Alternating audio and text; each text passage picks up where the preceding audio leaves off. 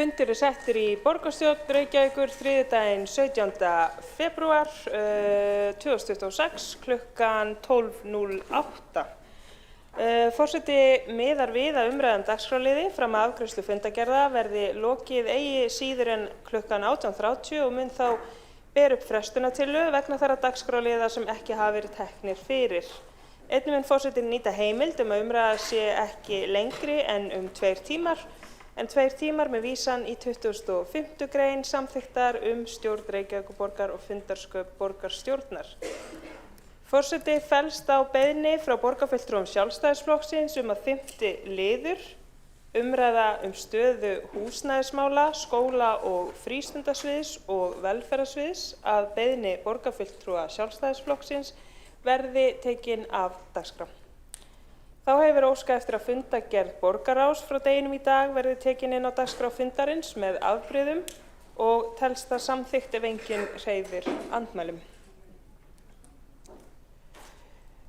Einnig verður sú dagskrárbreyting gerð að 1. liður fundargerðar borgarráðs frá 17. febrúar í dag, sem var vísað til borgarstjórnar, verði tekin upp sem sérliður og verði 1. liður á dagskrá fundarins, sem leikskólaleið Reykjavíkurborgar.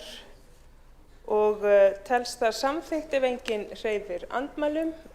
Borgarfulltrúinn Einar Þorsteinsson hefur óskað eftir að gera stutta athugasemd við fundarsköp.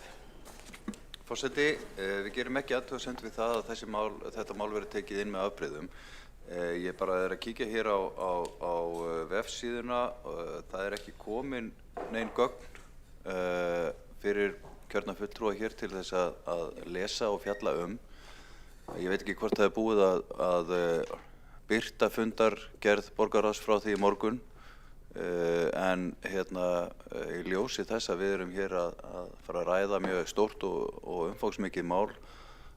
Borgarfulltrúar fengu kynningu á þessu á Teams í morgun en fengu gögnin ekki afhent.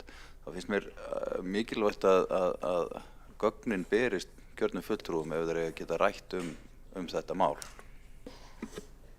Einar Þorsteinsson, borgarfulltrúi, hefur lokið við að gera stutta athugasemd. Þakka fyrir þessa athugasemd og forseti lítur svo á að gögn sé ekki sett inn á vefsvæði fundarins nema að borgarstjórnarfundur hafi samþykkt að taka inn mál með afbrigðum, sem það sem að forseti var að leitast eftir að fá samþykki hér fyrir. En hafa þá 2 borgarfulltrúar, 1 borgarfulltrúi, óskað eftir að veita stutta athugasemd vegna fundarskapa, borgarfulltrúinn Alexandra Briem. Forseti, ég vildi bara rétt svo benda á það að ég sé ekki betur en að tillagan hafi verið send á borgarfulltrúa í tölvupósti, þannig að það ættu að hafa aðgang að því þar. Alexandra Briem, borgarfulltrúi, hefur lokið við að gera stutta athugasemd og gerir þá stutta athugasemd vegna fundarskapa, borgarfulltrúinn Líf Magnúsdóttir. Ágæti forseti, jú, það var bara svipuðum nótum. Klukkan 12:07 var tillögum stýrihópsins umbætur í náms- og starfsumhverfi sendar öllum borgarfulltrúum og 1. varaborgarfulltrúum. Mér langar líka að nefna það á vef Reykjavíkurborgar þá eru ítarlegar upplýsingar þar sem þetta dregið saman, bæði í fyrstu frétt á reykjavík.is, en svo líka sér síða sem heitir umbætur í náms- og starfsumhverfi leikskóla og þar eru líka komin í greiðara formi en ekki kannski því tillöguformi sem var send borgarfulltrúum. Líf Magnúsdóttir, borgarfulltrúi, hefur lokið við að gera stutta athugasemd, gerir þá stutta athugasemd við fundarsköp, borgarfulltrúi Magnea Gná Jóhannsdóttir. Já, forseti, í ljósi þess að þessi gögn hafa borist frekar seint og þetta var ekki útsendin dagskrá, þá vil ég óska þess að umræðan þessar tillögur verði settar í liðnum 2 eða 3, þannig að borgarfulltrúar geti aðeins fengið rými til þess að skoða gögnin, undirbúið hvað ætla að segja, því að við hefum fengið mjög lítinn tíma til þess að kynna okkur þessi mál. Við fengum kynningu á þessu morgun klukkan 11 og nú klukkan 12. Nei, fyrir ekki morgun klukkan 9 og nú klukkan 12 og lítið andrými verið til þess að kanna þessar tillögur og hvað þá flytja ræðu afstöðu okkar til þeirra. Magnea Gná Jóhannsdóttir, borgarfulltrúi, hefur lokið við að gera stutta athugasemd við fundarsköp. Lítur forseti svo á að það sé samþykkt að taka málið inn með afbrigðum inn á fund borgarstjórnar. Telst það samþykkt ef að enginn hreyfir andmælum.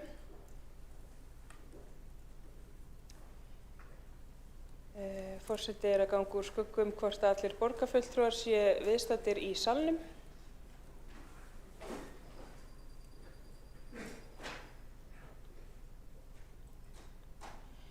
Telst samþykkt að taka málið inn með afbrigðum og forseti gerir 1 mínútna fundarhlé til þess að ganga úr skugga að gögn verði sett inn á vefinn og klukkan núna er 12:13.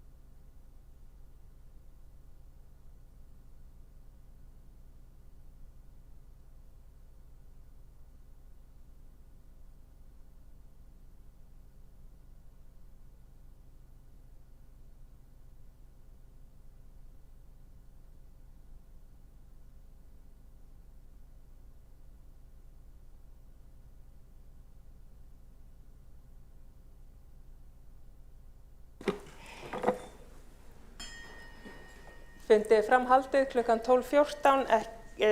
Ekki hefur tekist að uppfæra vefsíðu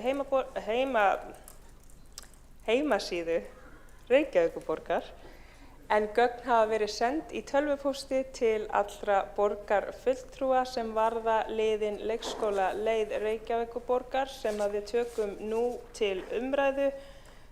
Tekur það fyrsti málsborgarfulltrúin Líf Magnúsdóttir.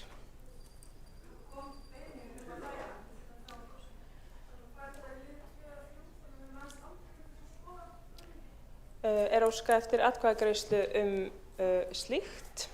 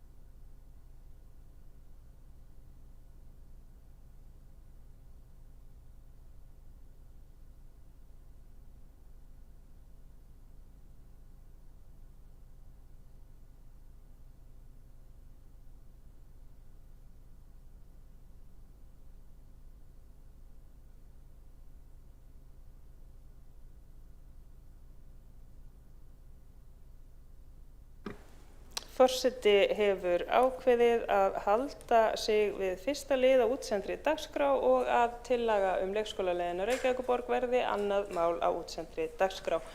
Einnig er vakin athygli á því að nú virðist vera sem að gögnin séu komin inn á vefsíðuna. En göngum við þá til fyrsta liðar á útsendri dagskrá sem tillaga borgarfulltrúa Samfylkingarinnar, Pírata, Sósíalistaflokks Íslands, Flokks fólksins og Vinstri grænna nýtingu frístundastyrks fyrir stutt námskeið og tekur til máls borgarfulltrúinn Skúli Helgason.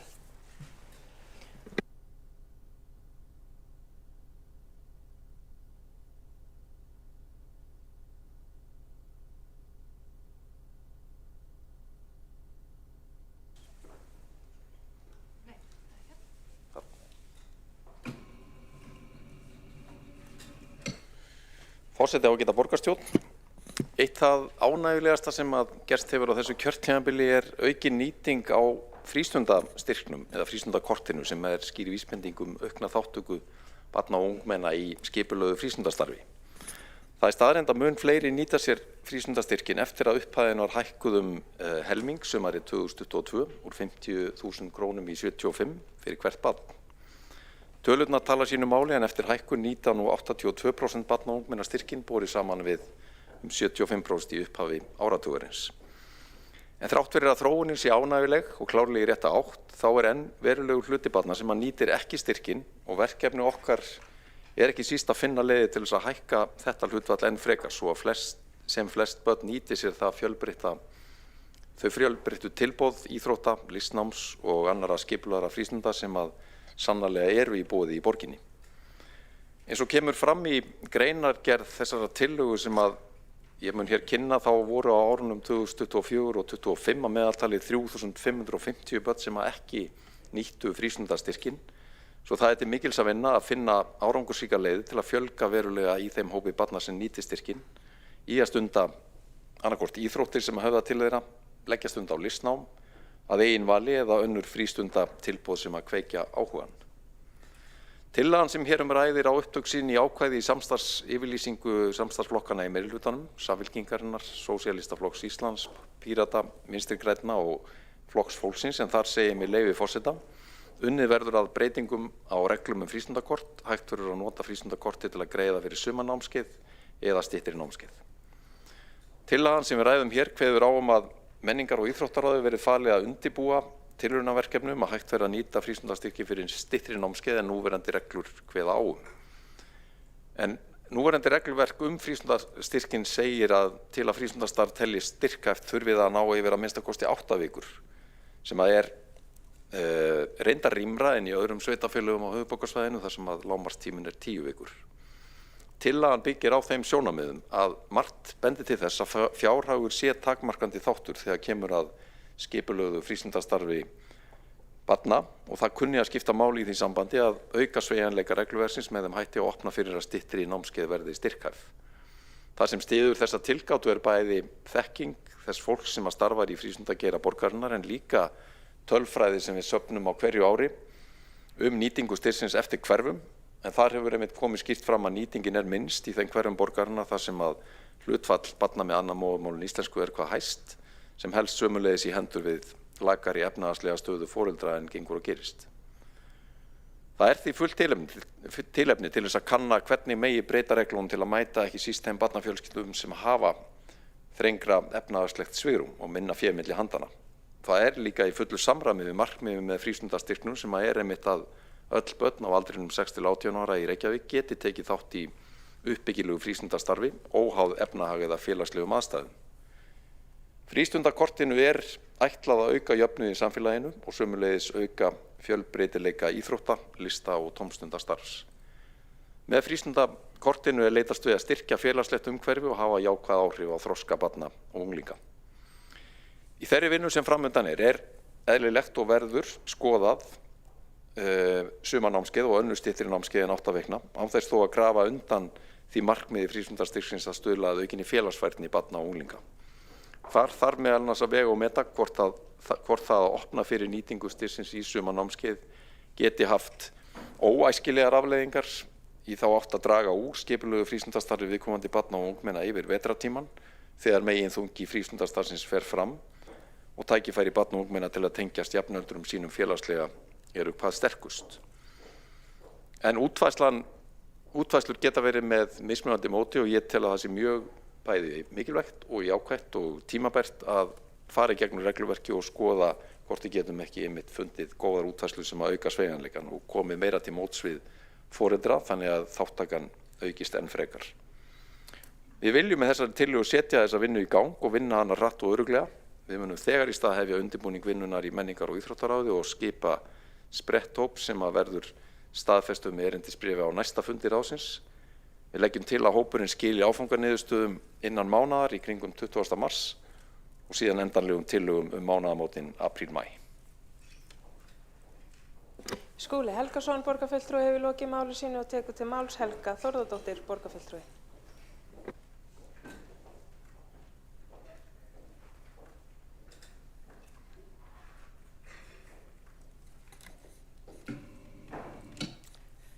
Forseti, ágætu borgarfulltrúar. Í samstarfsyfirlýsingu meirihlutans er sérstaklega kveðið á að unnið verði að breytingum á reglum frístundakort og að heimilt verði að nýta það til að greiða fyrir sumarnámskeið eða styttri námskeið. Margt bendir til að tekjulægstu fjölskyldunar eigi síður kost á að nýta frístundastyrkinn í lengri námskeið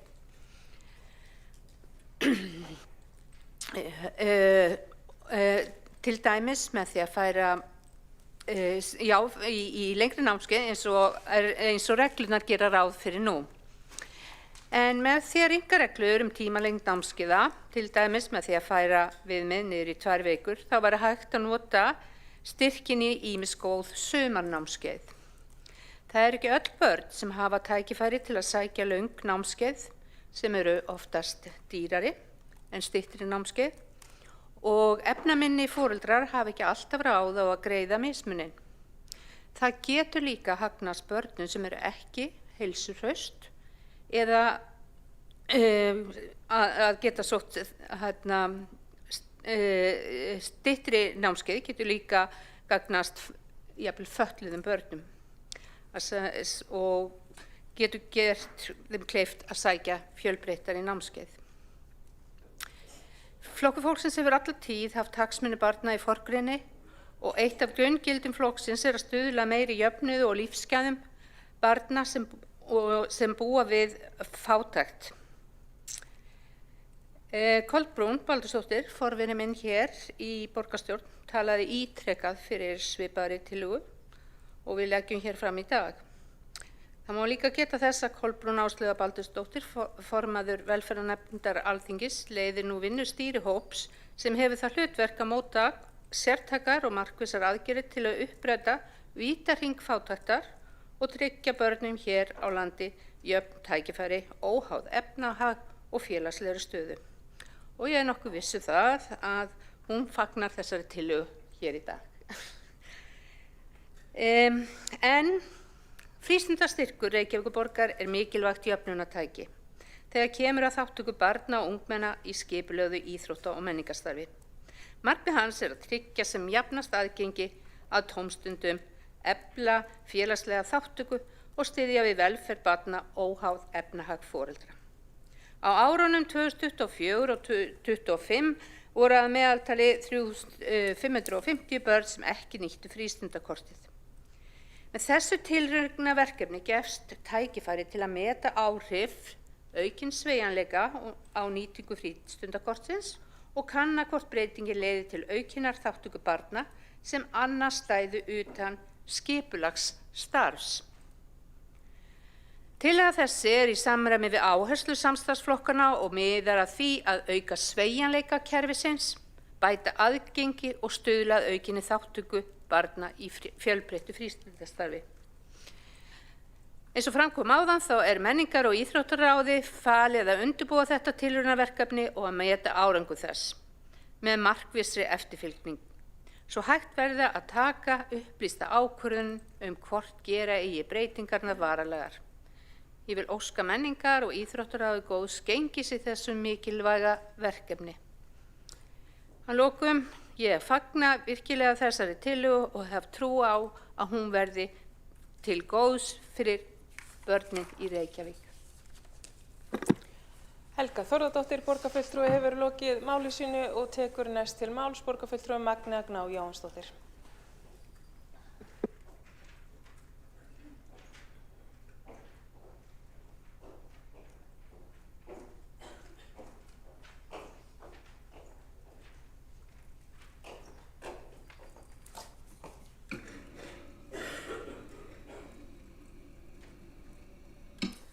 Forseti, ágæta borgarstjórn, ég vil bara byrja á að segja að við í Framsókn munum styðja þetta mál.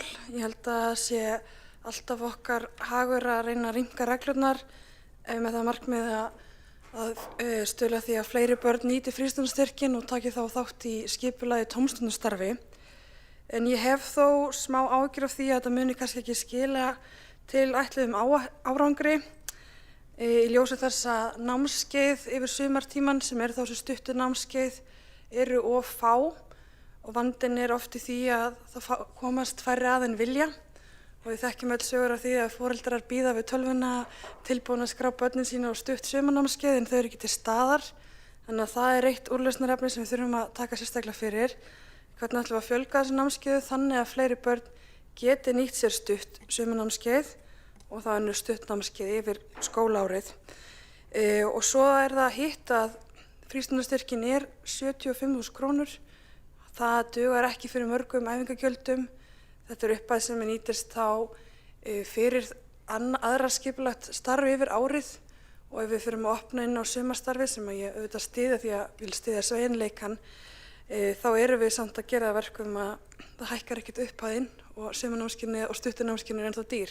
Þannig að ég hefði viljað sjá aukna fjárhæð fyrir sérstaklega stuttnámskeið yfir sumartíman, einhvers konar sérstakan styrk eða viðbót og svo vinnum við það að fjölga námskeiðum. En ég held að við þurfum að leggjast í þá vinnu til að raunverulega tryggja það að það sé námskeið sem standa öllum börnum til boða og þau hafi þá einhver verið stafni yfir sumartíman. Og þau vitum öll mikilvægi þess að vera í skipulagi æskulýðsstarfi, fyrir forvarnir og fyrir velíðan barna. Þannig að við munum styðja þetta mál, en ég held að þetta sé punktar sem við þurfum að huga betur að til framtíðar. Magna Gná Jóhannsdóttir, borgarfulltrúi, hefur lokið máli sínu og tekur þá næstur til máls Kjartan Magnússon, borgarfulltrúi.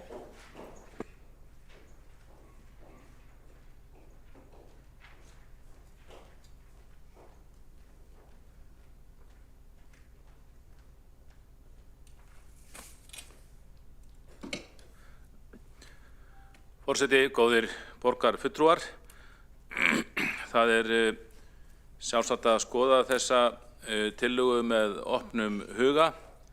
Ég vil þó færa fram fáein varnaðarorð vegna þess að tillagan felur í sér að það sé hægt að nýta frístundastyrki fyrir styttri námskeið. Ég held að í þessu máli verðum við svolítið að skoða upprunann og af hverju frístundastyrknum var komið á sínum tíma. Honum var komið á ég manni 2007, sem sagt í tíð meirihluta Sjálfstæðisflokksins og Framsóknarflokksins, og það var alveg skýrt að frístundastyrknum honum var ætlað fyrst og fremst að styðja börn til að stunda íþróttastarf í borginni. Nú þá voru gerðar skýrar kröfur, sett upp ákveðið líkan og gerðar ákveðnar kröfur til þessara námskeiða sem þarna átt að vera styrkhæf og það reyndi fljótt á það hjá þeim sem stjórnuðu þessu styrkjakerfi að það voru miklu fleiri sem vildu komast í það heldur en voru taldir eiga þangað erindi og fljótlega var farið að styrkja líka ekki bara íþróttir heldur aðra tómstundastarfsemi sem var ágætt í sjálfu sér, en það voru gerðar stífa kröfur og þeir sem stjórnuðu þessu fyrir okkar hönd þurftu að vísa ýmsum frá eða gera þeim að fullnægja kröfum þetta sem ekki allir sem vildu setja upp námskeið gátu fullnægt. Nú síðan var reglunum breytt í kringum hrunið þar sem var opnað fyrir það að starfsemi borgarinnar gæti notið frístundastyrksins og íþróttafélögin vöruðu nú við því og bent á að þetta hefði verið fundið upp mikið til að styðja við íþróttastarfið og sá ekki alveg tilgangi með því að styrkja til dæmis frístundanámskeið á vegum borgarinnar og þetta var nú samt gert en það voru ákveðnir ókostir við þetta. Ég held að sé allt í lagi að fara í slíkt tilraunaverkefni, en það þarf að skoða mjög vel í tengslu við það af hverju þetta kerfi var tekið upp á sínum tíma og gera kröfur áfram. Ég óttast að með því að breyta reglunum mikið að opna fyrir styttri námskeið, þá muni jafnframt opna fyrir það að margvísleg starfsemi sem hefur hingað til ekki átt möguleika á að fá styrki út úr þessu kerfi. Alls konar aðilar, þeir setji upp stutt námskeið þegar ráin er lækkuð, setji þeir upp alls konar námskeið og krefjist stuðnings á borginni til að fjármagna það og eins og staðan er núna þá sé ég fyrir mér að það komi helst niður á íþróttafélögunum eða sem sagt að það geti dregið úr stuðningi við þau. Mér finnst sjálfsagt en hins vegar þetta er tilraunaverkefni. Mér finnst bara mjög mikilvægt að þegar þetta verið skoðað þá verði farið út í samráð við íþróttafélögin og aðra listafélög sem hafa staðið líka fyrir námskeiðum og fullnægt þessum ýtrustu kröfum borgarinnar bara flest mjög vel og ég finnst nú eðlilegt að áður en svona tillaga er samþykkt að mörgu leyti þá hefði verið eðlilegt að leita eftir samráði við Íþróttabandalag Reykjavíkur en gott og vel, það er hægt að gera það því það er bara tilraunaverkefni að ræða en ég tel mikilvægt að við vöndum okkur í þessu og höfum í huga upphafleg markmið frístundakortsins. Kjartan Magnússon, borgarfulltrúi, hefur lokið máli sínu og tekur þá næst til máls Alexandra Brím, borgarfulltrúi.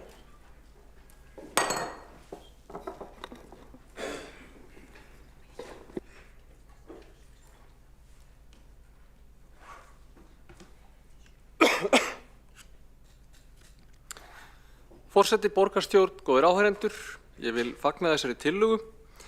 Frístundakortið er mikilvægt. Það er kannski ekki allra mikilvægasta jöfnunartól sem við eigum, en ef við hugsum okkur hvernig það er að vera barn kannski sem upplifir sig utanveltu, vera barn sem kannski er meðvitað að foreldrar sínir eigi ekki mikið milli handana, þá er töluverður munur milli þess þegar að maður er með vinum sínum eða félögum í skólanum og þau eru að tala íþróttir sem þau stunda eða tómstundir eða félagsstarf sem þau fara í.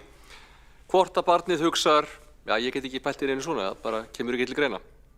Eða hugsar, ok, í ár þarf ég greinilega velja vel hvernig ég nota frístundastyrkinn.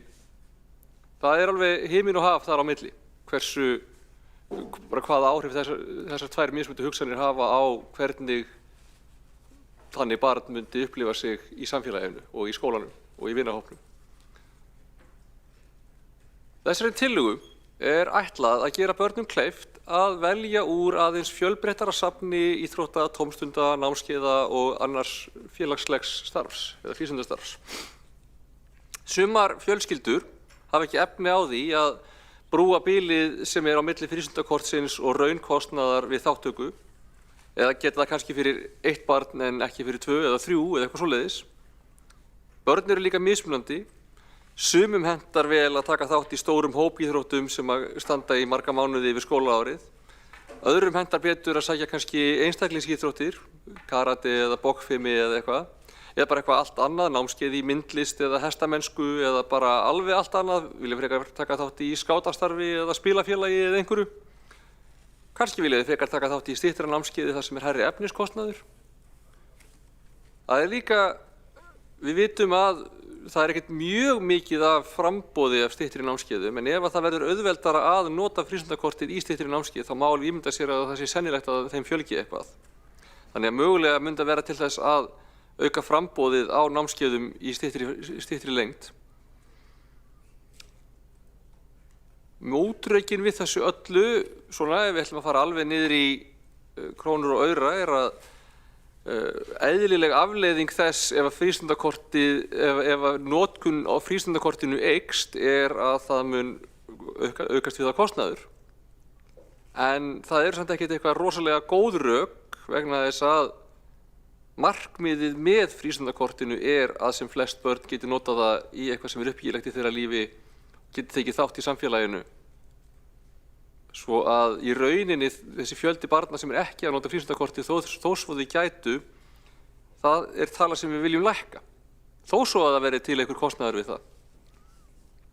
Ég finnst það bara mikilvægt að sem flest börn nýti þetta kort, fái tækifæri í samræmi við sínar þarfir, sinn persónuleika og sinn áhuga eftir aðstæðum og fjárhagslegu svigrúmi fjölskyldunar til þess að nýta það og taka þátt í samfélaginu, til að eignast vini, til að rækta sig sjálf, til að prófa hluti, til að vera með. Við stillum þessu upp sem tilraunaverkefni. Mér finnst það skynsamlegt. Við viljum fylgjast með því hvernig nýtingin á kortinu breytist, hvaða áhrif hefur þetta á framboð námskeiða og annarra möguleika, hvaða áhrif hefur þetta á verðsetningu eða verðlag á námskeiðunum. Við viljum tryggja það að frístundakortið nýtist áfram börnunum fyrst og fremst. Við höfum stundum lent í því að upplifa til dæmis hækkun á frístundakortinu leiði frekar hratt af sér bara svona heildarhækkun á námskeiðakostnaði. Viljum ekki lenda í þeirri gryfju við getum komist hjá því. Þetta á að nýtast börnunum fyrst og fremst. Ég er spennt fyrir því að samþykkja þetta. Ég vil sjá hvernig þetta mun ganga. Frístundakortið á að efla börnin í borginni, það á að fjölga möguleikunum fyrir þau og þeim kostum sem þeim standa til boða. Við viljum að öll börn geti tekið þátt, geti nýtt þennan styrk og vonum bara að það gangi eftir. Þá hefur borgarfulltrúin Alexandra Brím lokið máli sínu og næsta mælendaskrá er borgarfulltrúin Sanna Magdalena Mörtudóttir.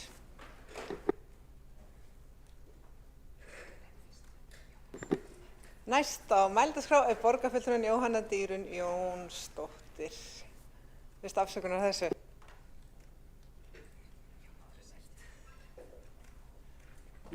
Alltaf skemmtilegt að taka smá flipp. Ég ætlaði líka bara að koma lauflétt upp, bara virkilega falleg og góð hugmynd.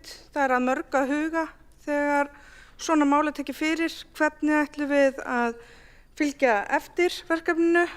Erum við með mælingar og notkun fyrir og eftir? Hvernig ætlum við að auka framboð námskeiða, miðla upplýsingum til námskeiðahaldara, hvernig þeir geta sótt að fá styrking greiddan? Þetta voru margar vangaveltur sem fóru í gegn í gær. Hugmyndin falleg og góð og virkilega spennt að sjá framkvæmdina. Takk. Þá hefur borgarfulltrúin Jóhanna Dýrun Jónsdóttir lokið máli sínu og næsta á mælendaskrá er borgarstjóri Heiða Björg Hilmisdóttir.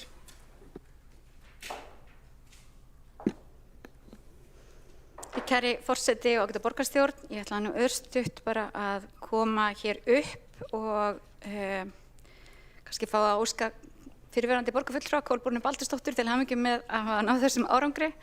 Hún hefur margoft talað fyrir þessari tillögu og ég hef sjálfur sér stutt hana en við höfum skoðað þetta betur núna og við heldum að þetta sé skref sem við viljum gjarnan taka núna og eins og borgarfulltrúinn Skúli Helgason fór vel yfir þá eru margar ástæður fyrir því. Frístundastyrkurinn er auðvitað svona jöfnunartæki sem við höfum til þess að tryggja að öll börn hafi aðgang að frístundastarfi og það er auðvitað ekki þannig.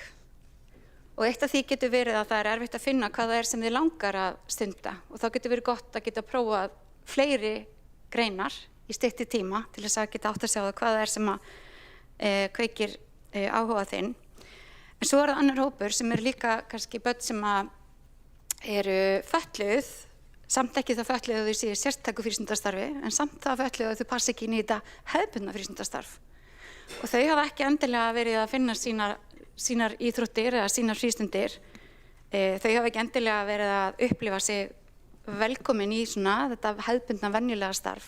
Og ég held að þar sé hópur sem við þurfum eiginlega að sinna miklu betur og huga miklu betur að og það væri gaman ef að þessi breyting núna næði utanum þann hóp og einhvern veginn að fanga þeirra áhuga og þeirra hugmyndir, langanir og við getum búið til fleiri námskeið sem verður þá jafnvel líka styttri því að sumum hendar það líka betur frekar heldur en að binda sig lengi í það sama. Ég veit að auðvitað er það tekjulægstu hóparnir sem hefur erfiðast með að binda sig lengi og þetta mun vonandi styðja við það að fleiri börn úr þeim fjölskyldum þar sem tekjurnar eru lægri koma inn í frístundastarf og vonandi finnum við þó leiðir til þess að styrkja það betur þannig að þau geti sannarlega verið þar því að þetta er auðvitað mikilvægt fyrir samfélagið að öll börn finni sína fjöl. Við sjáum líka að þetta er bara öflugt forvarnastarf, þetta er heilsueflandi starf, þetta er menntun og menning og frístundir skipta mjög miklu máli og fjalla miklu meira heldur en foreldra og íþróttafélög.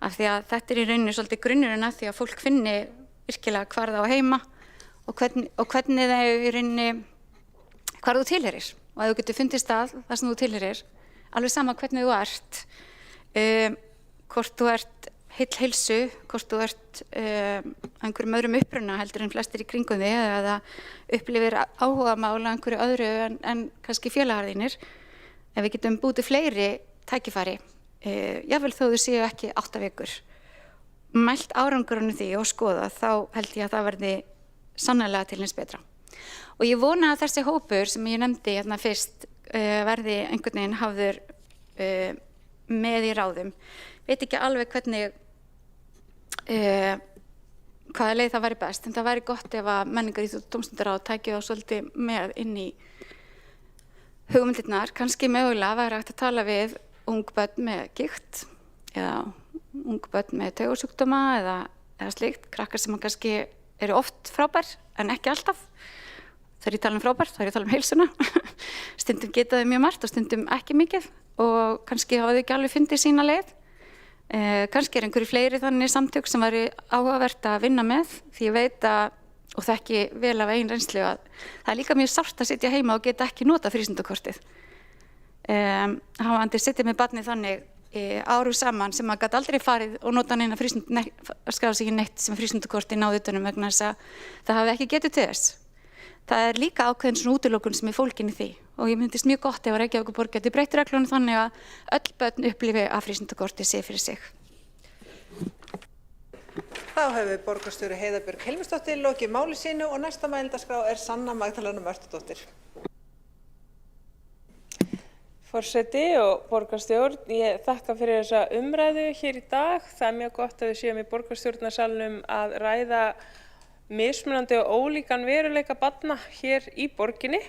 Mér finnst mjög gott að við séum að ræða stöðu tekjulágra sem að eiga erfiðara með að fá frían pening. Af því þó maður fái, ef maður lítur á upphæðina 75.000 krónur, þá hugsa maður, já, ok, það er alveg einhver peningur. En oft eru námskeið miklu dýrari en það, þannig að oft getur ekki nýtt eitthvað sem er verið að rétta þér af því þú hefur einmitt ekki efnaði að nýta.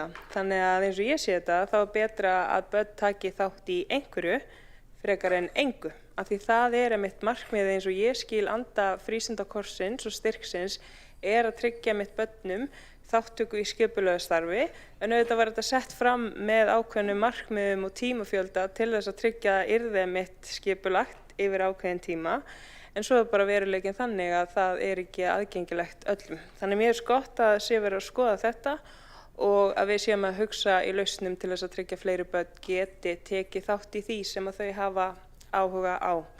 Það er mjög gott að þetta verði svona skipt eftir tímabilum. Það er þá þessi fyrsta áfangaskil sem að miðast að þáttöku þá vegna sumarsins og svo önnur tímasetning sem miða þá því að komi lausnir sem að gilda eftir sumarið. En ég er bara býð spennt eftir að sjá þessa útfærslu. Takk fyrir.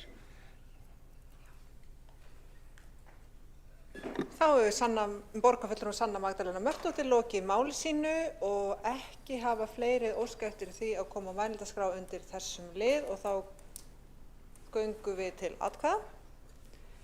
Þá þurfum við fólk í salinn. Nei, bjallan.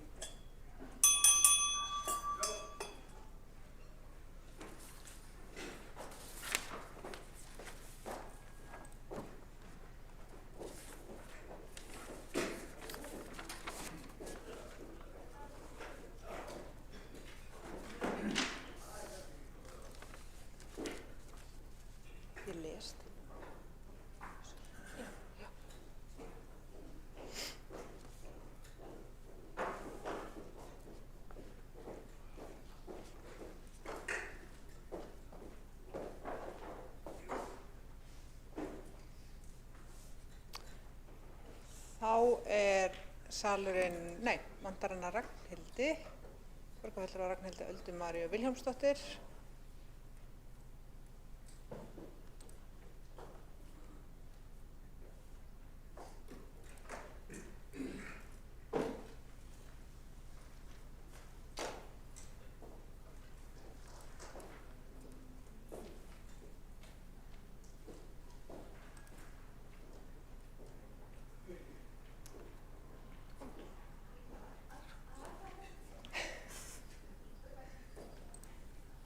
Vinnan kallar.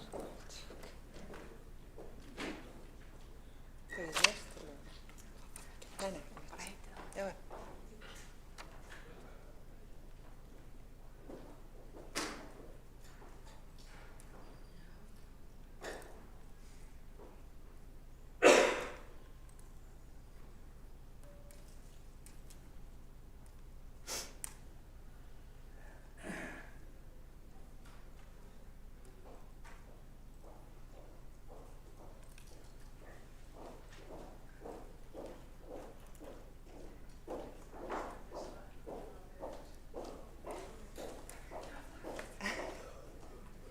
Þá er salurinn fullmannaður og þá göngum við til atkvæða tillögu nýtingu frístundastyrk fyrir stutt námskeið.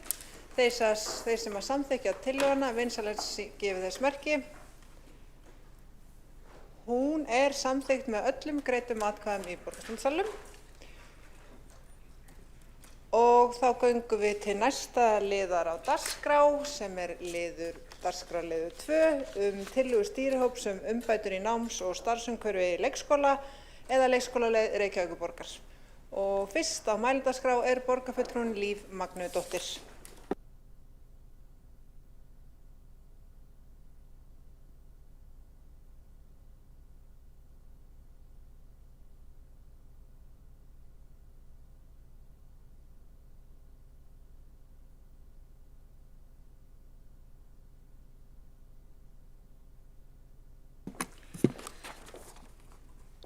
Eru bara 5 mínútur?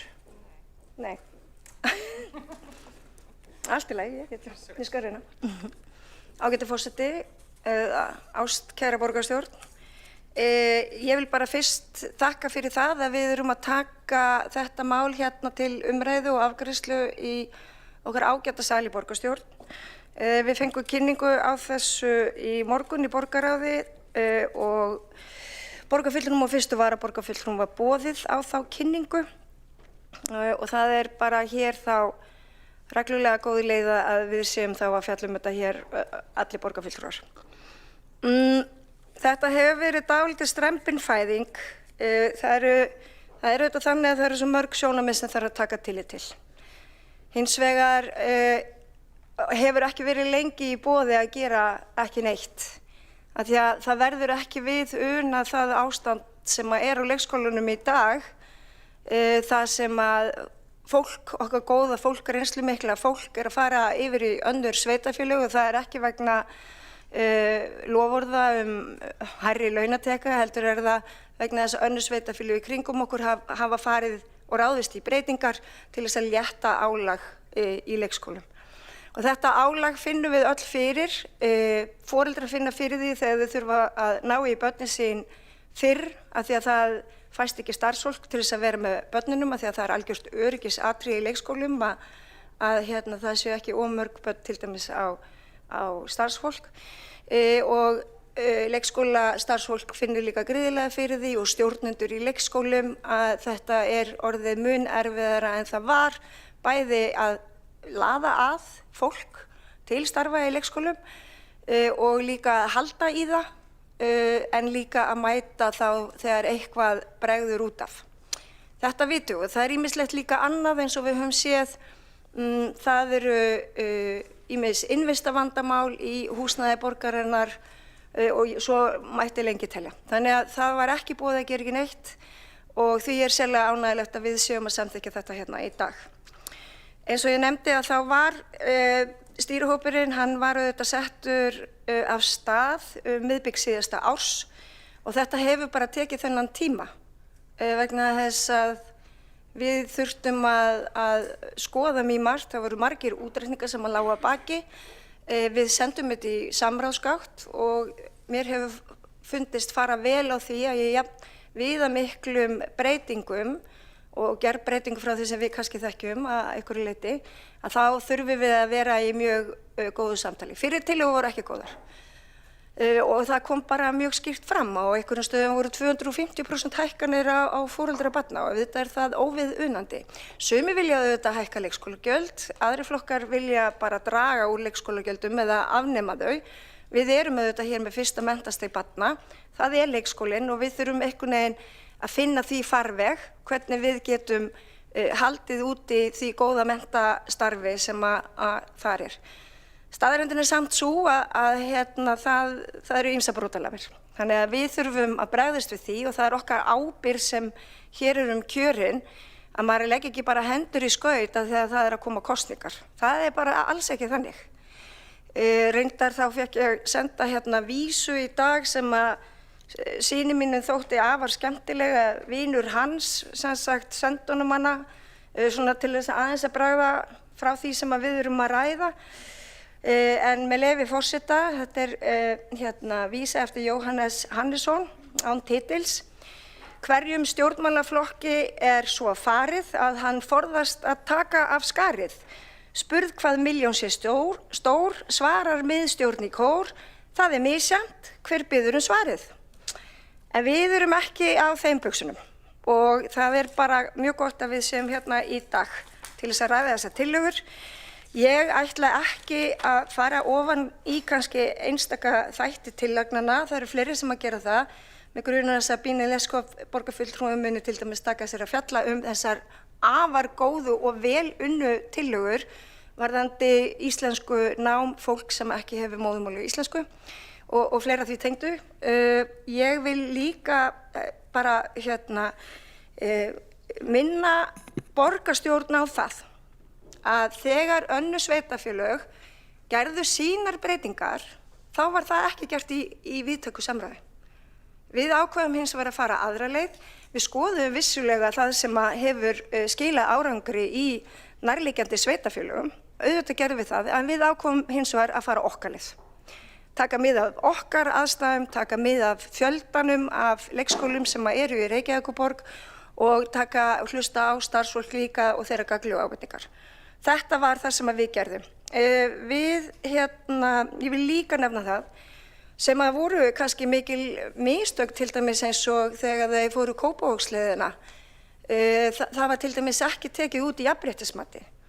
En við ákveðum líka að gera þetta mat og þá eftirleiðis gátum við líka listað upp mótvægisaðgerðir.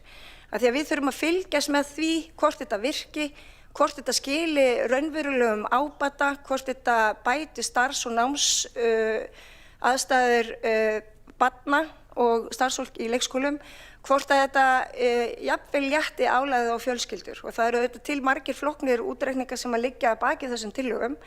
Við höfum tekið upp nýjan afsláttaflokk sem að einhverju vilja meina að séu bara tekjutengingar og jú, gott og vel, það er líka þannig, en við teljum að við getum auðvitað náð betur utan raunverulegar aðstæður fólks frekar en að setja einhverja merki með það á tiltekna hópa. Við áttum okkur á þessu, jafnréttismati fjallar þetta og við erum með sér mótvægisaðgerðir. Þannig að mér finnst þetta hafa verið vel undirbúið. Sviðið hefur staðið sér algjörlega frábærlega og þar hefur mest mætt á fjármálastjóranum og Frans Páli og Ólafi sem er yfir leikskóla hlutanum og auðvitað Bryndísi og Auði og fjölmörgum öðrum sem hafa komið að því að reyna að sníða að vankanta líka fyrir tillagna. Og þetta er bara gerbreyttar tillögur. Og svo verðum við að fá að sjá hvernig þessu vindur fram og hvort að við þurfum síðan að gera einhverjar breytingar þegar við erum búin að innleiða þær og eitthvað kemur í ljós. Það er líka annað sem ég vil nefna og það er kannski ekki fyrir okkur að taka upp, heldur það kannski fyrir næstu borgarstjórn og það er að þetta þetta bara tillögupakki 1. Þetta er bara fyrsti fasi í því að bæta náms- og starfsaðstæður í leikskólum. Það er miklu meira hægt að gera. Við getum stóraukið stuðning við stjórnendur, við getum verið með álagspotta fyrir stjórnendur, það er ýmislegt sem hefur komið upp, er á teikniborðinu. Ég held að við þurfum að fara að huga líka að þeim aðstæðum sem að börn eru í á leikskólum. Er leiksvæðið nógu stórt? Er skólinn kannski allt of lítill? Hvaða rými hafa börn og starfsfólk til þess að athafna sig í hvernig starfsaðstæðum fer starfið fram. Það er auðvitað, og ég vil nefna það er auðvitað kerfisbundið vanmat á störfum kvenna í leikskólum en bara kvenna á vinnumarkaði ætla ég að segja, en við skulum líka hafa það í huga að 90% þeirra sem að starfa í leikskólum eru konur. Og meiri hluti þeirra er til dæmis félagsmenn í Eflingu. Það er kannski ekki það er líka fólk og það eru líka konur sem við þurfum að taka tillit til af því að nú hefur verið talað að þessa tillögu kunni að skekkja hafa neikvæð áhrif á kynin og þar með þá leiða til einhvers kynja misréttis, en þetta munum við fylgjast vandlega með. Og ég vil líka nefna það að aðstæður og kjör í leikskólum hafa bein áhrif á stöðu kvenna á vinnumarkaði og þetta er líka jafnréttismál. Við skulum huga þessu við í starfshópnum. Við þurftum að huga að fjölmörgum ólíkum sjónarmiðum og ég tel að með þessum tillögum og okkar vinnu að þá erum við búin að taka mikilvægt og stórt skref í því að bæta náms- og starfsaðstæður í leikskólum og við þurfum auðvitað að fylgjast vel með því. En ég held að þetta sé mikilvægt, þetta er þarft og þó fyrr hefði verið. Við hefðum auðvitað átt að vera búin að þessu fyrir kannski mörgum árum síðan. En ég hef lokið máli mínum bili. Þá er borgarfulltrúinn Líf Magnúsdóttir lokið máli sínu og næstur á mælendaskrá er Skúli Helgason, borgarfulltrúinn Skúli Helgason.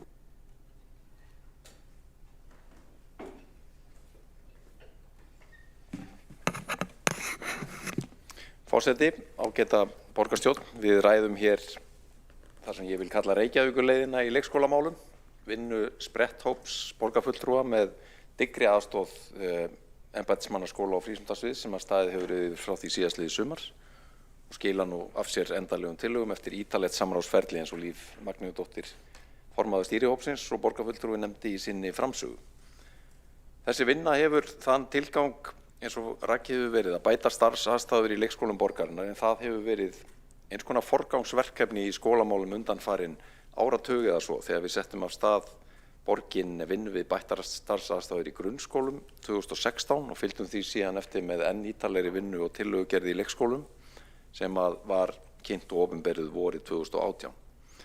Þar voru einmitt lagðar fram fjölmargar tillögur sem margar hverjar voru fjármagnaðar og hrint í framkvæmd, þar með talið fjölgun starfsfólks á deildum og fækkun barna, fjölgun undirbúningstíma, nýtt fjármagn í liðsheildarvinnu, faglegt starf og fleira.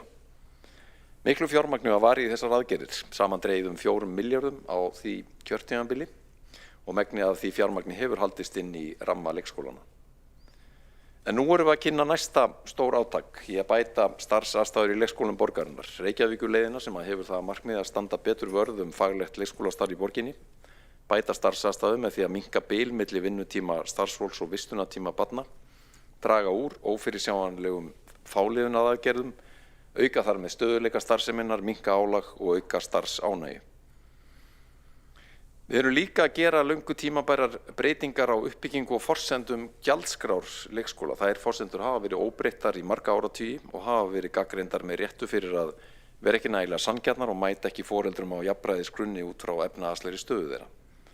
Markmið þeirra vinnu var að gera úrbætur á gjaldskrám leikskólana svo þær taki betur mið af raunverulegum aðstæðum barnafjölskyldna í borginni.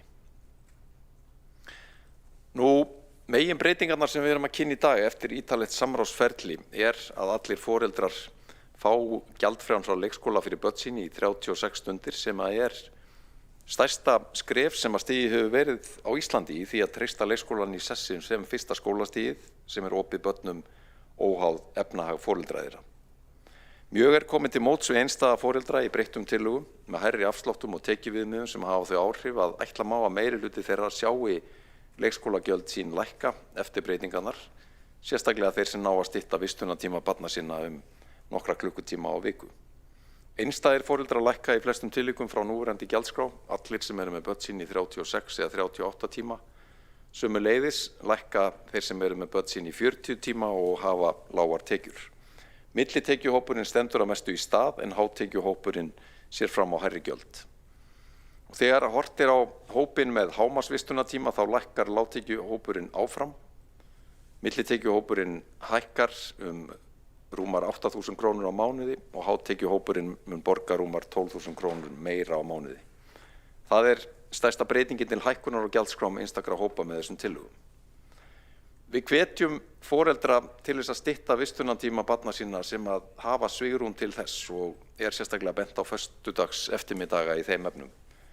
En við höfum fullar skilning á því að sumir foreldrar eiga erfitt eða geta ekki stytt vistunartíman út af vinnu, veikburða baklandi eða öðrum aðstöðum og þá það bara þannig.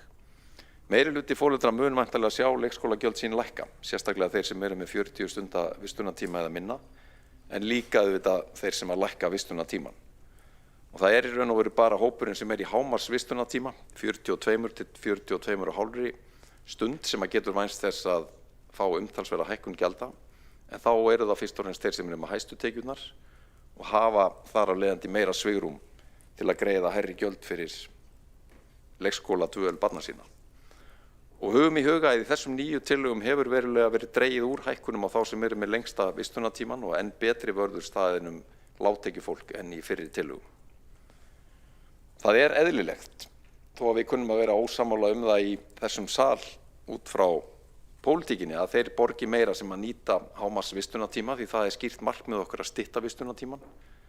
Því hann skapar mikið álag fyrir starfsemi leikskólana vegna viðkvæmra mönnunastöðu, skorts á fagmenntuðu starfsfólki, hárrar starfsmannaveltu og svo framvegis.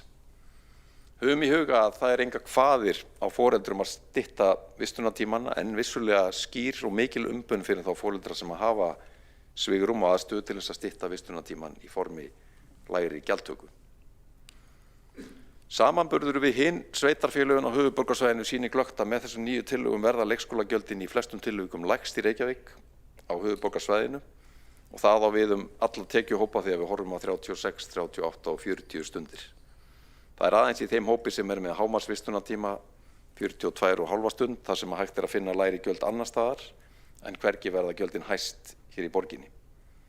Þau verða lægri en nú fyrir lágtekjuforeldra, heldur hærri fyrir miðtekjuhópinn og talsvert hærri fyrir hátekjufólkið, en í öllum tilvikum eru gjöldin mun lægri en í því sveitarfélagi þar sem að þau eru hæst á höfuðborgarsvæðinu. Ég vil vekja sérstaka athygli á nýju tillögunum sem að allar eru mjög jákvætt innlegg í leikskólastarfsemina að mínu mati. Í fyrsta lagi leggjum við til að gengið verði eins langt og lög leyfa í dag í að tryggja systkinasameiningu á leikskólum og ég get alveg sagt það fyrir minn hatt að ég myndi vilja sjá að Reykjavíkurborg tæki af skarið að systkinaforgangur verði hluti af innritunarreglum borgarinnar svo yngri systkini geti verið á sama leikskóla og eldra systkini. Augljós hagkvæmnisrök og í raun og veru velferðarrök hníga að því fyrir viðkomandi börn og fjölskyldu þeirra að yngri systkini fái að sameinast eldri systkini á sama leikskóla.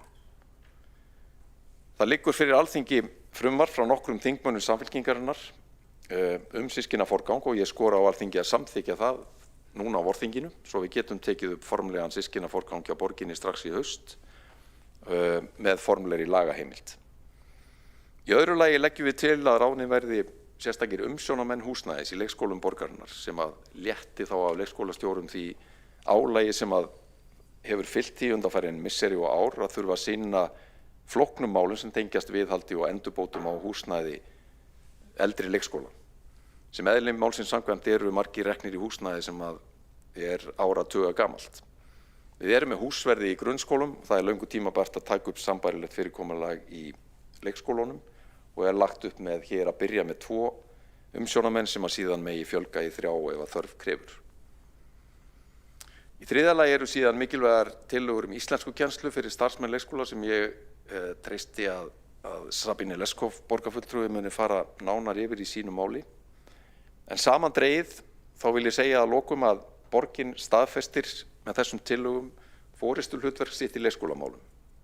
Borgin var frumkvöðull í að bæta starfsaðstæður í leikskólum fyrir nokkrum árum eins og ég nefndi í mínu upphafi. Við erum með tillögur hér í dag sem að taka miklu betur mið af raunverulegum aðstæðum fjölskyldna en erum bæði með skýra hvatningu til foreldra að stytta vistunartíman ef þeir hafa svigrúm til, en líka jákvæða hvata sem muna fyrir þá foreldra sem koma með okkur í þann leiðangur að stytta vistunartíman.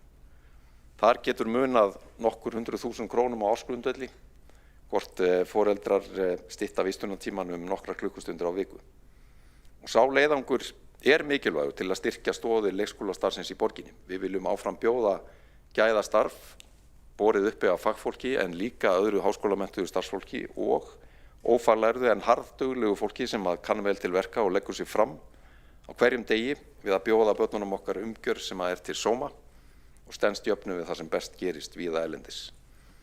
Þetta er mikilvægur og stór áfangi. Reykjavíkurleiðin í leikskólamálum er orðin til, við munum greiðum hana atkvæði hér á eftir og ég vil þakka félögum mínum í stýrihópnum fyrir frábært samstarf og starfsfólki skóla- og frístundasviðs fyrir afburðavinnu og lokum vil ég bara segja þetta, risastórt takk til alls starfsfólks leikskóla í Reykjavík fyrir að standa vaktina af þeim myndarskap sem þið gerið á hverjum degi í borgin okkar. Þá er borgarfulltrúinn Skúli Helgason lokið máli sínu og næsta mælendaskrá er borgarfulltrúinn Sabine Leskov.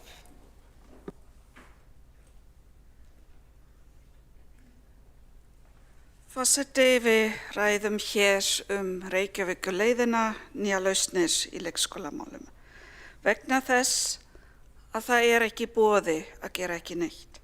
Ástandi hefur verið alvarlegt og ekki gott fyrir börn, foreldra og samfélagið í heild. En ástandi hefur verið sérstaklega alvarlegt fyrir starfsfólk og það ein af megin ástæðum af hverju við erum komin á þennan stað í dag. Aðstæðurnar hafa hér verið rætt oft hér í borgarstjórn, viðhaldsskuld sem nær tilbaka til hrunárana, eitt leyfisbréf, lenging kennaranáms og margt fleira. Stytting vinnuvika gerir samfélag betra en áskorun fyrir leikskólastarfið. Önnur sveitarfélög á höfuðborgarsvæðinu hafa gengið mun lengra, jafnvel gengið mjög að því sem gerlegt fyrir foreldra, en einfalda starfsmanna svo mikið að við erum að missa starfsfólkið þangað.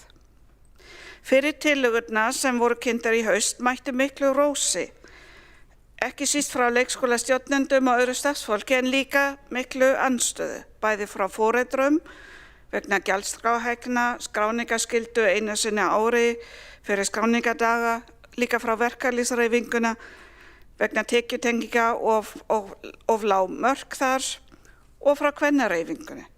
Vegna þess að talið var að þessar breytingar myndu bitna mest á konur og foreldra við lítið eða ekkert bakland. Við tókum tillit til þessara athugasemda en það bárust 180 umsagnir. Mörkin voru hækkuð, skráningar fara nú fram tvisvar á ári og komið var til móts varðandi gjaldskrána. Þróunin verður fylgt eftir í mörgum atriðum, ekki síst vegna kynjajafnréttis en mælt verður hverjir sækja börnin. En við gagnrýni á það að þetta bitni mest af fólk með ekkert bakgrunn, láglaunafólk eða konur, þá vil ég segja þetta. Það núverandi ástand sem bitna mest á þessum hópum með fálinna aðgerðum vegna þess að þessar hópar eru einmitt líklegasti til að vera ekki í mjög sveigjanlega störfum sem gerir það sem erfiðast að þurfa að sækja börnin sín hábjartan dag aftur og aftur án fyrirvara. Og við tökum ekkert af þeim. Það engin þjónustuskerðing í samband við dvalartíma. Við tökum tillit til þeirra sem geta ekki borið gjaldskrárhækkanir og við styttum ekki leikskóladvölin. Lengsta vistun öfugt við önnur sveitarfélög hér enn í boði og viðráðanlegt fyrir þessa hópar. Miklu betra einmitt fyrir tekjulagt sambúðarfólk núna sem ekki naut neina afslættir áður fyrr. Leikskólarnir eru ekki bara geymslustofnanir í þágu atvinnulífsins, þeir eru fyrsta skólastigi og við teljum að við þurfum að bæta námsaðstæður þar til munar. En fyrir starfsfólkið þá okkar vonir að þetta mun bæta gífurlega erfitt starfsumhverfið sem hefur leitt til þess að við erum að missa hæft fólk. Veikindahlutfall vegna álags óásætanlegt og umtal í samfélaginu á þann hátt að fólk veigra sig við að sækja Og of margir starfsmenn í dag hafa ekki nægilega kunnáttu í íslensku sem kemur niður að máltöku barnanna, bæði þeirra sem hafa íslensku móðurmáli og ekki síst þeirra sem eru með fjölbreyttan menninga og tungumálabakgrunn. Og það kemur að þeim hlutur aðgerðapakkan sem í raun við sá sem til þess virkilega fjölga starfsfólkinu fljótlega.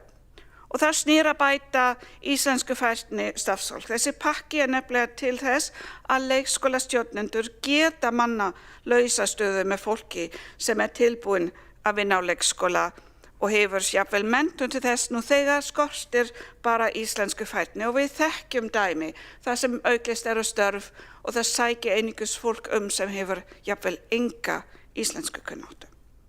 En hér erum við komað til móts við aukinn launakostnaðar leikskóla vegna afleysinga þegar starfsfólk í íslensku námi á vinnutíma. Þetta mun kosta, teljum við að hámarki 50 milljónir, en það verður þá virkilega til þess að leikskólastjórnendur munu treysta sér til þess að senda starfsfólk á íslensku námskeið sem þeir hafa kannski einmitt veigrað sér vegna þess að neyðin var svo mikið.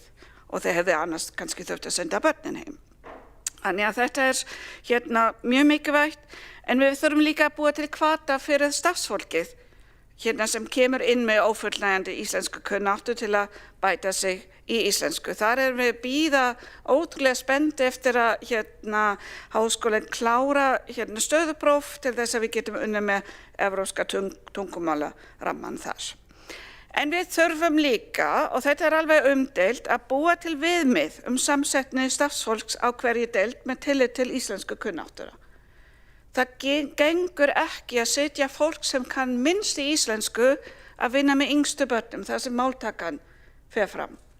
Það þarf að vera rammi og leiðbeiningar, stuðning fyrir stjórnendur og skýr rammi hversu mikið af starfsfólki leikskólinn getur borið sem hefur ekki nægilega íslensku kunnáttu og þannig að þarf aftur stöðuprófi til að geta metið það. Því að það ekki fjöldi útlendinga sem skiptir máli heldur kunnáttu þeirra. Og þá kemur að uppáhaldstillögunum mína að fjölga innflytjum með háskólagráðu á sviði menntunar og uppáhaldisfræði sem uppfylla skilyrði íslensku kunnáttu kennara. Það fullt af útlendingum sem hefur kennaramenntun en vantar íslensku kennslu. Við erum einlega að búa til spegilmynd af módelin sem við höfum verið með, þar sem starfsfólki gert kleift að sækja sem menntun, en nú erum við einfaldlega að snúa okkur af fólki sem hefur menntun en þarf að bæta íslensku kunnáttu við. Af því að maður þarf að hafa C1 íslensku kunnáttu til að geta fengið leyfisbréf. Einnig erum við að búa til blíða byrjun sem sagt þar sem við erum ekki að telja börn á nýtt starfsfólk sem mun líka nýtast að sjálfsögðu þessum hópi sem getur þá fengið góða byrjun og stuðning. Aðeins jafnréttismat og eftirfylgni. Við höfum lagt mikla áherslu á eftirfylgni á þessum tillögum einmitt sérstaklega út frá jafnréttismati. Það engin þjónustuskerðing og lengstu vistunarmöguleiki enn í boði og viðráðanlegt og eins og hefur líka verið bent á einmitt 90% starfsmanna á leikskólum eru konur og þetta hópurinn sem að hrópa stuðning, að hrópa okkur að styðja sig. Við munum meta fjölda kefta vistunartíma og nýting á vistunartíma og þetta kjarni í þessum tillögum, það bara allt of margir sem að skrá börnin aðeins lengra en þeir virkilega þurfa til að hafa sveigjanleika en þetta bitna einfaldlega á mönnum það mikið þannig við viljum fá meira samræmi milli raun, dvalartíma og skráningartíma. Flóknara það nú ekki. Það verður mælt hvernig viðhorf og upplifun foreldra og starfsfólk verður. Það verður samanburðartíðni fáliðina og lokunardagar í leikskólum, samanburðar á stöðu ráðninga, veikindahlutfall og sérstaklega mikilvægt greining á hverjir sækja börnin fyrir og eftir breytinga og það afar mikilvægt varandi jafnréttismat. Ég ætla líka í lokin þakka öllum í stýrihópum, líka Árelíu Eydís Guðmundsdóttur, Mörtu Guðmundsdóttur sem voru með okkur í stýrihópnum og koma með marga góða ábendingar sem tillit var tekið til og að sjálfsögðu starfsfólkinu sem hefur lagt sig gífurlega mikið fram. Einmitt vegna þess að við vorum stanslaust að koma með breytingar vegna ábendingar sem við fengum. Það margt hér sem kannski umdeilt og verður í umræðu næstu dagana, margt sem ég kannski myndi ekki gera kjósa ef starfsmannamálin væru ásættanlegt en það einfaldlega ekki í boði að gera neitt vegna þess að núverandi ástandi bitna mest á börnum, á starfsfólki okkar, á konur og alla fjölskyldur með lítið og ekkert bakland. Við verðum að ná foreldra og samfélaga á okkar band til að vinna með þetta verkefni. Þá borgarfulltrúinn Sabine Lesko lokið máli sínu og næsta mælendaskrá borgarfulltrúinn Helga Þórðardóttir.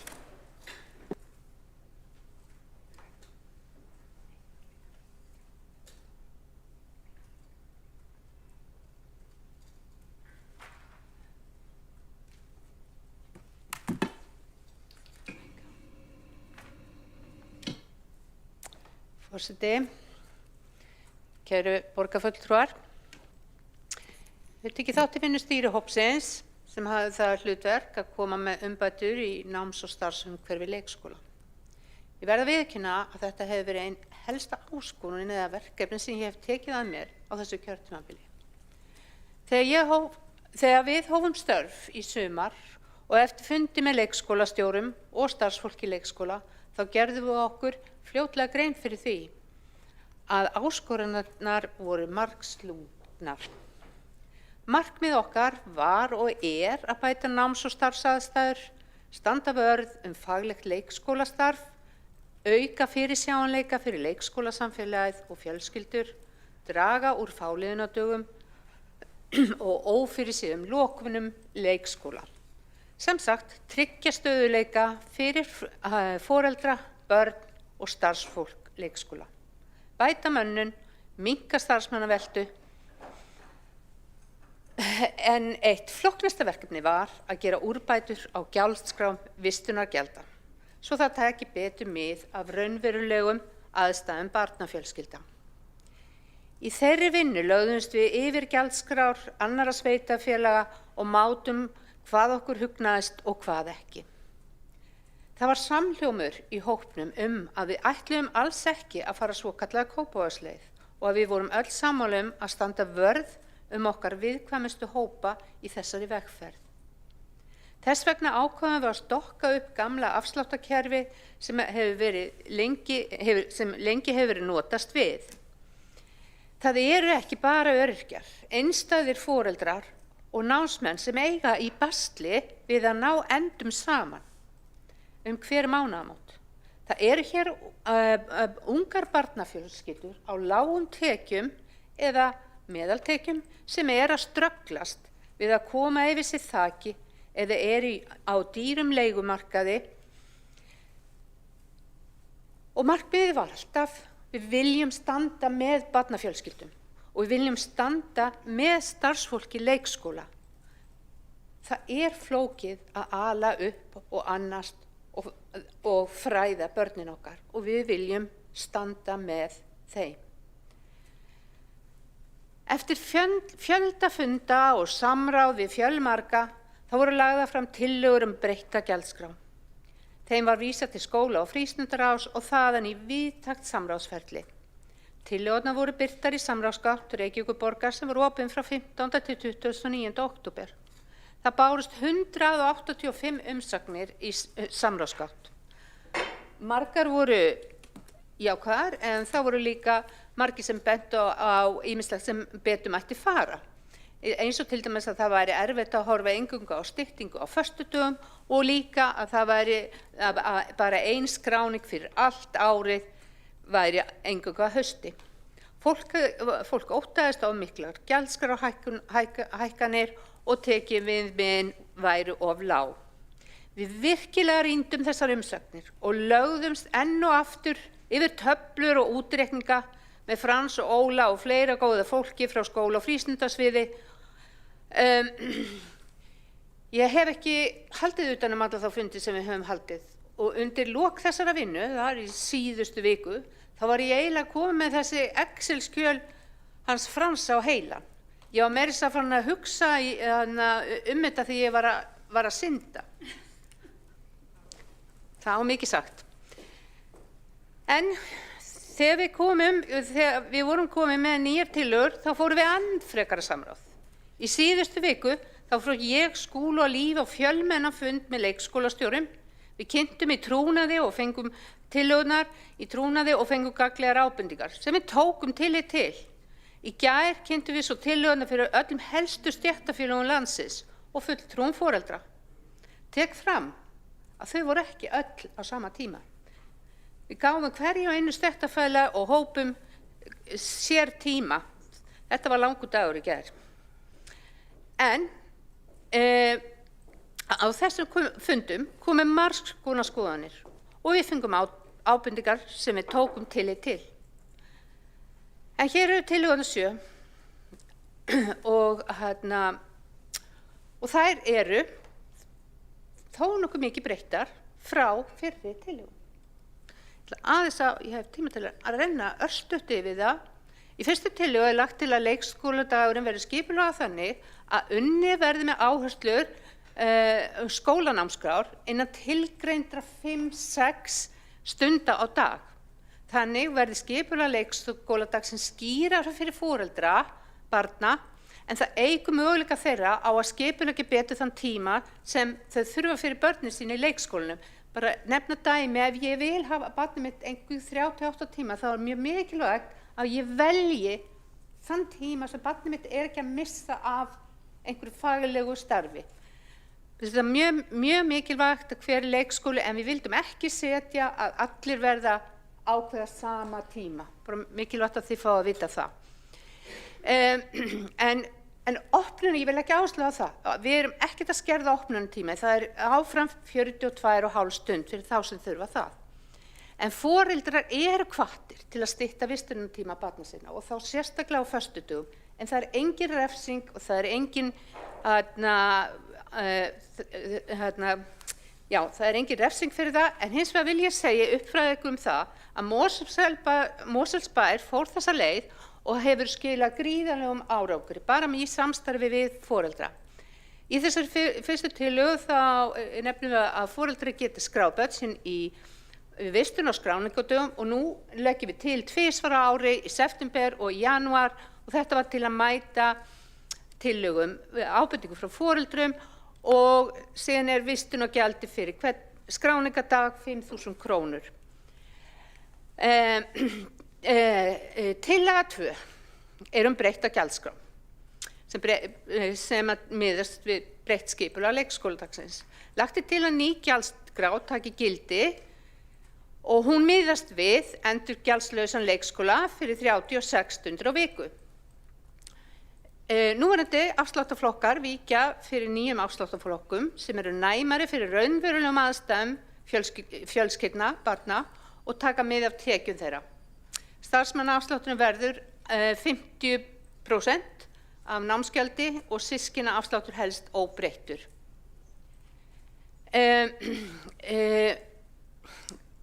Ég verð að taka fram að leikskólagjöld skiptast í námsgjald og fæðisgjald.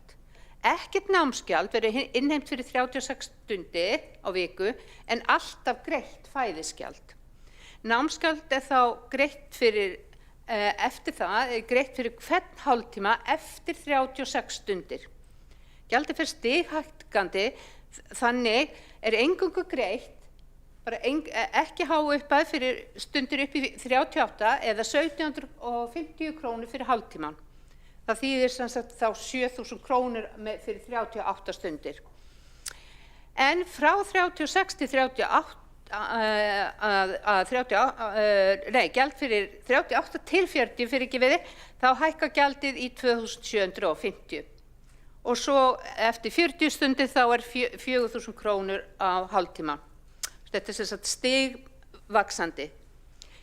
En já, ég reyna aðeins örstutt yfir, það er bara tillaga 3, innritun systkini í sama leikskóla, það er mikið ákall það og bara getum ímyndað okkur hvað er flókið að vera að sækja systkini í sitt leikskólan, álag á fjölskyldur, þannig við leggjum mikla áherslu á það. Og svo verð ég að segja ykkur þetta með umsjónarmenn fasteigna, þetta var eitt af fyrsta sem að leikskólastjórarnir töluðu mikið álag og þurfa að vera að kalla til skiptum ljósaperu og gríðarlega ánægð að fá þessa tillögu í gegn. Og ég tala nú ekki tillögu 5 að efla íslenskukennslu, þetta er ofboðslega mikilvægt, ef þið bara heyrið í foreldrum þá er þið sem eru með börn á leikskóla, þetta er gríðarlega mikilvægt að efla íslenskukennslu fyrir starfsfólk og Sabine Leskop fór vel yfir það hér áðan. Blíð byrjun mjög mikilvægt, við sem ekki að dempa fólki út í því starfið án þess að fá nokkra fræðslu og síðan er þessi tillaga 7 nokkuð umdeild að við ætlum að loka í dag en þetta er til að færa skipulag í nær skóladagum leik. Já, ég þarf bara að fara að haska mér, en ég ætla bara að segja í lokin. Ég er mjög ánægð með þessar tillögur og ég hef trú á því að þær verði góðs og muni bæta náms- og starfsumhverfi í leikskólum borgarinnar og verði til góðs fyrir starfsfólk, börnin og barnafólk. Og ég vil lokum þakka öllum félögum mínum í stýrihópnum fyrir frábært starf og starfsfólki skóla og frístundasviðs. Takk. Þá hefur borgarfulltrúinn Helga Þórðardóttir lokið máli sínu og næst á mælendaskrá er borgarfulltrúinn Ragnhildur Alda María Vilhjálmsdóttir.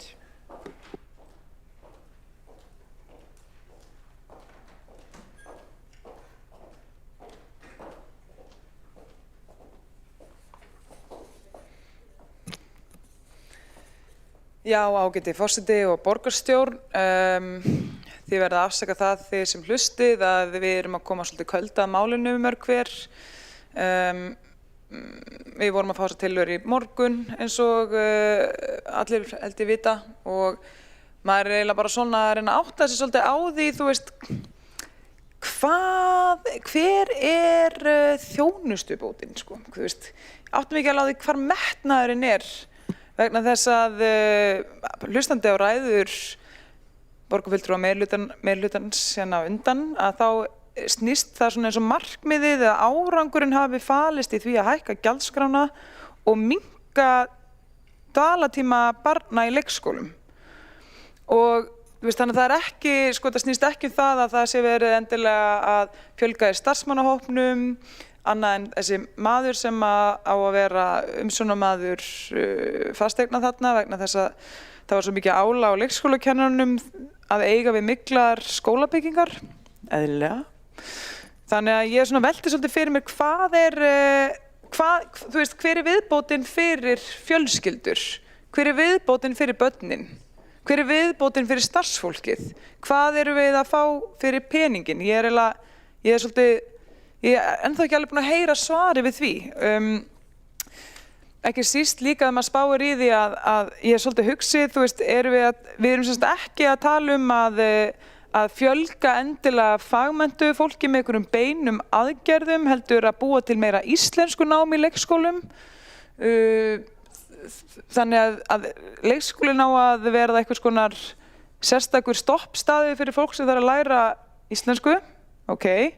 Það er enginn búinn að segja hér hvort það sé einhver yfirvinna í boði, er eitthvað í boði fyrir fólk til þess að mæta mönnunarvandanum fyrir leikskólastjórnendur. Það er önnur spurning sem ég er með.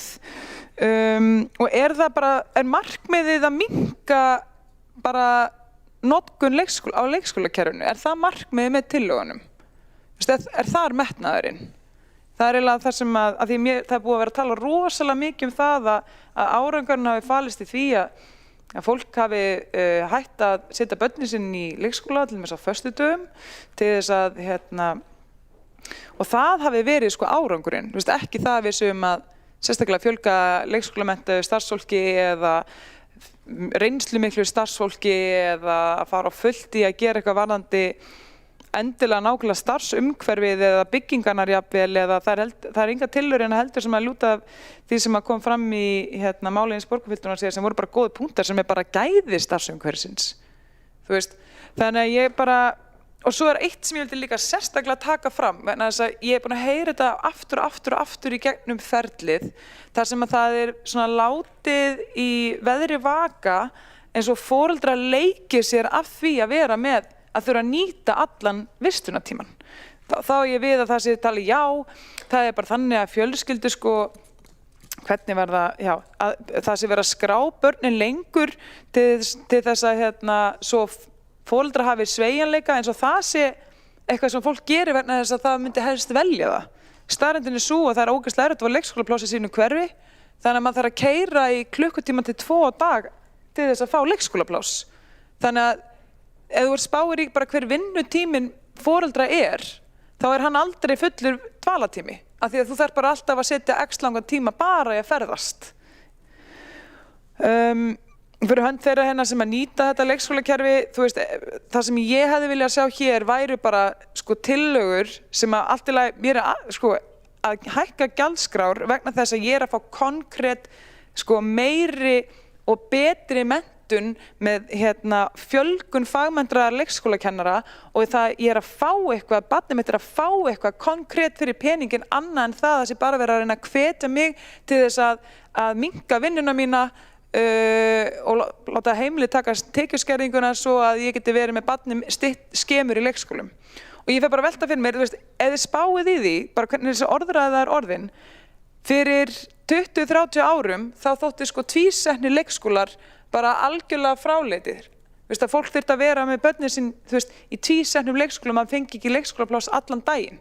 Og ég bara hlusta á bara margar ágætisræður hérna var borgarfulltrúar meirihlutans það hversu mikið bragabót það var þegar við gátum fært kerfið úr tvísetnum leikskólum yfir í heilsetnum leikskóla. En núna er all áherslan komin á það að minnka aftur einhver mynd dvöl barna í leikskóla. Að það sé svo mikill vendipunktur. Og ekki endilega að setja áherslan í það, við þurfum að fjármagna það að vera með, að hækka laun við fagmennta fólk til þess að fá fleira inn eða svona kennslu eða svona viðbót í, hvar er þjónustubótin, sko? Hvað eru foreldrar, hvað eru börnin og hvað eru kennarar að fá fyrir peningin? Já, þannig að það eru svona spurningarnar sem að ég hvað helst með að þessu stigi málsins. Ég mun örugglega koma upp aftur af því að kannski ekki ég mun koma svo mörg andsvör sem er frábært, það er eiginlega það sem ég vildi, eins og venjulega. En þannig slæðir þetta mig eins og staðan er núna, mér finnst alveg frábært að margt í þessu sem er mjög gott. En ég hefði sjálf, okkar sýn, okkar sjálfstæðismanna, hún hefur alltaf snúist að vera með ekki leikskólakerfi sem að þarf að minnka vegna álags, heldur leikskólakerfi sem mætir eftirspurn og gera það af sóma og stolti. Af því við erum að tala að vera í fremstu röð og við erum tilbúin að borga fyrir það og við erum tilbúin að fjárfesta í því. En ekki að, og það er eiginlega þetta líka með að halda langa ræðu mikilvægi þess að hér sé loksins að koma með íslensku kennslu vegna þess að leikskólar eru bara staður sem að fólk á öllum aldri er greinilega að læra íslensku, sko. Þannig að þetta er það sem að mér langar að spyrja aðeins út í og ég hlakka til að ræða við ykkur í andsvörum. Þá er borgarfulltrúin Ragnhildur Alda María Vilhjálmsdóttir lokið máli sínu og 2 borgarfulltrúar óska eftir að veita andsvar og fyrst til að veita andsvar er borgarfulltrúin Líf Magnúðardóttir. Forseti, ég ætla að reyna að svara einhverju af þessum spurningum. Fyrst langar mig að algjörlega ítreka það og halda því fram og lyfta því upp að leikskólinn, hann er auðvitað fyrst og fremst fyrir börn og þar á þeim að líða vel og foreldrar eiga að geta reitt sig á leikskólan sem fyrsta menntastigi barna.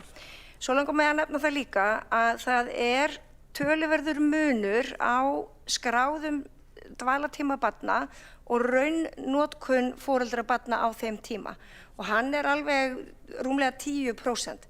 Þannig að það sem við erum að segja hér með þessum tillögum, það við erum ekki að skerða þjónustu, þeir sem þurfa að fullnýta sinn vistunartíma og skráningardaga geta ennþá gert það og meira segja þeir sem sannarlega þurfa því að halda fólki í ósegjanlegum störfum, þeir geta það áfram og við erum að verja líka þessa hópa. Þannig að bara með því að ná þessum 10% að fólk hreyfi sig aðeins í kerfinu þeir sem geta, það er eiginlega markmið. Þá er borgarfulltrúin Líf Magnúðardóttir lokið við að veita andsvar og svara þá andsvari borgarfulltrúin Ragnhildur Alda María Vilhjálmsdóttir. Já, ágæti forseti, ég þakka svörin en það er að tala þetta bil á milli notkunar og vistunartíma og ég tengi bara mjög mikið við það vegna þess að dóttir mín er ekki á þeim buxunum alla daga að vilja mæta í leikskólan og það stundum tekur mig klukkutíma einfallega bara komin úr náttfötunum. Þannig að það kann að útskýra þetta bil á milli vistunartíma af því að foreldrar vildu óska það væntanlega að börnin sem myndi hlýða sér á mótnana og vilja fara í fötin og fara út á réttum tíma. Það er bara ekki alltaf þannig og sem gerir það verkum að maður oft seinn. Svo stundum eru þau veik, svo stundum þar kemur eitthvað annað upp á. Málið bara með leikskólabörn er að þau hlýða ekki vel. Hvað ég að segja? Þannig að mér finnst það ekki vera rétta áherslan að reyna að setja ennþá meiri þunga á foreldra að reyna að tjónka við þennan óstýrláta hóp einstaklinga sem eru leikskólabörn á hverjum, með vistunartímum, skilur. Þá er borgarfulltrúin Ragnhildur Alda María Vilhjálmsdóttir lokið við að svara andsvari og veitir þá andsvar öðru sinni borgarfulltrúin Líf Magnúðardóttir. Forseti, það verður auðvitað engin breyting á þeirri umgjörð sem að leikskólinn er að starfa í dag og auðvitað verður tekið tillit til þeirra foreldra sem að auðvitað einhvern tímann kunna að koma seinna með börnin sín. Það er ekki það. Við erum að reyna að ná fram réttri skráningu og fyrirsjáanleika í kerfi núna þar sem að er ekki fyrirsjáanleiki. Þannig að það er markmiðið. Og varðandi mönnun og fleira, að það eru þetta búið að vera það all lengi að það hefur ekki fengist fólk, það vantar fólk til þess að starfa á leikskólum. Þannig að þessar tillögur reyna að mæta því að búa til einhvern stöðuleika, þannig að við höfum ekki þessa starfsmannaveltu og ófyrirsjáanleika og til dæmis með því að þurfa að senda börn heim í fáliðunar aðgerðum. Ég ætla líka að minna borgarstjórn á að í desember þá samþykktu við tillögur til þess að fjölga mannauðs- og kennsluráðgjöfum einmitt til þess að styrkja faglegt starf og stjórnendur og það er auðvitað viðbót. Þannig að við erum hvergi nærri að hætt. Þá er borgarfulltrúin Líf Magnúðardóttir lokið við að veita andsvar öðru sinni og svara það andsvar öðru sinni borgarfulltrúin Ragnhildur Alda María Vilhjálmsdóttir. Já, getið forseti að gott að fá þessi svör líka. Aftur þá hugsa ég bara að þegar kemur leikskólabörnum að þá er fyrirsjáanleiki mjög bjartsýnt hugtak og það er eiginlega það sem ég vildi koma inn hérna. Hitt er það að varðandi að bæta faglegar aðstæður og faglegt umhverfi hjá leikskólakennurum og í leikskólum, ég myndi halda að stærsta áhrifabreytan þar væri A, heilnæmt húsnæði og B, sem sagt að leikskólakennarar gæti fókusera aðalega bara á það að vera að kenna börnunum. Og ég sé ekki ennþá hér hvað fjárhagslegan sveigjanleika stjórnendur eru að fá í til þess að borga yfirvinnukaup, hækka laun hjá þeim einstaka starfsmönnum eða gera eitthvað til þess að halda sem best utan sinn starfsmannahóp þegar að eitthvað, þú veist, í sínu starfi. Þannig að það eru þessar áhyggjur sem að ég er að viðræða sem að er að mér veist fókusin allur vera á það að minnka í raun og veru notkun foreldra á leikskólakerfinu en það finnst mér vera svolítið afturför en ekki framförin sem að við hefum viljað sjá. Þá er borgarfulltrúin Ragnhildur Alda María Vilhjálmsdóttir lokið við að svara andsvari öðru sinni og veitir þá andsvar borgarfulltrúin Sabine Leskov. Já, forseti, bara ljúft að skilta útskýra hluti sem reynda að koma fram í okkar ræðum en fyrst verðinlega bara að spyrja hvað þetta á að vera hækka laun hjá einstökum starfsmönnum. Það væri mjög gott að fá skýringar hvað þetta ætti að vera. En ávinningurinn alveg skýrst ávinningun fyrir foreldra og samfélag allt er að vonandi fækkar fáliðun, fáliðunaraðgerðum. Þannig að okkar aðalmarkmið, einn af okkar aðalmarkmiðum, það er alveg ljóst. Ég bara einlega svolítið gátt að hvernig hægt er að misskilja tillögurnar íslenskukennslu og tala hér stoppistöð, það er bara fráleitt. Það snýst starfsfólk sem er nú þegar að vinna þarna eða er einmitt ekki hægt að ráða en sækja svo sannarlega og væri tilbúin að vinna og við erum einmitt að vilja fjölga fagmentum fólki þar og það getum við bara gert með þessum tillögum. Þá er borgarfulltrúin Sabine Leskov lokið við að veita andsvar og svara það andsvari borgarfulltrúin Ragnhildur Alda María Vilhjálmsdóttir. Já, varandi það að stjórnendur hefðu svona ráðrúm til þess að mæta mismunandi álagsþunga hjá starfsfólki þá bara góð reynslusaga hér að í leikskólanum hver dóttir mín er voru það 2 starfsmenn sem að þurftu að taka á sig gríðarlega mikið auka álag til dæmis vegna flutninga í 3 mismunandi leikskóla á 12 mánuðum. Og það var bara mikið sem mætti á þeim og mér hefði þótt eðlilegt til dæmis í þessu tilfelli að stjórnandi hefði eitthvað ráðrúm til þess að borga fólki í takt við það álag sem að þarf að taka á sig þegar aðstæður breytast. Þetta er bara mjög eðlilegt að leggja til og tala fyrir, ég að segja. Ég skil ekki alveg akkur það þykir eitthvað skrítið. Varandi að því að borgarfulltrúin hitti naglann á höfuðið ágæti forseti þegar hann talaði að það væri ekki hægt að ráða fólk vegna þess að tala ekki íslensku og þess að þyrftu að kenna þeim íslensku. Mér finnst allt í lagi að fjölga þeim sem eru erlendu bergi brotnir og bara metnaðargjarnir í leikskólum, en ég hefði bara viljað sjá áhersluna á að ráða rosalega fært fólk, ekki endilega bara þurfum að gera eitthvað vegna þess að sækja enginn sem talar íslensku, sko. Þá hefur borgarfulltrúin Ragnhildur Alda María Vilhjálmsdóttir lokið við að svara andsvari og veitir þá andsvar öðru sinni borgarfulltrúin Sabine Leskov. Já, það einmitt ef við styðjum íslensku kunnáttu að við getum við erum að fjölga fagfólki þarna og getum ráðið fært fólk sem bara vandast einmitt að bæta íslensku kunnáttu þar. Þannig að það engin andstæða þar.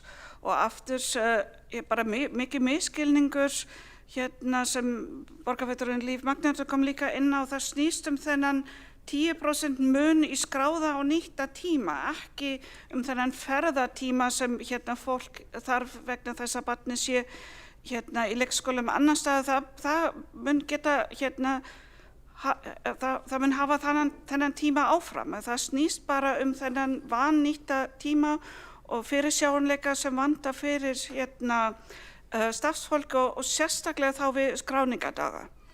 Það bara alltaf mikið að það vannýtt, hvernig þessar dagar eru skráð og nýtt. Og við vonum að það mun batna mikið. Þá hefur borgarfulltrúin Sabine Leskov lokið við að veita andsvar öðru sinni og svara þá andsvar öðru sinni borgarfulltrúin Ragnhildur Alda María Vilhjálmsdóttir. Já, ég þarf kannski ekki að fara aftur inn í erfiðleikan á morgnana og á hverju það getur valdið misræmi í vistunartíma og axuall notkun, en hins vegar var það til með skráningadaga sem einhver sem býr með manneskju sem í vaktarvinnu og fær ekki að vita eins og fjölmargir hér í Reykjavík, sérstaklega þeir sem vinna á Landspítalum, þá færð þú ekkert að vita með neinum sérstökum fyrirvara nema kannski 30 dögum hvernig vaktina verða næst. Þannig að það ekkert skrítið að margir þurfa ofta að skrá sig í skráningadaga sem að kannski kemur svo í ljósi þurfi ekki að nota. Ég skil alveg það vel að vilja að hafa þetta allt nákvæmara, þessar skráningar og svo framvegis. En ég raun og vera að segja, ég held að það sé ekki alfað og ómegað í því að ná árangri í leikskólakerfinu hér í Reykjavík. Ég hefði viljað sjá meiri metnað í tillögunum varðandi hvernig við ætlum að bara bæta faglega umhverfið. En mér finnst það svolítið einkennast á ákveðinni nauðvörn og það eiginlega það sem ég að benda á hér í dag. Þá hefur borgarfulltrúin Ragnhildur Alda María Vilhjálmsdóttir lokið við að svara andsvari öðru sinni og telst þá andsvörum undir þessar ræður lokið og næst á mælendaskrá borgarfulltrúin Hildur Björnsdóttir.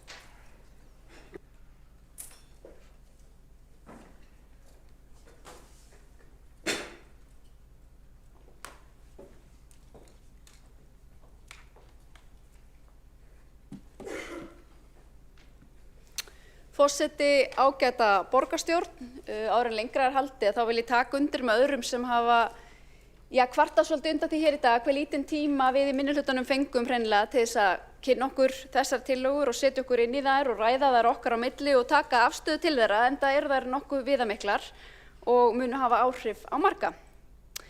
Við sjálfstæðismenn erum sannarlega á því að það þarf að grípa til aðgerða hér í Reykjavík til að bæta starfsumhverfi í leikskólum og leikskólaþjónusta auðvitað gríðarlega mikilvæg þjónusta og mjög margar fjölskyldur í Reykjavík sem nýta sér hana en augljóslega verður ekki hægt að veita hana án þess að hafa starfsfólk.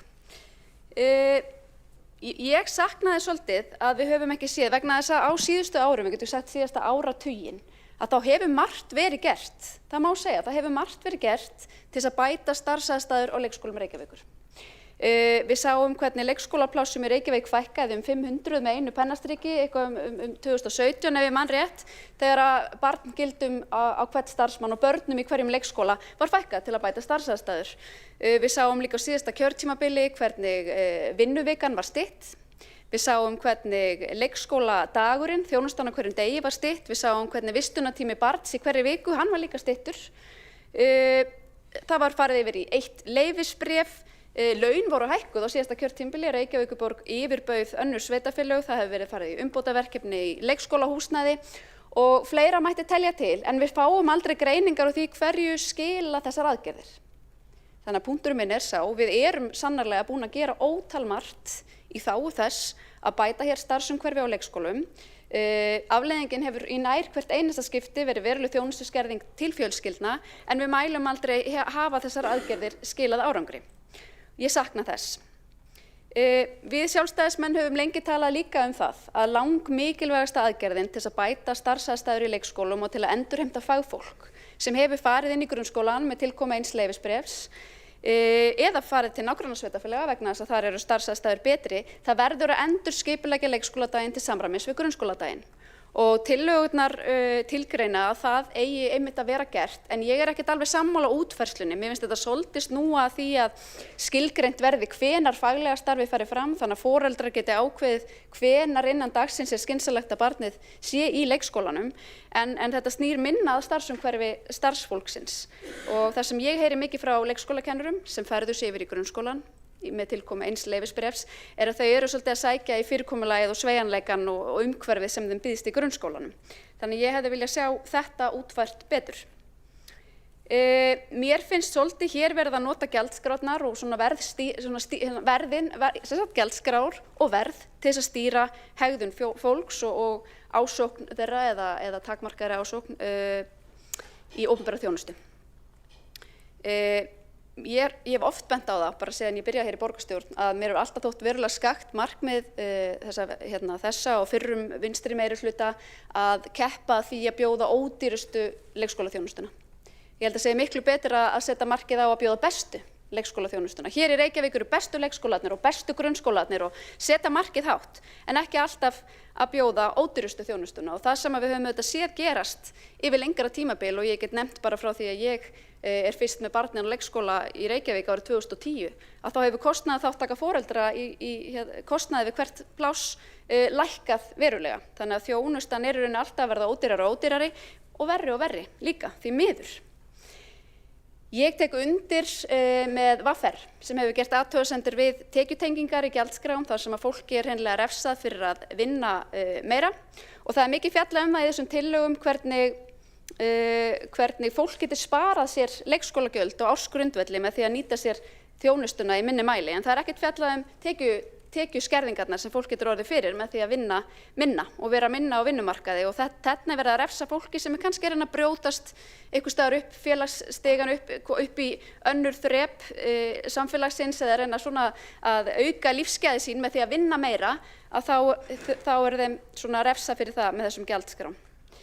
Og svo það bara hitt að foreldrar eru svolítið fylltir samviskubiti fyrir að þurfa að nýta þessa þjónustu, og við þekkjum það öll sem að eigum börn í leikskólum eða höfum átt börn í leikskólum og erum í vinnu, að það er svona svolítið verið að fylla fólk samviskubiti fyrir að þurfa að nýta sér þessa þjónustu. Nú við sjálfstæðismenn, við erum ósátt við það að fara að loka leikskólum einn dag í hverju vetrarfríi, og það eru auðvitað ekki þannig að foreldrar barna í leikskólum eigi líka börn í grunnskólum og þau séu postið einhvern veginn í fríi í vetrarleifunum, og ég fjallaði nú svolítið þessa frídaga alla á síðasta kjörtímabili. Og ég var nú að telja þetta saman áðan að frídagar, ef við teljum þá skráningardagana með, þá eru frídagar í leikskólum farnir að vera hátt í 40, og ef að foreldri eða fjölskyldur eiga börn, annars verður bæði eitt barn í leikskóla og annað barn í grunnskóla, að þá eru þessir frídagar farnir að verða 70. Fólk á almennu vinnumarkaði með svona, lágmarkið 24 virkir orlofsdagar, fer upp í alltaf 30 eftir kjörum og starfsreynslu, þannig að það sér það hver maður að þegar fjölskylda þarf að brúa 70 frídaga, en foreldrar eiga kannski bara 24 til 30 frídaga, að þá erum við að horfa á verulegan flækjufót fyrir fjölskyldur í Reykjavík, dýr námskeið auðvitað yfir sumartímann, við höfum rætt það. Þetta allt saman flókið og kostnaðarsamt, og þarna auðvitað tækifæri líka, og það var hluti af umræðunni á síðasta kjörtímabili þegar ég tók þetta allt saman, að við þurfum að fara í það að samræma meira starfsdagana á leikskólastigi og grunnskólastigi, og það auðvitað frekar ergilegt fyrir foreldrar sem eiga börn á báðum skólastigum að þurfa að taka þessa starfsdaga á ólíkum dögum þegar það mætti samræma þetta meira. Það vantar líka inn í þetta, eins og við bentum á fyrri stigum við sjálfstæðismenn, aðgerðir sem mæta þeim fjölskyldum sem ekki fá pláss innan hverfis. Við erum til að mynda, getum nefnt hérna, ég og borgarfulltrúi Ragnhildur Alda María Vilhjálmsdóttir ekki með leikskólapláss innan okkar hverfis, og því fylgja töluverð ferðalög á morgni og síðdegis, og þessu mætti mæta sérstaklega í gjaldskrám að okkar mati. Þarna spilar auðvitað samgönguvandinn í Reykjavík líka inn í það sem fólk situr fast í umferð á leiðinni til og frá leikskóla utan hverfis. Ég bendi líka á tillögu okkar sjálfstæðismanna sem að flutt var hér í borgarstjórnarsalnum ekki alls fyrir löngu að kannaður yrði hugur foreldra í Reykjavík, hvað þjónustu vilja foreldrar? Eru foreldrar að biðja bara borgarrekna leikskóla, vilja þeir daggæslu, vilja þeir heimgreiðslur, hvað vilja þeir? Tillögunni var vísað til skóla- og frístundasviðs og þar var hún felld. Og ég kalla ennþá eftir því að við spyrjum hreinlega, hvað það sem fjölskyldur í Reykjavík vilja? Hvaða þjónustu kalla þær eftir? Við sjáum það auðvitað og það hefur verið fjallað og við höfum varpað líka ljósi á það að það fæðingartíðni fyrir lækkandi hérlendis og það verulegt áhugaefni. Við sjáum að fjöldi barna í Reykjavík, hann sá sami, nánast stendur í stað, bara alveg aftur til ársins 1998.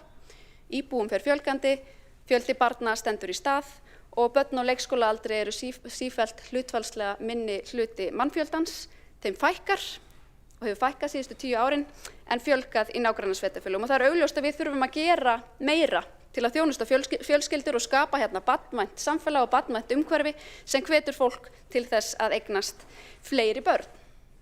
Og að lokum þá finnst mér því miður og það upplifun margra borgarbúa og sennilega ein af ástæðum þess að fólk vil sjá breytingar hér í Reykjavík, að það upplifir að borgarkerfi sé alltaf að skamma fólk einhvern veginn.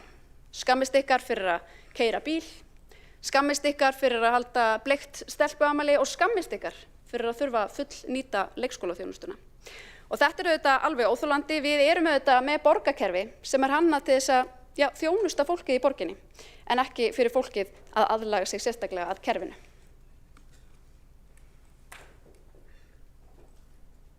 Þá hefur borgarfulltrúinn Hildur Björnsdóttir lokið máli sínu og einn borgarfulltrúi hefur óskað eftir að veita andsvar og það er borgarfulltrúinn Alexandra Briem.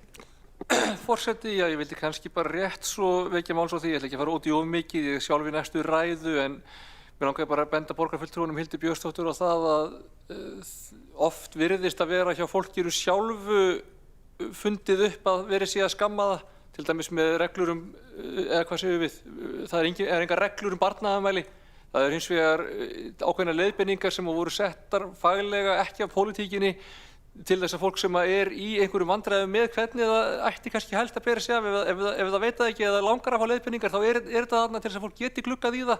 Það er ekki þannig að við séum einhvern veginn pólitískt að segja svona á þetta að vera og skammist ykkar ef þið gerið það ekki en auðvitað er auðvelt fyrir fólk sem stundar þess aftar pólitík að stilla því þannig upp ef það vill búa til skautun og vill að fólk upplifi þetta sem móðgunni eða skammir til sín og það var ekki hugsað þannig og mér finnst það mjög leiðinlegt að það hefur verið gert vísvitandi að stilla því þannig upp. Þá er borgarfulltrúinn Alexandra Briem lokið við að veita andsvar og svara þá andsvari borgarfulltrúinn Hildur Björnsdóttir. Forseti, ágæta borgarstjórn, það sem mér finnst eiginlega leiðilegt að upplifa það aftur og aftur hvernig þessi meirihluti lætur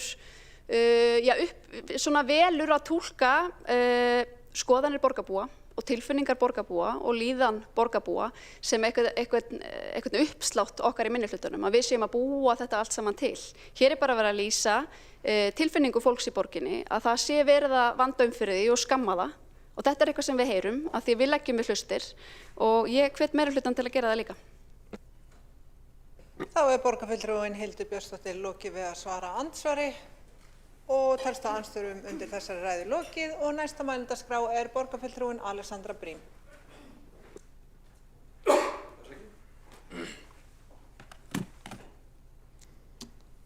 Forseti, borgarstjórn, góðir áheyrendur, Reykjavíkurleiðin í leikskólamálum er tilbúin og hún er glæsileg. Bæði stýrihópurinn, þar sem þetta var unnið í þverpólitískri sátt og starfsfólk eiga mikið hrós skilið fyrir þessa góðu vinnu. Það eiga líka þau fjölmörgu sem sendu inn umsagnir komið til funda við stýrihópinn til að veita sín sjónarhorn og athugasemdir til þess að gera tillögurnar betri skildar. Okkur þótti mikilvægt, þó ég hefi nú ekki sjálf verið í þessari vinnu en þegar lagt var upp með að koma með eitthvað leikskóla leið, þá þótti mikilvægt að það kerfi gerði tvennt. Annars vegar að það byggi til ákveðna hvata til þess að börn væru skráð í réttu samræmi við tímann sem þau nota á leikskólanum. Við auðvitað teljum það ekkert eftir okkur að börn fái þann vistunartíma sem þau og foreldrar þeirra þurfa á að halda. Og mér finnst það mjög skrítið upplegg að við séum einhvern veginn að reyna að skamma fólk til þess að nota minni tíma heldur en það þarf. Auðvitað notar fólk bara þann tíma sem það þarf. En ég held að við getum öll verið sammála það að það er til að gera súrt að greiða fyrir fulla mönnun og opin hús til að sinna börnum sem ekki á staðnum.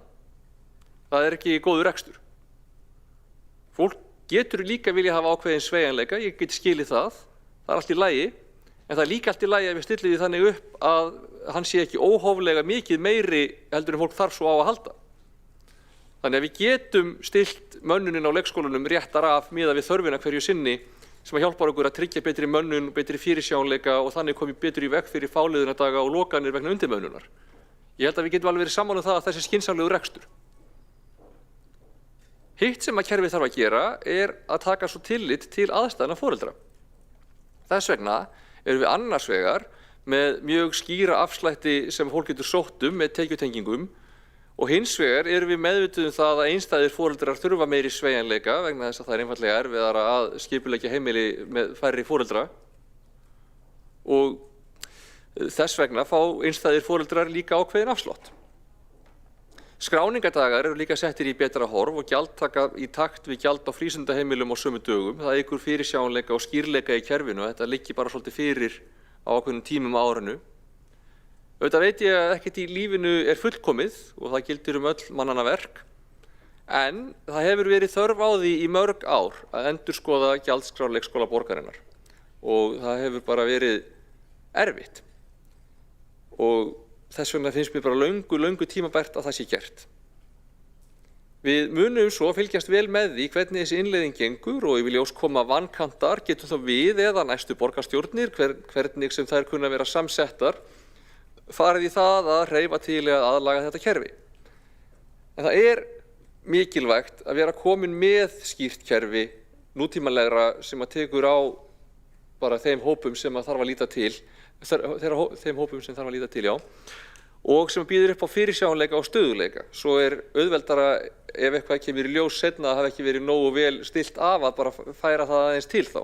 Frekar heldur en þurfa að byrja þá frá grunni. Það auðveldar mönnun og gerir okkur kleift að veita betri þjónustu. Fyrir flesta foreldra þýðir þessi nýja leið minni gjaldtöku. Fyrir þau sem að geta eitthvað hreyft sér til og bóka færri stundir annarkvort vegna þess að þau eru ekki að nota þær sem þau bóka eða vegna þess að þau geta nota færri með sársaukalitlum hætti, þá getur þetta þýtt töluvert minni gjaldtöku. Fyrir þau sem að geta það ekki, þá eru til afslættir, eins og ég segi, til einstæðra foreldra og vegna heimilistekna, sem getur komið til móts við það. Ef fólk hefur háar tekjur og þarf mikla viðveru, þá hækkar gjaldtakan eitthvað, en er samt ennþá sanngjörn og ennþá með því lægst á höfuðborgarsvæðinu. Mér finnst það asnalegt að tala um þetta sem refsingar. Reykjavíkurborg niðurgreiðir leikskólaplássin mjög mikið og við veitum góða þjónustu. Og fólki er velkomið að nýta þá þjónustu. En mér finnst allt í lagi að hvatarnir séu þannig að fólk sé ekki að skrá fleiri tíma en það hefur þörf fyrir og raunverulega notar. Til þess að við séum ekki að nota þá mönnun sem við þó höfum á vitlausum tímum þegar það er ekki börn þar sem að þurfa mönnunin að halda. Ég get ekki skilið að það sé hægt að vera á móti þessu. Lífsgæði geta vissulega falist í því að vinna og eiga peninga, en lífsgæði geta líka falist í því að eiga tíma með fjölskyldunni. Mér finnst allt í lagi að fólk hafi það skýrt fyrir framan sig hvernig það val leggst upp. Þannig að það geti gert upp við sig hvernig það vill með sem bestum hætti skipta sínum tíma og sinni forgangsröðun í lífinu. Í einhverjum tilfellum vill fólk vinna minna og vera meira með börnunum, það er allt í lagi. Í einhverju tilfellum vill fólk vinna meira og eiga meiri peninga og gera hluti með börnunum, það er allt í lagi.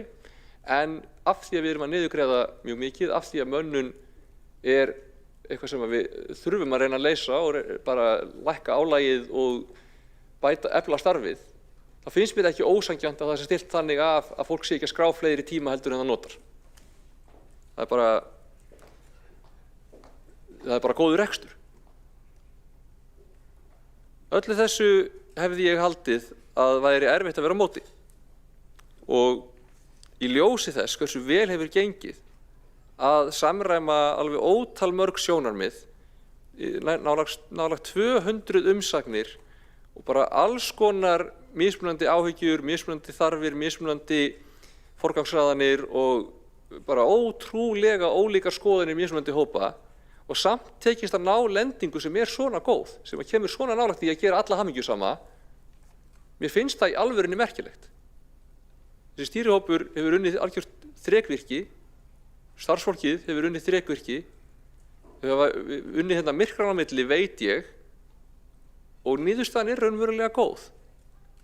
Ég held að, jú, augljóslega pólitík og fólk þarf að gagnrýna og vera á móti og eitthvað, en þú veist, ég held að til að allri sanngirni sé gætt, og ég var ekki sjálf í þessari vinnu, þá þetta bara með því betra sem ég séð lengi í borgarstjórn, og ég held að við hljótum að geta bara óskað Reykjavík til hamingju með það að vera komið með nýja Reykjavíkur leið sem ætti að vera til hagsbóta fyrir börn, fyrir foreldra, fyrir starfsfólk, fyrir íbúa og bara fyrir okkur öll. Til hamingju.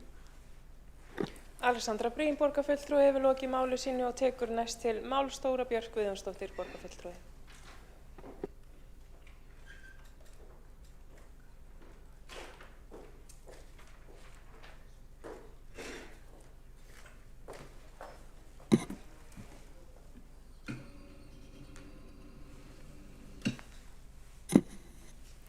Forseti, ágætu borgarfulltrúar og góðu íbúar, leikskólastigið á skilið meiri virðingu og betri starfsaðstæður.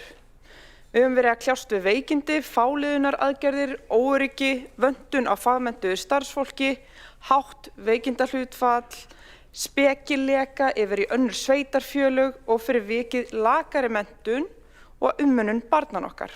Og við þetta verður ekki unað.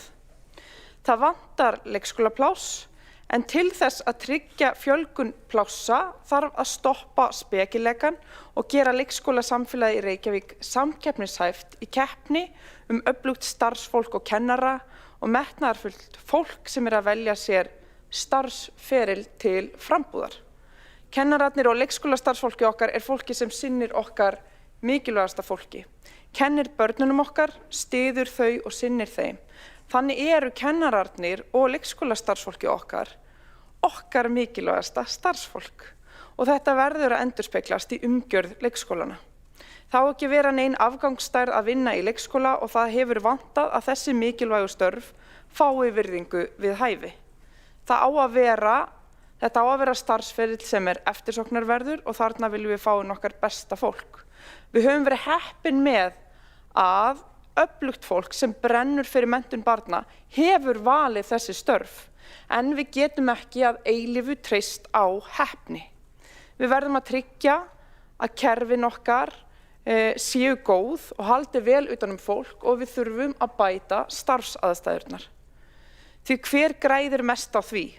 Jú, það eru börnin okkar sem fá að njóta krafta, heilbrigðs og ánægðs starfsfólks sem mætir með fullan tankinn í vinnuna.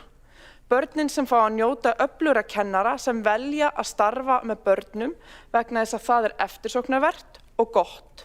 Og það eru líka foreldrarnir sem þurfa þá síður að kljást við þann ófyrirsjáanleika sem felst í fáliðun og að fá ekki leikskólavistun fyrir sitt barn þegar fæðingarorlofi lýkur. Því það ekki nóg að byggja hús, laga hús og fjölga færanlegum deildum, því þetta erum við allt saman að gera. Það með starfsfólkinu og kennurunum að leikskólapláss verða til og leikskólapláss þjóna börnum og foreldrum. Leikskólakennarar og starfsfólki okkar hefur verið að kalla á hjálp úr rjúkandi húsi og það ekki bara ábyrgt heldur eina leiðin að bregðast við. Starfsfólki hefur verið undir miklu álagi og þess vegna höfum verið að missa reynslumikið starfsfólk í önnur sveitarfélög. Þar eru kjörin þau sömu en starfsaðstæður eru betri og það það sem við ætlum að laga hér í dag. Á sama tíma Reykjavíkurleiðin leið jöfnuðar og til þess fallin að bæta kjör barnafjölskyldna. Verið að lækka leikskólagjöld á fólk með lægstar tekjurnar sem hafa oft lítinn sveigjanleika og lítið bakland og verið að tryggja afsláttarkerfir fyrir barnmargar fjölskyldur. Í raun verið að lækka leikskólagjöldin með þessari aðgerð. Verið að hvetja öll tekjustig til þess að skrá einungis þann tíma sem raunverulega nýttur. Vegna þess að mesta sóunin að verið sé að manna tíma sem ekki nýttur, sem ofboðslega stór áskorun í dag. Það mikil sóun falin í því að skikka starfsfólk til að mæta til vinnu til að sinna börnum sem ekki mæta. Það skráning af börnum í 10% meiri tíma en nýttur Jafnvel starfsfólk með börnin sem eru bíðandi heima í vetrarfríi þurfa að mæta, starfsfólk með börn sem eru komin í helgarfrí og það ekki gott. það ekki skilvirkt og það ekki skynsemi falin í því. Þess vegna erum við hér að skapa hvata svo fólk sé aðeins skipulagðara, aðeins meðvitaðra að það ekki máli að skrá barn í vistun sem það nýtir svo bara að hluta og það verður mikill hagur falin í því að skrá bara þá tíma sem á að nýta og fyrir þau sem hafa þá svigrúm til að stytta aðeins vistunina bara örlítið, það mun að gefa fólki aukið efnahagslegt svigrúm og starfsfólkinu aukið andrými. Rými til að nýta sína styttingu, til að hafa fulla mönnun, til að hafa nægt fagfólk við störf.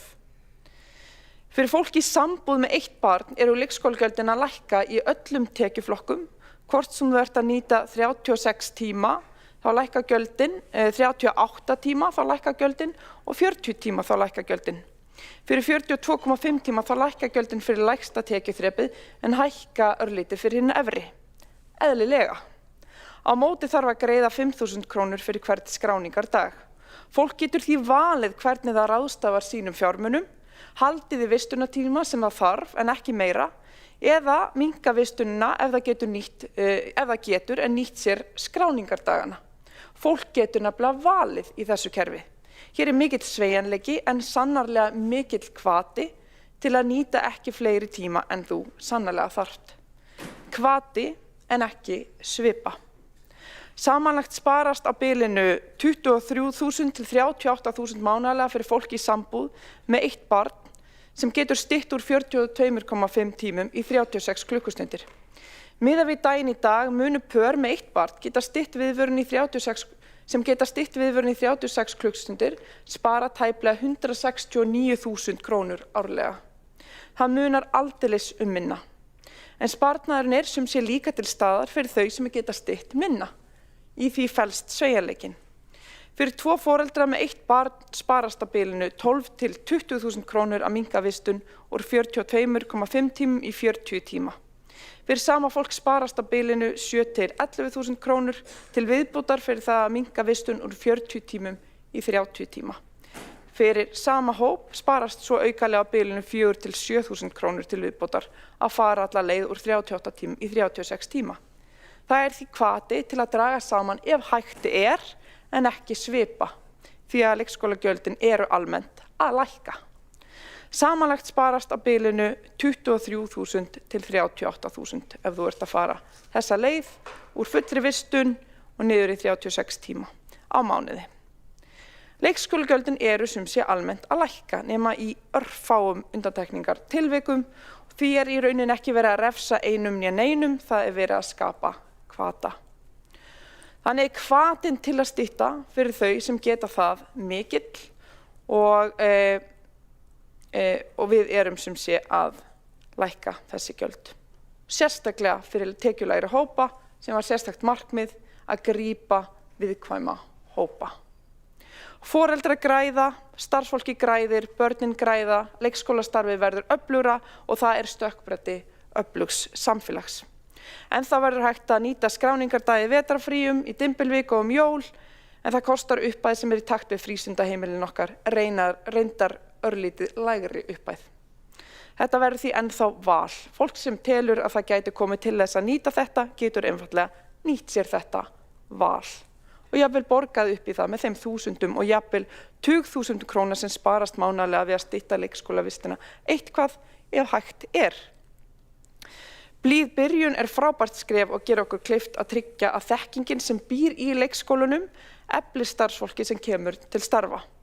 Stór aukin áhersla á íslensku kennslu fyrir starfsfólk og viðmiðum íslensku þekkingu mun bæta málþroska barnan okkar, hjálpa starfsfólki sem ekki hafa íslensku að móðumáli til að fá tækifæri í samfélaginu okkar sem felst í góðri íslensku kunnáttu. Stór hluti Reykvíkinga af erlendum uppruna og að styðja við betri íslensku kunnáttu nýtist þeim og okkur sem samfélagi. Og hvað þá þegar kemur að þeim sem sinna menntun og umönnun barna á málþroskaskeiði. Það skiptir bara einfaldlega öllu máli. Hver metnaðurinn var spurt hér fyrr í dag, Metnaðurinn að gera leikskóla í Reykjavík að eftirsóknarverðum vinnustað, metnaðurinn að stoppa spekileika í önnur sveitarfélög, metnaðurinn að börn fái framúrskarandi menntun, öflugt starfsfólk til að sjá sig og kenna sér, metnaðurinn að útrýma þörf á fáliðun og ófyrirsjáanleika í lífi barnafjölskyldna, metnaðurinn að brúa bilið, tryggja nægt starfsfólk og kennara til að geta tekið vel á móti börnum sem hafa lokið fæðingarorlofi með foreldrum sínum. Metnaðurinn heilbrigðara starfsfólk sem líður vel.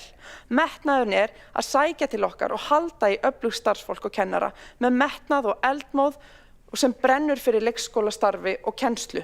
Metnaðurinn að starfsfólkinu okkar líði vel og hafi fulla starfsorku og getu til að sinna börnum vel og kenna þeim að læra á lífið.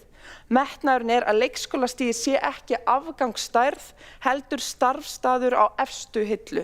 Metnaðurinn að viðurkenna vandann og bregðast við honum og hætta að stinga hausnum í sandinn. Metnaðurinn barnvænni Reykjavík, öruggari og betri aðbúnaður barna og barnafjölskyldna, lægri álögur á barnafjölskyldur, betri starfsaðstæður okkar mikilvægasta starfsfólks og framúrskarandi leikskólar.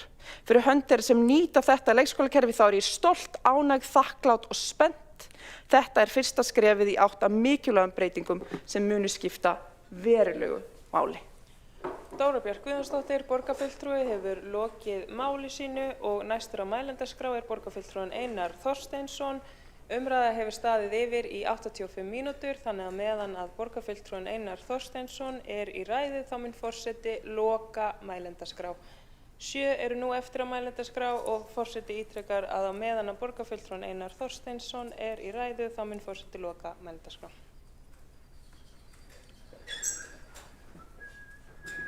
Forseti, ágæta borgarstjórn, við höfum nú verið að reyna að rýna í þessar tillögur, fengum bara fyrst að sjá þær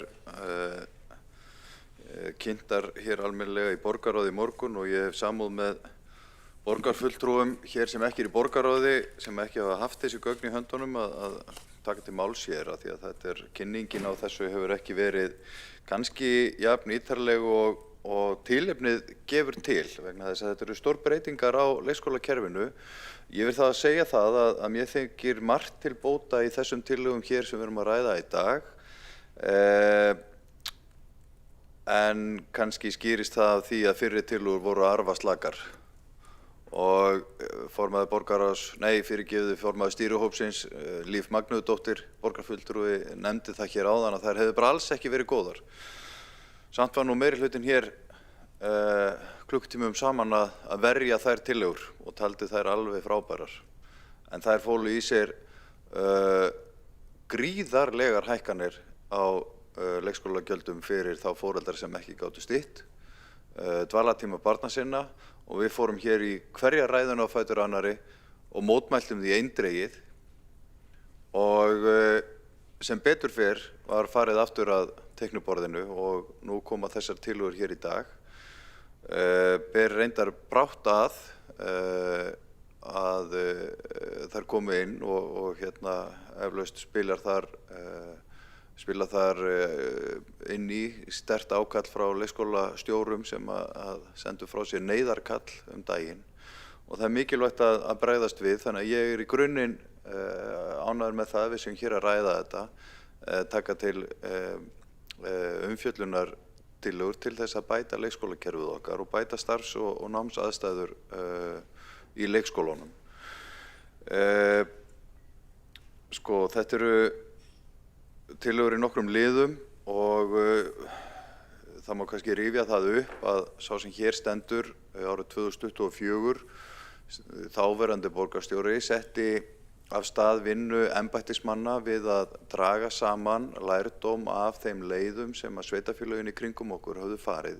Kópavogsleiðin, Hafnarfjarðarleiðin, Akureyrarleiðin og Garðabæjarleiðin og reyna greina það hvaða áhrif þessar leiðar hefðu haft á leikskólastarf.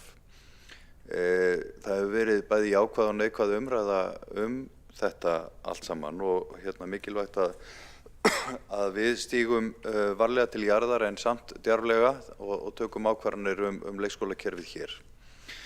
Nýr meirihluti síðan tekur við verkefninu og stofnar nýjan starfshóp eða stýrihóp með pólitískt kjörnum fulltrúum og það er vel og hann hefur unnið lagt hart að sér. Ég veit að það verður mikil fundahöld og ég vil bara hrósa stýrihópnum fyrir sín störf og sérstaklega fyrir að taka bara uppeyju með málið og koma með nýjar tillögur.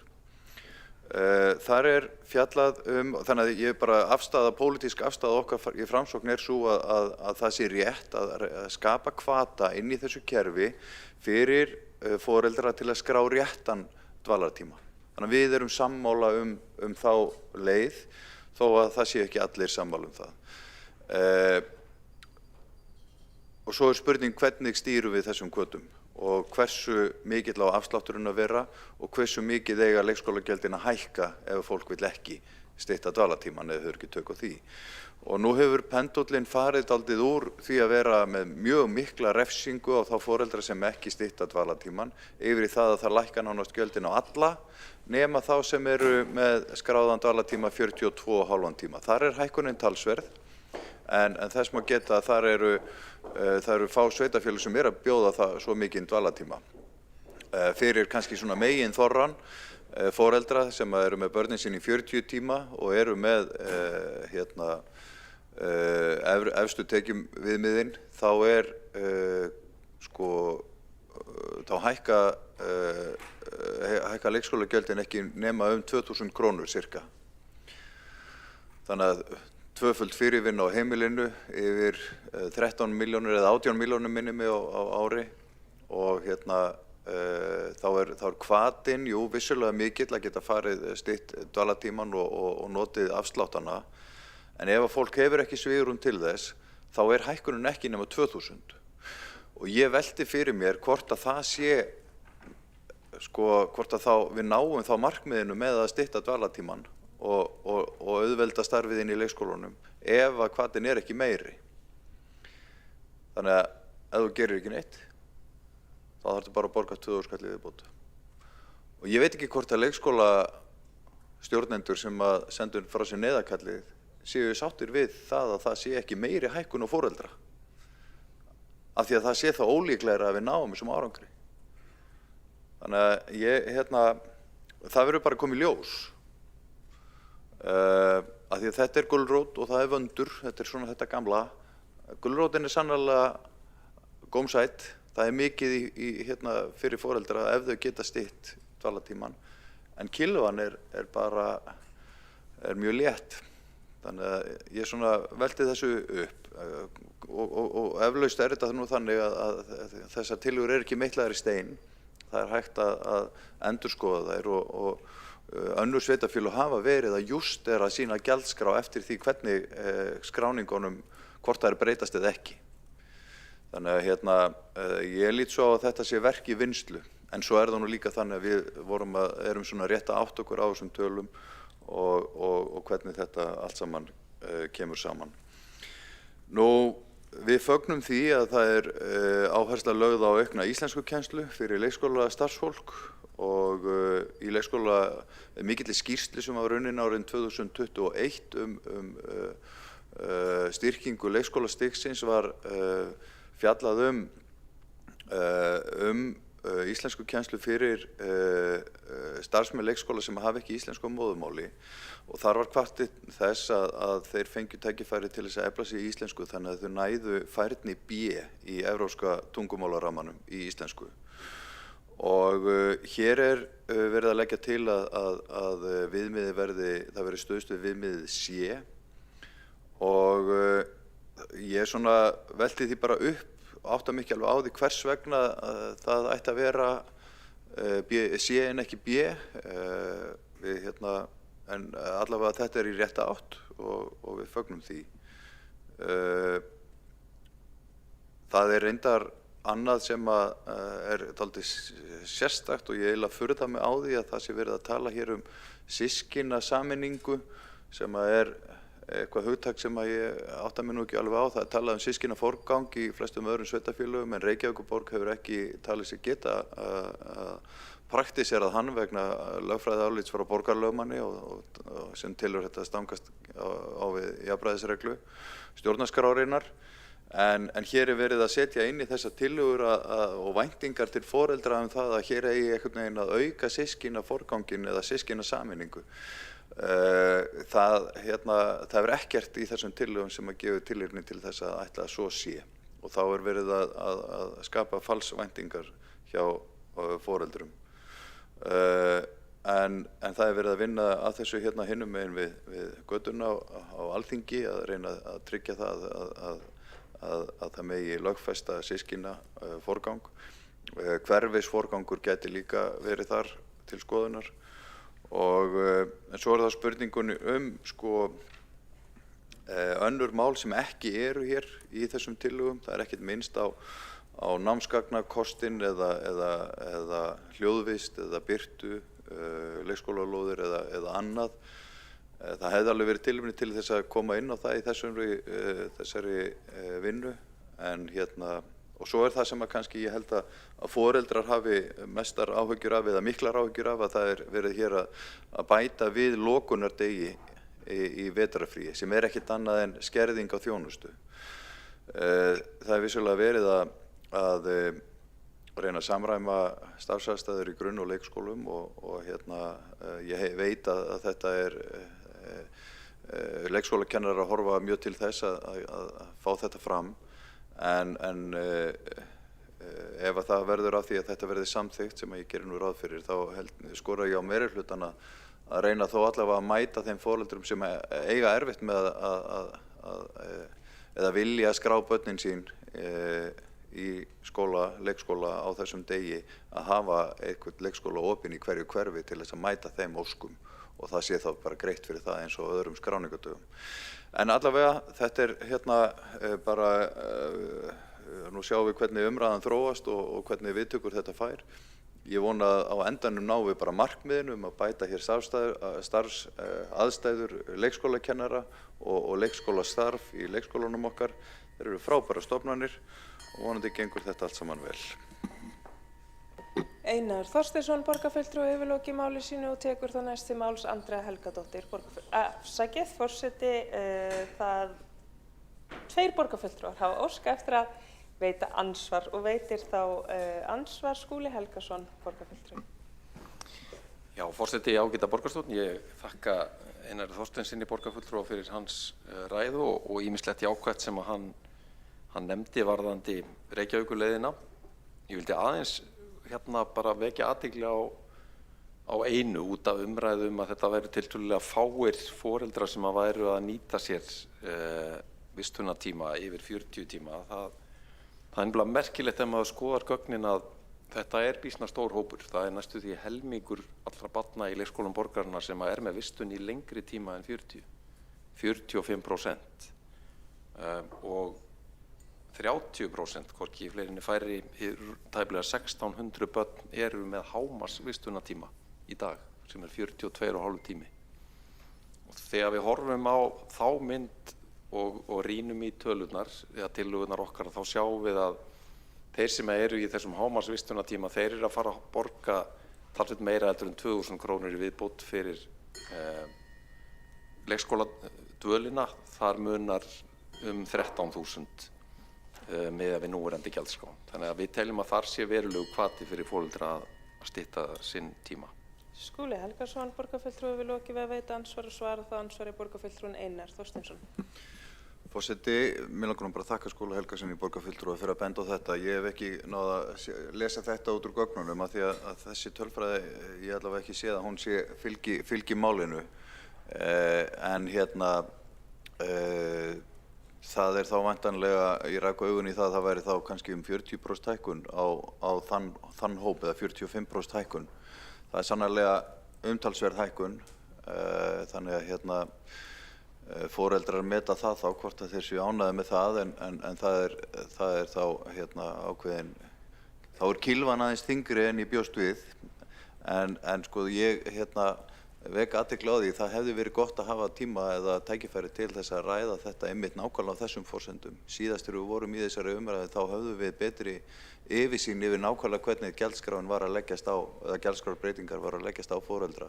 En hér erum við að ræða þetta samdægurs eftir stutta kynningu í borgarráði með ekki öllum gögnum málsins. Einar Þorsteinsson, borgarfulltrúi, hefur lokið við að svara andsvari. Veit það ansvar öðru sinni. Skúli Helgason, borgarfulltrúi. Já, forseti ágæta borgarstjórn, ég get bara tekið undir það. Það er betra að hafa meiri tíma til þess að kynna sig gögnum og það eru ýmis svona bakgögn sem eru ekki í þeirri formlegu tillögu eða greinargerð sem fylgir spjallinu og ég var að vitna í þau sem að þessi bakgögn það hver staðan í dag varðandi meðal vistunartíma en það bara tilefni til þess að taka fyllri umræðu á síðari tíma. En ég vildi líka bregðast við varðandi systkinatilliti og það væri verið að systkinasameininguna sem við köllum í tillögunum, það væri verið að því að þarna væri verið að reisa falskar væntingar. Við teljum svo ekki vera. Við höfum einmitt áttum reyndar samtölu þetta í morgun í borgarráði þessar mismunandi leiðir. Núverandi systkinatillit hefur svona gagnast ýmsum, það bil 80% af foreldrum, en það auðvitað vilji okkar að ná öllum systkinum í sama leikskóla og sviðið telur sig hafa tæki til þess að gera það með útfærslu sem verið að vinna að. Skúli Helgason, borgarfulltrúi, hefur lokið við að veita ansvar öðru sinni. Svara það ansvar öðru sinni. Borgarfulltrúin Einar Þorsteinsson. Forseti, ég bara að þakka Skúla Helgasyni borgarfulltrúa fyrir að viðurkenna það að við erum hér dálítið að ræða þetta allavega minnihlutinn, þó að einhverjir úr meirihlutanum hafi haft þessi gögn, þá höfum við ekki þessi gögn. Og við erum að ræða þetta dálítið með bundið fyrir augun. Og þá vil ég bara minna á umræðina fyrir áramót, þar sem við í minnihlutanum höfðum bara upp í mjög harða gagnrýni og þið fóruð tilbaka og unnið þetta upp á nýtt. Þetta ekki vinnubrögð sem við getum verið stolt af. Við hér, allavega ekki Framsókn, viljum leggja gott til. Við viljum mæta ákvæði leikskólakennara bættar starfsaðstæður og bregðast við með skynsömum, vel útfærðum tillögum sem þóknast líka foreldrum og börnum. En það mjög erfitt að gera það þegar málin eru keyrð svona áfram af miklum hraða í óðagoti vegna pólitískrar áhættu og þetta bara ekki gott. Einar Þorsteinsson, borgarfulltrúi, hefur lokið við að svara ansvari öðru sinni. Veiti þá ansvar Sabine Leskov, borgarfulltrúi. Óskar borgarfulltrúi Skúli Helgason eftir að gera athugasemd við fundarskap. Já, forseti, ágæta borgarstjóri, ég vil bara gera athugasemd við þau ummæli hér sem verða að vinna í óðagoti. Þessi vinna hefur staðið yfir frá því síðastliðið sumar. Það svona komnir einhverjir 9 mánuði síðan og ég held að það verði að teljast nokkuð langur tími, sérstaklega þegar spretthóp er að ræða, en verkefnið hefur verið mjög viðamikið og flókið. Skúli Helgason hefur lokið við að gera stutta athugasemd sem forseta telst falla undir liðinn að bera af sér sakir. Hefur borgarfulltrúinn Einar Þorsteinsson óskað eftir að gera stutta athugasemd við fundarsköp til þess að bera af sér sakir. Forseti, ég vil bara lýsa því að þetta fullkomlega rétt sem ég að segja. Fundur þetta var boðaður rétt fyrir helgi með 2 tíma fyrirvara þar sem við fengum kynningu á þessu með oddvitar í miklum trúnaði, fengum ekki gögnin afhent. Síðan hefur málið breyst. Það boðað til auka fundar í borgarráði í morgun til þess að keyra málið í gegn. Það haldinn blaðamannafundur klukkan 11 og borgarfulltrúar hér í borgarstjórn fá ekki gögn málsins og lesa þetta í blöðunum. Ef þetta ekki óðagott, þá veit ég ekki hver skilgreiningin á því orði og meirihlutann ætti bara að vera stoltur af því að vera að bregðast hratt við ef hann vill gera það. En þessi vinnubrögð, ég gagnrýni þau bara eindregið. Þetta ekki fagleg vinnubrögð. Við erum hér með bundi fyrir augun að ræða þessi mál. Við höfum ekki öll gögnin, þeir eru með eitthvað bakgögn og ég bara vísa því til föðurhúsanna að við séum hér með ósangjarna gagnrýni á málsmeðferðina. Einar Þorsteinsson, borgarfulltrúi, hefur lokið að gera stutta athugasemd til þess að bera af sér sakir og veitir þá ansvar borgarfulltrúin Sabine Leskov. Já, forseti, ég ætla að fara í æsispennandi umræðu með evrópska tungumálaramman og væri alveg til að fá klukkutíma í það en svo víst ekki. En borgarfulltrúin Einar Þorsteinsson spyr af hverju við lætum ekki B1 eða B2 næga. Það einfaldlega vegna þess að þessi aðgerð snýr að fólki sem með kennaramenntun og það bara skilgreind í, með leyfi forseti, reglugerð hæfniramma með viðmiðum fyrir almenna sérhæfða hæfni kennara og skólastjórna við leikgrunn og framhaldsskóla. Þannig að til þess að geta fengið leyfisbréf, geta nýtt sér kennaramenntun sem fólk með nú þegar, þá þarf það C1. Svo sannarlega gætum við verið mjög ánægð með að hafa B1 eða B2 fyrir flest starfsfólk sem aftur með leyfi forseti sjálfstæð notkun í kunnuglegum málefnum eða flestum tilfellum. Ég held að væri bara fínt að fá það fyrir annað starfsfólk. Sabine Leskov, borgarfulltrúi, hefur lokið við að veita ansvar. Svarar þá ansvari borgarfulltrúin Einar Þorsteinsson.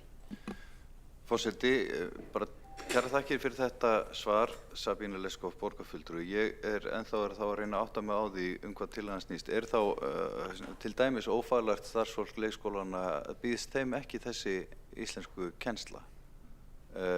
Já, það nú eiginlega spurningin. Einar Þorsteinsson, borgarfulltrúi, hefur lokið að svara ansvari og veitir þá ansvar öðru sinni, borgarfulltrúin Sabine Leskov.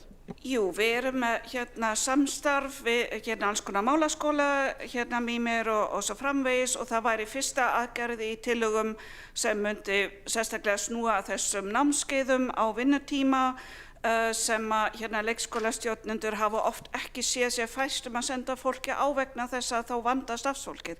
Þannig nú fá þau afleysingu, þannig að þetta snýst þá kannski svona fyrst og fremst að þeim. Hinn síðasta tillagan snýr einmitt sérstaklega að þessum hópi og eins og við núna að gera fólki kleift að sækja sér kennaramenntun með stuðningi geta verið í námi í vinnutími í háskólanum, þá myndum við núna styðja fólk sem með kennaramenntun og byrja að vinna kannski á leikskólanum en ætla til dæmis að fara í háskóla að hluta í nám að sækja sér íslensku kennslu ef það skýrir hlutina. Þannig að tvennt ólíkt og við að sjálfsögum styðjum almennt starfsfólk til náms almennt á vinnutíma en svo sérstaklega kennara í akademískt nám. Sabine Leskov, borgarfulltrúi, hefur lokið að svara ansvar öðru sinni, telst á ansvörum lokið undir þessa ræðu og tekur næst til máls Andrea Helgadóttir, borgarfulltrúi.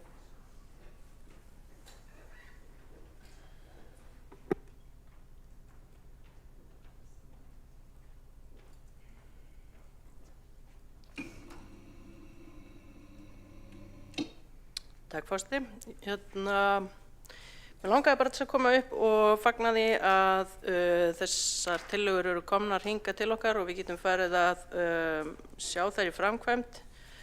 Mér hefur líka fundist nokkuð oft og bara almennt í umræðu þar sem að málefni barna eru rædd ef að það kemur eitthvað nálægt sérstaklega skólakerfinu og alveg einstaklega oft í tilfellum þar sem að leikskólinn ræddur eða umönnunarbilið að þá gleymist alveg að horfa á þetta út frá hagsmunum barnanna.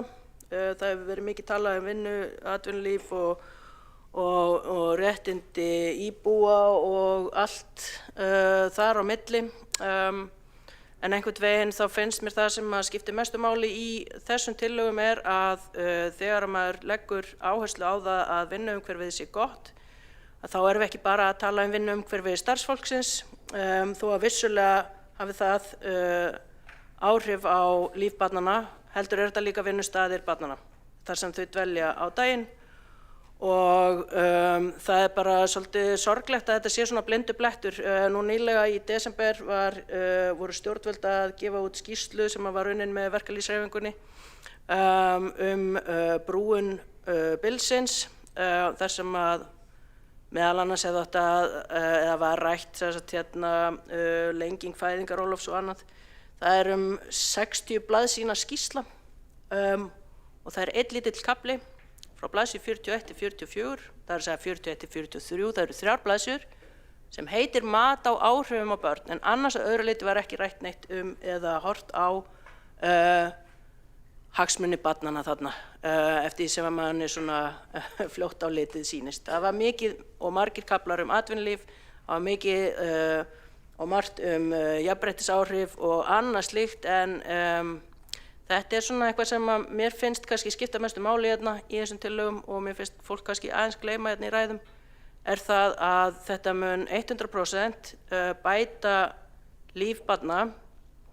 Það að það sé undirmönnun í skólanum bara ekki gott. Það gott að það sé tekið á því að það sé starfsaðstæður séu betri og það þýðir að þeir eru betri fyrir börnin. Það verður minni veltingur á þeirra lífi þegar það verið að redda þeim í einhverja pössun þegar uppkoma lokanir vegna þess að það engin fyrirsjáanleiki vegna þess að undirmönnunin slík og það verið mjög ákveðið að reyna að taka á þessum málum í tillögunum með því að mynda þennan stöðuleika. Að það sé verið að sjá fyrirfram svolítið hvernig dagurinn verður hjá fólki. Og það náttúrulega í þessum í því að reyna að beina fólki í það að vera með börnin sín mætt klukkan 9 og þannig að það myndist betri rammi utan faglega starfið sem þarf að fara fram og það þarf að vera skipulagt á réttum tíma og börn eiga náttúrulega að vera í svona skipulagðari, það allt rót erfitt fyrir krakka, það bara vita allir sem eiga ung börn hvers konar áhrif það hefur á lítinn krakka að vera í svona óútreiknanlegu eða einhverjum reddingum eða koma of seint inn eða missa af einhverju eða þú veist, allt þetta. Þannig að mér finnst það bara rosalega mikilvægt. Ég hef bara mikla reynslu af því að vinna í leikskóla og hef verið í leikskóla lengi. Þannig að fyrir mína parta þegar ég horfi á tillögurnar þá þetta eitthvað sem mér hugnast mjög vel. Ég með barn í leikskóla núna, það mun ekki fá að njóta þessara breytinga sem hann að byrja í grunnskóla. En ég gleðst fyrir okkar hönd að hafa þetta á þessum stað. Mér finnst það hafa verið komist til móts við allar þær athugasemdir. Það var farið í mjög ítarlegt og gott samráð við óteljandi aðila og þó að kjörnum fulltrúum finnist þeir hafa verið skildir út undan og þá eru þeir kannski ekki endilega alltaf nauðsynlegustu málsvararnir ef það hægt að spyrja fólk beint. Þannig að ég bara fagna þessu og hlakka til að kjósa með tillögunum. Takk fyrir. Andrea Helgadóttir, borgarfulltrúi, hefur lokið máli sínu. Einn borgarfulltrúi hefur óskað eftir að veita andsvar, Magna Agna Jóhannsdóttir. Já, forseti, ég vil byrja að þakka fyrir þessa ræður og mörgu leyti sammála borgarfulltrúunum en verð þó að gera athugasemd við það að kjörnir fulltrúar sé ekki mikilvægir aðilar í þessu samhengi. Við sem erum þessum sal erum kjörin inn sem fulltrúar almennings til að gæta þeirra hagsmuna og taka ákvörðanir fyrir þeirra hönd. Og það í raun og veru þannig að við erum kannski þeir mikilvægstu þó að auðvitað eigum við að hafa samráð og samtali við alla aðra aðilar sem að skipta máli, þá það samt þannig að við tökum endanum ákvörðunar og berum ábyrgð á þeim. Þannig að það skiptir mjög miklu máli að það sé haft samband og samtal við kjörna fulltrúa. Magna Agna Jóhannsdóttir, borgarfulltrúi, hefur lokið við að veita ansvar og svara þá ansvari Andrea Helgadóttir, borgarfulltrúi. Já, takk forseti og takk Magna. Aðalega ég kannski að draga þetta upp vegna þess að það engin vöntun á fólki hérna inn í þessum sal sem finnst þau vera mikilvægir aðilar að öllum málum. Andrea Helgadóttir, borgarfulltrúi, hefur lokið við að svara ansvari og veit það ansvar öðru sinni. Magna Agna Jóhannsdóttir, borgarfulltrúi. Forseti, það snýst ekki það hvort að við upplifum okkur mikilvæg eða ekki. Það bara lagarskylda í íslenskum lögum það að sveitarstjórnarfulltrúum ber að kynna sér öll mál. Við höfum rétt að fá gögn allra mála. Hér liggur fyrir að við fengum gögn mjög seint, ekki öll gögn bárust okkur. Það eru gögn sem liggja fyrir í einhverju gagnagrunni sem við vitum ekki af og vitum ekki eins og hvaða gögn liggja þar fyrir. Þannig að hér eru lagarskyldur ekki uppfylltar í þessu máli. Það snýst ekki mikilvægi okkar, heldur það lýðræðislega ferli sem á að gilda málefni sveitarfélaga samkvæmt íslenskum lögum. Magna Egla Jóhannsdóttir, borgarfulltrúi, hefur lokið við að veita andsvar öðru sinni og svarar þá andsvar öðru sinni borgarfulltrúin Andrea Helgadóttir. Takk fyrir þessa athugasemd og forseti. Já, það lýðræðislegur rammi utanum alla þessa vinnu og mér finnst bara kannski gott að minna á það að fulltrúar Framsóknar eiga félaga í stýrihópnum sem hefur haft aðkomu að mótun þessara tillagna og hefur haft aðgang að öllum þessum gögnum og þeirri vinnu og því starfi sem mikla starfi og undirbúningsstarfi sem hefur átt sér stað og það ekki verið að brjóta á neinum lýðræðislegum rétti þegar fólk hefur haft svona mikla aðkomu að málum. Andrea Helgadóttir, borgarfulltrúi, hefur lokið við að svara andsvar öðru sinni, telst á andsvörum lokið undir þessa ræðu og tekur næst til máls Jóhanna Dýrun Jónsdóttir, borgarfulltrúi.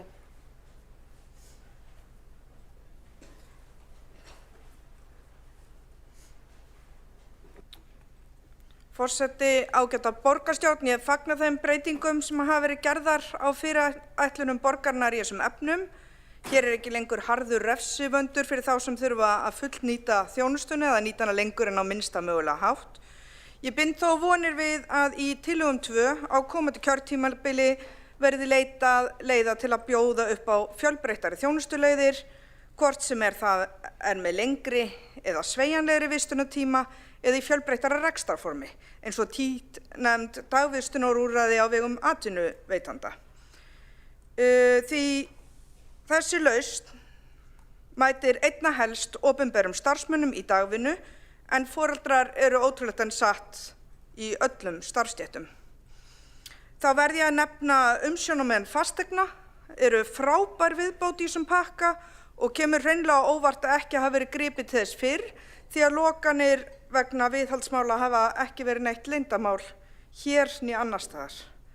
Vonast ég til að sú hugmyndafræði verði einnig skoðuð í öðru samhengi fyrir rekstrareininga borgarinnar svo sem húsnæði, skóla og frístundasviðs svo að þjónusta þurfi ekki að skerðast þar fremur en von á.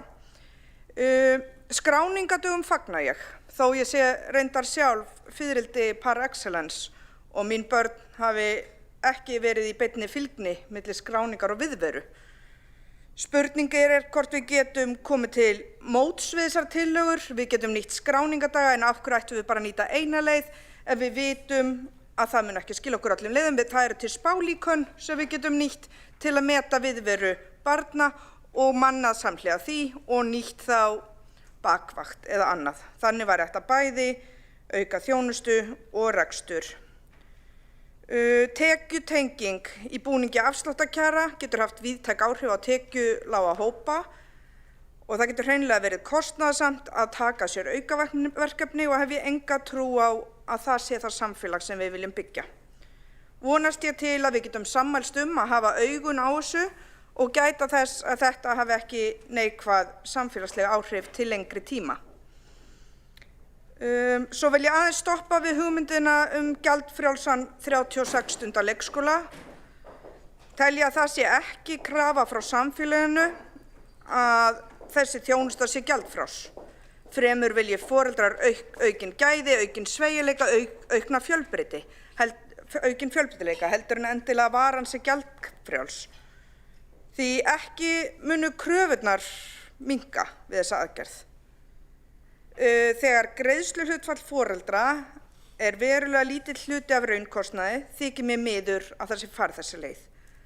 Áður voru foreldrar að greiða undir 10% af raunkostnaði við vistun barna á mánuði og tel ég af samtölum mínum við borgarbúa að þau séu á engan hátt meðvituð virði og raunkostnað vörunar sem þau fá nú gjaldfrjálst. Leikskólaþjónustan fagleg, falleg og lykilstoð í því samfélagi sem við búum hér til saman. Þykir mér miður að það sé gengið svo langt í að gera kostnað þjónustunnar ósýnilegri fyrir heiminum því ég trúi því að það hafi áhrif á virðismat, af því að það endurspeglar raunkostnað. Skil ég einnig og virði að við erum ekki öll sammála um þetta, en mér þykir mikilvægt að koma inn á þetta hér. Þá að lokum þætti mér rosalega vænt að við hættum að tala leiðir og módel og færum að einbeita okkur að veita betri og fjölbreyttari þjónustu með ólíkum leiðum eftir ólíkum svæðum til að mæta ólíkum hópum í fjölbreyttu samfélagi. Takk. Jóhanna Dýran Jónsdóttir, borgarfulltrúi, hefur lokið máli sínu og næstur á mælendaskrá Helgi Ás Gretarsson, borgarfulltrúi.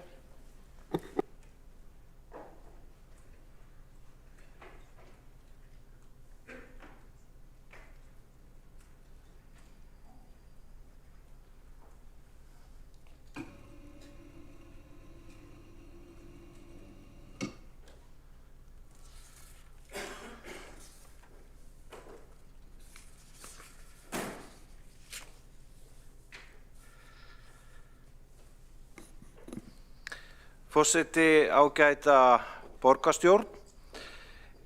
Hér liggja fyrir tillögur til umbóta í náms- og starfsumhverfi leikskóla og þetta mikilvægt málefni. Það hefur alltaf verið mín persónulega skoðun og þá það óháð því hvar fólk stendur í flokki að grunnvandi leikskólakerfisins í dag mönnunarvandi. Það mjög stór vandi en það einnig vandi sem varðar húsnæðismál sem hefur plagað leikskólakerfið núna mjög lengi og hefur haft alvarlegar afleiðingar. Grundvallaratriði varðandi mönnunarvandann að nálgast starfsfólk og spyrja sig hvernig aukum við líkurnar á að fá fólk til starfa í leikskóla hér í Reykjavík og það haldist í starfi. Með öðrum orðum, hvernig getum við tryggt þjónustu öryggi? Þannig að við lofum þjónustu og við stöndum við hana. Þannig að vandinn í kerfinu hann hefur legið fyrir lengi og það hefur af ýmsum hugmyndafræðilegum ástæðum ekki verið talin þörf á að leysa úr honum. Hvort sem menn eru að horfa til hægri eða vinstri í stjórnmálunum. Það sem skiptir töluverðu máli að Samfylkingin hefur stjórnað hér borginni í mjög langa hríð og Reykjavíkurborg hefur verið stýrt mikið á grundvelli hugmynda sem byggja á jafnréttisgrundvelli eða jafnréttismálum. Til dæmis við þessari tillögu hér liggur fyrir ítarleg mat á jafnrétti, löng skýrsla sem hefur án efa kostað sitt og tekið sinn tíma. Það þýðir með öðrum orðum að það sú hugmynd, það viðhorf að fólk eigi rétt að því að fá þessa þjónustu og hún sé trygg frá klukkan eldsnemma á morgni til lok dags. Vandinn við kerfið hins vegar sá að starfsfólk eða fólk hefur ekki áhuga að starfa við þær aðstæður sem fyrir eru.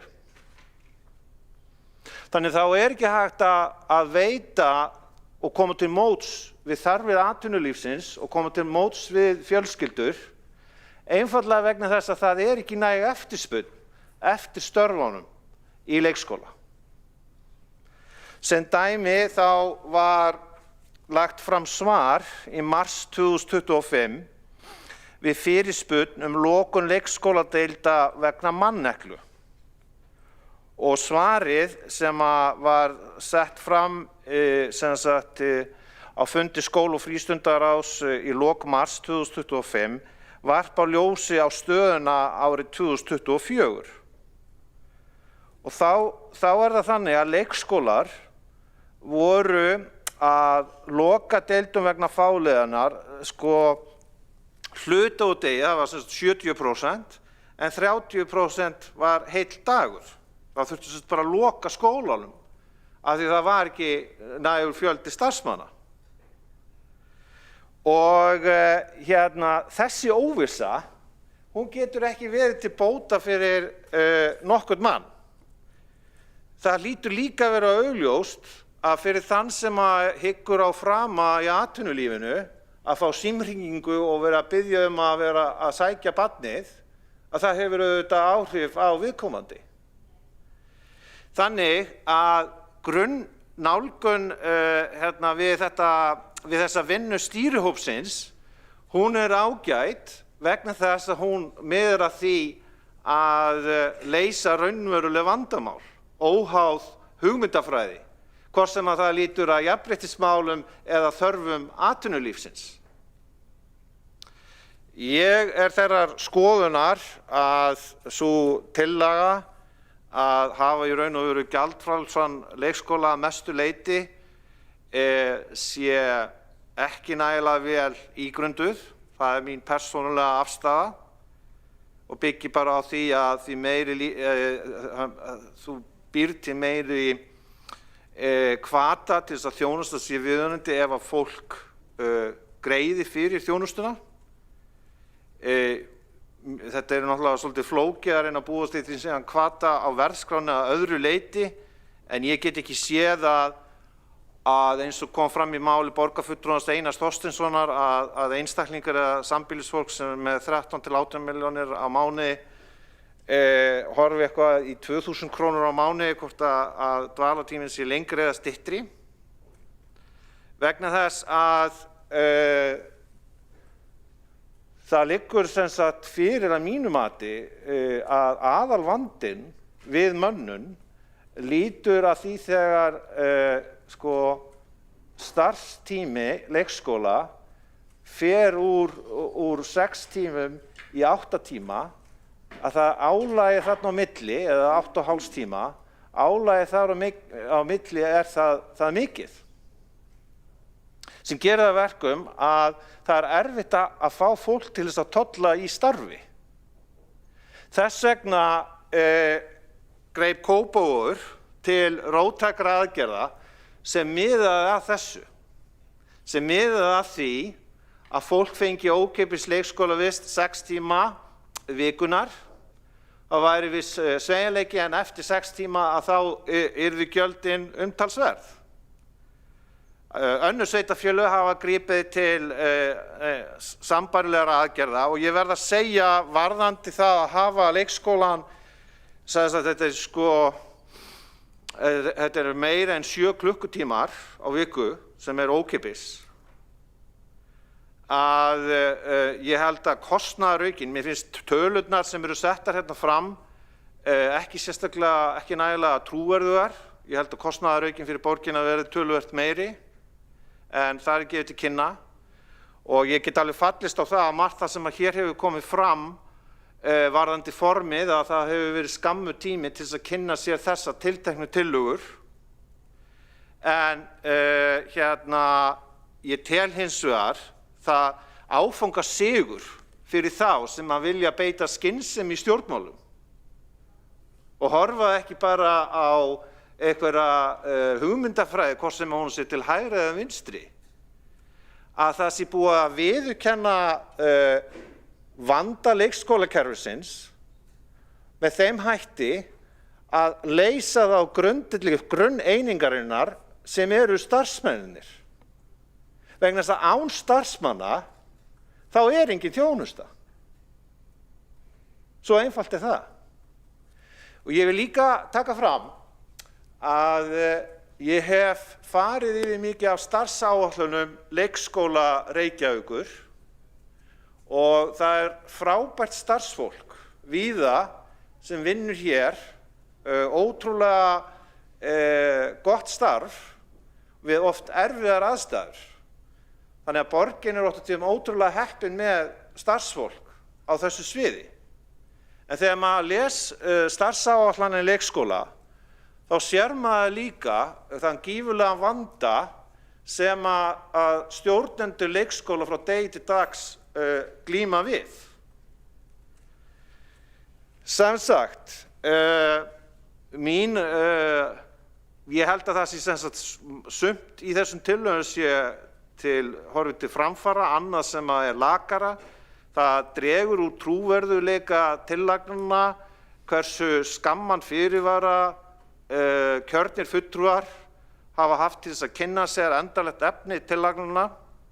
Og ég vil benda á vegna ummæla borgarfulltrúans Andreu Helgadóttur að fulltrúar í stýrihópnum sem voru fulltrúaflokkar voru bundnir trúnaði, þannig að það var náttúrulega erfiðleikum bundið að miðla upplýsingum sem að viðkomandi einstaklingar höfðu í stýrihópnum til annara sem voru þá samflokksmenn. Þannig að þetta svona ágalli, en það bara mikilvægt að horfa á leikskólakerfið þannig að mínu mati, gerum starfsmennina ánægða, svo börnin og lokum foreldrana. Helgi Ás Grétarsson, borgarfulltrúi, hefur lokið máli sínu og næst tekur til máls Magna Gná Jóhannsdóttir, borgarfulltrúi.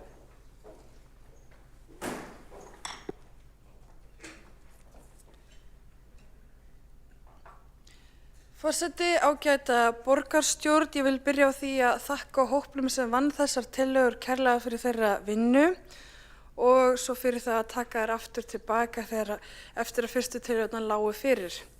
Umræddar tillögur eru töluvert betri en þær sem komu fram á síðasta ári.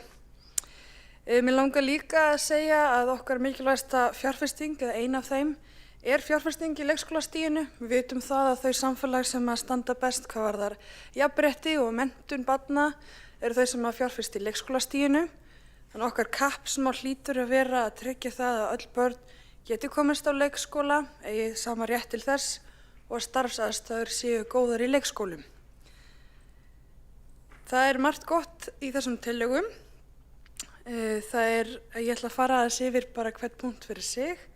Þó ég hef nú bara fengið að sjá þetta í dag og fengið kynningu á þessu í morgun og ekki fengið rými til þess að kanna þetta nægilega vel. Og það svo sem eitthvað sem má kannski setja út á þetta ferli að það barst ekki nægilega fyrirvara til kjörinna fulltrúa sem eins og borgarfulltrúinn Helgi Ás Grétarsson kom inn á áðan og ég áðan í andsvari, þá það réttur okkar sem kjörinna fulltrúa að fá gögnin og fá það skýrt til okkar hvað verið að leggja fram með nægilegum fyrirvara og eins og kom fram áðan þá var það þannig að þarna fór stýrihópur af stað og þeir fulltrúar flokkana sem sátu í þessum stýrihóp voru bundnir trúnað og gátu ekki upplýst aðra framvindu málsins né þau gögn sem lágu þar fyrir. Þannig að við hefum ekki fengið inn gögn fyrr en í dag. Hvað varðar lið 1 sem snýr að skipulag dagsins, þá ég mjög hlynnt því að skipulag leikskóladagsins sé meira í samræmi við grunnskóladaginn, þannig að faglegt starf eigi sér stað að hluta dags og hinn hlutin fari í meiri gæslu, þannig að við séum að nýta daginn betur og þá auka skipulag fyrir starfsfólk. Ég mjög hlynnt því að sé settur hvati til þess að stytta vistunartíma á föstudögum ef að foreldrar geta það. Ég mjög ánægð með það að tekin út þessi lækkun á föstudögum vegna þess að mér finnst ekki rétt að refsa fólki fyrir það að geta ekki verið með frí með börnin sinna á föstudögum. Við eigum auðvitað ekki að refsa fólki fyrir það að vera í 8 tíma vinnu, heldur frekar þá hvetja þá sem að geta stytt vistunartíma til að gera það. Hvað varðar skipulagsdagana, það mjög góð breyting að það var breytt í 2 daga ári sem hægt að skrá fyrirfram skráningadaga í stað 1. Þannig að það eitthvað sem ég fagna. Hvað varðar lið 2 sem varðar starfsmannaafsláttur, þá það raun og veru engin breyting á því, hann var 50% fyrir. Þannig að svolítið sérstakt að koma fram sérstaklega, tekið fram sem sérstök tillaga. Hvað varðar lið 3 sem varðar systkinatillit, þá sé ég ekki annað en þetta sé nákvæmlega sama og núna í gangi af því að það ekki hægt að setja á systkina eða hverfisforgang sem það reyndar mátt koma inn á að það þurfti að hvetja eða skora á ríkisstjórnina til þess að samþykkja systkina og hverfisforgang, þannig að börn geti komist líka í leikskóla í sínu hverfi í forgangi þar. En ég sé engan raunverulega breyting á þessu frá þessum áður var, að því löggjöfin ennþá svo sama. Og svo var líka áhugavert að að vita hvernig þetta verður útfært með systkina tillitið sem á einhvern veginn að útvirka en samt ekki. Ég sé ekki hvernig það er hægt að útvirka með við löggjöfina í dag. Það er að hugsa fjölskyldur, þar eru ólíkar og það er ekki allir þannig sem eiga mömmu og pappa eða mömmu og pappa sem að búa alls saman. Heldur eru fjölskyldur oft reiðar og það eru stjúpfjölskyldur og ólíkir aðilar sem að koma að uppeldi barna. Þannig að tryggja það að systkini, þau búa ekki alltaf saman og er ekki endilega í sama fjölskyldunúmeri. Þannig að tryggja það, hvernig ætlum við að tryggja það að þessi börn geti samt verið á sama leikskóla ef að það er vilji foreldra. Þannig að einhvern veginn þurfum að huga þessum raunveruleika sem við búum við í dag, þar sem fjölskyldur eru fjölbreyttar. Hvað varðar lið 4, þá er ég mjög ánægð með það að sjá þessi umsjónarmaður eða húsvörður yfir fasteignum. Það er mjög gott og þarf að kalla út verktaka til að skipta ljósapörur eða sinna öðru smávægilegu viðhaldi. Við hefði kannski vantað inn einhvers konar forgang á verklegum framkvæmdum hvað það viðhald á leikskólum af því að við erum að glíma við þann vanda að það er margir leikskólar sem glíma við mikla viðhaldstörf. Þannig að þarna hefði ég viljað sjá einhvers konar punktum hvernig við ætlum að glíma við það til þess að tryggja forgang á þessum framkvæmdum umfram aðrar sem eru kannski ekki jafn brýnar. Hvað varðar 5. lið varðandi íslenskukennslu í leikskólum, þá er ég bara mjög hlynnt í að við förum í það að auknum krafti að efla íslenskukennslu starfsfólks á vinnutíma, en hefði kannski viljað sjá einhvers konar viðmið íslenskukunnáttu starfsfólk sérstaklega við yngstu börnunum, og þess að X fjöldi sem er mjög góð á íslenskukunnáttu sérstaklega máltökuskeiði barna. Því að við vitum það núna að það eru leikskólar sem eru með mjög hátt hlutfall starfsfólks af erlendum uppruna. Það er ekkert allir þeir sem tala góð íslensku, en það skiptir rosalega miklu máli sérstaklega máltökuskeiði barna að þau séu þá íslensku umhverfi í leikskólum til þess að vera þá með sama grunn þegar þau koma upp í grunnskóla. Hvað varðar lið 6 sem er blíð byrjun, starfsþjálfun fyrir starfsfólk, ég er mjög hlynnt því að við séum að auka starfsþjálfun fyrir starfsfólk og koma betur inn í leikskólastarfið. Ég held að það sé mjög gott. Hvað varðar lið 7 sem er þessi frídagur í vetrarfríi, þá er ég hrædd að þarna sé verið að bæta við lokunardegi sem bitnar á foreldrum og sé raun og veru þjónustuskerðingar við fjölskyldur í borginni. Ég sá núna í dag, eins og ég segi áðan, þá hefur við ekki fengið mikinn tíma til að kynna okkur þetta en nákvæmlega sé hvernig útfærslan á þessu er. En ég sá að frídagarnir, ef þetta bætist við, þá komnir upp í hátt í 40 ári sem leggst á fjölskyldu. Þá er það að tala skráningadagana og svo starfsdaga og svo sumarleyfið. Það eru rosalega margir dagar og langt umfram venjulegt sumarleyfi fjölskyldufólks eða bara einstaklinga á vinnumarkaði. Og þarna er komið þá brú á milli sem við þurfum einhvern veginn að reyna að brúa. Hvernig ætlum við að tryggja það að fólk geti þá verið með börnin heima og verið á vinnumarkaði. Þannig að hérna er eitthvað sem við þurfum aðeins að vanda okkur. Við getum ekki verið að bæta endalaust dögum sem eru lokar í leikskólum og reynum þá að finna einhverja leiðir til þess að geta tryggt það að leikskólastarfsfólk geti fengið sína starfsdaga, en þá líka þurfum að tryggja hvernig ætlum við að tryggja vistun fyrir þessi börn á einhvern veginn annan hátt til þess að það sé ekki of margir frídagar. Svo er ýmislegt sem ég hefði viljað sjá. Til að mynda er ekkert minnst á hljóðvist eða birtu í leikskólum. Það hefði verið mjög gott að fá það inn, en það er mikilvægur hlekkur í því að bæta starfsaðstöður. Það er ekkert tala um aukinn stuðning við stjórnendur sem er líka mjög mikilvægt til þess að efla starf í leikskólum. Það er ekkert tala um auki fjármagn til að auka leik- eða námsgagnakost sem er líka mjög mikilvægur í leikskólastarfi og hefði verið gott að fá þarna inn. Það er ekki tala um að auka sveigjanleika í opnunartíma. Við í Framsókn höfum talað fyrir það að við eigum að auka sveigjanleika í opnunartíma án þess að auka vistunartíma barna. Til dæmis að vera með suma leikskóla opna til 6, þannig að fólk getur verið með vistun frá 10 til 6, til dæmis starfsfólk í verslun sem vinnur 10 til 6 en ekki 8 til 4. Og þarna vantar inn svona sveigjanleika. Og saman með sumarfríið, það er ekkert talað sveigjanleika hvenær sumarfríið tekið og það er eitthvað sem hefur verið ákall frá foreldrum. Það sérstaklega námsfólki hvenær það getur tekið sumarfríið af því að þau sem eru í námi og eru námslanum til dæmis, þau þurfa að taka sumarfríið í leikskólum vegna barnanna en eiga að vera á vinnumarkaði yfir sumartímana því námslánin dekka bara veturatíman eða yfir þann tíma sem að skólinn í gangi. Þannig að þarna er viðfangsefni sem þarf að leysa og ég hefði viljað sjá aukinn sveigjanleika á hvenær sumarfríið tekið. Og svo auðvitað hefur við Framsókn talað fyrir heimgreiðslum fyrir þau sem komast ekki á leikskóla og ég hefði viljað sjá það þarna inni fyrir foreldra sem þurfa á einhvers konar þurfa á dagvistunar að bíða eftir því en komast ekki að og verða fyrir miklu tekjutapni á loknu fæðingarorlofi. Og sama með vinnustað leikskólum, mér finnst vanta fjölbreyttar inn í þetta ágæta skjal. En það er margt gott og markmiðið er auðvitað að bæta starfsaðstöður og aðstöðu barna í leikskólum sem að við erum öll hlynnt. Þannig að ég bara þakka fyrir þessa vinnu. Magnea Gná Jóhannsdóttir, borgarfulltrúi, hefur lokið máli sínu og tekur til máls Kjartan Magnússon, borgarfulltrúi.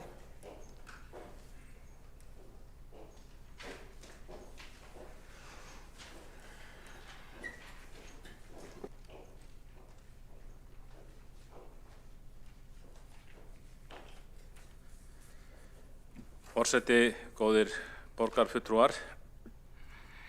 Hér liggja fyrir borgarstjórn mjög umfangsmiklar tillögur miklar breytingar á leikskólastarfi í borginni og það er auðvitað margt sem mælir með því að það sé farið í breytingar því að eins og við þekkjum þá hafa verið mikil vandræði í þessum málaflokki mörg undanfarin ár.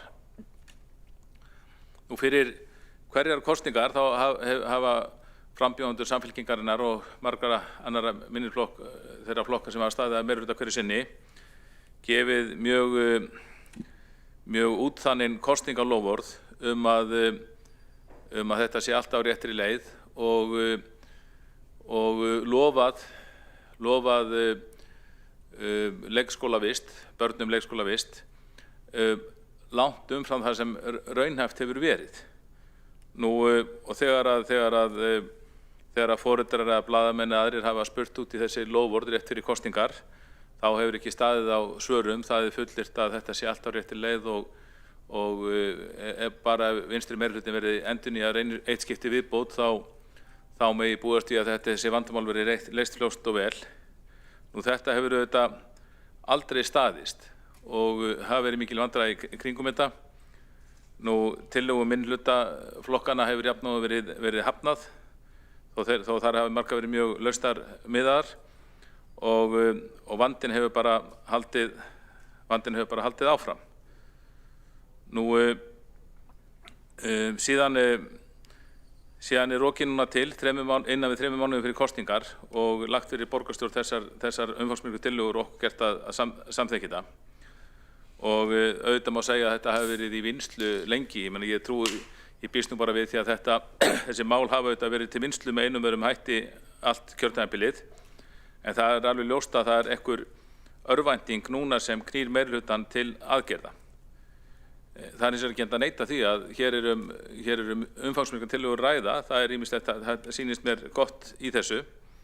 En þegar slík eins og meirihluti kynir að slík vatnaskil að ræða, þá á auðvitað að kynna þetta mál miklu betur og gefa fólki kost á að skoða það áður en það er sett í umræðu og knúið á afgreiðslu tillögunar. Nú það var á borgarráðsfundi í morgun, þá kom alveg skýrt í ljós að það yrði að samþykkja þessar tillögur í dag, hvað sem það kostaði. Og fallist á að málinu er vísað til borgarstjórnar en alveg sagt að það yrði þá samþykkt í borgarstjórn og yrði að samþykkjast. Nú, miðað við hvernig borgarfulltrúar meirihlutans hafa talað þessar tillögur og mælt þar á allan hátt og sagt að þetta sé alveg gífurlega stórt gott mál og stór skref í rétta átt, þá sætir furðu að þessi vinnubrögð skuli vera viðhöfð. meirihlutinn vill meina að hér sé mikið sómaverk að ræða, en miðað við vinnubrögðin þá mætti maður halda að þetta væri skuggaverk, því að það var gífurlega, það vantaði ekki á sínum tíma, þá var okkur borgarfulltrúum minnihlutans sagt að það yrði kynning, það yrði samráð, það yrði gefinn tími til að skoða málið, þetta var umfangsmikið og menn yrði að gefa sér tíma til að kynna sér málið og skoða það. Þetta síðan allt svikið. Það var efnt til, oftar en einu, svona oftar en tvisvar held ég, voru boðaðir kynningafundir fyrir okkur borgarfulltrúa í samræmi við áðurgefin loforð að við fengjum tíma til að skoða málið og kynna okkur það. En síðan bara var þessum fundum öllum frestað. Og við venjulegu borgarfulltrúar, við fengum aldrei neina slíka kynningu. Málin voru kynnt með minnsta mögulega fyrirvara, sett fyrir borgarráð í gær með sólarhrings fyrirvara, nánast upp á mínútu, og ítrekað að þar var trúnaðargögn að ræða sem öðrum en borgarráðsmönnum væri óheimilt að kynna sér. Nú í starfshópi þar sem málið þar sem Sjálfstæðisflokkurinn átti líka sinn fulltrúar, þar var mjög hart kveðið á trúnað og ekki mætti upplýsa neitt utan hópsins þetta. Þannig að leyndarhjúpur hefur verið umlukkið allt þetta mál í meðförum nefnda borgarinnar. Og það auðvitað gerir það verkum að málið eiginlega vanreifað. Það mjög stuttur tími sem borgarfulltrúar hafa fengið til að kynna sér þessar tillögur og engin tími í rauninni til að fjalla málið og bera saman bækur sínar. Þannig að þetta vinnubrögðin eru fyrir neðan allar hellur, og þó að það sé hægt að halda því fram að og Skúli Þór Helgasynsson borgarfulltrúi mótmælti hér áðan að þetta var unnið í einhverju óðakoti. En hvað hægt að kalla það og þess þá heldur ef að málið svona vel undirbúið, ef það rétt sem hann segir að menn hafi verið að vinna þessu síðan síðasta sumar og hafi ekki neitt þurft að flýta sér. Af hverju þá þetta óðagot og þessi trúnaðarskylda þegar kemur að því að ræða málið? Af hverju fá borgarfulltrúar ekki að undirbúa sig? Af hverju eru gögn lögð fram með minnsta mögulega fyrirvara í borgarráði og skýrt kveðið á að aðrir en fulltrúar í borgarráði með ekki kynna sér þetta? Það er ekki hægt að neita því að þetta lagt fram í miklu óðagoti, jafnvel þó að það geti þessna hafi verið undirbúið árum saman, en það þetta óhaft, jafnvel þó mál sé undirbúið árum saman, að það sé lagt fram með slíku óðagoti eins og við sjáum hér í dag, og allt einhvern veginn og kynningarfundum, áðurbóðum kynningarfundum frestað, allt einhvern veginn unnið og málinu svona stýrt inn í tímarhag, þessu verið stýrt inn í tímarhag, greinlega til þess að gefa minnihlutanum sem hefur þá skyldu að rýna öll mál og fjalla þau frá öllum hliðum, gefa minnihlutanum sem minnstan tíma til þess að átta sig á því hvað að ræða og hefja hér gagnrýna umræðu í sal borgarstjórnar þetta. Þannig að vinnubrögðin í kringum þetta eins og algjört skuggaverk sé að ræða en ekki sómaverk. Nú auðvitað vona ég að markmið þessara tillagna nái fram að ganga að leysa mannekluna í leikskólum borgarinnar og tryggja börnunum hér mjög góða þjónustu. Og ég sé ýmislegt í tillögunum, bara svona við snögga yfirferð, þá sá ég ýmislegt í tillögunum sem ég líst ágætlega á. Annað þyrfti að ræða miklu betur og útskýra miklu betur, en það gefst nú ekki tími til þess því að mér skilst að verða að samþykkja þetta hér í dag og meirihlutinn ætli sér það. En það mikið umhugsunarefni þegar svona víðtækar tillögur eru lagðar fram og þetta rauninni það helsta sem greinilega á að gera í leikskólamálum á þessu kjörtímabili, þó að það átti nú ekki að taka langan tíma, var sagt í síðustu kosningabaráttu, að leysa þessi leikskólavandamál. Meirihlutinn ætlaði að hrista það fram úr erminni rauninni bara nokkrum mánuðum og síðan hefur allt kjörtímabili liðið eða næstum allt. Þannig að nú þetta hrist fram úr erminni í óðagoti þegar 1 við 3 mánuðir eru til kosninga. Nú ég vona þessar tillögur, það skili árangri og það eldist vel, en auðvitað samt umhugsunarefni að fara í svo víðtækar breytingar þegar bara rétt fyrir kosningar, því að auðvitað aldrei að vita hvaða meirihluti tekur við og hvaða breytingar hann kynni að gera. Og það sama, mér líst ágætlega á margt sem ég sé hérna, en ég auðvitað þyrfti að ræða þetta betur og það vakna ýmsar spurningar. Þannig að eins og ég segi, vinnubrögðin eru til skammar fyrir neðan allar hellur og bara út frá því erfitt að samþykkja þennan mikla pakka einan og sér. Kjartan Magnússon, borgarfulltrúi, hefur lokið máli sinni. Einn borgarfulltrúi hefur óskað eftir að veita andsvar. Helga Þórðardóttir.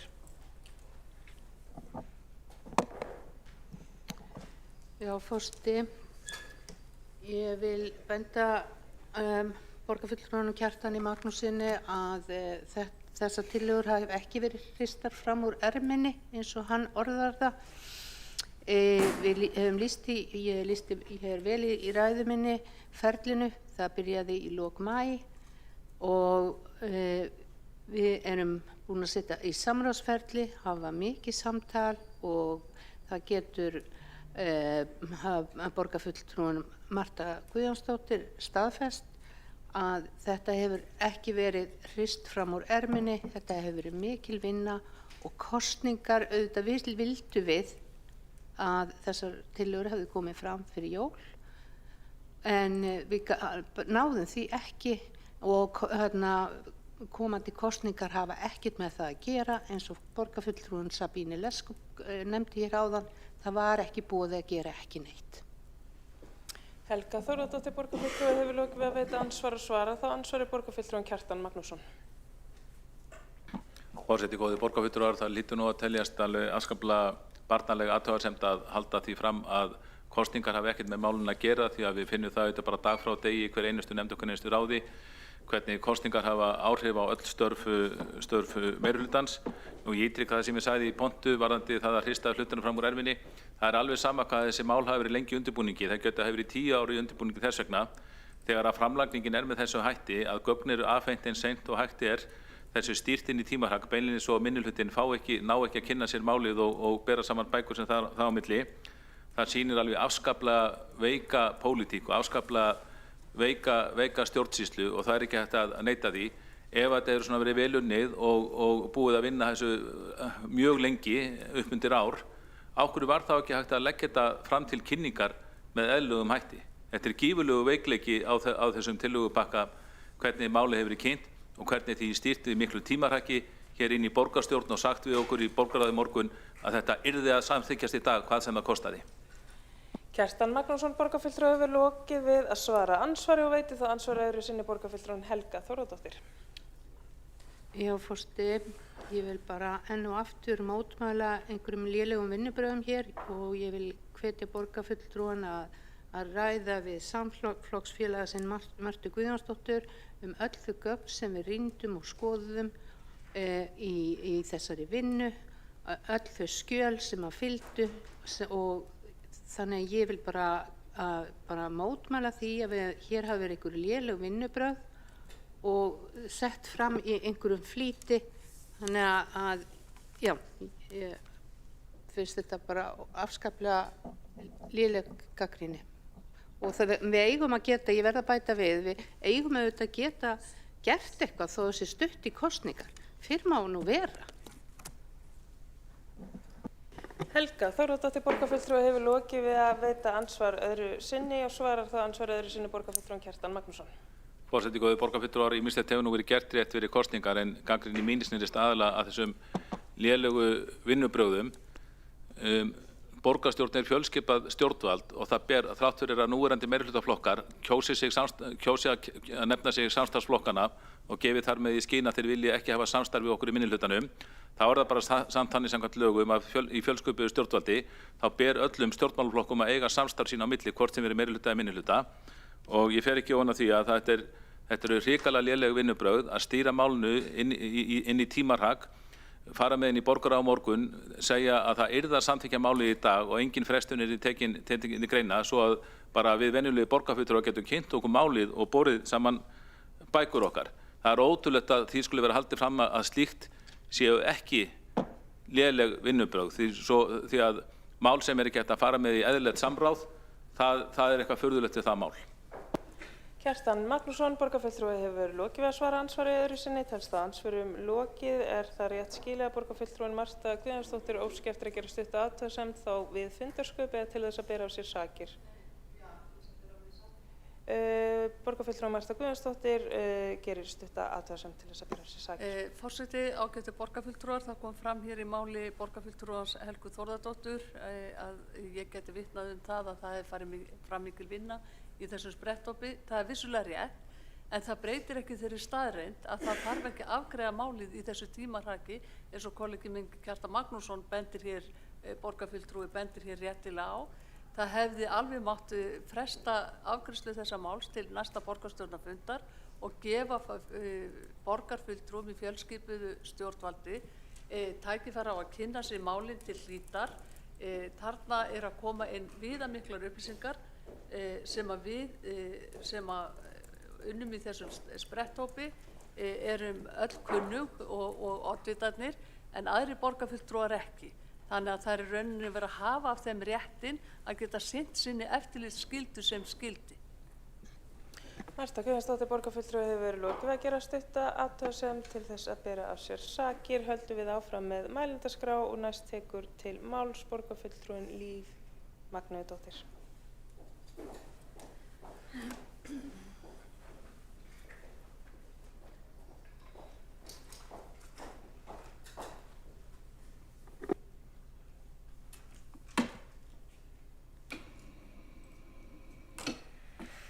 Forseti, ég kem hérna upp í seinni ræðu og mig langar dálítið að stikla á nokkrum atriðum hér. Ég er alveg hugsi. Ég er hugsi yfir því að hinn almenni markaður sé ekki að koma betur til móts við fjölskyldur barna. Af því að hvernig heim eigum við að búa til handa börnum? Ég held að við getum öll verið sammála það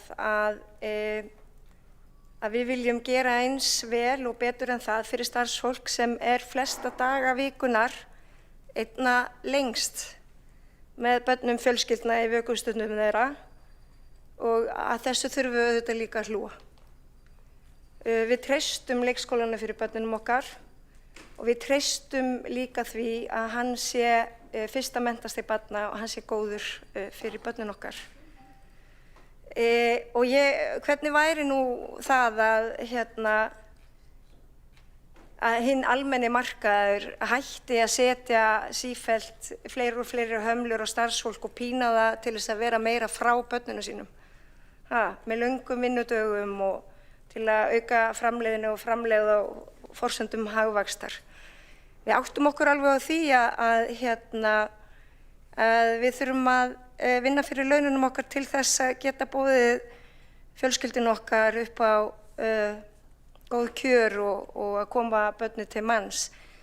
En mig langar líka að segja að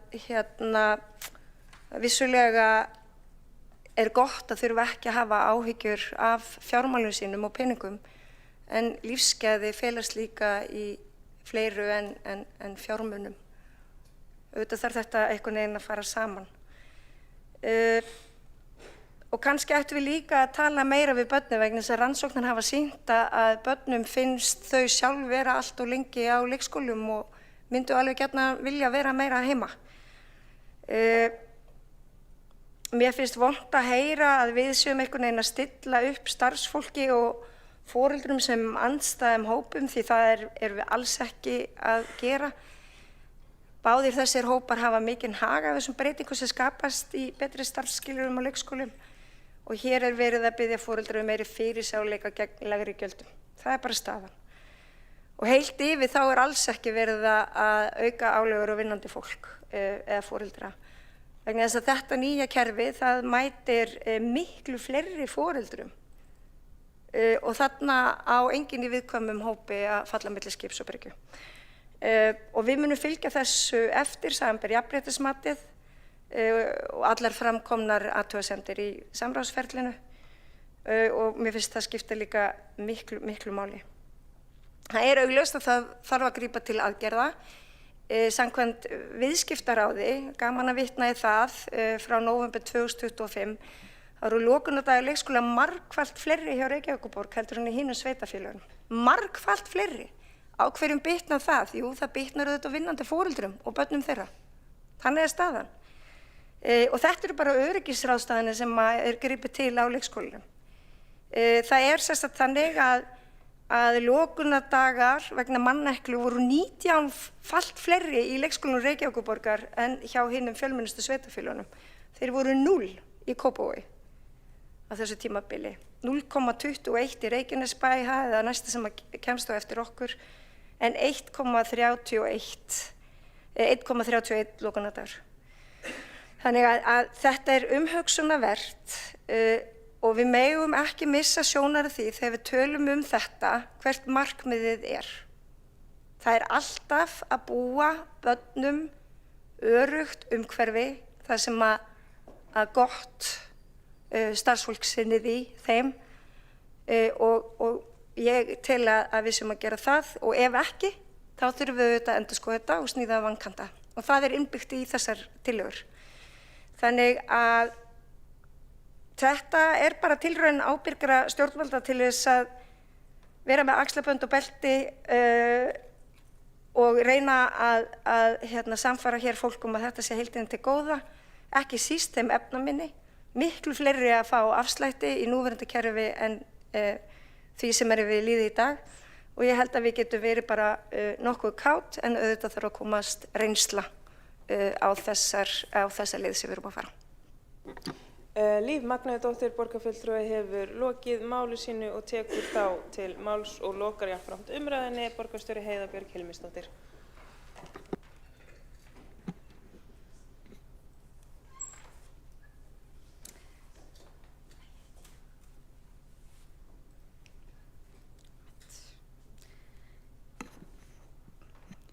Kæri forseti, ágætu borgarfulltrúar, þetta er búið að vera löng og áhugaverð umræða, eðlilega. Þetta er auðvitað stórmál þegar það er rætt leikskóla og kemur við okkar taugar saman hvar við stöndum í pólitíkinni. Leikskólinn er auðvitað mikil grundvallar stofnun í samfélaginu og tilkoma leikskólana breytti samfélaginu verulega fyrir konur, líka fyrir börn og líka fyrir fjölskyldur, fyrir atvinnulífið, breytti rauninni bara samfélaginu og gerði fleirum kleift að taka þátt í því svona utan heimilis. Og það er mjög mikilvægt að við stöndum vörðum þann hluta leikskólans líka en munum ekki bara eftir þeim hluta sem er menntun barnanna, sem við þó tölum meira og meira og erum alltaf meira og meira meðvituð hversu mikilvæg sú menntun er fyrir börn sem framfyrir á leikskólum. Við skipuðum þennan stýrihóp síðastliðið vor vegna þess að það var komið upp þannig ástand í leikskólum Reykjavíkur að fólk var farið að horfa til annarra sveitarfélaga. Það er ekki eitthvað sem við eigum að venjast hér. Almennt hefur Reykjavíkurborg verið í mikilli forystu hvað varðar leikskóla og leikskólaþróun. Hér eru mikið af fagfólki sem vinnur í leikskólunum og við höfum, eins og hefur verið farið hér í gegnum í dag, tekið mörg góð skref í því að tryggja faglegt starf og búa betur að leikskólanum. Við höfum auðvitað líka lent í áföllum með húsnæði og ýmislegt annað en núna var það þannig að það var orðið mikilvægt að taka þetta samtal, pólitíkin, starfsfólkið, foreldrarnir, samfélagið, hvernig getum við betur stutt við leikskólan. Þegar ég einhvern veginn settist yfir þetta á sínum tíma í síðastliðið vor, þá auðvitað sá maður að starfsmannaveltan var of mikil. Maður sá að það er erfitt að manna fullkomlega leikskólan. Það hefur gengið betur núna, við auðvitað byrjum, fyrsta verk þessa samstarfsflokkana var auðvitað að hækka laun leikskólakennara eins og annarra kennara. Og það hefur gengið betur að manna þess vegna, en það er samt einhvern veginn, þetta er daglega skipulag. Við sáum líka að meðaltali eru börn skráð 10% lengri tíma heldur en þau eru í skólanum. Það er dálítið mikið. Þannig að við erum að manna í rauninni alltaf mjög mikið af tíma þar sem börnin eru ekki. Það finnst leikskólakennurunum og leikskólastjórunum svolítið súrt og kannski svolítið þægilegt fyrir okkur foreldra að geta gert það og kannski svolítið þægilegt fyrir okkur að geta bara haft leikskólan opinn þegar við þurfum á honum að halda. En einhvern veginn þá eigum við ekki það mikið starfsfólk að við getum leyft okkur þennan lúxus, allavega ekki núna, ekki þegar við erum að reyna að brúa bili og tryggja að öll börn fái leikskólavist. Þá eigum við ekki það marga starfsmenn eða kannski er það líka bara ákveðin svona virðing fyrir leikskólanum að skrá þann tíma sem maður þarf á að halda. Ég held allavega að ég og fleiri foreldrar höfum oft ekkert endilega velta mikið fyrir okkur hvaða máli það skiptir. En það skiptir gríðarlega miklu máli og að meðaltali eru börn í Reykjavík skráð í 40 stundir en að meðaltali eru börn að nota, mæta og vera í 38 stundir á viku. Sem að þýðir að meðaltali eru langflest börn núna áfram 38 stundir en ef að foreldrarnir skráð þann tíma þá mun hjá langflestum gjaldi lækka. Mér finnst það mikilvægt, mér finnst líka mikilvægt að við horfum á það að þjónusta við börn er ekki þjónusta sem á að kosta. Þjónusta við börn er ekki eitthvað sem við eigum að vera mjög meðvituð kostnaðinn við. Við vitum ekki hvað kostar grunnskólinn okkar en við berum samt mikla virðingu fyrir honum. Við vitum í rauninni ekki hvað gangstéttin hérna kostar en við viljum samt að hún sé í lagi. Og börn eiga ekki að þurfa að vera mjög meðvituð það hvað þeirra þjónusta kostar og helst myndi ég vilja að fjölskyldur getur bara gengið að þessari öruggu þjónustu, allir getur skráð þann tíma sem þau þurfa og helst að opna tíminn væri jafnvel lengri, þannig við getum mætt fleirum. En við erum bara ekki komið þangað núna. Og það sem við erum að biðja núna er að biðja foreldra að koma með okkur í það að skrá þann tíma sem við þurfum að nota. Það er ekki verið að stytta opna tíman, það er ekki verið að breyta því. Við viljum ekki að sem er neitt samviskubittir því að nýta leikskóla, en leikskólinn frábær og við viljum metna því það að ráða þarna gott starfsfólk og þarna sé góður og öruggur staður. En að meðan við erum að fara í gegnum þetta núna, þá þurfum við á því að halda að foreldrar komi með okkur í það að skrá þann tíma sem að þau þurfa fyrir börnin sín til þess að þeirra líf gangi sem allra best upp. Það minnkar álag á starfsfólkið, það mun minnka vonandi veikindi líka og það mun minnka því þessum tilfellum þegar við þurfum að loka vegna fáliðunar sem hafa í rauninni verið það sem starfsfólk og foreldrar hafa kvartað einna mest yfir. Við verðum líka, ég heyrði það áðan að það voru ekki allir á því að við ættum að loka annan dag í vetrarfríi í febrúar. Ég get alveg skilið það, sérstaklega fyrir okkur sem erum alltaf einhvern veginn mörg að vinna og viljum gleymum þessu vetrarfríum eða eitthvað slíkt. Ég hef alveg einhvern tímann verið sek það. En hins vegar er það þannig að ef við ætlum að ná því að vetrarfríin verði eins og þau eru og voru hugsuð, þá þurfa all börn að geta átt kosta á vetrarfrí. Og núna er það þannig að börn sem eiga foreldra sem vinna í leikskólum eiga ekkert endilega kost á vetrarfrí með mamma og pappa. Af því að mamma og pappi eru þá kannski að vinna. Og mér finnst í sjálfri sér ekki skrítið að við veltum því fyrir okkur af hverju eiga lítil börn að mæta svona mikið oftar í skólan heldur en stór börn. Af hverju finnst okkur sjálfsagt að grunnskólinn fái vetrarfrí en ekki leikskólinn. Og ég held að það séu margar svona stórar spurningar sem við eigum bara eftir að hugsa. Eitthvað sem að leikskólinn kom inn á ákveðnum forsendum. Ég held líka sem mikilvægt að við hugsum núna og þess vegna fagna ég því að þessi góði starfshópur lét gera þetta jafnréttismat.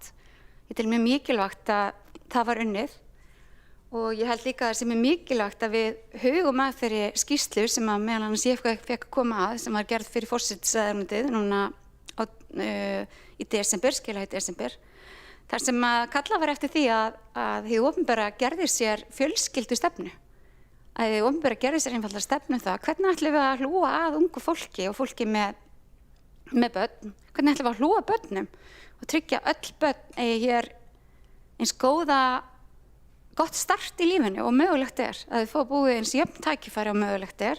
Að þau geti öll verið á leikskóla, að þau búi við þá menntun sem þar fyrir fram og þá svona félagslegu þjálfun, að þau komist inn í grunnskóla og frístundir og við eigum svolítið þetta samfélag saman. Hvernig ætla samfélagi að stiga við það? Og ég vonast til þess að þegar við förum í gegnum þá vinnu sem ég treysti því að ríkisstjórnin muni leiða, að þá náum við ennþá betur utan leikskólana, hans mikilvæga hlutverk. Eitt af því sem við komumst að líka þar í rauninni að síðan 1994 hefur hvergi komið fram að leikskólinn sé jafnréttistæki, að hann sé mikilvægur fyrir jafnréttismál. Það einhvern veginn datt út. Ég held að við þurfum líka að tala um það meira og þess vegna fagna ég líka þessu jafnréttismati. Ég fagna ég líka þessum að hlusta á þessar konur sem vinna á leikskólanum. Konurnar sem eru í Eflingu sem að vinna margar allt of langa vinnudaga vegna þess að þær eru að bjarga málum. Konurnar sem eru búin að mennta sig sem leikskólakennari en sjá fyrir sér að þær gætu mögulega farið í annað sveitarfélag og fengi fleiri frídaga og svona styttri vinnutíma. Við þurfum aðeins að hlusta á þessar konur og taka utan um þær, taka utan um baklandið, taka utan um menntunina, leikskólan, samfélagið sem er svo ótrúlega mikilvægt og fyrst og fremst auðvitað bara að hugsa um hag barna. Mér langar að hrósa hópnum sem ég veit að þetta hefur verið gríðarlega erfitt. Líf Magneiðdóttir hefur farið fyrir þessum hóp mikilli elju í núna næstum því 10 mánuði. Skúli Helgason og Sabine Leskov og Helga Þórdóttir, Marta Guðjónsdóttir og Árelía Eydís. Þið hafið öll sinnt þessu og það skiptir miklu máli. Það skiptir miklu máli að við förum yfir þetta fyrir pólitískt. Við erum auðvitað búin að vera að tala um þessar tillögur meira og minna síðan í október þegar það er komið fram. Mér finnst það mun betri núna. Ég verð að segja það. Mér finnst betra að við lækkum og gefum fólki tækifæri til þess að lækka gjöld, frekar heldur en að hækka gjöld. Við segjum í jákvæða svona hvatningu. Ég held samt fyrst og fremst að það sem við eigum að vera að vinna með sé bara samtalið í samfélaginu og við gerum alltaf allt sem við getum til þess að styrkja allt umhverfi barna og ég vona að þetta skref núna verði gott skref í þá átt. Heiða Björg Hilmisdóttir, borgarstjóri, hefur lokið máli sínu, ekki hafa fleiri óskað eftir því að taka til máls undir þessum lið, þannig að við göngum til atkvæðagreiðslu.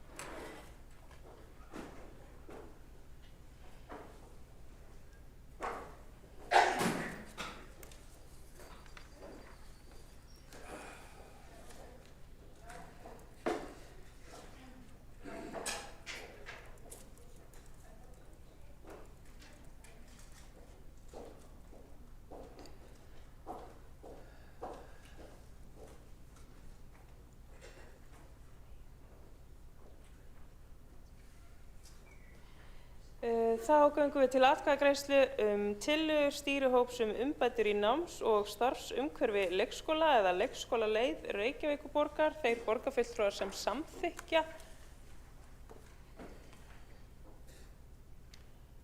Þeir sem á móti kunna vera. Þá er þetta samþykkt með 13 atkvæðum borgarfulltrúa, samstarfsflokkana og Viðreisnar og aðrir borgarfulltrúar sitja hjá við afgreiðslu málsins. Nú tökum við 10 mínútna hlé og klukkan er 15:40 þannig að við byrjum á slaginu aftur 15:50.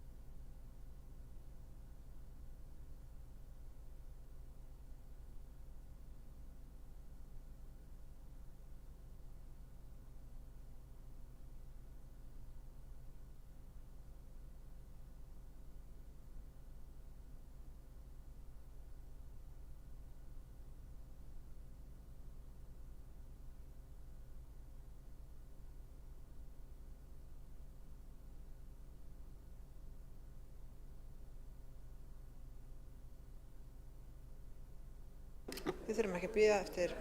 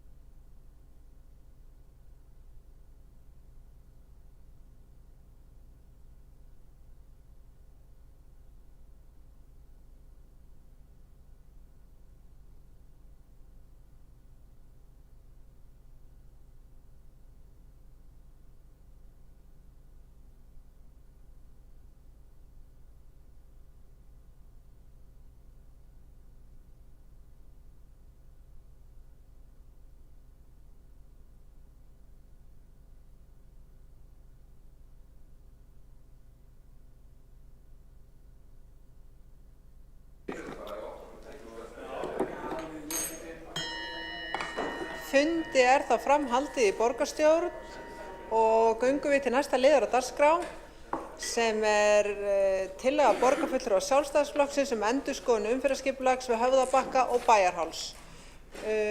Fyrstur til að taka til máls borgarfulltrúinn Björn Gíslason.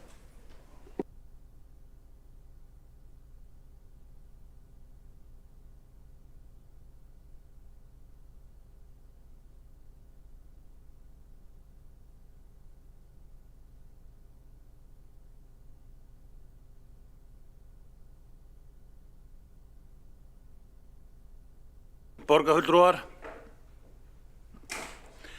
ég flyt hér tillögu Sjálfstæðisflokksins heildstæða endurskoðun á umferðarskipulagi við Höfðabakka, þar á meðal við Bæjarháls, Bergshöfða, Stórhöfða og Höfðabakkabrú. Tilefnið einfalt. Sú þróun sem var varað við hefur orðið að veruleika og niðurstaðan verið náð. Markmið þeirra framkvæmda sem ráðist var í á svæðinu átti að vera aukið öryggi og bætt skilvirkni. Raunin hins vegar sú að umferðarteppur hafa aukist, flæði hefur versnað og umferð hefur í auknum mæli leitað inn í íbúahverfi þegar ökumenn reyna að komast hjá teppum á stofnæðinni. Nú, íbúar í Grafarvogi, Árbæ og nærliggjandi hverfum hafa lýst verulegum áhyggjum og það með réttu. Það sem gerir málið enn alvarlegra að komið hefur fram að borgaryfirvöld vissu fyrirfram að við það að fjarlægja beygjuvarsana myndu aukast tafir í umferð. Greining sem unnin var fyrir borgina sýndi að biðtími og háannatíma gætu farið úr 9 sekúndum í alltaf 92 sekúndur. Sú greining var hins vegar hvorki lögð fram né kynnt borgarfulltrúum við töku ákvörðunarinnar. Forseti, það liggur einnig fyrir að engin slys á gangandi eða hjólandi vegfarendum hafa orðið í þeim beygjuvössum sem fjarlægðir voru. Þrátt fyrir áratugalanga notkun. Það dregur verulega í efa þau rök sem breytingarnar voru byggðar á. Í tillögunum sem hér lögð fram sérstök áhersla lögð á áhrif á neyðarakstur. Ég tala þar af reynslu þegar ég segja að hver sekúnda skiptir máli þegar á reynir. Ákvarðanir sem auka líkur á töfum fyrir slökkvilið, lögreglu, sjúkraflutninga eru einfaldlega ekki ásættanlegar. Nú tillaga Sjálfstæðisflokksins hvorki öfgar né afturhvarf. Hún ábyrg krafa að staldra við, meta raunveruleg áhrif þeirra aðgerða sem ráðist hefur verið í og leita lausna sem bæta bæði flæði og öryggi. Það fullkomlega hægt að auka öryggi gangandi og hjólandi vegfarenda með uppfærðri ljósastýringu og snjallari lausnum án þess að fórna þeim beygjuvössum sem í áraraðir hafa tryggt gott umferðarflæði á þessari lykiltengingu. Höfðabakki eina mikilvægstu stofnæðum borgarinnar. Breytingar á slíkum æðum verða byggjast á faglegum gögnum, heildarsýn og ábyrgri stjórnsýslu. Þegar niðurstaðan verri en áður ber borginni skylda til að leiðrétta stefnu. Og nú ætla ég að lesa hér tillögu okkar Sjálfstæðisflokksins endurskoðun umferðarskipulags við Höfðabakka og Bæjarháls. Borgarstjórn samþykkir að fela Reykjavíkurborg að taka þegar í stað til heildstæðrar endurskoðunar þær breytingar sem nýlega hafa verið gerðar á umferðarskipulagi við Höfðabakka, þar á meðal Bæjarháls, Dvergshöfða, Stórhöfða og Höfðabakkabrú. Nú endurskoðunin skal sérstaklega taka til að áhrifa framkvæmdan á umferðarflæði, þar á meðal myndun umferðarteppa eftir Höfðabakka inn í Grafvog og niður Ártúnsbrekku. B. Áhrifa á umferðaröryggi, bæði á stofnæðum og innan íbúðahverfa. Þar sem umferð hefur í auknum mæli leitað inn í Höfðahverfi, Ártúnshöfðanjá, Bryggjukverfi og Ártúnsholt. C. Áhrifa breytingana á neyðarakstur sérstaklega með tilliti til viðbragðstíma lögreglu, slökkviliðs, sjúkrabíla frá slökkvistöðinni við Tunguháls. D. Áforma fjarlægingu beygjuvassa við Bæjarháls og hvort slík ráðstöfun samræmis markmiðum skilvirkni, öryggi og greiðar samgöngur á einni af lykiltengingum borgarinnar. Nú borgarstjórn felur jafnframt viðeigandi sviðum borgarinnar eiga formlegt og skjalfest samráð við íbúasamtök Grafarvogs, Árbæjar og Norðlingaholts og aðra hagsmunaaðila. Svara þarf án tafar þeirri formlegu áskorun sem íbúasamtök Grafarvogs hafa þegar sent borgarfulltrúum og leggja fram tillögur að úrbótum sem miða því að endurheimta eðlilegt umferðarflæði og tryggja öryggi allra vegfarenda.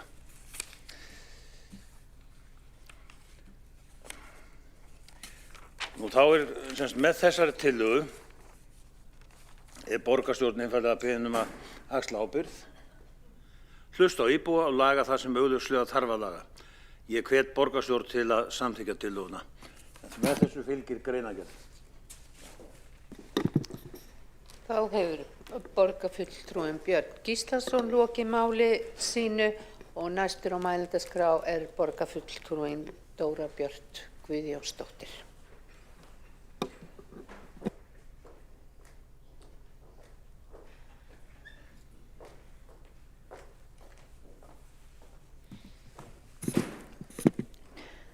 Ágæti forseti. Nú stendur yfir endurnýjun á umferðarljósabúnaði við Höfðabakka með því markmiði að snjallvæða umferðarljósastýringarnar með því besta sem gerist í umferðarbúnaði. Og það eitthvað sem að þurfti nauðsynlega að gera vegna þess að umferðarljósin voru komin til ára sinna. Svo það var full þörf á endurnýjun og í raun ekki lengur til varahlutir í gamla búnaðinn. Svo búið að tala mikið það í fleiri ár að það þurfi fleiri snjöll umferðarljós í borginni. Og við að svara kallinu. Við að fjárfesta í snjallvæðingu umferðarljósa fyrir 400 milljónir á þessu ári og það margföldun frá því sem áður var. Á sama tíma verið að bæta öryggi fyrir gangandi og hjólandi vegfarendur, ekki síst börn sem fara þetta svæði. Þarna jú að byggjast upp heilt nýtt hverfi við Ártúnshöfðan. Svo umferð gangandi að stóraukast þarna og við þurfum að bregðast við því. Að sama skapi þessi gatnamót sem ræðir umferðaræðar fyrir gangandi og ekki síst hjólandi fólk á leið sinni til vinnu. Sá hópur hefur ítrekað beðið bættar aðstæður fyrir sig á þessu svæði vegna þess að við eigum öll skilið að upplifa okkur örugg á okkar ferð borgina. Og þetta skiptir miklu máli. 75% af öllum alvarlegum slysum eða banaslysum í umferðinni í Reykjavík verða á óvörðum gangandi og hjólandi vegfarendum.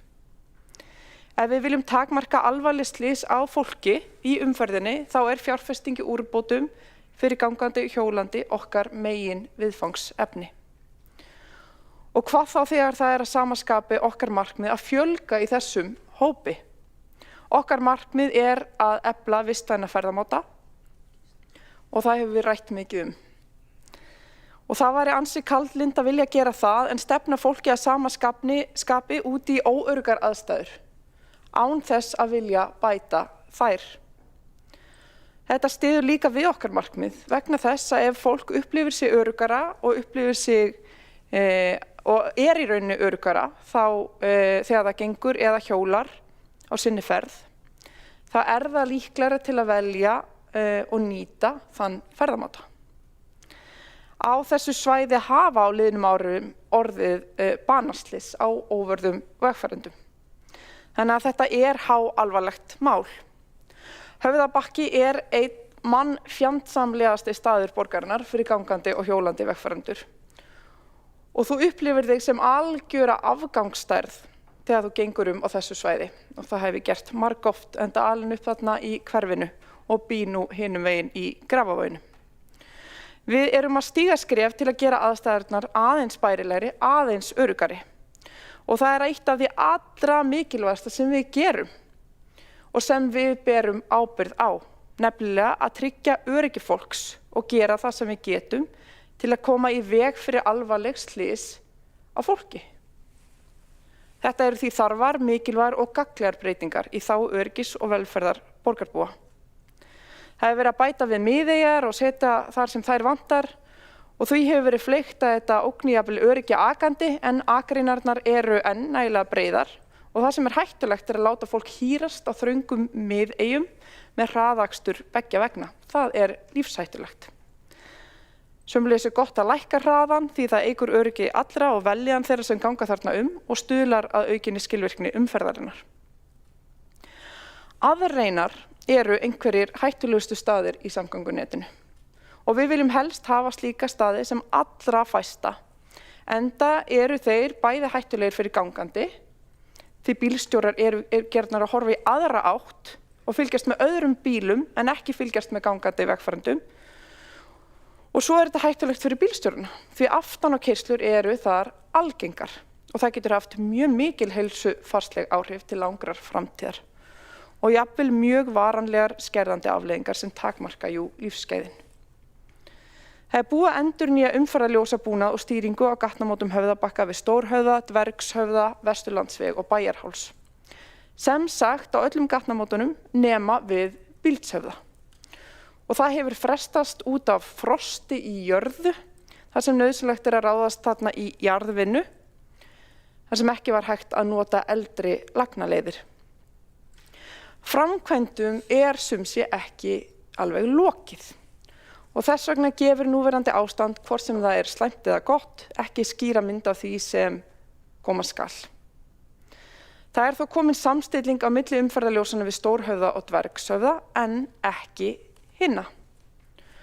Og enn er unnið að því að bæta stýringarnar á ljósunum og í þessari eða næstu viku er þar á meðal gert ráð fyrir smávælum lagfæringum og stillingum á gatnamótum við Höfðabakka og Bæjarháls.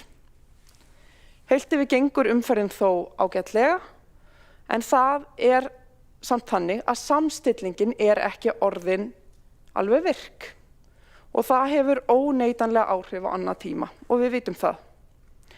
Sem íbúi í Grafarvogi get ég þó vitnað að á ferðum mínum á hverjum degi þarna Höfðabakkann verð ég ekki mikið vör við einhvern stóran vanda umfram þann sem er bara allt höfuðborgarsvæðið á annað tíma vegna þess að í grunninn eru of margir bílar á ferðinni á ákveðnum tíma dags. Og mér skilst að staðan sé svipuð við Árbæinn. En það er fylgst með og ljósin endurstillt ef þörf er á og framkvæmdum er ekki lokið. Alls konar áskorun hafa komið upp í þessu ferli, meðal annars með hugbúnaðinn sem verið er að nota. Gamli búnaðurinn hefur sömulegis verið að bila, sem dæmi við Höfðabakka og Bíldshöfða núna síðast og þar á undan við Dvergshöfða. Og það sýnir bara hversu aðkallandi þessar framkvæmdir eru. Íbúar hafa verið að upplifa að það sé búið að afnema grænu bylgjuna svokölluðu, en það er auðvitað stefnan að laga það, en við munum ekki geta klárað það nema þegar búið er að klára endurnýjun umferðarljósa á öllu svæðinu. Og eins og áður sagði eru 1 gatnamót eftir. Þetta svæði er sem sé enn í framkvæmdafasa, þannig að tafirnar sem þarna eru með einhverju marki verða ekki varanlegar, þær eru tímabundnar.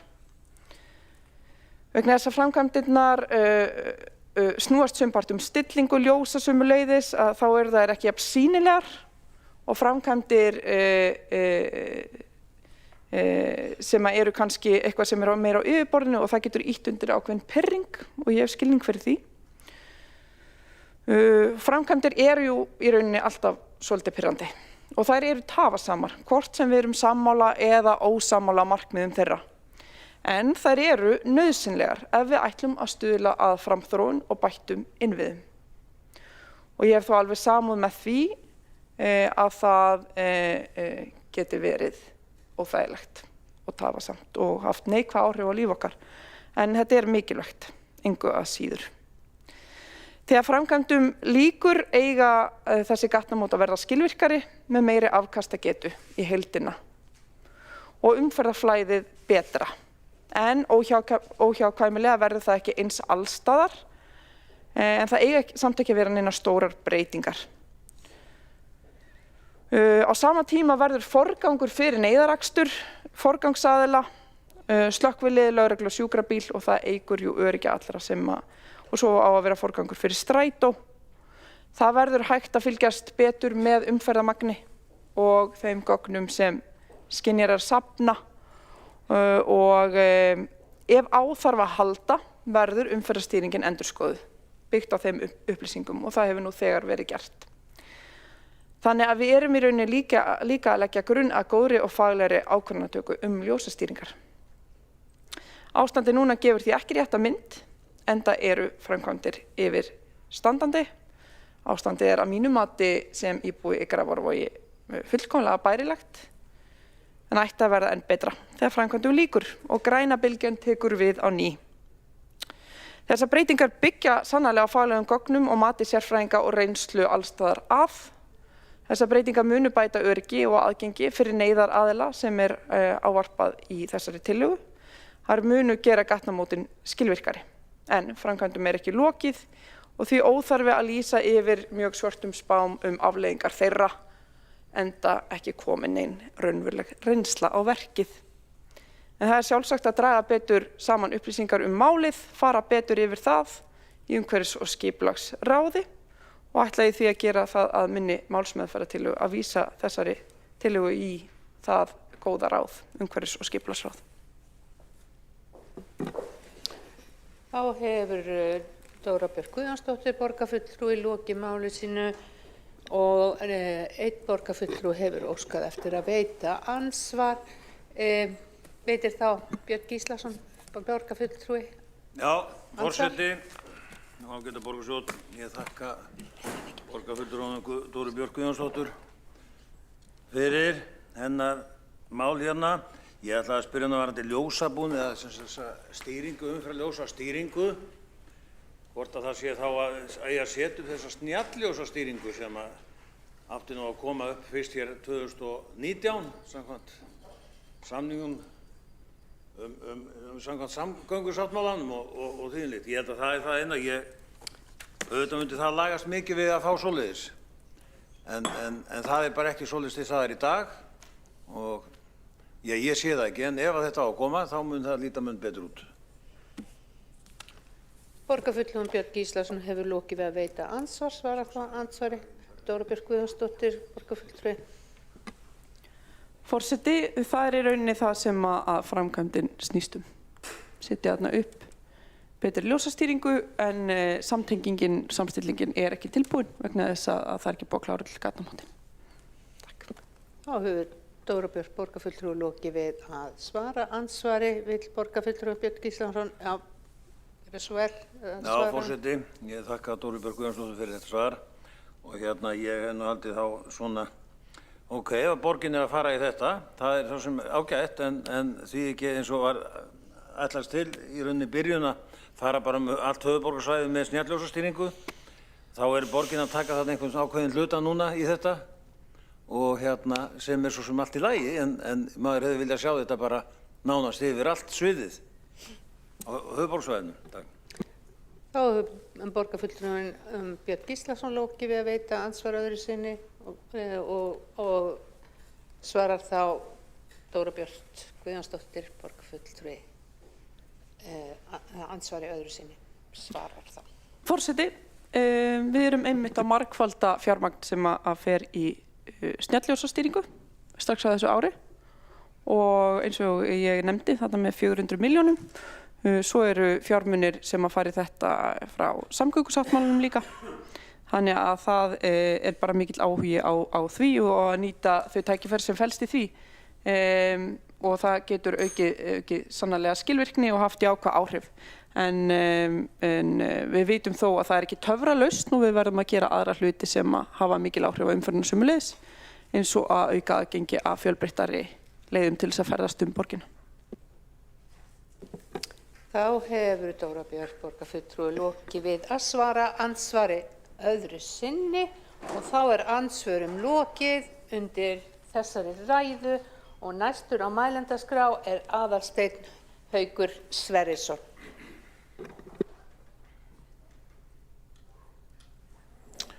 Forseti,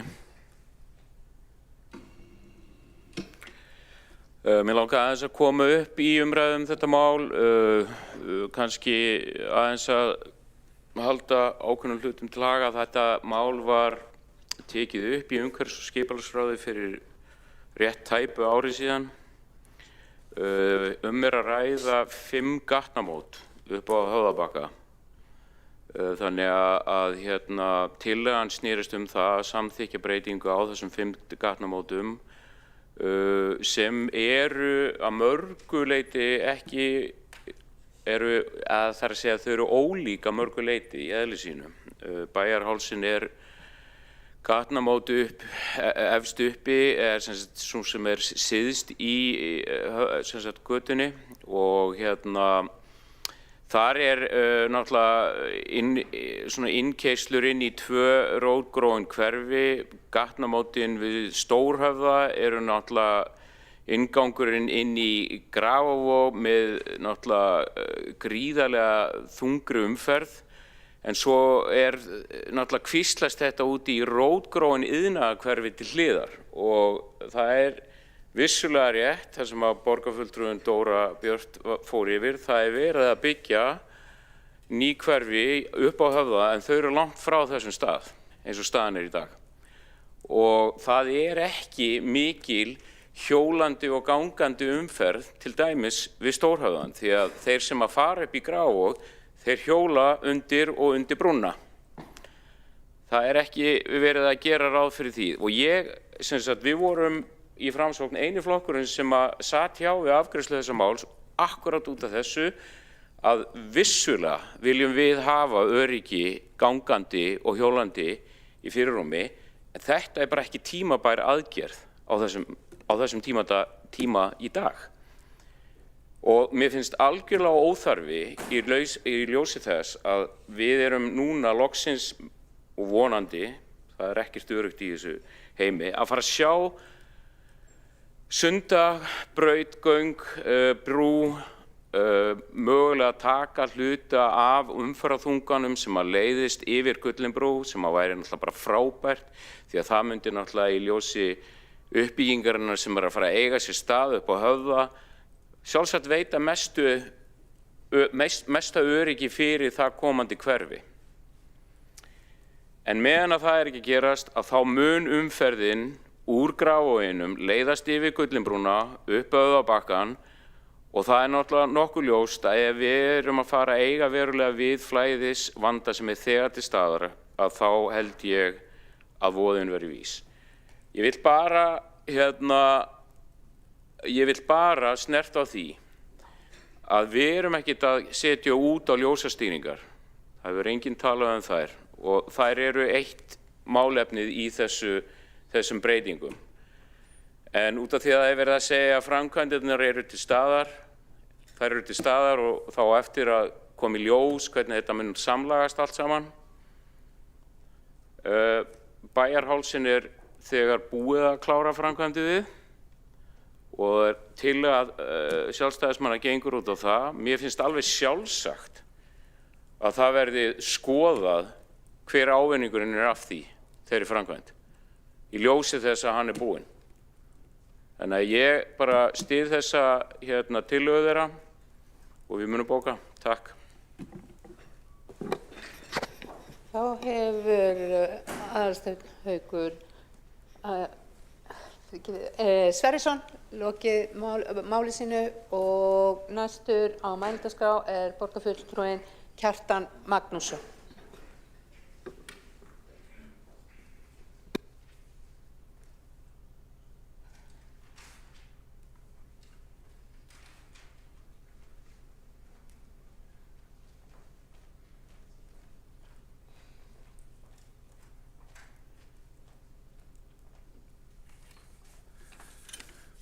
Forseti, góðir borgarfulltrúar. Helsta markmið borgarstjórnar ætti að vera að taka sem flestar ákvarðanir sem létta venjulegu fólki lífið. Sumar ákvarðanir vinstri meirihluta sér hafa hins vegar verið til þess fallnar að flækja líf borgarana og gera það erfiðara og dýrara. Undir þetta má telja framkvæmdirnar við Höfðabakka. Þar eru reyndar margslungnar og ýmsar þeirra eru til bóta eins og hefur komið hérna fram, en aðrar þeirra ekki. Höfðabakki er mikilvæg samgönguæð og umferðartenging milli eystri hverfa borgarinnar, til dæmis Árbæjar, Breiðholts og Grafarvogs. Og það hafa verið gerðar ýmsar breytingar þar á götunni í tengslu við framkvæmdirnar og margar þessar breytingar eru til þess fallnar að þrengja að umferð og skapa umferðartafir og jafnvel umferðaröngþveiti eins og dæmin sanna. Þrenging gatnamóta Höfðabakka Bæjarháls hefur verið til miklar óþurftar, skapað umferðaröngþveiti á gatnamótunum og stórauknar umferðartafir á stóru svæði í austurhluta borgarinnar. Og við skulum átta okkur á því, borgarfulltrúar góðir, að það má líta á slíkar tafir í umferðinni sem auka skatt á Reykvíkinga, ekki síst þá sem búa í eystri hverfum borgarinnar. Þetta er ekki eitthvað sem er tekið úr launahansleginu hver mánaðamót. Þetta er eitthvað sem veldur auknum kostnaði íbúanna og auknum ferðatíma, tekur tíma frá fólki sem það vildi svo örugglega svo miklu gjarnan verja heima hjá sér með fjölskyldunni eða gera eitthvað skemmtilegra en að hanga í umferðinni. En því miður hefur stefnan verið svo að þrengja að umferðin svo hægt hefur verið. Ég hef lagt mig fram að kynna mér umferðarskipulag borga í Evrópu sem er að svipari stærð og Reykjavík, svona á höfuðborgarsvæði, kannski 200–300.000 manns. Og það heyrir til algjöra undantekninga ef að það eru umferðartafir í þeim borgum eða einhver mikil vandamál af völdum umferðar. Það er talið að í svo litlum borgum þá sé yfirleitt bara mjög auðvelt að leysa þessi vandamál. Önnur saga vissulega þegar við erum komin í milljónaborgir og stundum fær maður á tilfinninguna að það sé verið að flytja inn stefnu frá milljónaborgum sem er í miklu vandræðum hingað til Reykjavíkur og þrengja þá að umferð hér sem veldur íbúum, töfum og beinlínis kostnaði. Nú áður en þrenging þarna á gatnamótum Höfðabakka Bæjarháls, hún var vísvitandi gerð í því skyni að tefa fyrir umferð. Björn Gíslason borgarfulltrúi fór yfir það hér áðan, það kom í ljós þegar það var við fórum að kafa inn í málið borgarfulltrúar Sjálfstæðisflokksins og lögðum til að þessi breyting yrði afturkölluð, að það hefði skýrsla verið gerð sem sýndi fram á að það yrði þarna tafir ef þetta er gert. Og í þessari úttekt kom skýrt fram að lokum beygjuakreina við Höfðabakka Bæjarháls myndi lengja bílaræðir og valda stórauknum umferðartöfum á annan tímum á gatnamótunum. Við borgarfulltrúar Sjálfstæðisflokksins lögðumst gegn þessari þrengingu á sínum tíma og lögðum til að þær yrðu opnaðar að nýju en það var tekist á það þegar í borgarstjórn í ágúst og september, en meirihluti Samfylkingar, Pírata, Sósíalistaflokksins, Flokks fólksins og Vinstri grænna felldi þar tillögur. Vinstri meirihlutin er því ekki fær að horfast í augu við eigin mistök og leiðrétta þau vegna kreddufullrar afstöðu til umferðarmála. En það eru fleiri gatnamót Höfðabakka sem er vert að skoða og það eru gatnamótin við Bíldshöfða, Dvergshöfða, Stórhöfða og Vesturlandsveg. Þar hafa akreinar sums staðar verið þrengdar en miðaður stækkaðar. Stöðvunarlínur hafa verið færðar til á nokkrum stöðum með þeim afleiðingum að enn frekari tafir á umferð hljótast af. Hér hefur aðeins verið talað umferðarljósin en það er ljóst að umferðarljósin á Höfðabakka eru vanstillt með þeim afleiðingum að enn frekari umferðartafir verða við götuna og álagstímum ríkir hreinlega ófremdar ástand þar og Höfðabakka og aðliggjandi götum eins og til dæmis Vesturlandsvegi og reglulega kemur fyrir að bílaröð á Vesturlandsvegi á leið til austurs nær niður Ártúnsbrekkuna og sameinast jafnvel bílaröð sem myndast í gatnamót Bústaðavegar og Reykjanesbrautar sem er önnur framkvæmd eða önnur gatnamót sem hefur verið vanrækt í rúman áratug þrátt fyrir ríkan vilja sumra borgarfulltrúa og vegagerðarinnar til að bæta þar úr með nýjum gatnamótum. Og afleiðingin því miður sú að umferð leitar inn í íbúðahverfin í mun meiri mæli en áður.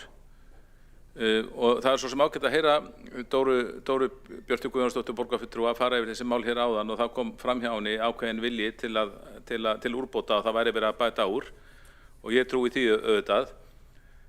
Hins vegar verði að segja, mér finnst þetta ganga mjög hægt og ég bara miðað við þá kennslu eða fræðslu sem ég hef fengið umferðarljósin í Reykjavík, þá er ekkert eðlilegt við það að þau séu vanstillt í hálft ár eða jafnvel lengur út af framkvæmdum. Framkvæmdirnar hafa staðið yfir, eins og við höfum séð sem við farum í göttuna, framkvæmdir hafa staðið yfir og tekið sinn tíma og tekið sitt rými í umferðinni, en umferðarljósin hafa sem betur fer aldrei orðið óvirk, svo ég viti. Þrátt fyrir að umfangsmikla framkvæmdir þarna, það hafa umferðarljósin alltaf verið í gangi, þau hafa alltaf virkað og með við þá kennslu sem ég hef fengið umferðarljósa þá jafnvel þá framkvæmdir standi yfir, þá er þetta að stilla þar. Þannig að ég verið að segja að mér finnst eitthvað vera mikið seinlæti þarna á ferðinni að græna bylgjan, hún áallega að virka þó það séu framkvæmdir í gangi, þá þarf kannski að stilla hann eitthvað öðruvísi, en þetta er bara eins og, ég segi ekki þessi jafnauðvelt eins og að stilla útvarpið heima, en þetta mér er sagt að stillingu umferðarljósa, það sé hlutur sem eigi ekki að taka meira en nokkra klukkutíma í mesta lagi, þannig að ég veit ekki á hvað ástæðan þetta er svona vanstilt, en vanstillingin er óþörf, það veit ég. En hins vegar ágætt að heyra að þetta standi til bóta og reyndar manni í sumar þegar við tókum þetta mál fyrst upp í umhverfis- og skipulagsráði og síðar í borgarstjórn, þá var okkur sagt að þá var það alveg viðurkennt að umferðarljósin væri vanstilt, en okkur var þá sagt að þetta væri bara spurning einhverja vikur þangað til framkvæmdum að þeim framkvæmdafasa líki. Þannig að við sættum okkur við því svör þótt fyrir að ég telja að sé bara nokkurra klukktíma mál að stilla ljósin. Við sættum okkur við því svör en nú þessar vikur liðnar og allir framkvæmdirnar hafi ekki staðið núna yfir í 6 mánuði líklega og ég skora á borgarstjóra að sjá til þess að það verði bætt úr eins og hægt er. Auðvitað verið best að opna beygjuakreinarnar aftur sem var lokað og valda umferðaröngþveiti, en meirihlutin hefur nú fellt tillögur það frá okkur. En að minnstakosti ætti að vera hægt að stilla ljósin betur og einhvern veginn bara drífa í því, þannig að þetta þurfi ekki að vera svona lengur. Þá hefur Kjartan Magnússon, borgarfulltrúi, lokið máli sínu. 2 borgarfulltrúar hafa óskað eftir að veita andsvar. Veitir þá Dóra Björt, borgarfulltrúi, andsvar? Forseti, mér bregður hreinlega við þennan svolítið villandi og hálf populískan málflutning borgarfulltrúans Kjartans Magnússonar, vegna þess að hér gefur hann í skyn að allur þessi tími að fara í það að stilla bara ljósin. eins og ég fór hér yfir áðan, þá er þetta í rauninni ekki einar framkvæmdir heldur 5 mismunandi framkvæmdir fyrir utan minni aðrar framkvæmdir sem hafa líka tengst málinu og þar er verið að setja nýjar lagnir, það er verið að gera nýjar miðeyjur, það er verið að setja upp nýja stólpa, það er verið að gera fullt af hlutum. Þannig að þetta eru yfirborðsframkvæmdir, svo er farið í stillingar og það er eitthvað sem er tiltölulega flókið mál að gera og þarf að fylgjast vel með svo að vel megi vera og það getur tekið einhver tíma. En núna eftir að klára á einum stað og fara eftir að rjúfa þar yfirborð og fara í jarðvinnu til þess að setja nýjar lagnaleiðir eins og ég hef nefnt hér. Þannig að þetta er ekkert bara einhverju stillingaratriði eins og fólk standi bara með einhverju stillingu, einhverju fjárstýringu og það sé eina sem sé búið að bíða. Það er bara mjög villandi málflutningur og það að borgarfulltrúinn ætla að fullyrða að það sé hægt að tryggja þarna græna bylgju og það sé nú bara ekkert mál þó að ég eftir að klára framkvæmdir á einum gatnamótunum. Ég er bara ekki sérfræðingur til að geta fullyrt slíkt. Það er ótrúlegt hvað maðurinn hlýtur að vera vel inn í málum ef hann getur fullyrt þetta þvert á álit sérfræðinga. Dóra Björt Guðjónsdóttir, borgarfulltrúi, hefur lokið við að veita andsvar. Svarar þá andsvari Kjartan Magnússon, borgarfulltrúi. Já, forseti, góðir borgarfulltrúar, ég vísa þessu nú bara á bug að ég sem eitthvað villandi og popúlískan málflutning. Ég hef það nú bara beint eftir sérfræðingum þetta með stillingu umferðarljósanna. Þetta er nú bara ekki að taka meira heldur en nokkra klukkutíma en ekki marga mánuði og þetta get ekki verið svo flókin tæki að það þurfi að taka marga mánuði. Nú auðvitað veit ég, og það kom fram í ræðu minni, auðvitað veit ég að þessar framkvæmdir eru margslungnar. Þetta er ekki bara ein framkvæmd, þetta er heill framkvæmdapakki á Höfðabakka sem snertir 5 gatnamót og það er verið að gera nokkra hluti á hverjum gatnamótum og jafnvel á milli gatnamótana. Þannig að þetta er framkvæmdapakki og ég veit þetta er margslungið og ég skal ekki draga úr því og auðvitað þurfa mjög brýnt að ökuminn sýni hérna tillitssemi á meðan framkvæmdur stendur og ég fer nú reglulega hérna þannig ég sé þetta bara með í augum allan tíman. En samt sem áður, það er ekki verið að vinna allan sólarhringinn yfirleitt og samt sem áður þá fer mikil umferð hérna og ég tel samt að það sé hægt þrátt fyrir þessar framkvæmdir að viðhalda þessari grænu bylgju og greiða hérna sem mest fyrir umferð. Þá hefur borgarfulltrúinn Kjartan Magnússon lokið við að svara andsvari og veitir þá Dóra Björt borgarfulltrúi andsvar öðru sinni. Forseti, það sem ég orðaði sem populist var það að einmitt ítreka það að það taki ekki marga mánuði að stilla inn umferðarljós. Þá er verið að gefa það í skyn að það hafi tekið marga mánuði sem er bara ekki sanngjarnt gagnvart okkar ágæta starfsfólki sem er bara að gera sitt besta og vinnur bara af eljusemi í okkar þágu. Og það finnst mér ekki sanngjarnt að gefa í skyn að hlutin séu öðruvísi en þeir eru til þess að láta að líta verr út. Nú er frost í jörðu, þess vegna er eitthvað sem er ekki hægt að klára akkurat núna og það er bara staðan og það er ekki út af því að fólk sitji og reyna að stilla og sé búið að vera að stilla í marga mánuði. Það er búið að endurstilla eitthvað á einhverjum tímapunkti en að meginefninu til er bara búið að gera allt sem hægt er að gera á þessum tímapunkti og svo er bara verið að bíða eftir því að geta klárað síðustu gatnamótin og svo ég segi það líka sem íbúi í Grafarvogi sem fer þarna hverju degi þá er ekki eitthvað hræðilegt ástand þarna á Höfðabakkanum og einhverjar tafir eitthvað svoleiðis en ég er eiginlega ekki alveg að átta mig á vandanum sem að kvartað er yfir. Þetta er ekki slíkt óefni sem að vitnað er Þá hefur Dóra Björt Guðjónsdóttir borgarfulltrúi lokið við að veita ansvar öðru sinni. Svarar þá að Kjartan Magnússon borgarfulltrúi. Forseti, góðir borgarfulltrúar, við borgarfulltrúar Sjálfstæðisflokksins hefur fengið fjölmargar ábendingar og athugasemdir og kvartanir yfir slæmu ástandi þarna á Höfðabakkanum og það er ekki verið að flytja þessa tillögu neitt út í loftið og ég ítreka að það er ekki beint samband á milli jarðvinnuframkvæmda og óvirkni eða vannstillingu á umferðarkössum sem stýra umferðarljósunum. Í sumar þegar við tókum málið upp var sagt að þetta myndi allt lagast eftir nokkra vikur og þá kemur umferðarljósastillingarnar í lag.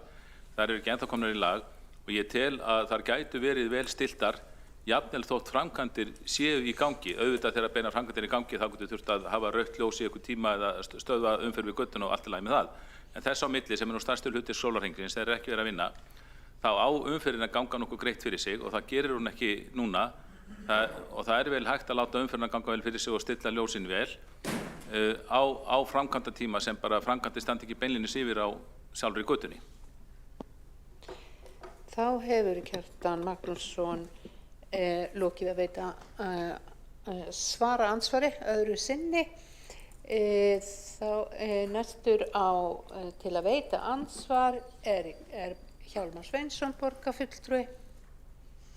Já, forseti og ágæta borgarstjórn, það kannski svo sem viðbúið núna kortir í kosningar að svona hinir ýmsu fulltrúar reyni að stökkva á einhverja umræðu fjölmiðlum.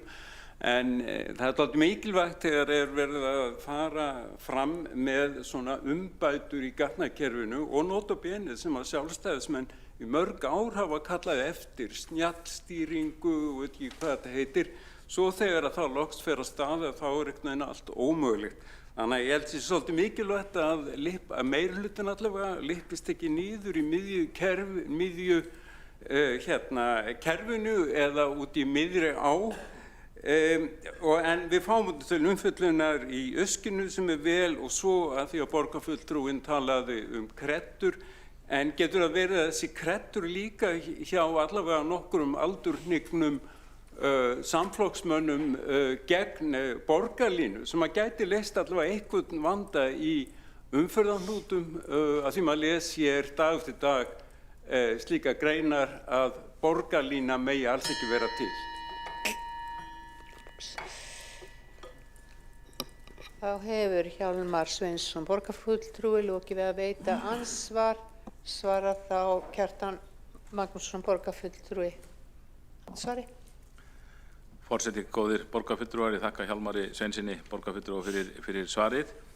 Mjög ánægðan að skildi muna eftir því að það eru kosningar framundan. Við ræddum þetta hér fyrr á fundinum þar sem var sagt að það væri sönnun þess að það var ekki verið að gera þetta fyrir kosningar það mál vegna þess að það hefur unnað því síðasta sumar og það vill einmitt svo skemmtilega til í þessu tilviki varðandi Höfðabakkann að það hefur líka verið unnið að honum síðan í sumar og í 6 eða 7 mánuði og ég veit samt ekki hvort það er það afsönnun þess að það sé verið að nefna þetta mál eitthvað í tengslum við kosningar.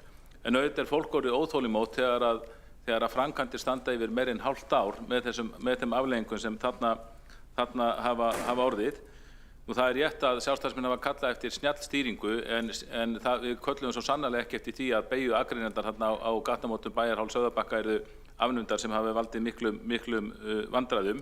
Nú margar ítreka það sem ég hef sagt að margar breytingar þarna eru til bóta þó ekki allar og það er bara rétt að endurskoða þær breytingar og reyna að breyta því aftur tilbaka sem ef það hefur verið til vansa eins og til dæmis þrenging áðurnefndra gatnamóta.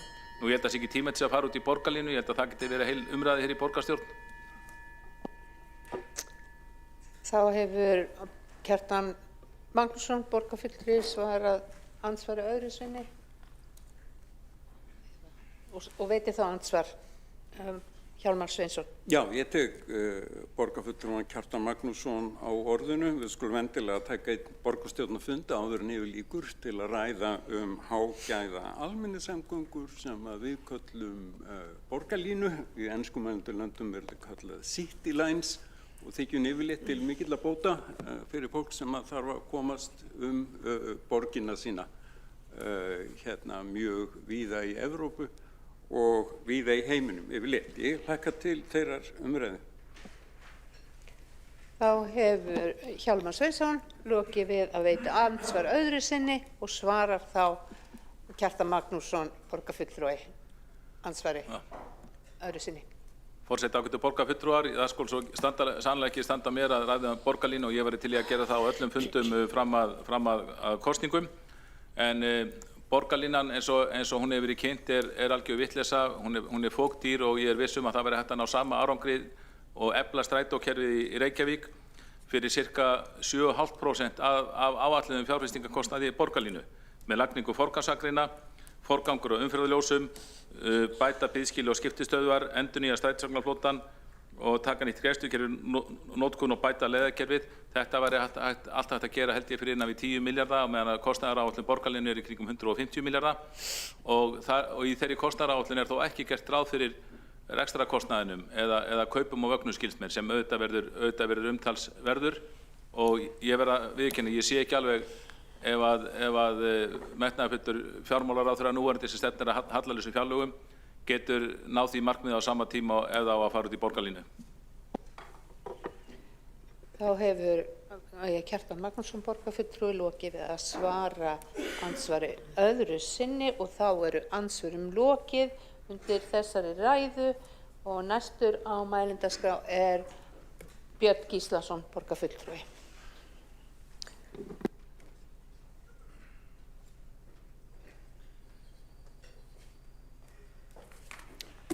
Já, forseti, ágæta Borgþórsson, þetta er ágætis umræða hérna.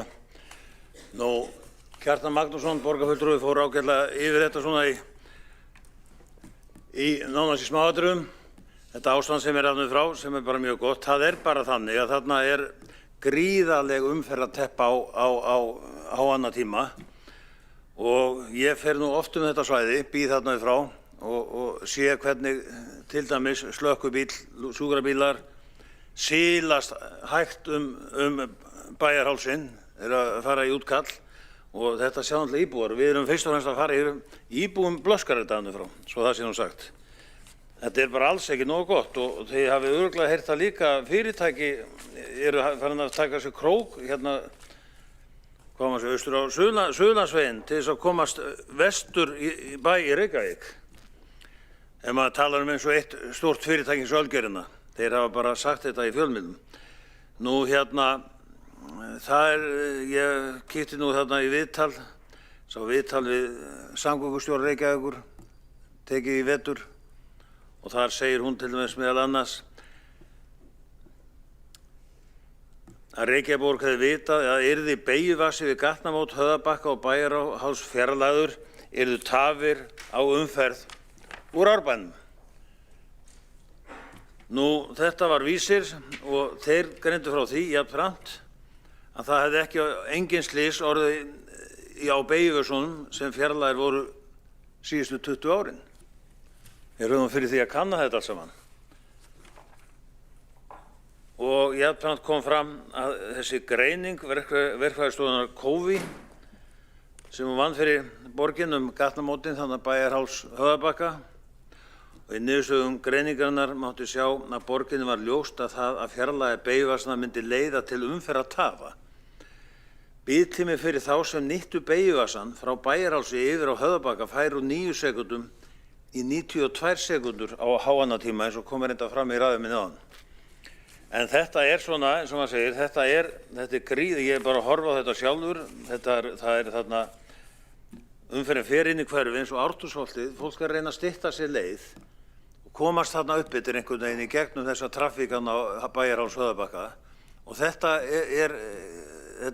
er semst, þannig bara umferðar lengja, bara niður streng í Ártúnsholti það er ótrúlega að horfa á þetta og ég held að það væri nú ágætt fyrir allan suma borgarfulltrúa að skjótast aðeins austur í læk og sjá þetta á annan tíma, hvernig ástandir er hann upp frá.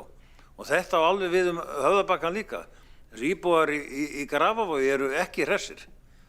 Og ég veit að margir hér inni hafa fengið póstum þetta og hérna út af þessum umferðartöfum sem eru þarna á annað tíma.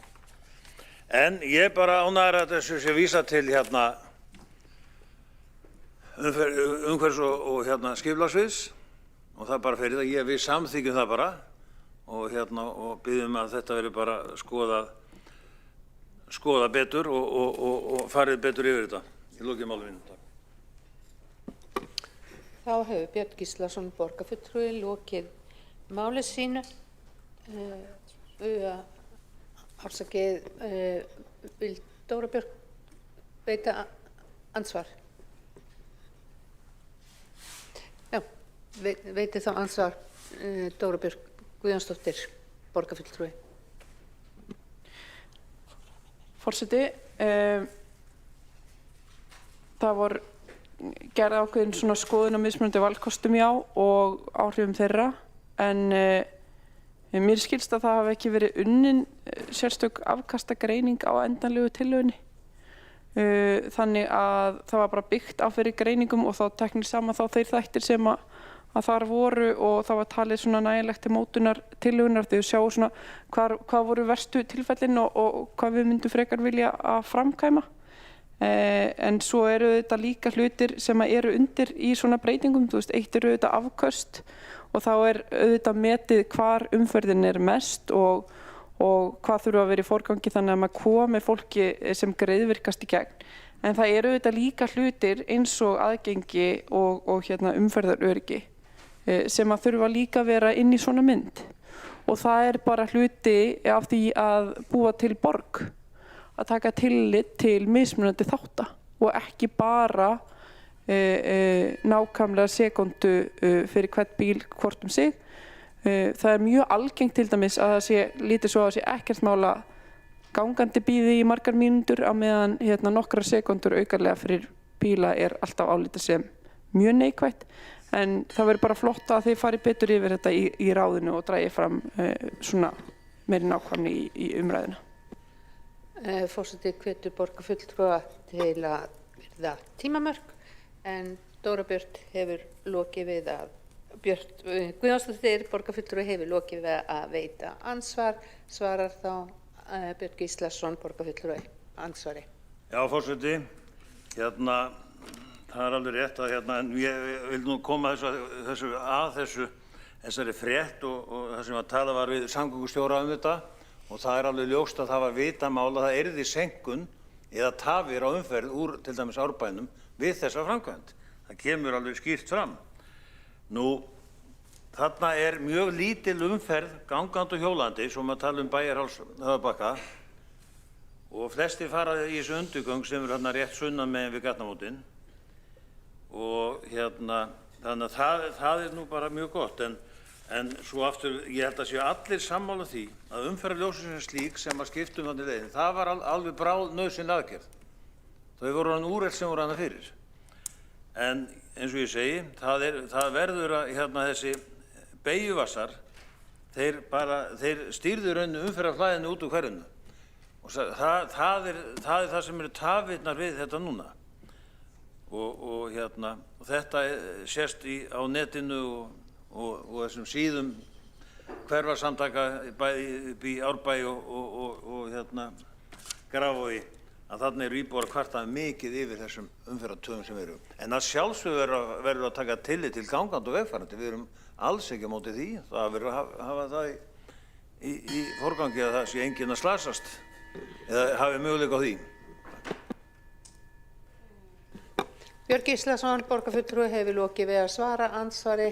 Óskar Dóra Björt eftir að veita, borgarfulltrúi eftir að veita ansvar.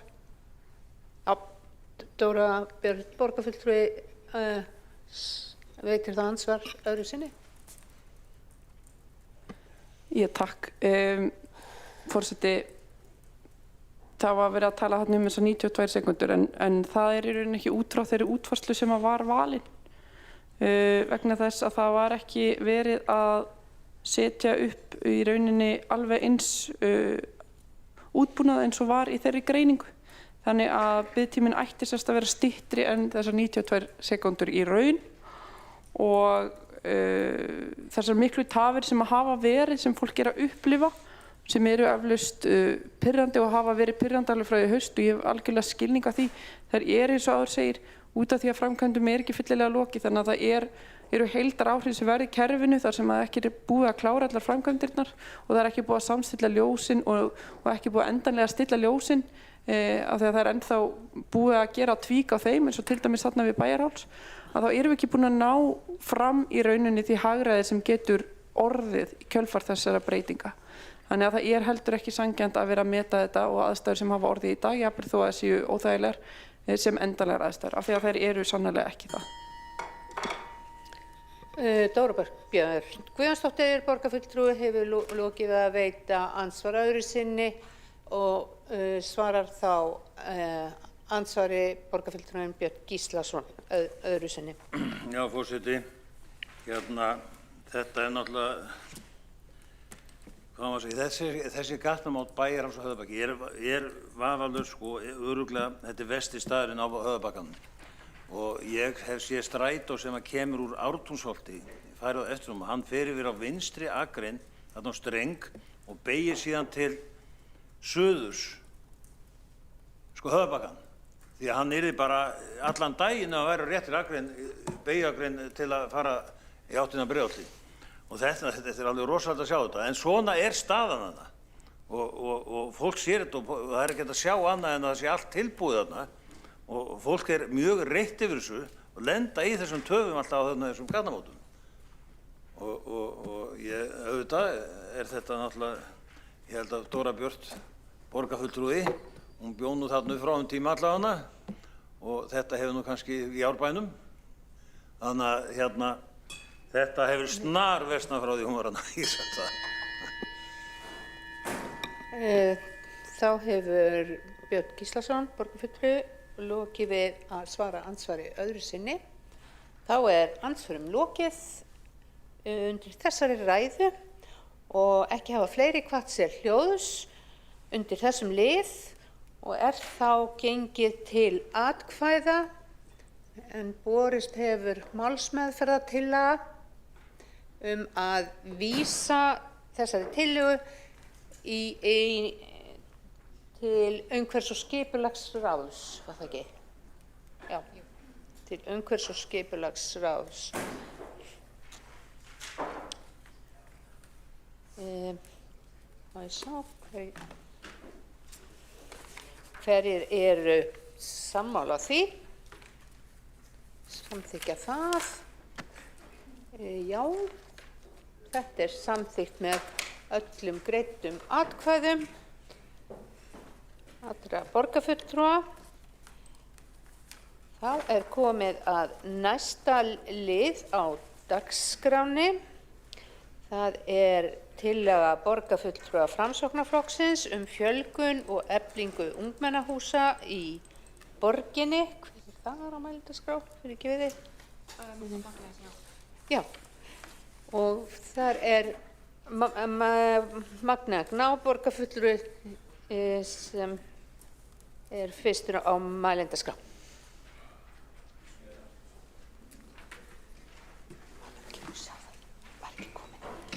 Forseti, ágæta borgarstjórn, við í Framsókn leggjum hér til tillögu fjölgun og eflingu ungmennahúsa í Reykjavík. Akkúrat núna er eitt ungmennahús í Reykjavík sem heitir Hitthúsið og er staðsett í Elliðaárdal og þar fer fram margt gott og mjög mikilvægt starf fyrir ungt fólk í Reykjavík. Tillagan snýr að því að þremur þáttum. Í fyrsta lagi að fjölga ungmennahúsum eitt, þannig að annað ungmennahús bætist við og verið staðsett í miðborginni með aukna áherslu á skapandi greinar og menningu og listir og svo efla starf hins hússins hvað varðar þá sérstaklega félagslega virkni ungmenna sem eru í vanvirkni og svo að starfi sem eru framsækið. Í þriðja lagi er þá lagt til að aldursviðmiðum verði breytt þannig að nái frá 16 til 30 ára í staðinn fyrir 16 til 25 ára og er það í samræmi við Evrópu viðmiðið sem er við 30 ár. Hitthúsið, eins og ég kom inn áðan, er staðsett í Elliðaárdal í dag og er eitt fyrir alla borgina og þá þjónustu öll ungmenni sem eru 16 til 25 ára í allri Reykjavík í dag. En það hefur komið fram ýmis gagnrýni á þessa staðsetningu vegna þess að hún er langt frá þjónustuþegum borgarinnar sem að vilja nýta sér starfsemi hins hússins. Það er erfiðar samgöngur þangað, sérstaklega á veturnar, þar sem að strætó stoppar ekki beint fyrir framan hitthúsið. Og eðli starfseminnar vegna þessa hefur þá orðið meira verkefnamiðað. Það er minna að fólk sé að kíkja við í hitthúsið vegna þess að það er langt frá þeim stöðum sem ungt fólk er í dag. Það er langt frá framhaldsskólum og þeim háskólum sem reknir eru í borginni. Það verður því eðlismálsins samkvæmt þannig starfsemin að þú ferð ekki í hitthúsin nema þú ætlar að koma þangað til að sinna ákveðnum erindum, verkefnum sem eru þó mjög flott mörg og við þekkjum vel eins og músíktilraunir, unglist og ýmis önnur verkefni sem þar eru og svo ýmis þjónusta sem þar er sótt eins og atvinnuráðgjöfin. En það vantar kannski eitthvað staðsetningu sem er meira miðsvæðis þannig að ungt fólk geti kíkt við á ensku ef ég má sletta forseti, drop-in staðsetningu þar sem ungt fólk getur komið við og tekið þátt. Þannig að það er svona einn kjarninn af þessu er að fjölga ungmennahúsum til þess að auka aðgengi ungs fólks að þessu mikilvæga þriðja rými.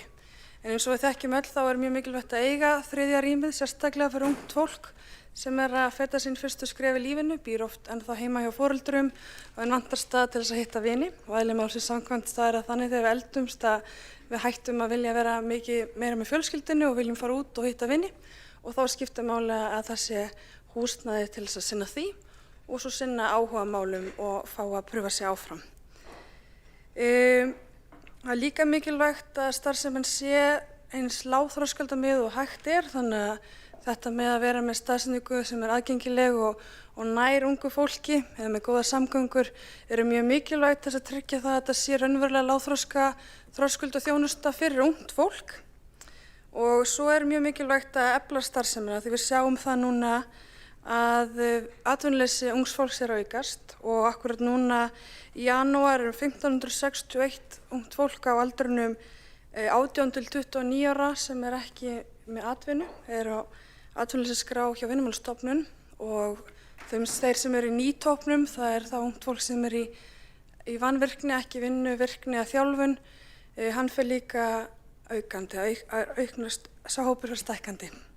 Þannig að þetta eru auðvitað áhyggjuefni sem við höfum áhyggjur af og þurfum að bregðast við með heildstæðri nálgun, bæði það að vera þá með eitthvað virkni úrræði til boða en líka grípa ungmenni hratt og vel, eiga í góðu samstarfi við þá skóla, ekki leikskóla, heldur grunn- og framhaldsskóla sem eru með þessi ungmenni hjá sér og svo háskólana og eiga samstarfi Vinnumálastofnun og félagssamtök og svo menningarstofnunar sem sinna þessum menningarlegu tengslum sem við viljum leggja sérstaklega áherslu á í miðbænum. Nú er það þannig að götuleikhúsið er hluti af hinu húsinu, það er staðsett í Elliðaárdal en í raun og veru öll starfsemi sem tengist götuleikhúsinu fer fram í miðbænum og því væri eðlilegt að það ætti lögheimili nær því svæði sem að það er starfrækt á. Þannig að þetta er líka eitthvað til að koma til móts við þær óskir sem hafa verið að færa götuleikhúsið nær miðbænum og þegar samastað hérna miðsvæðis. En í grunninn snýst þetta bara það að við séum að skapa rými fyrir ungt fólk í borginni á fleiri stöðum og það sé aðgengilegt, að fólk upplifi sig velkomna, að það fá að tilheyra í þeirra samfélagi, ungu samfélagi og við sem efla unglingammenningu og menningu ungs fólks í borginni sem er mjög dýrmætt fyrir allar borgir og sérstaklega þegar við sjáum fram að það að atvinnuleysi er að aukast og hópurinn sem er í nýtópnum er að stækka. Þannig að ég ætla að vona að þessi tillaga fái brautargengi hér í dag og við getum öll samanast það að setja ungt fólk í forgang og skapa rými fyrir það í borginni.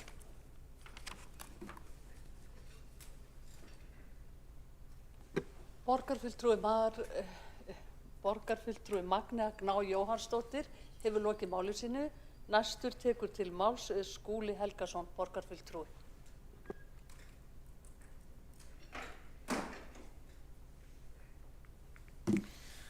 Já, forseti kæra borgarstjórn. Ég þakka fyrir þessa tillögu borgarfulltrúa Framsóknarflokksins og segi bara það að tillagan hún gengur út á það eins og kom fram í máli Frumalanda að borgin fjölgi ungmennahúsum þannig að þau verða lágmarki 2 og staðsett í sitt hvorum borgarhlutanum. Annað þeirra í miðborginni með skýra áherslu á menningu, listir og skapandi starf fyrir ungt fólk og hitt verði á núverandi stað í Elliðaárdalnum þar sem að hitthúsið hefur verið með sína starfsemi nokkurt árabil. Þar er unnið með atvinnumál, virknimál, frístundir fatlara, framhaldsskólanema og þann hóp ungs fólks sem að hvorki er í námi eða starfi. Fyrst vil ég segja að þessi tillaga er að mörgu leyti kunnugleg og tengist vinnu sem að ég stýrði og Magnea Gná Jóhannsdóttir borgarfulltrúi tók þátt í fyrir hönd Framsóknarflokksins ásamt fleira góðu fólki.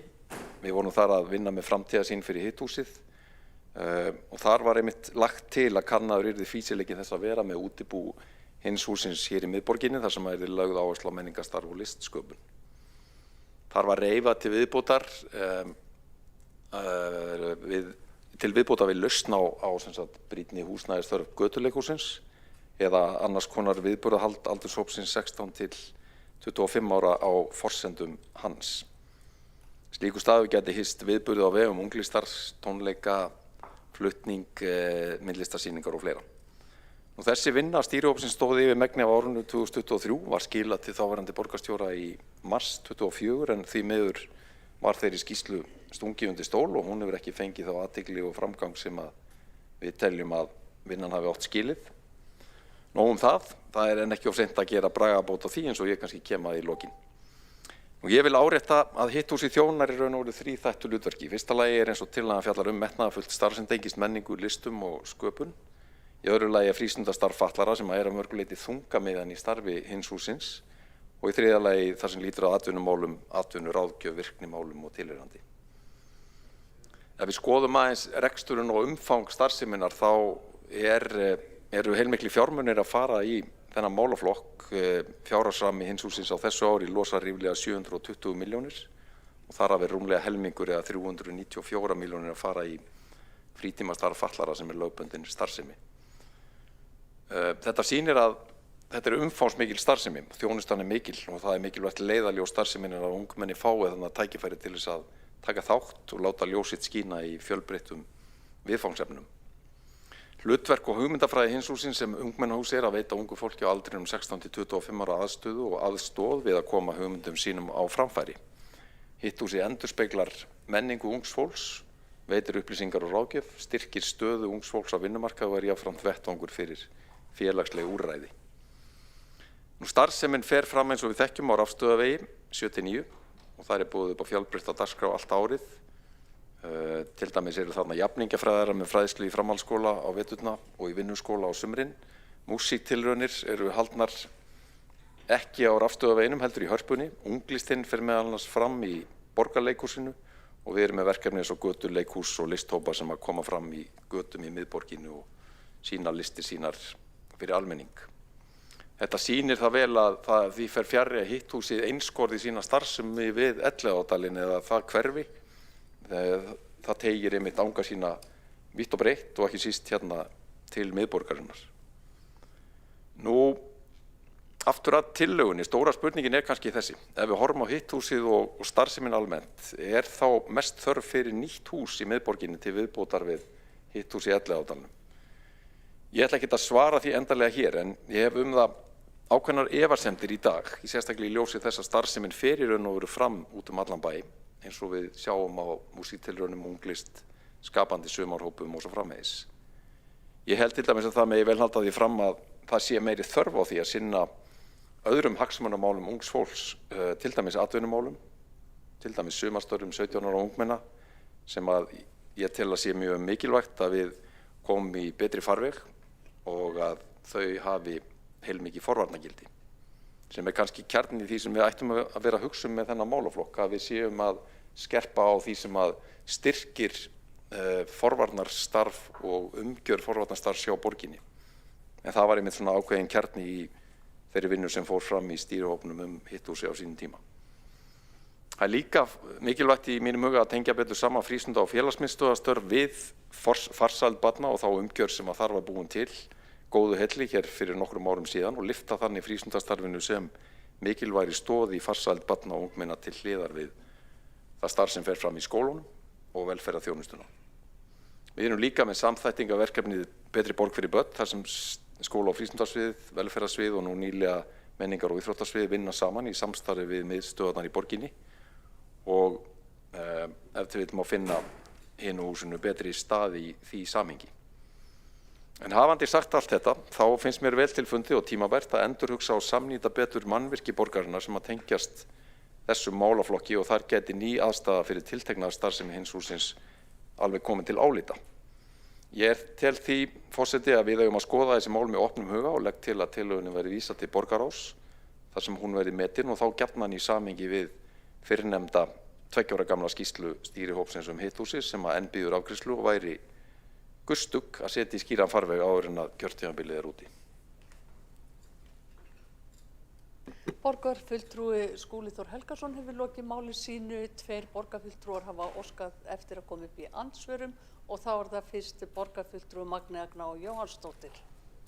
Já, forseti, ég þakka borgarfulltrúanum fyrir sína ræðu. Ég var nú þó ekki að segja að starfsemin væri bundin á einn stað en kjarnistarfsemin er þó í Elliðaárdal og ítrekað hefur verið bent á það að húsnæði hins hússins sé staðsett á stað sem hentar ekki ungu fólki. Nú veit ég það er starfsfólki mjög ánægt með þennan stað og ég skil vel að þjónusta fyrir fötluð ungmenni fari þar vel fram vegna þess að þau fá ferðaþjónustu fatlara sem fer með þau á þennan stað.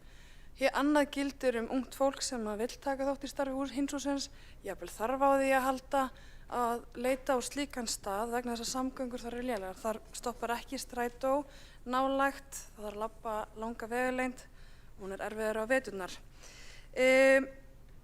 Og hvað varðar hennar starfshóp sem ég tók þátt í, þá var ég náttúrulega að segja hér að það gekk brösulega að vinna í þessum hóp og við þekkjum það vel. Þarna var til dæmis ekki fulltrúar frá Reykjavíkurráði ungmenna sem hefði átt að vera, þó við höfum fengið það aðeins inn í samráð. En þessi hópur miðaði kannski svolítið af því að hvað á starfsfólkinu en ekki endilega hagsmuni ungs fólks.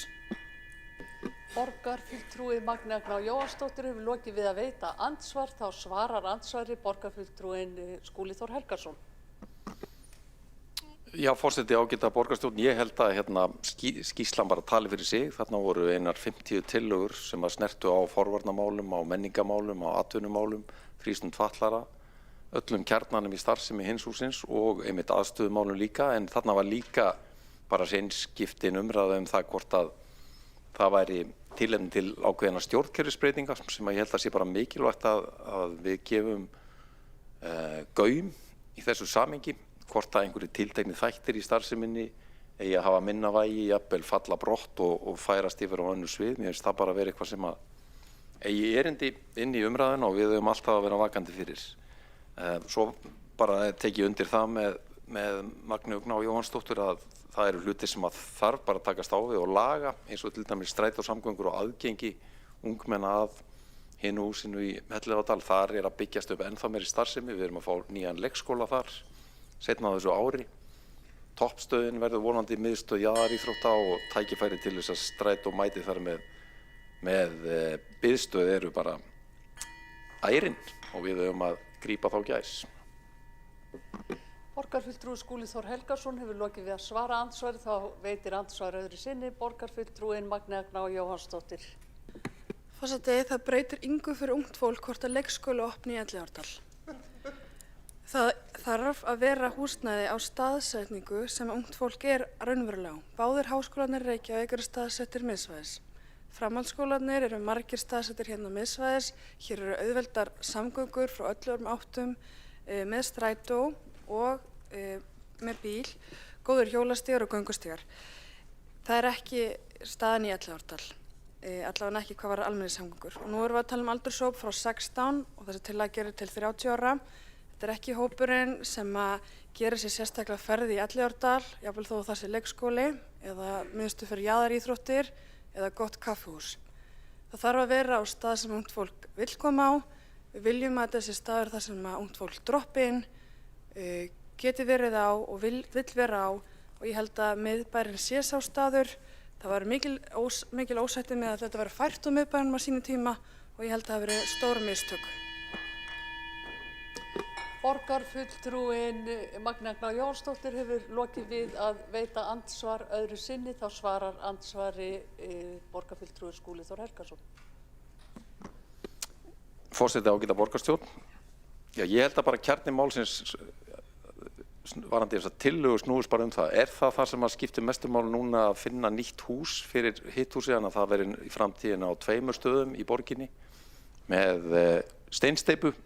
Er það sem ungt fólk er að biðja Við skulum láta kanna það. Þess vegna lagði ég til að við færum með tillöguna fyrir borgarráð. Ég benti á það eins og augljóst að starfsemi hins hússins kemur mjög mikið við hér í miðborginni. Til dæmis í Hörpu sem steinsnar frá þeim stað sem við erum með þennan fund, en líka á götum úti þegar götuleikjusvið er að störfum og unglist kemur við í miðborginni eins og við annars staðar í borginni. Þannig að mér finnst menn vera svona aðeins að festa sig í steinsteypu hugsunarhættinu með því að leggja til að þetta sé það mikilvægasta fyrir ungt fólk í dag. Ég held að við þurfum að rýna dýpra í máli áður en við komumst að þeirri niðurstöðu. Borgarfulltrúinn Skúli Þór Helgason hefur lokið við að svara andsvari og þá er komið að því að borgarfulltrúi Einar Þorsteinsson veitir andsvar. Forseti, þetta er kostuleg umræða. Skúli Þór Helgason, borgarfulltrúi, leiddi stýrihóp starfsemi Heimshússins sem átti meðal annars að taka mið af þörfum þessa hóp sem við erum að ræða hérna og sýndi þannig geturleysi í þessu verkefni að það þurfti að stöðva þessa vinnu. Að því að í skýrslunni þá var ekkert tekið á því sem þurfti að taka á. Og að kalla það að þessari skýrslu hafi verið stungið undir stól, já, það var ekki hægt að nota hana. Og svo er hér rætt það að það er ekki að fjárfesta í steinsteypu. Þessi sami borgarfulltrúi studdi það að þessi starfsemi yrði færð upp í Elliðaárdal þangað sem engin krakki á þessum aldri kemur. Og það er algjörlega búið að skilja þennan hópa eftir. Þetta er alveg furðuleg umræða. Þannig að ég held að það sé bara mjög mikilvægt að endurskoða þessi mál rækilega af fólki sem hefur áhuga á því að breyta þessu kerfi. En það hefur Samfylkingin engan áhuga á. Borgarfulltrúi Einar Þorsteinsson hefur lokið við að veita andsvar. Þá svarar andsvari borgarfulltrúi Skúli Þór Helgason. Forseti, ágæta borgarstjórn, þetta var mjög kostuleg ræða frá borgarstjórnum sem einmitt stakk þessari skýrslu undir stól. Það er bara fínt að það komi fram að það var einmitt þáverandi borgarstjóri Einar Þorsteinsson sem gerði það. Í staðinn fyrir að setja málið í eðlilegan farveg og tryggja það að þessar tillögur hefðu sinn framgang, eða var það skoðun þáverandi borgarstjóra Einars Þorsteinssonar að forvarnamál skiptu ekki máli í borgarsamhenginu og það var engin ástæða til þess að bregðast við þeim. Forvarnamál eru lykil niðurstaða í vinnu þessa hóps og að engin ungmenni komi upp í hitthúsið í Elliðaárdalnum. Það er greinilegt að Einar Þorsteinsson hefur ekki vanið komur sína þangað, en þessi starfshópur sem starfaði megni af árinu 2023 gerði það svo sannarlega, fundaði upp í hinu húsinu og þar var fjölmargir unglingar sem að komu þar, bæði í frístundastarf fatlara en líka til þess að sinna öðrum hugðarefnum. Borgarfulltrúi Skúli Þór Helgason hefur lokið við að svara andsvari. Þá veitir andsvar öðru sinni borgarfulltrúin Einar Þorsteinsson. Forseti, ég held að það sé í grunninn tilgangslaust að ræða þessi mál hér við þennan meirihluta.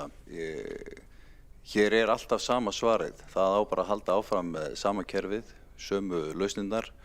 Það er hugleysið gagnvart því að ráðast í breytingar á þeirri þjónustu sem við höfum verið með í boði fyrir fólkið í borginni, unga fólkið í borginni. Það er bara algjört. Og forvarnamálin skipta auðvitað höfuðmáli, en þau eru ekki leyst bara upp í Elliðaárdal. Það er hægt að vinna forvarnamálum allt kerfi og það þarf að hríslast inn í allt okkar kerfi, svo forvarnar aðgerðirnar okkar. En það eru ekki bundnar bara við hitthúsið upp í Elliðaárdal og þangað hef ég vissulega komið. Aðalatriði er það að ráðast í grundvallar breytingar á því hvernig við nálgumst þennan hóp. En það eru þið ekki tilbúin til þess að gera. Borgarfulltrúin Einar Þorsteinsson hefur lokið við að veita andsvar öðru sinni. Þá svarar andsvari Skúli Þór Helgason. Borgarfulltrúi. Forseti, ágæta borgarstjórn, já, ég meina það skiptir á endanum máli hvað menn gera og að menn séu ekki að eyða tíma borgarfulltrúa til einskis. Þess vegna fannst mér að þetta er einsdæmi í þeirri vinnu sem ég hef unnið hér á undanförnum 12 árum fyrir borgina, að menn leggi mikla vinnu í það í heilum stýrihópi að vinna tillögur, gera það af heilum hug, ávarpa alla þætti starfseminnar og síðan kemur borgarstjóri Einar Þorsteinsson og lætur eins og þessi vinna hafi aldrei orðið til og hendir skýrslunni undir stól. Og þetta er bara sömu vinnubröð eins og við sáum í öðrum málaflokkum þegar Einar Þorsteinsson var borgarstjóri hér, hvort sem við tökum skólamál í Laugardal, leikskóla sem að Einar Þorsteinsson blés út af borðinu á einum fundi, á einum Laugardalsfundi sem að var búið að klára deiliskipulagsvinnu fyrir og enn hefur ekki neitt nýtt eða uppbyggilegt komið frá framsókn í þeim málaflokki sem tengist leikskólum annað heldur vinnustaðarleikskóli sem að skilaði að sjálfsögðu engri niðurstöðu í stjórnartíð Einars Þorsteinssonar sem borgarstjóra. Borgarfulltrúinn Skúli Þór Helgason hefur lokið við að svara andsvari og þá telst andsvörum lokið. Borgarfulltrúinn Einar Þorsteinsson hefur óskað eftir að fá að bera sér sakir og veitir forseti heimild til þess. Forseti, ég hef greinilega snert við viðkvæma taug hjá Skúla Helgasyni sem skilaði vonlausri skýrslu hithúsið og var erfitt með að sætta sig við það var ekki hægt að vinna með hana. En ég vil bara taka það fram að ég kannast ekkert við ummæli hans leikskóla sem hafi verið strikaður út af borðinu. Þetta bara eitthvað bull. Enda Skúli Helgason sá maður sem að bera ábyrgð á því fremstur manna hver staðan í leikskólamálum hér og á kannski erfitt með að setja sig við það að hér ennþá 100 barna á biðlistum og munu bíða áfram ef að Samfylkingin heldur áfram að halda þessi mál. Borgarfulltrúinn Einar Þorsteinsson hefur lokið við að bera af sér sakir. Hér hefur komið fram ósk frá borgarfulltrúnum Skúla Þór Helgasyni sömuleiðis að fá að bera af sér sakir. Forseti heimilar það, en vilji menn ræða frekar þetta mál, vilja borgarfulltrúar ræða þetta mál frekar, þá óska ég eftir því að þeir setji sig á mælendaskrá. Gjör svo vel, borgarfulltrúi Skúli Þór Helgason.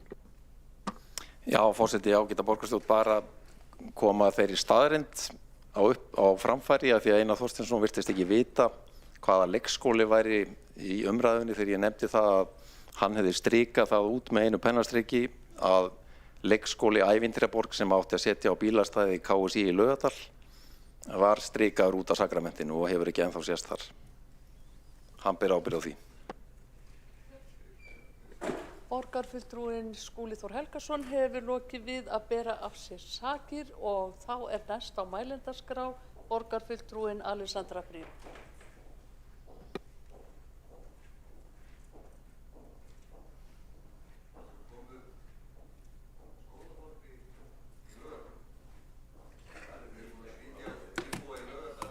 Forseti, ég með orðið eða? Forseti biður borgarfulltrúa að hafa þögn í salnum. Borgarfulltrúinn Alexandra Brím að hefja ræðu sína og það verður ríka þögn á meðan borgarfulltrúar flytja sína ræður. Forseti, borgarstjórn og góðir áheyrendur. Já, mér svolítið leitt að heyra hvað þessi umræða tók harkalega beygju þarna. Ég held að við getum alveg verið sammála það að það var ákveðin missir af húsnæðinu sem hithúsið hafði niður í bæ á sínum tíma. Við misstum það þegar eigandi hússins ákvað að hætta að leiða okkur ef ég man rétt og við þurftum að finna góða staðsetningu. Ég veit ekki betur en að vissulega leiðilegt að missa þessa nánd og að það sé auðveldara að detta inn, en ég veit samt ekki betur en að staðsetningin upp í Elliðaárdal hafi virkað vel fyrir það sem hún að gera og auðvitað fer starfsemi fram víða í borginni þó svo að höfuðstöðvarnar séu þarna. Mér finnst ekkert að því að skoða það hvort að við getum fundið aðra staðsetningu til framtíðar, en mér finnst ekki að við eigum að tala eins og það sé allt í volli og ekkert gangi. Veit ekki betur en að starfsemi hinshúsins sé bara býsna góð og ég veit að þegar ég tala við starfsfólk hinshúsins þá líður þeim oft eins og svona þekking borgarfulltrúa og kjörinna fulltrúa sem að líta svo á að þetta sé einhver önnur starfsemi eða gangi voða illa eða eitthvað svoleiðis, eins og við vitum ekki, séum greinilega ekki fylgjast nógu vel með af því að þau eru að vinna mjög mikið og gott starf þarna. En vinnan sem var unnin í borgarstjóratíð og mögulega formanns borgarráðstíð Einars Þorsteinssonar í þessum stýrihóp undir forystu Skúla Helgasonar, ég veit ekki betur en að Framsókn hafi verið með fulltrúa í þeim stýrihóp og ég veit ekki betur en að skýrslan hafi verið á endanum bara nokkuð góð. Það getur verið að hún hefði ekki verið nákvæmlega eins og borgarstjóri þáverandi Einar Þorsteinsson hefði skrifað hana sjálfur ef hann hefði verið einn með hana, en það er samt pínu skrítið að hún hefur ekki birst síðan og ég svona á þess að ég viti nákvæmlega hvernig við förum að því, þá veit ég af henni sem einn af þessum hlutum sem að þarf annarkvort að afgreiða af eða á fyrir eða síðar og mér langar að reyna að klára það á kjörtímabilinu svo að maður skilji ekki eftir sig eitthvað svona lausa þræði sem enginn veit hvað eru. Mér finnst það skrítin vinnubrögð og ég átta mig á því að þetta breyta hlutinni hratt og eitthvað svoleiðis. Ég veit ekki hver var ástæðan fyrir því að hún satt hana svona lengi, en mér finnst við þurfum að gera eitthvað með þetta. Og það eru ágætis tillögur, ef ég veit rétt, í þessari skýrslu. Ég veit ekki hvort að við höfum ráðrúm eða tíma eða fjármagn til þess að fara í þær allar eða hvað við viljum gera með þær, en mér finnst við að skoða það bara með opnum hug og afgreiða þetta. Og ég held að við tökum bara þessa tillögu Framsóknar sem allt í lagi, vísum henni bara inn í borgarráð og förum yfir þetta þar, skoðum kannski skýrsluna bara til hliðar við hana og sjáum hvort við getum fundið út úr þessu með einhverjum heildrænum hætti. En mér finnst algjör óþarfi kannski að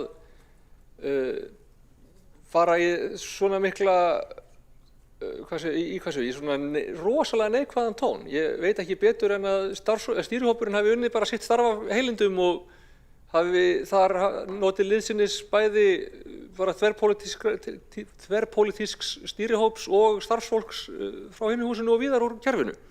Þannig að við skulum kannski bara svona aðeins passa okkur hvernig við tölum það sem við verðum að vinna hérna. Borgarfulltrúinn Alexandra Brím hefur lokið máli sínu og þá telst umræðu þessa tillögu lokið. Borgarfulltrú Magnea Gná Jóhannsdóttir hefur óskað eftir að fá að koma upp í ræðu. Gjörðu svo vel.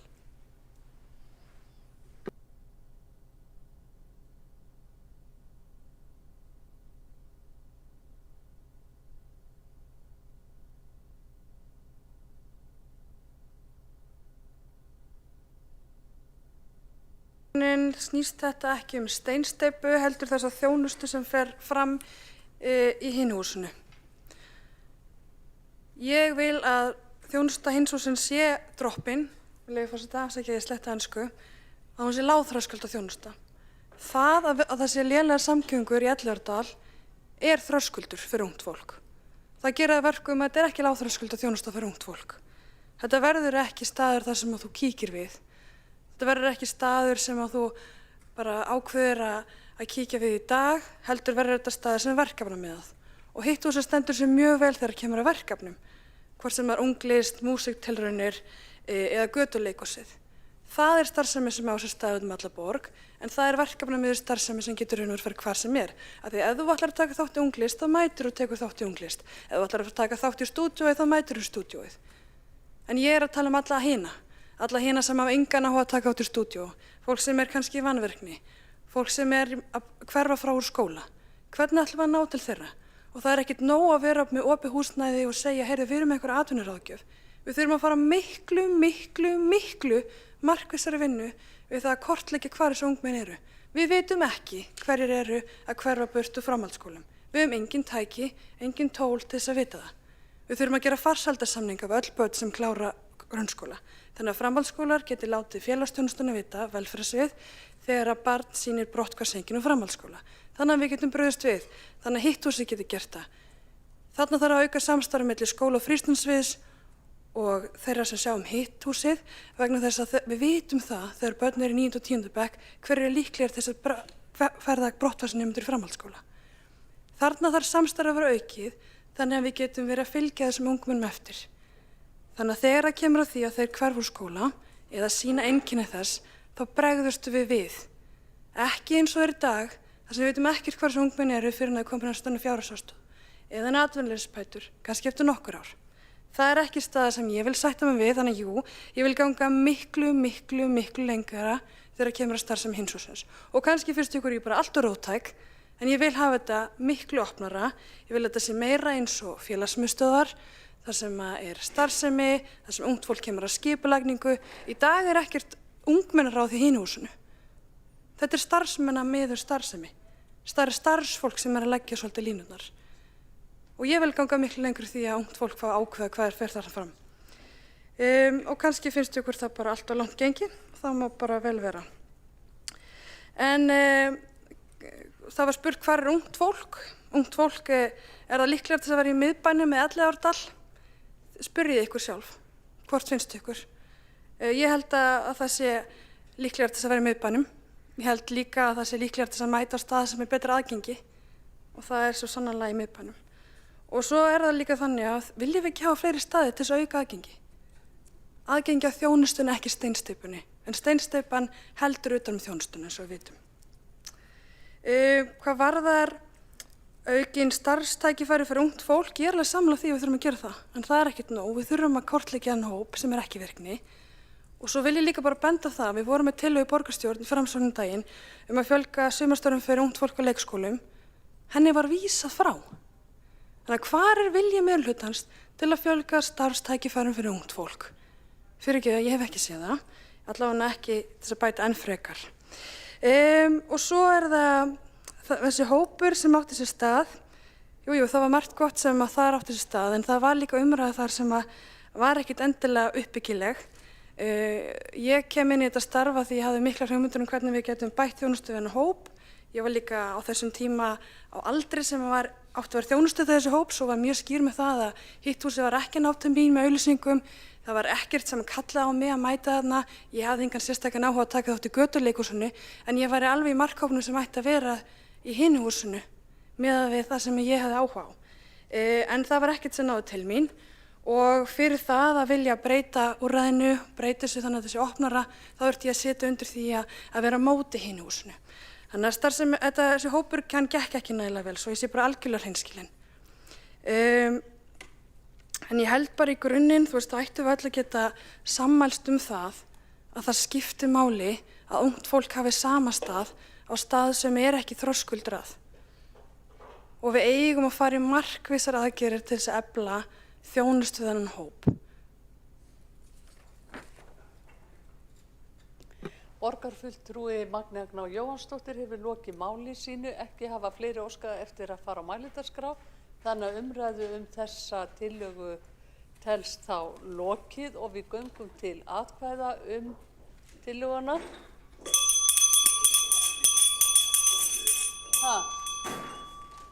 Fundarsköp. Já.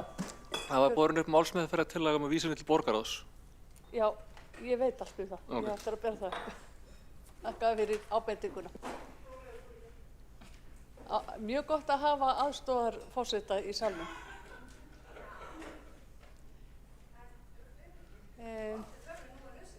Þá sýnist forseta að allir borgarfulltrúar hafa skilað sér í salnum. Borist hefur málsmeðferðartillaga að tillögunni verði vísað til borgarráðs. Þeir borgarfulltrúar sem samþykkja það vinsamlega skeiði við merki. Tillagan samþykkt með öllum greiddum atkvæðum. Þá gengið til næsta liðar á dagskránni sem umræða þátttöku barna með fötlun í íþróttastarfi í Reykjavík að beiðni borgarfulltrúa Viðreisnar. Og það Jóhanna Dýrun Jónsdóttir sem tekur til máls. Gjörðu svo vel.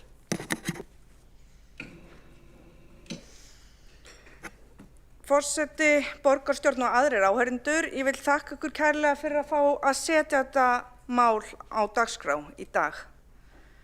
Undanfarin ár höfum við verið í stórsókn í inngildingu, en þessi viðkvæmi hópur hefur ekki notið þeirra vinnu nægilega að mínu mati. Hvenær byrjum við að læra fatlanir? Það í leikskóla, grunnskóla, framhaldsskóla? Nei, flestir læra ekkert fatlanir fyrir á háskólastigi og ekki nema á ákveðnum námsbrautum. Þó fatlanir hafi sannarlega verið hluti af manninum lengur en elstu menn muna. Ég tel að við þurfum að stíga fast niður og auka þekkingu og fræðslu á fjölbreytileikum mannsins hvað þetta varðar og væri frábært ef Reykjavíkurborg gæti verið þar fyrirmynd. Svona til glöggvunar þá eru helstu fatlanir barna, þroskahömlun, einhverfa og hreyfihömlun. Fötlun getur greinst við fæðingu eða síðar á lífsleiðinni.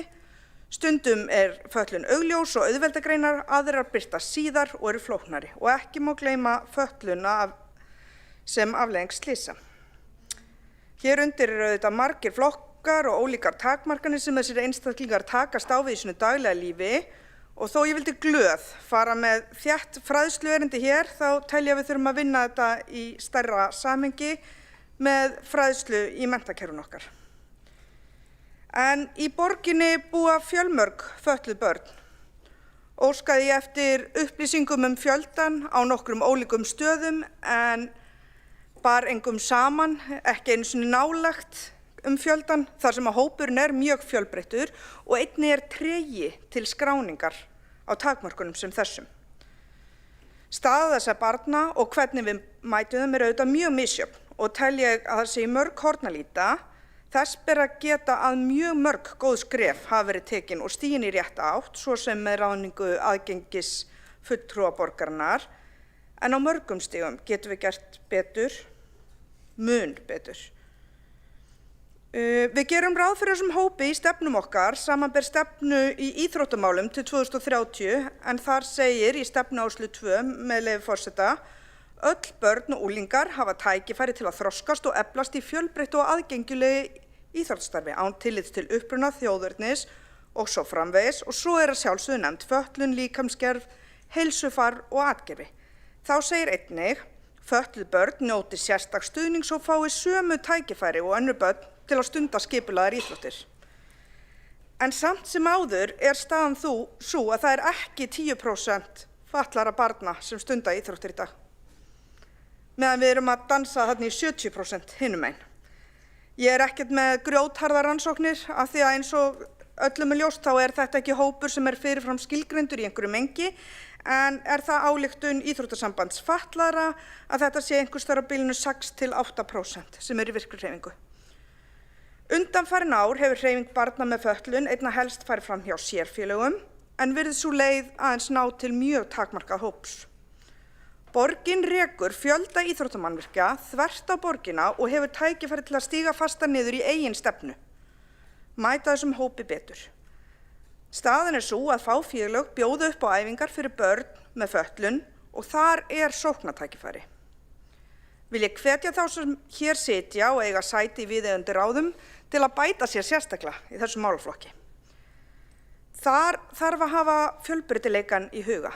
Börn með fötlun er alls ekki einsleitur hópur. Börn með skerta sýn eiga ekki mikla samleið með hreyfihömluðu barni eða hreyfihamlaðir með þroskahömluðum. Því ber að horfa til fjölbreyttra lausna og er mikið fagnaðarefni hve mörg og hve ólík íþróttafélögin eru sem starfa í borginni. Og sannarlega, eins og við segjum, tækifærin eru víða. Hverjar eru bestu leiðir til að stíga næstu skref? Það ætla ég ekki að koma inn sem sérfræðingur með eina gullna lausn, heldur vonast ég til að við getum hér saman átt virkara samtal við íþróttahreyfinguna, börnin og samfélagið allt til að ná betur til þessa hóps. Og ég held fast í vonuna að þeir sem hafi skráð sig hér á mælendaskrá séu mættir með fjölda góðra hugmynda og samstarfsvilja sem við getum saman nýtt til að bæta það samfélag sem við byggjum öllum börnum. Takk. Borgarfulltrúi Jóhanna Dýrun Jónsdóttir hefur lokið máli sínu. Næst tekur til máls borgarfulltrúi Guðný Maja Rýpa.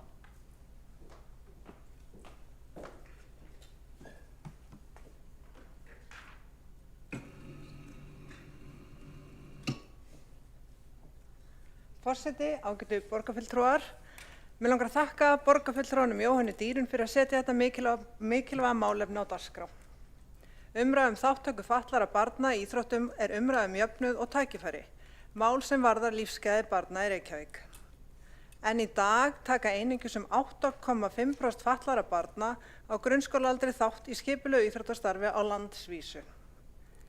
En þáttaka hefur aukist á síðustu 3 árum meðal annars vegna verkefnisins Allir með. Markmiðið er að ná þessu hlutfalli upp í 25% á næstu 3 árum og það kallar á áframhaldandi markvissa vinnu. Það er jákvæð þróun en leið áminningum að við erum enn langt frá því að ná jafnræði þáttöku. Í því samhengi er eðlilegt að Reykjavík sé virkur þátttakandi í þessari þróun í nánu samstarfi við íþróttafélögin. Íþróttir eru stór hluti af lífi barna í borginni og þá að vera sjálfsagt að fötluð börn geti stunda íþróttir á jafnt við önnur börn með þeim stuðningi, fræðslu og aðlögun sem þarf. Aðgengi snýst ekki aðeins húsnæði heldur líka þekkingu, viðhorf og skipulag. Þegar íþróttafélög hafa aðgang á fræðslu og skýrum stuðningsramma verður þáttaka barna með fötlun eðlilegu hluti af starfinu. Samstarf Reykjavíkur og íþróttafélaga er því órjúmanlegur hluti af þeirri ábyrgð sem við berum á jöfnum tækifærum barna í Reykjavík og til þess að ná enn betra árangri þarf viðhorfsbreytingu ekki aðeins innan íþróttafélaga heldur í samfélaginu öllu. Við þurfum að líta á þátttöku fatlaðra barna sem eðlilegan og órjúfanlegan hluta af íþróttastarfi, ekki sem sérstakt úrræði utan meginstarfs íþróttafélagana. Það getur ekki talist eðlilegt í borg sem byggir á jöfnuði að svo lítill hluti fatlaðra barna taki þátt í íþróttum. Við verðum að horfast í augu við það og greina hvar hindranirnar eru, hvort sem þarf að felast í aðgengi, stuðning eða viðhorfum og vinna markvisst að því að fjarlæga þessar hindranir.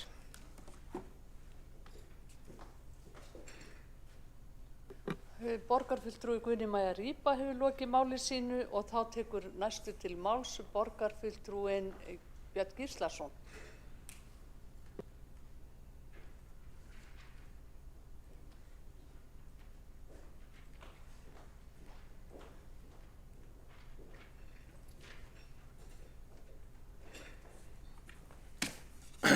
Já, forseti, ágæta borgarstjórn. Ég segi eins og Guðni Maja Rýba, borgarfulltrúi, þakka Jóhannu Dýrun Jónsdóttur fyrir þessa umræðu. Þetta er mjög held ég þörf umræða. Það er, eins og maður segir, þetta er ekki einsleitur hópur fatlaðir. Það er það alls ekki, eins og kom fram í máli Jóhannu Dýrunar, borgarfulltrúa. Og en ég fór að kanna þetta svona, þegar ég sá að þetta var það sko, kanna ég sá að því ég vissi að það er innan rafíþrótta er dálítið hópur sem er að stunda rafíþróttir sem eru fatlaðir einstaklingar og reyndar eru það líka töluvert af krökkum sem eru með sérþarfir og það var svona, mér fannst þetta dálítið áhugavert það sem kom niður, þetta var alls ekki kannað í öllum félögum í landinu en þó nokkuð mörgum og þeir gerðu þetta svona í snarhasti fyrir mig og helstu niðurstöður hjá þessum félögum sem svöru var að hlutfall barna með sérþarfir, þá voru þarna líka fatlaðir þar inn í þeirri tölu hjá þeim. Það er óvenju hátt, eins og þeir sögðu, hlutfall hjá þeim. Og oft meiri hluti þátttakenda með sérþarfir og hlutfallin voru í flestum tilfellum á bilinu 50 allt upp í 90%. Það er mjög hátt. Og það er nú sérstaklega einu stað út á landi þar sem þetta var þar sem hlutfall 85% barna og af 230 sem að stunda rafíþrótti þar. Nú, lægsta hlutfalli var hjá einu íþróttafélagi hér í borginni. Þar bentu þjálfararnir á að deildin væri, hún er búin að vera starfandi dálítið lengi og lengur en aðrar og börn þar sem glímdu áður við félagsfælni og ýmislegt og kvíða og svo framvegis, þau hafa náð að fóta sér betur með tímanum. Og kom það ítrekað upp að þjálfarar teldu þennan meirihluta ekki sem hafa fundið sig innan annarra greina innan íþróttahreyfingarinnar en oft náð að fóta sig innan rafíþrótta, sem bara mjög gott. En mér fannst svona rétt að þetta kæmi fram en þetta er bara þannig að það er um 60% barna í rafíþróttastarfi er með sérþarfir. Þetta er mjög hátt hlutfall. En ég held að það er ágætt að vita af þessu. Þetta er nokkuð sem við ákváðum að styrkja hérna, borgarstjórn 2019. Gerum það heils hugar öll og það var allir sem samþykktu það. Hvert einast atkvæði í salnum og maður var nú stoltur af því. Við þurfum eiginlega bara að halda áfram að styrkja þetta. Ég loka máli mínu. Borgarfulltrúi Björn Gíslason hefur lokið máli sínu, næst tekur til máls borgarfulltrúin Helga Þórðardóttir.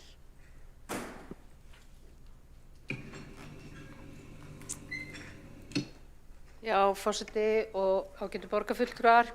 Ég vil byrja á því að þakka borgarfulltrúanum Jóhönnu Dýrunu Jónsdóttur fyrir þessa umræðu þátttöku barna með fötlun í íþróttastarfi í Reykjavík. Þessi umræða er sérstaklega góð í framhaldi af tillögunni sem var hér í upphafi frístundastyrkin. Því að öll börn eiga að geta tekið þátt í tómstundastarfi eða íþróttastarfi. Það eitt að þykja eðlilegt að fötluð börn æviíþróttir eins og ófötluð börn og helst hjá sínu hverfisíþróttafélagi. Allir með verkefnið hófst árið 2022 undir merkjunum Farsælt samfélag fyrir öll, brúum bilið.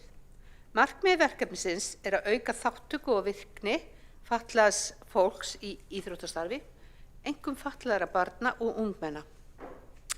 Verkefnið liður í að ná markmiðum 30. greinar samnings Sameinuðu þjóðanna réttindi fatlaðs fólks sem fjallar meðal annars þátttöku fatlaðs fólks í íþróttum. Bakhjarlar verkefnisins eru félags- og húsnæðismálaráðuneytið, mennta- og barnamálaráðuneytið, heilbrigðisráðuneytið, ÖBÍ, réttindasamtök og landssamtökin Þroskahjálp.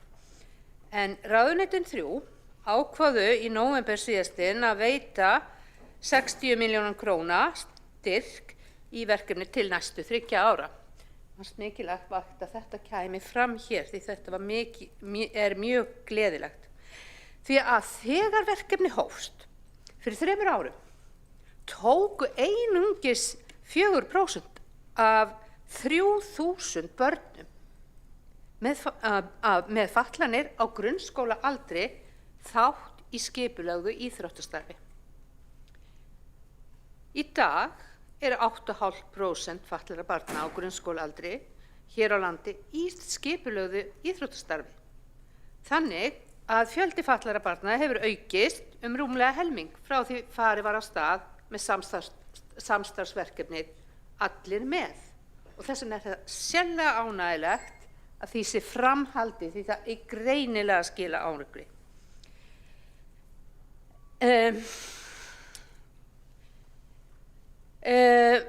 Þrátt fyrir þessa fjölgun þá augljóst að við þurfum að gera betur. Í helgina það birtist ágætis viðtal við Valdimar Gunnarsson verkefnastjóra Allir með á Sýn og Valdimar hefur það háleita markmið að ná þátttakendafjölda upp í 25% næstu 3 árin af því það búið að framlengja verkefninu sem frábært. Hann telur að það þurfi viðhorfsbreytingu hjá allir þjóðinni til að ná þessu markmiði. Og ég held að sé nokkuð rétt og þess vegna svo gott að fá þessa umræðu hér í dag. En ýmsar hindranir verða á vegi þeirra sem standa bak í verkefninu, hann bendir á það og bendi Valdimar á til dæmis að persónuverndarlög gerir þeim erfitt fyrir að ná sambandi við foreldra fatlaðra barna hér á landi. Og mér langar bara að vitna í þessi orð Valdimars með leyfi forseta. Við vitum að það yfir 3000 börn á grunnskólaaldri með einhvers konar fatlanir. Við getum ekki sendt póst á foreldra þessara barna. Við þurfum einhvern veginn að koma skilaboðunum áleiðis og gerum það einna helst kannski eins og með þessu viðtali. Þetta stakk mér svolítið og ég fór að velta fyrir mér hvernig Reykjavíkurborg stæði sig í kynningum á verkefnu og að því við erum öll að vilja gera, að við viljum gera betur. En ég leitaði satt að segja á vefnum og fann ekki neitt á Reykjavíkurvefnum sem ég gat tengt. Ég fann hins vegar grein í Hvata frá árinu 1924, því það augljóst að Reykjavík með í þessu því að verkefnastjóri verkefnisins Allir með ásamt verkefnastjórum á miðstöðum Reykjavíkurborgar og íþróttahreyfingunni hafi komið saman og sett af stað aðgerðaáætlun í hverfum borgarinnar til þess að fjölga íþróttagreinum fyrir börn og ungmenni með fötlun í Reykjavík og það var eiginlega bara ef einhver veit þessa aðgerðaáætlun eða já, hvernig við nálgumst þessi börn, þá væri gott að fá upplýsingar það. Takk. Borgarfulltrúinn Helga Þórðardóttir hefur lokið við ræðu sína og þá tekur næst til máls borgarfulltrúinn Magnea Gná Jóhannsdóttir.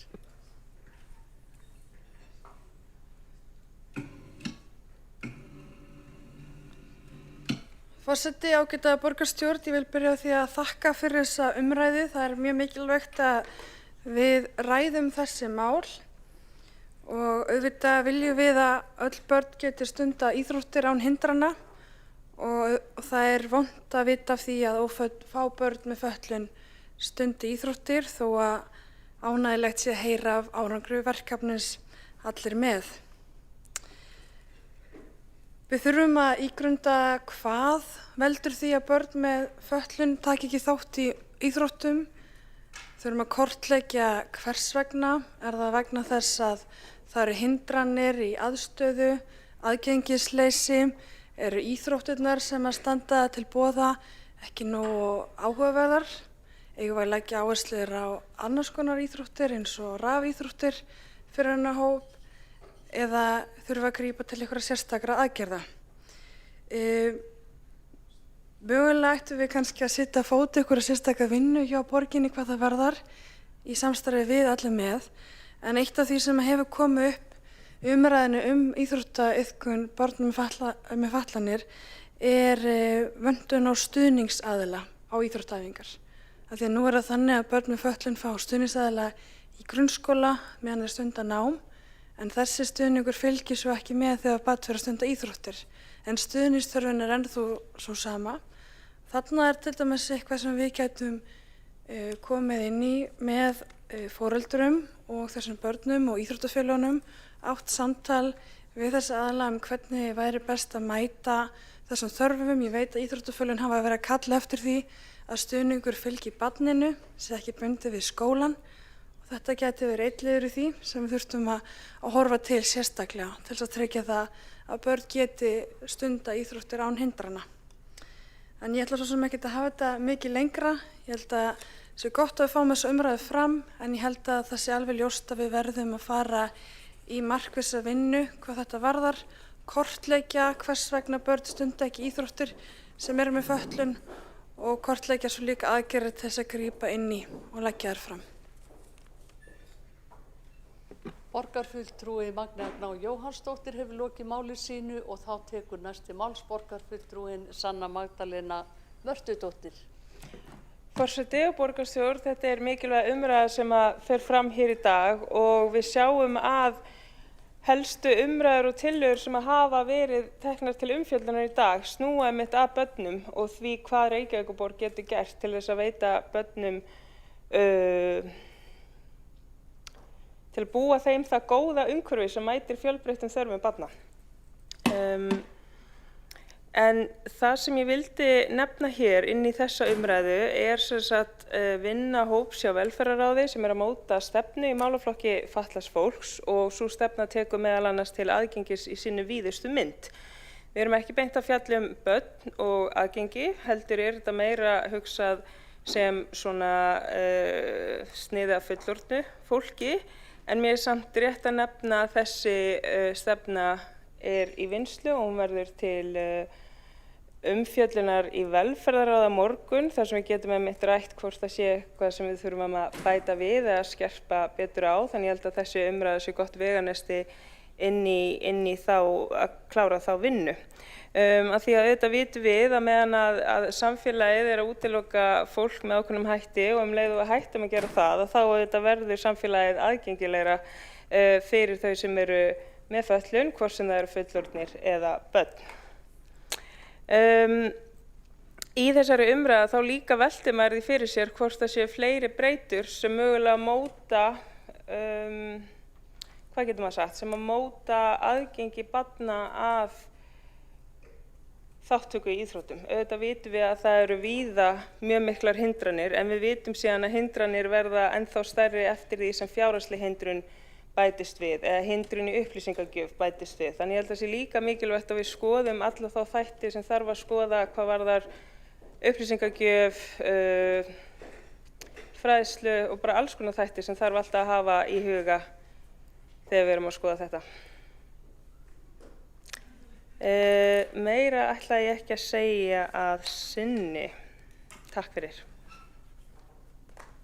Borgarfulltrúi Sanna Magdalena Mörtudóttir hefur lokið máli sínu. Næstur tekur til máls borgarfulltrúi Skúli Þór Helgason.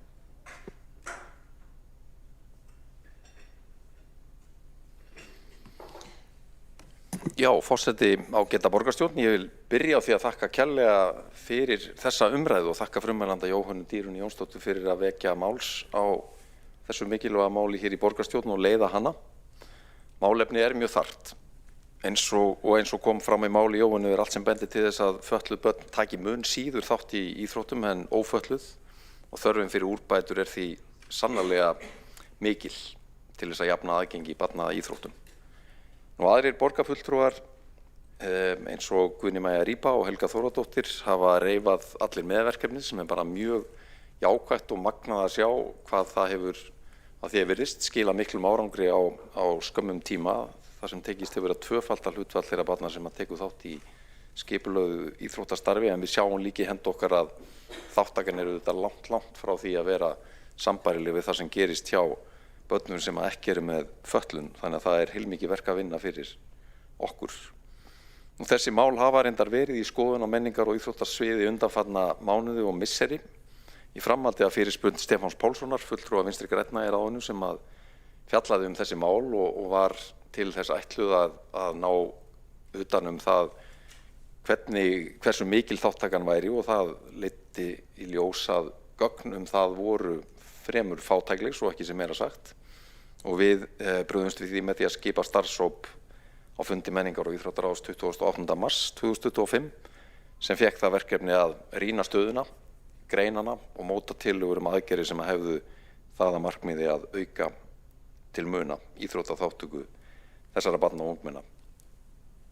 Hlutverk þessa hóps fyrir utan að vinna tillögurnar að byrja á því að greina stöðuna, skoða hvað önnur sveitarfélög hafa lagt til málana og til hvaða aðgerða hefur verið gripið þar, bera saman aðgerðir sem hefur verið gripið til og reyna að átta sig á því hvar eru bestu lausnir og velheppnuð verkefni sem hægt væri að nýta reynsluna af í borginu okkar.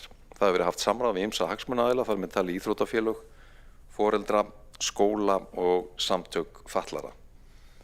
Nú, eins og hér hefur komið fram í umræðunni þá talið að 3.000 börn séu með fatlanir á grunnskólaaldri á landinu öllu en hingað til hefur reynst erfitt að nálgast upplýsingar fötlun barna eða fjölda barna með fötlun í borginni vegna persónuverndarsjónarmiða eins og hér hefur komið fram. En það er jákvætt að sífellt fleiri íþróttafélög hafa farið af stað með skipulagt íþróttastarf fyrir fötluð börn og hafa yfir 20 ný verkefni af þeim toga litið dagsins ljós frá því að farið var af stað með alvöru rýni á þessum málum. Almennt séð þá gögnin ekki nægilega vönduð sem að liggja fyrir. Það er erfitt að nálgast tölur sem eru áreiðanlegar fjölda fatlaðra barna í íþróttum en ég vil þó segja að starfshópurinn komið með ákveðinn grunn að vinna með og ákveðna tölfræðilega nálgun sem að unnið út frá. Og ég veit til þess að eins og frummælandi kom inn á þá hefur starfshópurinn einmitt verið að vinna með sambærilega þrískiptingu á þessum hópi barna og ungmenna með fötlun, þar að segja í fyrsta lagi börn og ungmenni með hreyfihömlun, í öðru lagi börn og ungmenni með þroskahömlun og hins vegar börn og ungmenni í þriðja lagi með geðraskanir og greiningar og alveg ljóst að til þess að við náum árangri þurfum við að gæta þess að hafa í huga þessa aðgreiningu og vinna með það að það sé ekki þetta klæðskýra sauma aðgerðir sem eigi að henta öllum þessum hópum. Það er mikilvægt að auka íþróttaþátttöku hreyfihamlaðra með því að vera með þann hóp sér en margir halda því fram að ástæða þess að þáttaka er lítil hjá þessum hópi sé að hann sé settur með til dæmis hópi með þroskahömlun og er þetta eitthvað sem við vitum að ÖSP og Íþróttafélag fatlaðra í Reykjavík hafa verið að skoða sérstaklega. Nú, starfshópurinn enn að störfum en hann hefur viðað sér gögnum og unnið að tillögum sem við erum að vonast til þess að verði kynntar í menningar- og íþróttaráði jafnvel strax í næsta mánuði. Við þurfum klárlega að sinna vel þessum málaflokki og ég ítreka því ánægju mína með þessa umræðu hér. Við þurfum að fylgja því fast eftir að þær tillögur sem að koma út úr vinnu starfshópsins fái eðlilegan framgang og við náum árangri í því að auka til muna þátttöku barna í íþróttastarfi og skipulögðu frístundastarfi. Það er takmarkið sem ég vona og trúi að við leggjumst öll á eitt hér í borgarstjórn við að ná á allra næstu misserum því það er sannarlega mikilvægt að öll börn hafi aðgang að íþróttum og öðru skipulögðu frístundastarfi sem hugur þeirra stendur til. Borgarfulltrúi Skúli Þór Helgason hefur lokið máli sínu. Næst tekur til máls borgarfulltrúi Alexandra Brím.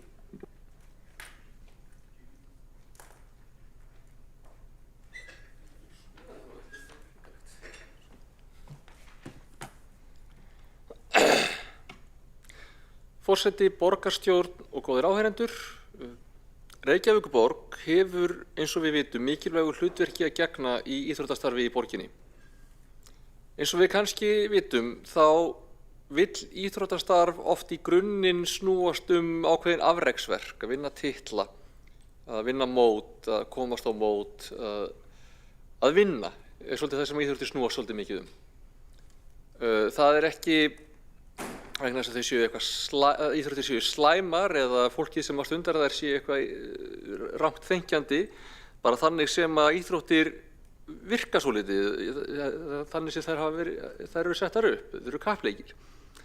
Það er þannig sem að íþróttafélög upplifa sína uppskeru, það er þannig sem þau fá athygli, það er þannig sem þau vinna fjármagn, vinsældir og stöðu og það er í sjálfu sér eðlilegt að þannig sé umhverfið sem að þau lifa og hrærast í. Okkar sýn sem sveitarfélags er aðeins önnur. Okkur finnst ekki slæmt að íþróttafélögin vinni til afreka og vinni mót og komist á stórum mót og fái jákvæða athygli fyrir afrek, en það er ekki þess vegna sem við erum í samstarfi með þeim. Það er ekki þess vegna sem við erum að veita peningum til þeirra og sjá þeim fyrir húsnæði og allt þetta. Okkar markmið, og Reykjavíkurborg hefur það markmið með sinni þátttöku í íþróttastarfi, að tryggja börnum sérstaklega og reyndar íbúum almennt aðgengi að íþróttum, að aðstöðu, að íþróttastarfi. Og þar erum við að hugsa lýðheilsu barna almennt, bara félagslegu áhrifin af því að vera þáttakendur, vináttutengslin sem myndast, eflingu sjálfstrausts og heilsu. Við erum að þessu til þess að öll börn fá að vera með.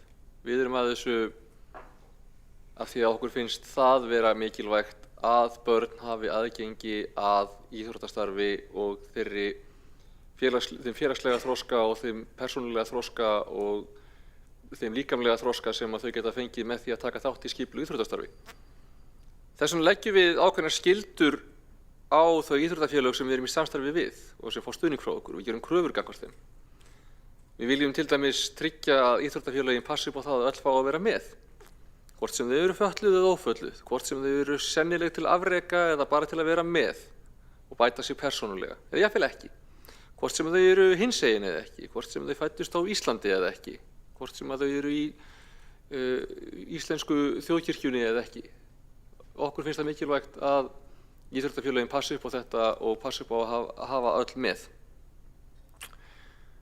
Okkar markmið er að íþrótta- og tómstundastarf sé fyrir öll og alveg sérstaklega fyrir öll börn. Og ég skynja það alveg íþróttafélögin eru sammála okkur, þeir vilja vera þáttakendur í því, maður finnur það.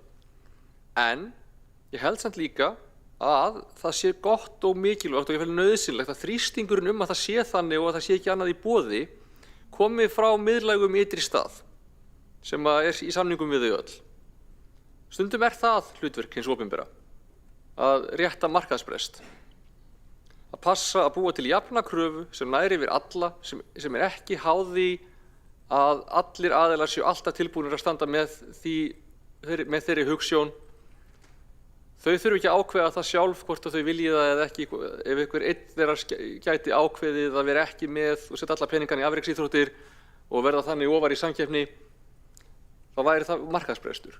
Þess vegna er gott að við búum til þennan ytri þrýsting ásamt ríkinu. Og það er ekki vegna þess að þau séu vond og við þurfum þrýsting til þess að gera rétt. Það er alls ekki þannig.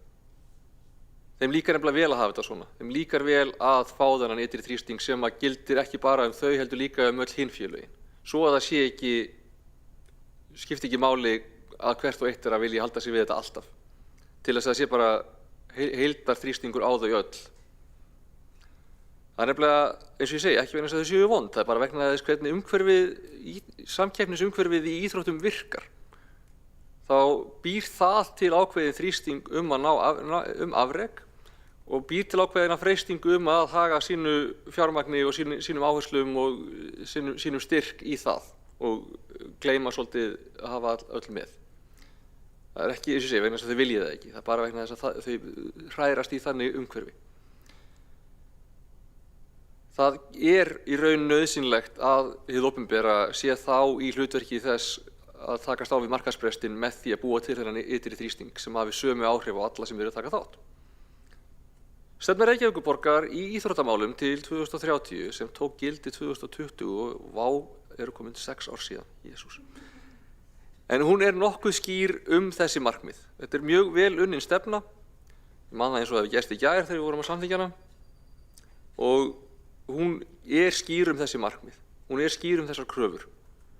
Mögulega í ljósi nútímans, í ljósi þess að það eru 6 ár liðin, það væri mögulegt að gera kröfurnar skýrari, gera meiri kröfur. Það virðist vera, svona þegar maður kannaði þetta mál fyrir fundinn, það er ákveðin galli á málinu hvað við virðumst í raun vita lítið þátttöku barna með fatlanir í íþróttastarfi.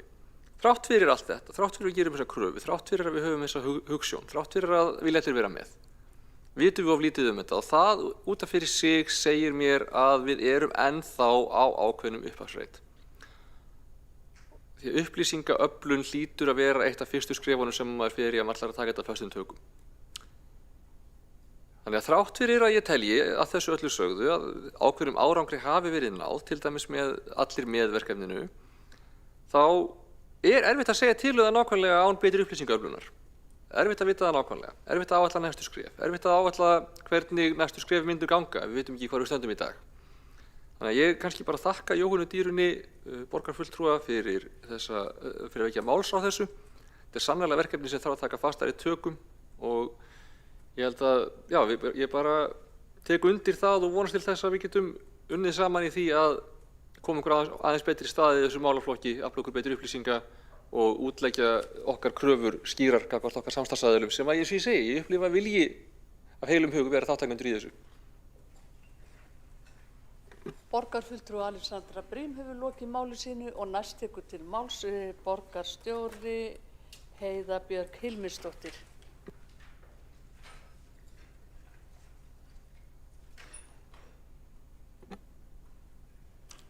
Já, forseti, ágæta borgarstjórn,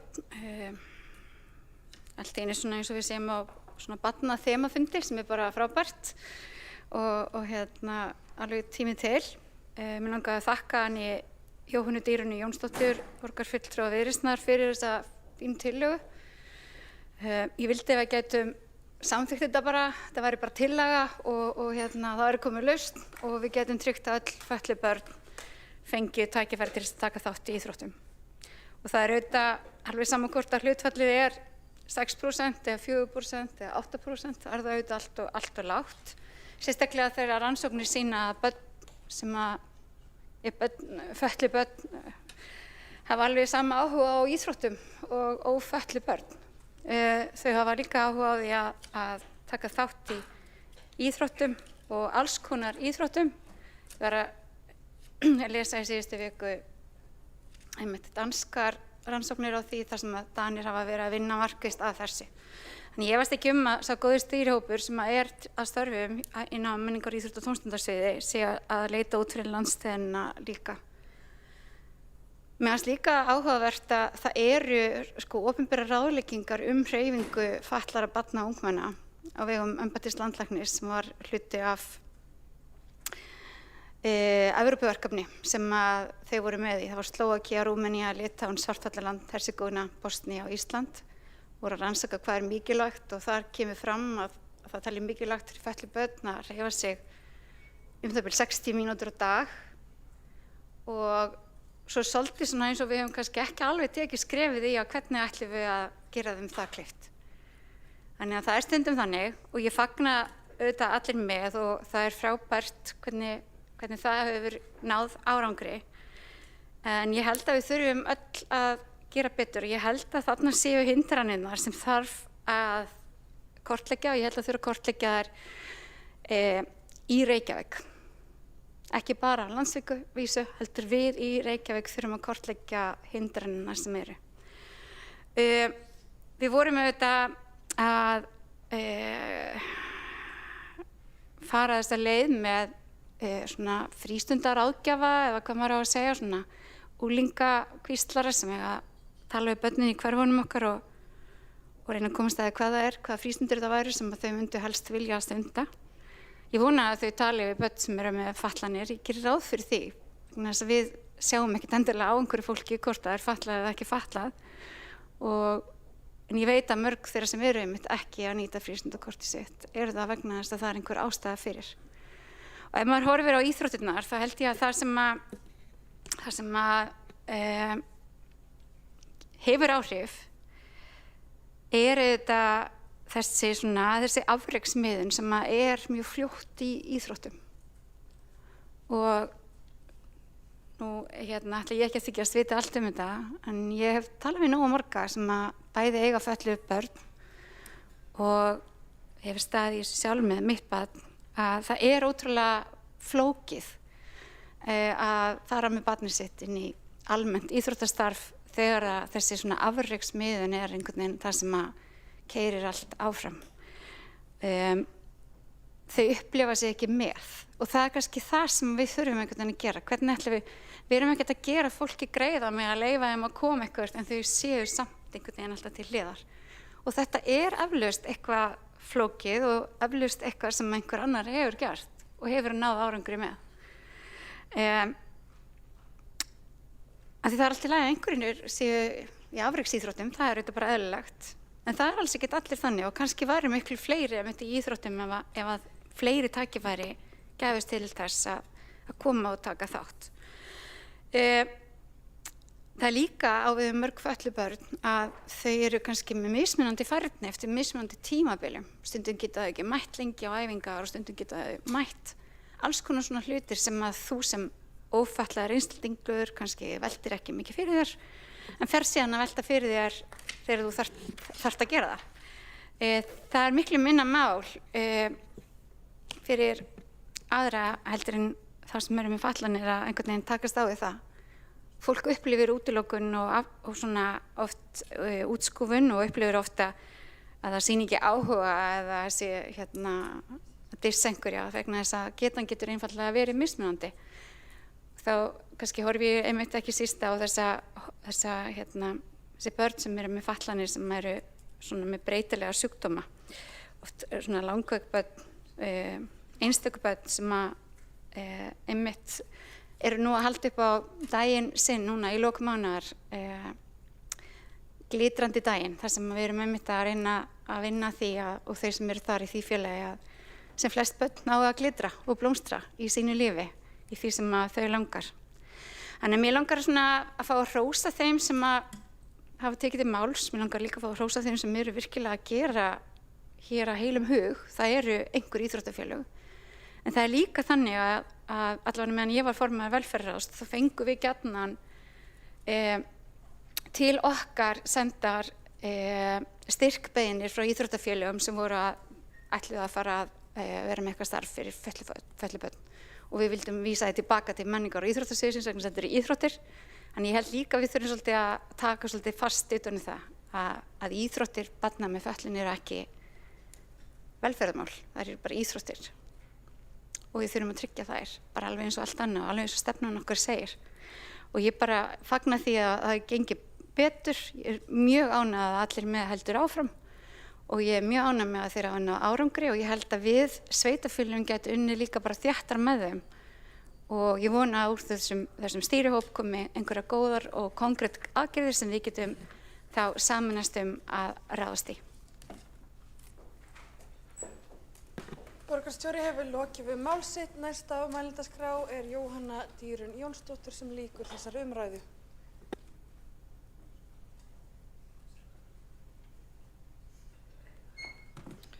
Já, ég vildi bara þakka kærlega fyrir þáttökuna í umræðinu, en það var mikill þrýstingur að vinna málið þannig að setja upp kröfum að þeir gerir hópur, spretthópur, vinnunefnd, stefna annað, en við eigum frábæra stefnu Við erum með flottan hóp í vinnslu.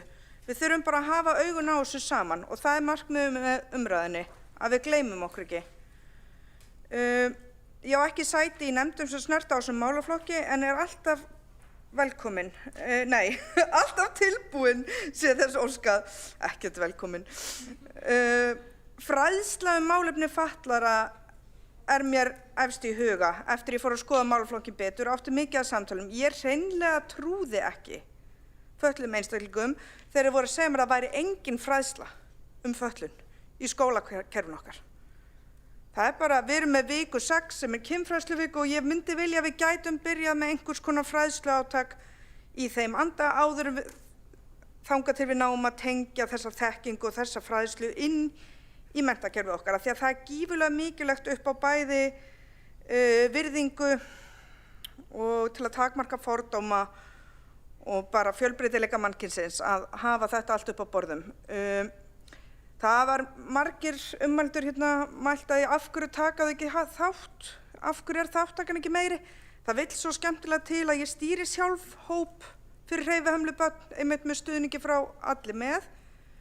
Og þar hefur komið nokkuð bersýnileg ljós að börnin fara fyrst í almennar íþróttir, þar sem þau missa trú á eigin getu og færni, að því að þau eru með jafnöldrum sem hefa fulla færni og eiga erfitt með tengingar í kjölfarið. Þess vegna tel ég að það sé mjög mikilvægt að við byrjum að vinna í þessu snemma og byrjum að vinna í hreyfifærni og hreyfiþjálfun strax á grunnskólastigi.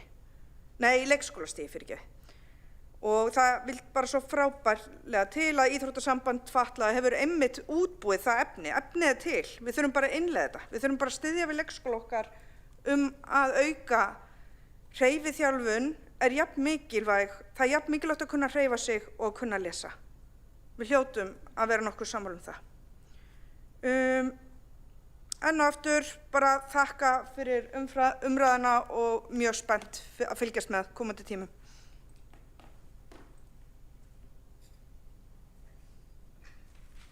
Borgarfulltrúinn hefur lokið mál sitt og ekki á fleiri ósk eftir því að taka til máls undir þessari umræðu í lið 4 og telst í umræðinni lokið.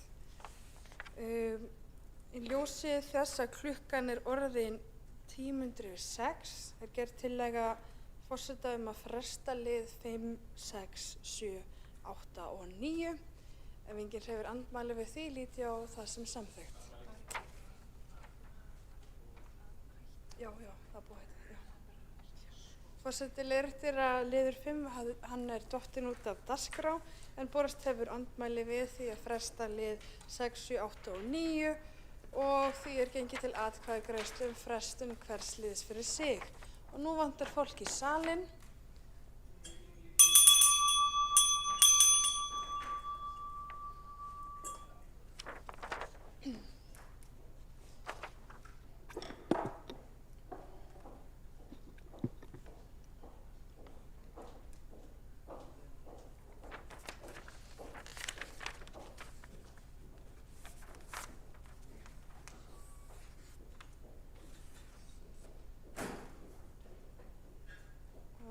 Enn vantar borgarfulltrúa í salinn.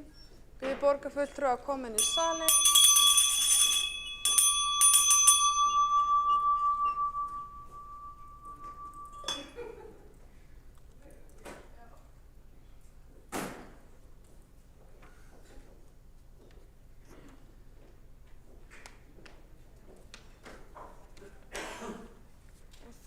Sýnist forseta salurinn vera full mannaður og göngu til atkvæðagreiðslu frestun á liði 6 á útsendri dagskrá umræðum íbúalýðræði í Reykjavík að beiðni borgarfulltrúa Framsóknarflokksins. Þeir sem eru samþykkir því vinsamlegast gefi þessu merki og þeir sem á móti kunna að vera. Bið borgarfulltrúa sem er á móti að sýna þessu merki og það eru á móti eru borgarfulltrúar Sjálfstæðisflokks, Framsóknar og Viðreisnar og óháður fulltrúi með meirihlutinn. Þá er lagt til að fresta máli 7 á útsendri dagskrá til að borgarfulltrúar Sjálfstæðisflokksins hverfis lögreglustöð í Breiðholti. Þeir sem eru samþykkir þeirri frestun vinsamlegast gefi þess merki og það eru borgarfulltrúar meirihlutans og þeir sem að móti kunna að vera og það er allir flokkar minnihlutans. Og þá er það tillaga um að fresta máli 8, umræða tillögu að nýju deiliskipulagi við Holtsgötu 10–12 og Brekkustíg 16 að beiðni borgarfulltrúa Framsóknarflokksins og þeir sem eru samþykkir því að fresta því máli vinsælast gefa þess merki og það eru fulltrúar meirihlutans og þeir sem móti kunna að vera og það eru allir flokkar minnihlutans. Og þá göngum við til atkvæðagreiðslu frestunamáli 9 á útsendu dagskrá umræðum öryggismál á skipturstöðinni í Mjódd að beiðni borgarfulltrúa Sjálfstæðisflokksins og þeir sem eru samþykkir því að fresta málinu vinsælast gefa þess merki og það er meirihlutinn og þeir sem móti kunna að vera það eru allir flokkar minnihlutans. Og þá förum við í fundargerðir borgarráðs frá 5. febrúar, það er 10. liður óútsendu dagskrá, 8. liður undir fundargerð borgarráðs á 5. febrúar, flöggun á fána Grænlands við Ráðhús Reykjavíkur, fundargerð borgarráðs frá 12. febrúar, 10. liður tillögur stýrihóps breytingu á málsmeðferðarreglum borgarráðs veitingastaði og gististaði. Og fyrst tekur til máls er borgarfulltrúin Sanna Magdalena Mörtudóttir. Forseti og borgarstjórn og öll sem að fylgjast með. Ég kem hér upp undir fundargerð borgarráðs frá 12. febrúar, lið númer 19, þar sem það var umræða matarinnkaup velferðarsviðs. Og þannig ég ætla að tala stöðuna sem er núna uppi. Og eins og við vitum að þá er Reykjavíkurborg með máltíðaþjónustu og býður upp á heimsendan mat fyrir þau sem ekki geta annast matseld sjálf og hafa ekki tök á að borða í einum af félagsmiðstöðvum velferðarsviðs borgarinnar og svo hefur verið boðið upp á að kaupa heitan hádegisverð í félagsmiðstöðvum alla virka daga. Þetta er mjög mikilvæg þjónusta. Það er velferðarsvið borgarinnar sem hefur rekið framleiðslu eldhúsið á Vitatorgi, Lindagötu 59 frá árinu 1997. Þá var ég 5 ára, þannig að þetta eldhús hefur verið lengi starfrækt og þar hefur verið framleiddur annars vegar hraðkældur matur sem sendur til fólks í heimahúsum sem einmitt geta ekki annast matseld sjálf og hafa ekki tök á að borða í félagsmiðstöðvunum. Og svo hins vegar þá hefur þar verið framleiddur hádegismatur fyrir íbúa í þjónustuíbúðum og þau sem sækja félagsmiðstöðvar borgarinnar. Og þetta eru að meðaltali 930 máltíðir sem eru eldaðar á dag. Og heimsendi maturinn er 40% af framleiðslunni. Og eins og við vitum að þá þarf að gera upp framleiðslu eldhúsið á Vitatorgi og velferðarráð samþykkti fyrr á þessu ári að flytja framleiðslu eldhús velferðarsviðs innan Vitatorgs á Lindagötu 59 þannig að framleiðslu eldhúsið verður flutt í matsal á sömu hæð og eldhúsið er í dag og matsalurinn verður síðan færður á næstu hæð fyrir ofan. Og á meðan á framkvæmdum stendur og þá er ekki hægt að elda í eldhúsinu á Vitatorgi og því þurfti að finna lausn og það var leita margra leiða. Meðal annars hvort það væri ekki hægt að finna annan stað en á endanum og þá var eina færa leiðin að fá tímabundið mat frá öðrum aðila og rétt að taka fram og við þurfum að bjóða upp á máltíðaþjónustu þar sem samkvæmt lögum félagsþjónustu sveitarfélaga eiga sveitarfélag að sjá heimsendingu matar í þjónustu við aldraða og síðan samkvæmt lögum málefni aldraðra númer 125 1999 að þá skal í þjónustuíbúðum verið boðið upp á mat. Og ein af þeim kröfum sem gerðar eru til framleiðslu eldhús sem eldar mat fyrir viðkvæma hópa eins og eldra fólk er að ástunda innra eftirlit sem byggir á matvæla öryggiskerfinu HACCP í flokki 3. Þetta er eitthvað sem að ég held að fáir sér ekki meðvitaðir hvað HACCP þýðir, en við hefum fengið ítarlegar kynningar á því í velferðarráði þegar að vera að fjalla matvæla öryggi og þær vottanir sem þurfa að vera til staðar til þess að geta framleitt mat fyrir viðkvæma hópa.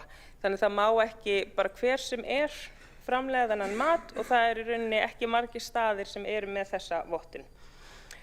Og svo mitt inn í öllu þessu þá greinist bakterían Listeria í rófusalati og því var framleiðslu eldhúsinu á Vitatorgi lokað í skyndi 2. febrúar síðastliðinn og þetta því hraðaði öllum áætlunum sem við vorum með. Og vonandi þá verður frétta að vænta í lok þessara viku hvert fyrirkomulagi nákvæmlega verður og það er verið að klára að gera samning á 3. aðila, þannig það er sem sagt unnið út frá því að velferðarsvið gerir samning til 2 mánaða við aðila sem geta útvegað máltíða þjónustu og síðan verður unnið að samningi til lengri tíma á meðan að unnið er að framkvæmdum Vitatorgs og við höfum heimild til að ganga til samninga upp að ákveðinni fjárhæð án þess að viðameira ferli þurfi að eiga sér stað. Þannig að rétt að upplýsa borgarstjórn þessa framvindu og þar sem gríðarlega mikilvæga þjónustu er að ræða. Og vonandi getum við fara að senda mat í félagsmiðstöðvarnar mánaðamótin, febrúar-mars, þar sem þetta þarf ákveðin undirbúning og já, svo skilst mér að undir þessari fundagerð séu líka 10. liður tillögur stýrihóps breytingar á málsmeðferðarreglum borgarráðs veitingastaði og gististaði. Þar var stýrihópur að bregðast við ákveðnu ástandi sem er komið upp og leggur þar fram tillögur að breytingum. Mér finnst alveg rétt að almennt bara ræða þá stöðu sem er í samfélaginu varðandi, svo ég sletti með leyfi forseta, svona normaliseringu á áfengisveitingum á til dæmis íþróttaviðburðum þar sem að íþróttir eiga að höfða til lýðheilsusjónarmiða en áfengi, ég flokkaði ekki innan lýðheilsusjónarmiða, þannig mér finnst þetta áhugavert bara í samfélaginu öllu, svona hvernig við nálgumst áfengi, hvað okkur finnst eðlilegt áfengi og þetta svona vekur upp ýmsar spurningar. En þetta bara er komin ákveðin staða sem er í gangi, sem er svona kannski, getur verið erfitt einhvern veginn að bregðast við, en mér finnst alveg áfengi verið eitthvað, já, það þarf að fara vel utan hvernig við nálgumst þessa umræðu. Ég þarf að fá mér kaffi. Ég á 14 sekúndur eftir og er ekki að fara að segja neitt gagnlegt á 14 sekúndum. Takk fyrir. Borgarfulltrúinn hefur lokið við sína ræðu. 2 hafa óskað eftir því að veita andsvar undir þeirri ræðu og fyrst til þess að veita andsvar er borgarfulltrúinn Helgi Ás Grétarsson. Forseti, ágæta borgarstjórn. Ég er að fyrst að lýsa yfir verulegum áhyggjum af framgangi mála varðandi framleiðslu eldhúsið í Vitatorgi. Ástandið var vitað mitt síðasta ár í síðasta lagi en kannski bara svona praktísk spurning vegna þess að ég tel að þetta hafi mjög slæm áhrif á þjónustu við viðkvæman hóp sem er eldra fólk.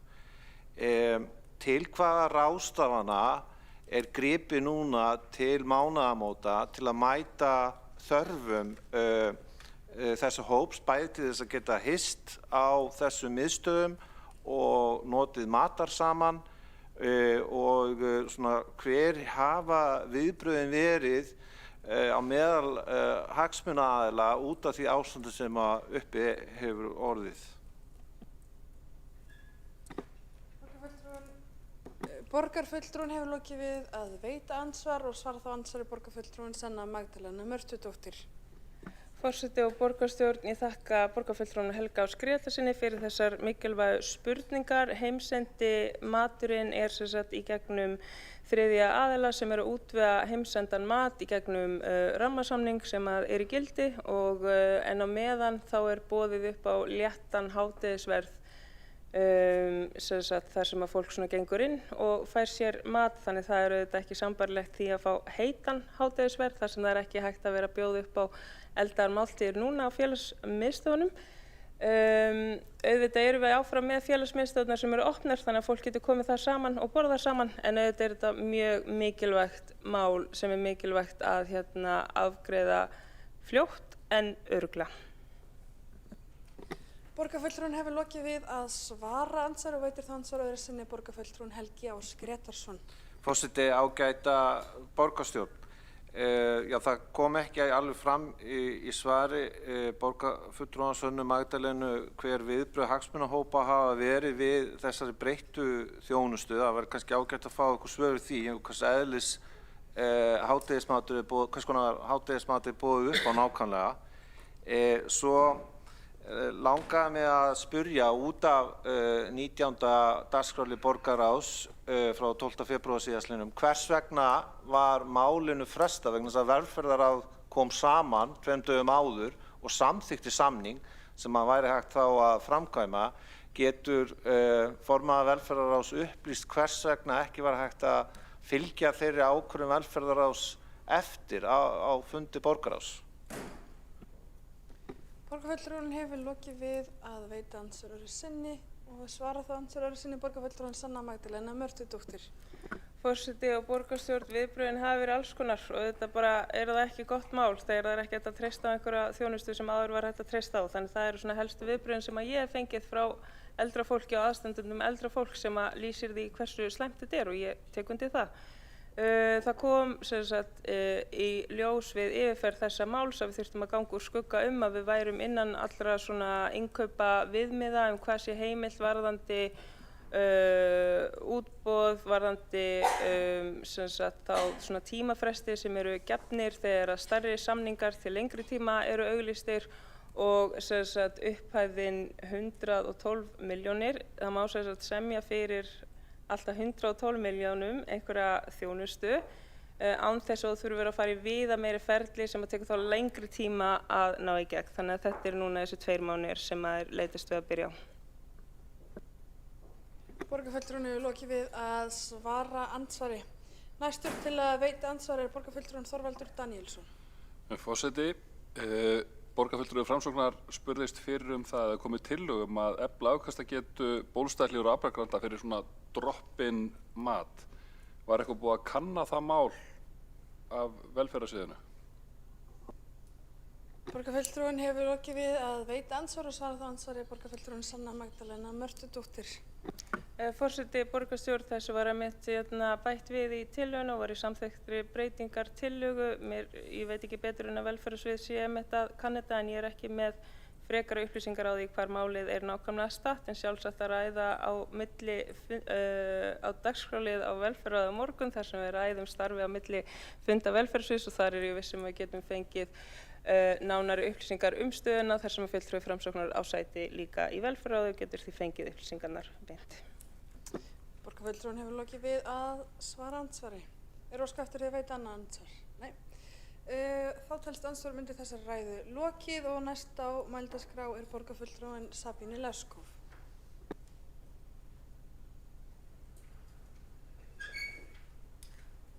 Forseti, ég ætla að tjá mig fundargerð borgarráðs 12. febrúar, 10. lið tillögu stýrihóps breytingu á málsmeðferðarreglum borgarráðs veitingastaði og gististaði.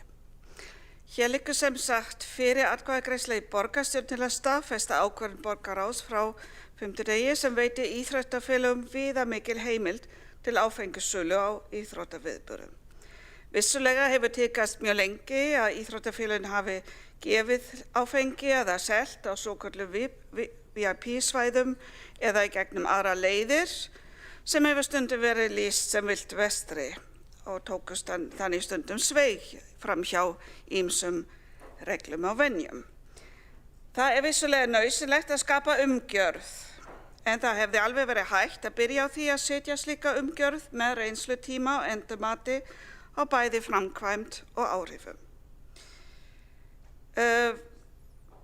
Starfandi stýrihópur fekk umsagnir og hélt stóran fund með umsagnaraðilum, en fyrst og fremst komu það fram neikvæða umsagnir fyrir utan íþróttafélagsins, hreyfingar fyrst og fremst.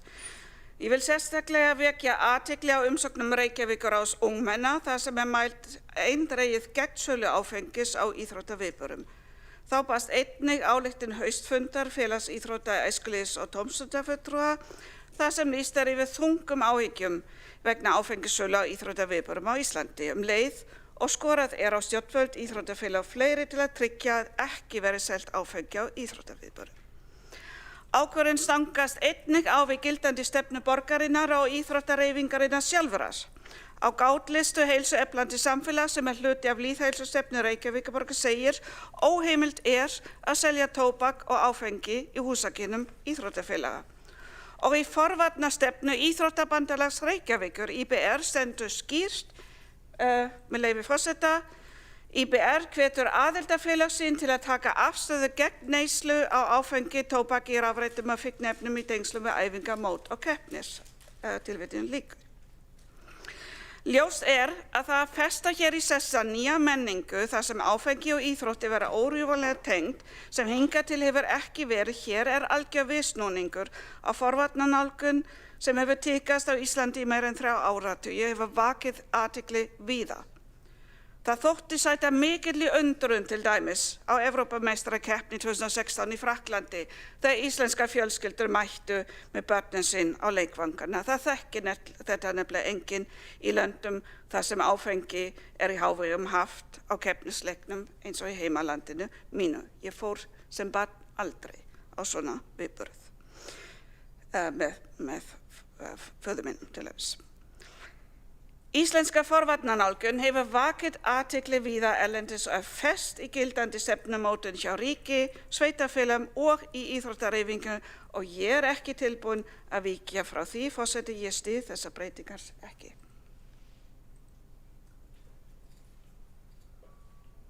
Borgarfulltrúinn hefur lokið við mál sitt. Næstur á mælendaskrá borgarfulltrúinn Einar Þorsteinsson.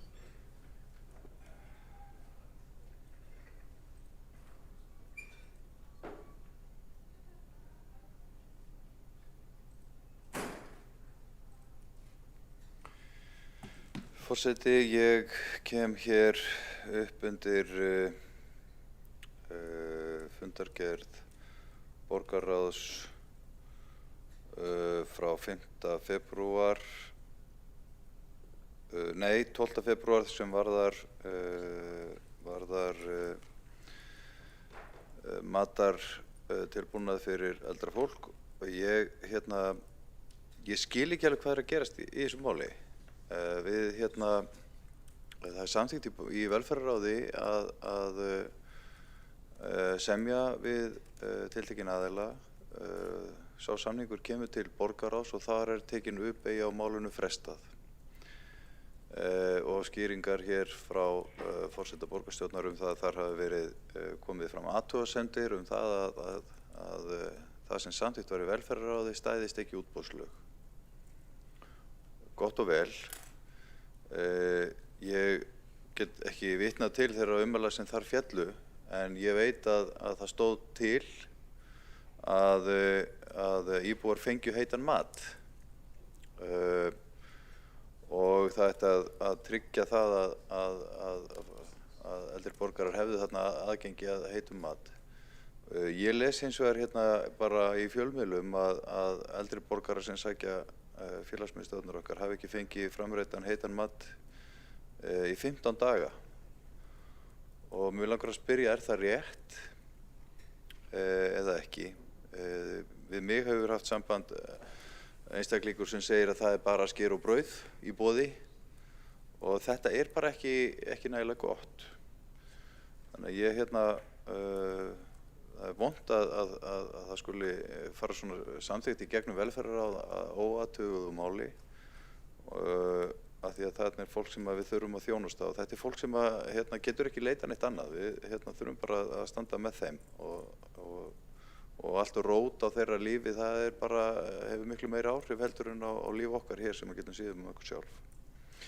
En mér langaði líka að koma hér aðeins upp undir 8. lið fundargerðar borgarráðs frá 5. febrúar sem varðar flöggun og fána Grænlands við Ráðhús Reykjavíkur. Meirihlutinn ákveður eða ákvað hér fyrir 7-8 mánuðum síðan að flagga fána Palestínu og þannig rauf hefð sem hefur verið að fánum annarra en borgarinnar eða Íslands alla jafna ekki flaggað hér nema það ríki einhugur í borgarstjórn. Og þannig var það ekki í þessu tilefni Palestínufánans. Sjálfstæðismenn voru á móti því og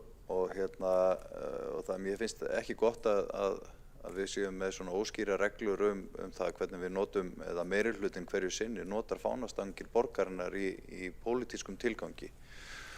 Og það var samstaða Úkraínufánan í borgarstjórn, ekki samstæðu palestínska fánan, og svo kemur og eftir samþykkt flagga palestínska fánanu þá sagði meirihlutin hér við ætlum að setja reglur þessi mál, þannig að þetta sé ekki svona óreiðukennt.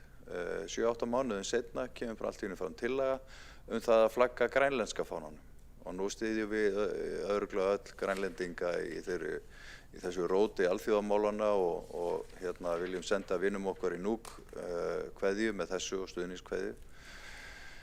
En reglurnar taka ekkert á þessu og það á að afgreiða málið í einhverjum ágreiningi. Og ég mér langar bara að hvetja borgarstjórn til þess að koma sér saman það hvernig við gerum þetta. Það er stundum talað það að ég að smíða skútuna fyrir storminn en ekki lognið. Þetta í sjálfu sér ekki endilega stærstu málin, grænlenski fáninn. Við erum öll í grunninn kannski sammála það. En hér í borgarstjórn getur bara náð völdum einstaklingar sem styðji ekki lýðræði, styðji ekki mannréttindi. Getur vilja flagga fánum sem við tengjum við sem bara nasista fána, einhverjir rasistar. Getur náð meirihluta hérna í borgarstjórn. Af því að við erum hér með frjálst lýðræðis samfélag og þannig komast menn stundum til valda. Og þá eigum við ekki að vera með þannig kerfi að bara meirihlutin hverju sinni geti flaggað hvaða fána sem hann vill í andstöðu við minnihlutan. Ég segi þetta, ég tek þetta sem dæmi og það er aukafullt eða róttækt, þetta gerist þetta ekki eða vonum það. En ég bara vek athygli á þessu vegna þess að það fer betur á því að nota flaggstangirnar sameiginlega hér í þessum tilgangi en ekki ágreiningi og hvet til þess að þessum reglum verði lokið og við gerum þetta frekar með sóma í samvinnu. Borgarfulltrúinn hefur lokið við mál sitt. Einn borgarfulltrúi óskað eftir að veita andsvar, það Sanna Magdalena Mörtudóttir. Forseti og borgarstjórn, ég vona svo sannarlega að við endum ekki með rasíska borgarstjórn sem að ráði í borginni eftir næstu kosningar. Auðvitað erum við ekki sammála allt og þannig það nú bara. Drög að fánareglum voru lagðar fram til umræðu forsætisnefnd á síðasta forsætisnefndarfundi. Mér finnst það mikilvægt að heyra, er einhverjar athugasemdir við þetta hér, ræðum þetta, meldum þetta, án þess að þetta verði lagt fram akkurat á fundi, hér eru drögin tilbúin, vinsamlega staðfestið eða ekki. En varðandi matinn, þetta er tvíþætt, það er heimsendur matur sem kemur til þeirra sem geta ekki annars matselt sjálf og þau fá áfram mat, það er sem sagt heimsend og síðan eru íbúarnir sem sjá þá að hita upp þann mat sem að kemur til þeirra í bökkum. Svo er það maturinn á félagsmiðstöðum en þar er ekki boðið upp á heitan mat, heldur léttan hádegisverð eins og skyr og brauðmeti þar sem að það er ekki hægt að vera elda í þessum aðstæðum. Þetta er auðvitað ekki gott og ég legg mikla áherslu á þetta verði einmitt eins og ég sagði áðan klára fljótt og örugglega en auðvitað leið og gengið til samninga að þá krefst það alltaf einhvers undirbúnings þannig að við erum að miða við núna að þetta byrji mánaðamótin og farið þá í rauninni í sambærilegt horf og áður var. Borgarfulltrúinn hefur lokið við að veita andsvar og svara þá andsvari borgarfulltrúinn Einar Þorsteinsson. Forseti, takk fyrir þessar skýringar. Auðvitað búist við ekki við því að hér eftir næstu kosningar taki við einhverjir einstaklingar sem vilja flagga andstæðilegum fánum. En við vitum ekkert hvað framtíðin ber í skauti sér og ég nefni þetta bara hér vegna þess að ég held að við hljótum að vera sammála það að það sé betra að sameinast svona hluti heldur en að gera það í ágreiningi. Og ég hlýt að spyrja Sönnu Magdalenu Mörtudóttur borgarfulltrúa að því hvort að henni finnist það rétt að meirihlutin hverju sinni geti notað fánastangir borgarinnar hér fyrir utan Ráðhúsið í pólitískum tilgangi og þá er það alveg óháð sko Úkraínufánanum, Palestínufánanum eða Grænlandsfánanum, finnst henni þetta gott fyrirkomulag að það sé, að svona sé gert í ágreiningi? Borgarfulltrúinn hefur lokið við sitt andsvar og veitir þá andsvarari sinni borgarfulltrúinn Sanna Magdalena Mörtudóttir. Forseti og borgarstjórn, mér finnst gott að borgarfulltrúar geti sýnt samstöðu með þjóð sem að gangi í gegnum þjóðamorð. Mér finnst það gott að borgin geti flaggað og sýnt samstöðu með Palestínu. Mér finnst það gott. Ég meina það bara augljóst að við erum ósammála þessi málefni, sko. Þannig að hver var spurningin aftur? Er ég sammála því að það sé hægt að nota fánastangir í pólitískum tilgangi? Ég meina það mjög margt pólitískt í lífinu, í heiminum, samfélaginu kringum okkur. Þannig að ég átta mig ekki alveg á því hvert að vera að fara hér með þessari spurningum. Borgarfulltrúinn hefur lokið við að veita andsvarari sinni og svarað andsvarari sinni borgarfulltrúinn Einar Þorsteinsson. Forseti, ég ætlaði einmitt ekki í efnisumræðu palestínska fánan eða grænlenska fánan eða úkraínska fánan. Þetta bara grundvallar spurning. Það meirihlutans hverju sinni að nota fánastangirnar sem vettvang fyrir sína pólitísku skoðanir, til dæmis á málefnum sem að snerta borgina, kannski ekki beinlínis, utanríkismál eða alþjóðamál einhver.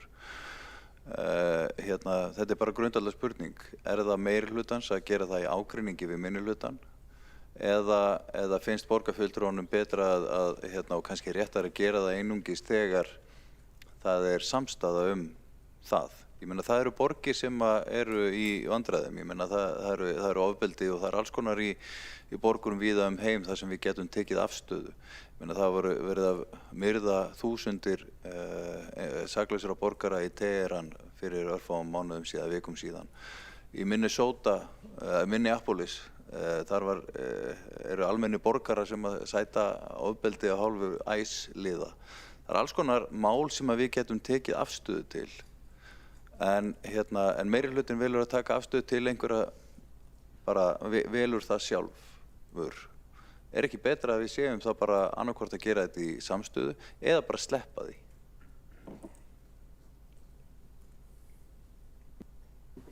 Borgarfulltrúinn hefur lokið við að svara andsvari sinni og telst þá andsvörum undir þessari ræðu lokið.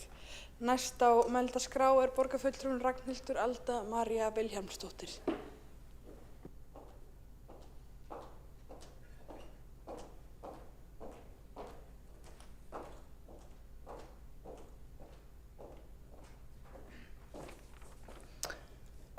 Man ekki hvað fundagerð það var og ég bara tala upp í öðrum öllum. Ertu með þetta eina? Takk. Já, takk. Já, ágæti forseti, ég komin upp til þess að ræða fundargerð borgarráðs frá 5. febrúar, sem sagt 8. lið og 10. lið og þetta með matinn. Man ekki hvað liður það var. Gjörðu takk. Sko, ég skrifaði hjá mig til þess að muna þetta fáni, matur, vín, en þetta á ekki við 17. júní. En mér langaði samtilega til þess að benda á og rósa kollega mínum Hildi Björns fyrir sigur sinn í því máli að íslenska fánanum sé flagga hér.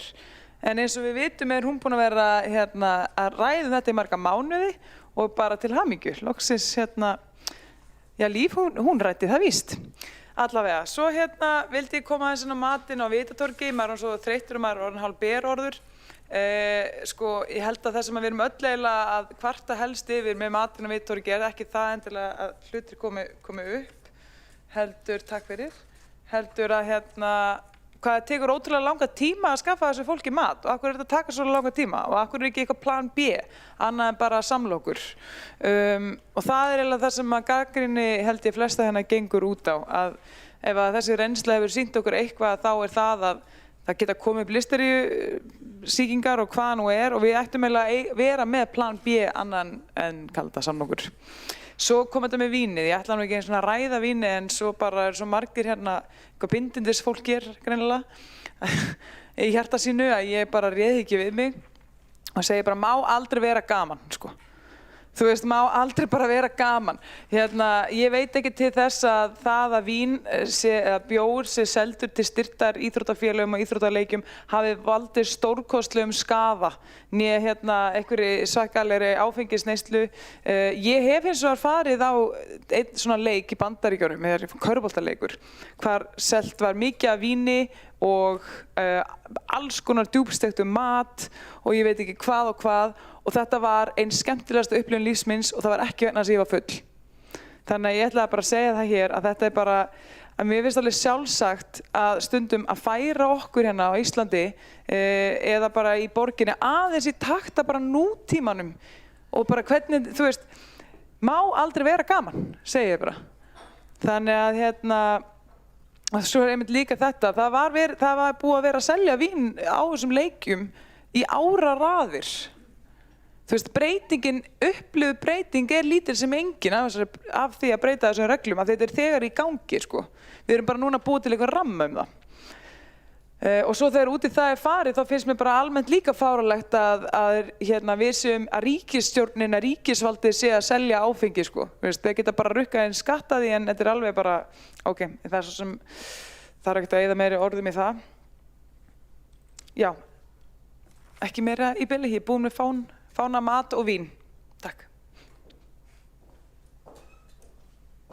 Borgarfulltrúinn hefur lokið við sína ræðu. 2 hafa óskað eftir því að veita andsvar. Fyrst til þess að veita andsvar er borgarfulltrúinn Líf Magnúsdóttir. Forseti,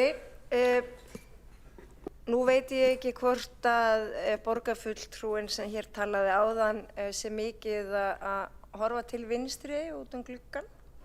En ég horfi á gluggann hér sem beint fyrir fram að mig og íslenski fáninn ætíð dreginn að húni þegar það eru borgarstjórnarfundir og þetta hefur verið svona árabil og áratugi. Þannig að ég held að þetta sé með fullri virðingu fyrir góðum tillögum Hildar Björnsdóttur borgarfulltrúa, þá held ég að þetta sé ekki ein af þeim.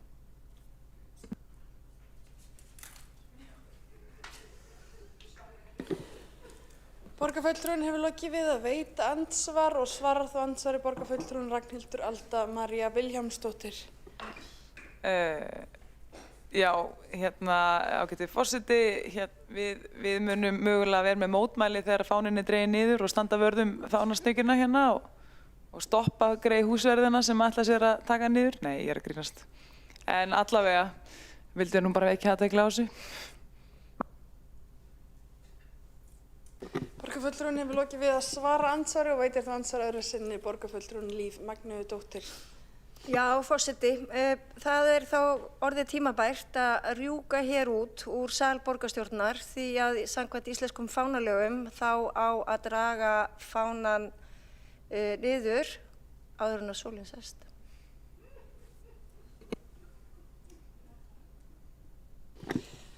Borgarfulltrúinn hefur lokið við að veita andsvar öðru sinni. Er óskað eftir að svara andsvari öðru sinni?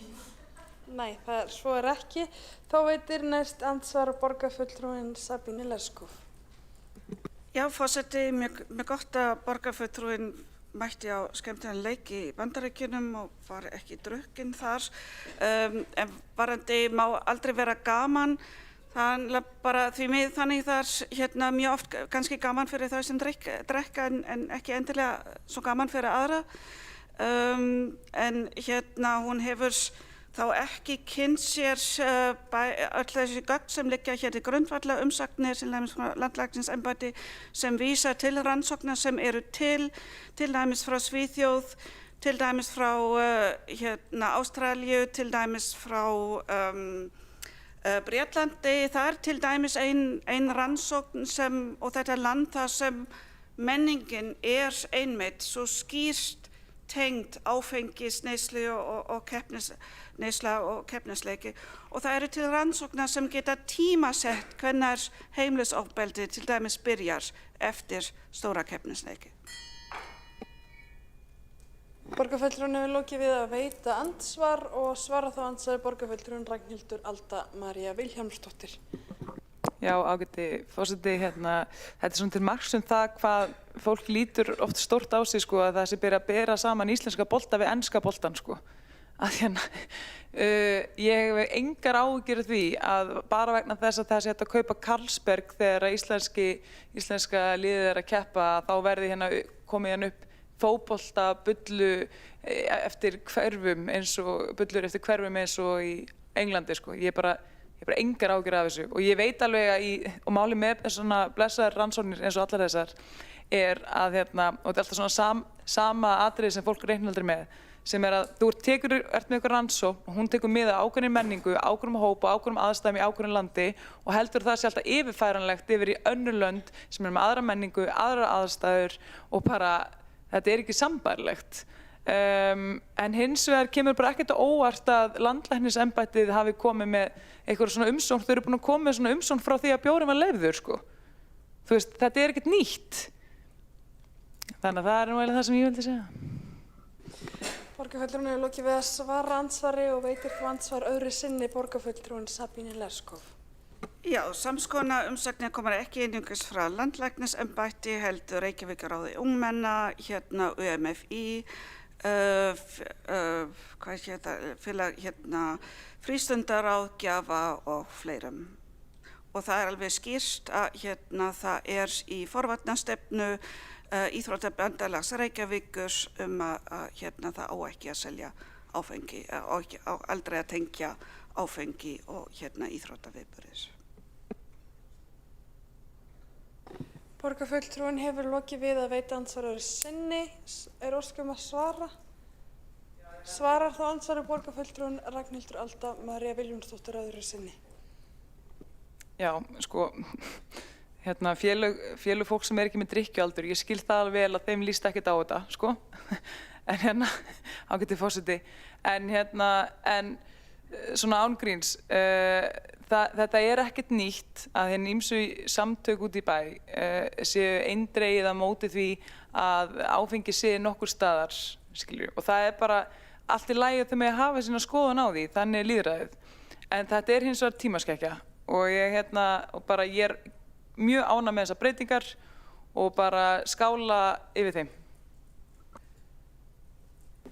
Borgarfulltrúinn hefur lokið við að veita andsvar öðru sinni og telst þá andsvarum undir þessa ræðu lokið. Næstur á mælendaskrá er borgarfulltrúinn Magnús Daði Nordal. Já, forseti, borgarstjórn. Ég tek til máls undir 10. lið fundargerðar borgarráðs frá 12. febrúar 2026. Þarna eru lagðar fram 5 tillögur, ólíkar að eðli og efni og er ég fylgjandi þeim 4 sem að þarna koma fyrstar en ég er mjög á móti þeirri 5. sem að þarna er. Við vitum það öll að aukið aðgengi leiðir til aukinnar neyslu. Það er ekki eitthvað sem við þurfum að deilum, það er einfaldlega til rannsóknir sem að fjalla og styðja að það sé þannig. Þannig að með því að heimila sölu áfengis og íþróttaviðburðum þá værum við að ýta undir drykkju sem að ég tel vera af hinu vonda.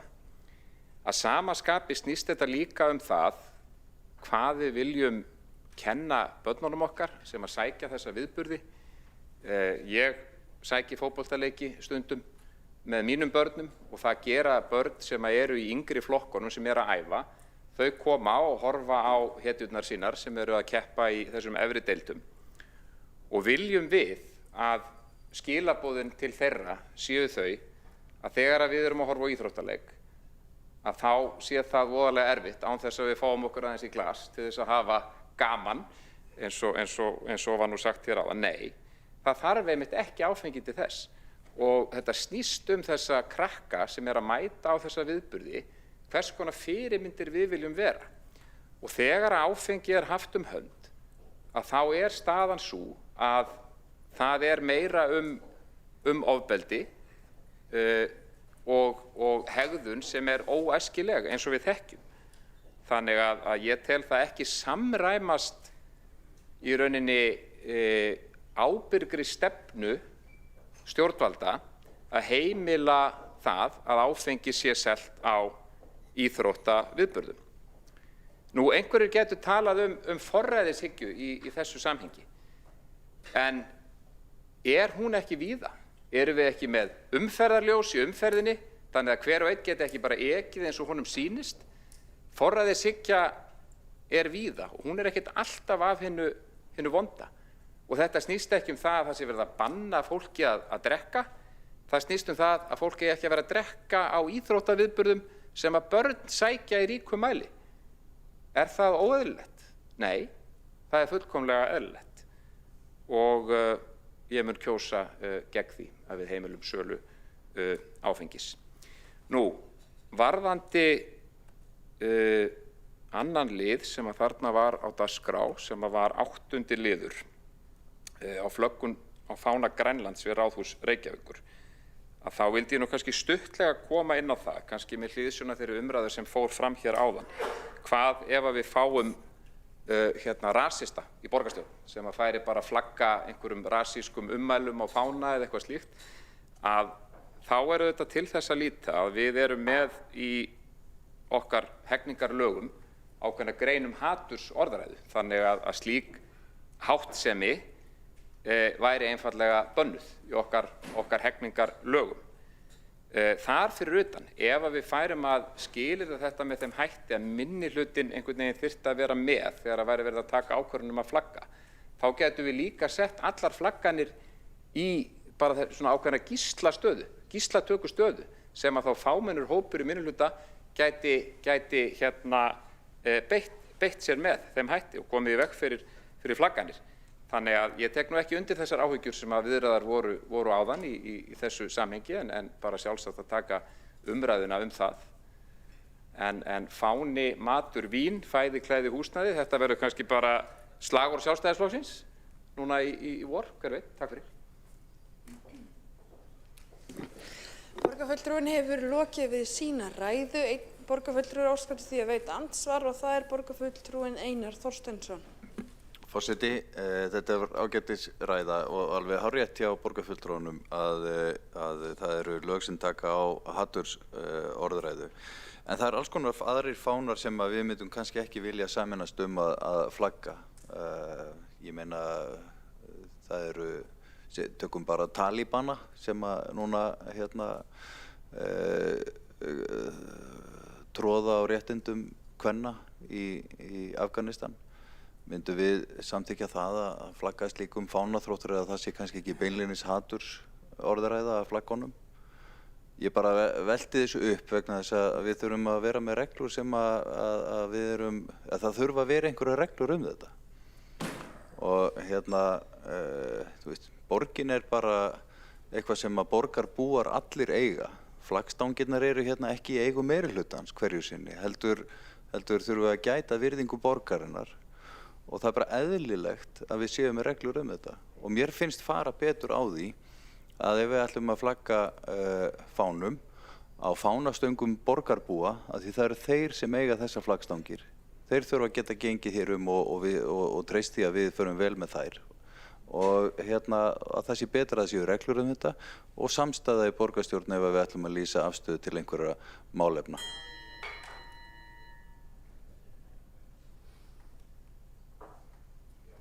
Borgarfulltrúinn hefur lokið við sitt andsvar og svarar þá andsvari borgarfulltrúinn Magnús Davíð Nordal. Ég bið borgarfulltrúinn að slökkva á míkrofónum ef þeir eru ekki í notkun. Já, forseti virðulegur borgarfulltrúi Einar Þorsteinsson. Þessi umræða eru margt áhugaverð og snýst kannski það hvort við viljum vera með einhverjar hindranir fyrir því að óæskilegur meirihluti seinna meir geri eitthvað sem að við værum ekki sátt við.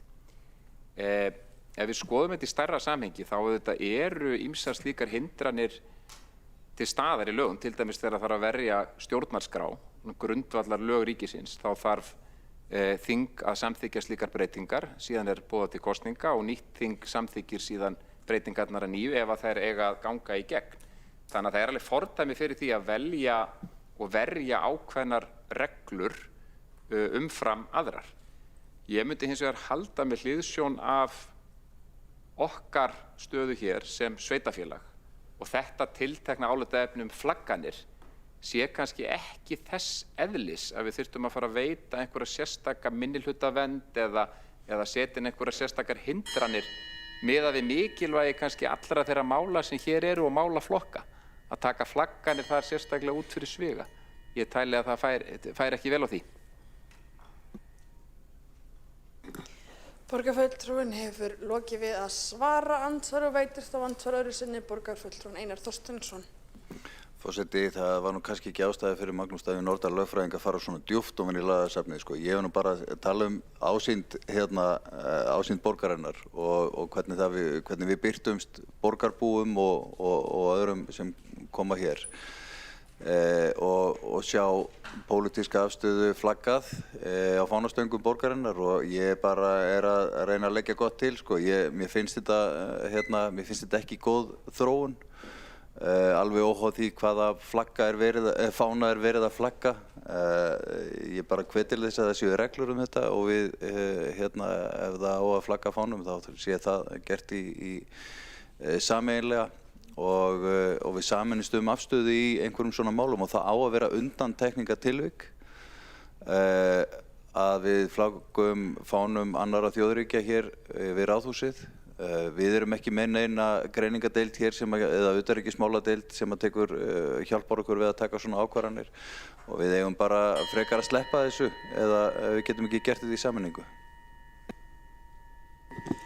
Borgarfulltrúinn hefur lokið við að veita andsvar öðru sinni og svara þá andsvar öðru sinni borgarfulltrúinn Magnús Davíð Nordal. Já, forseti virðulegur borgarfulltrúi Einar Þorsteinsson. Já, ég í rauninni ítreka kannski bara þessi sjónarmið að það væri mjög flókið ef við ætluðum að taka hér út fyrir sviga þetta afmarkað álitaefnum hvenær eigi að flagga og færa minnihlutanum þau völd á hverjum tíma að geta í rauninni hindrað flagganir með því þá að vera á móti ef að samstöðu er krafist. Það væri mjög sérstakt að gera það og í rauninni óeðlilegt með hliðsjón af í rauninni bara öllu sem við sem sveitafélag gerum. Það bara meirihlutinn ræður, það er nú bara þannig og við verjum ákveðnar grundvallarreglur í okkar stjórnkerfi með því að setja inn ákveðnar hindranir eins og þegar kemur að breytingum á stjórnarskrá þegar fyrir kollega okkar sem eru hinum megin á Alþingi. En þetta er kannski ekki þess eðlis. En varðandi þetta tiltekna mál, óháð því hvers konar reglur við kunnum að setja í framtíðinni, þá held ég að sé þið besta mál að styðja bræður okkar hinum megin við sundið, Grænlendinga, og flagga þeirra góða fána. Takk. Borgarfulltrúinn hefur lokið við að svara andsvari öðru sinni og telst á andsvörum undir þessari ræðu lokið. Næstur á mælendaskrá er borgarfulltrúinn Kjartan Magnússon.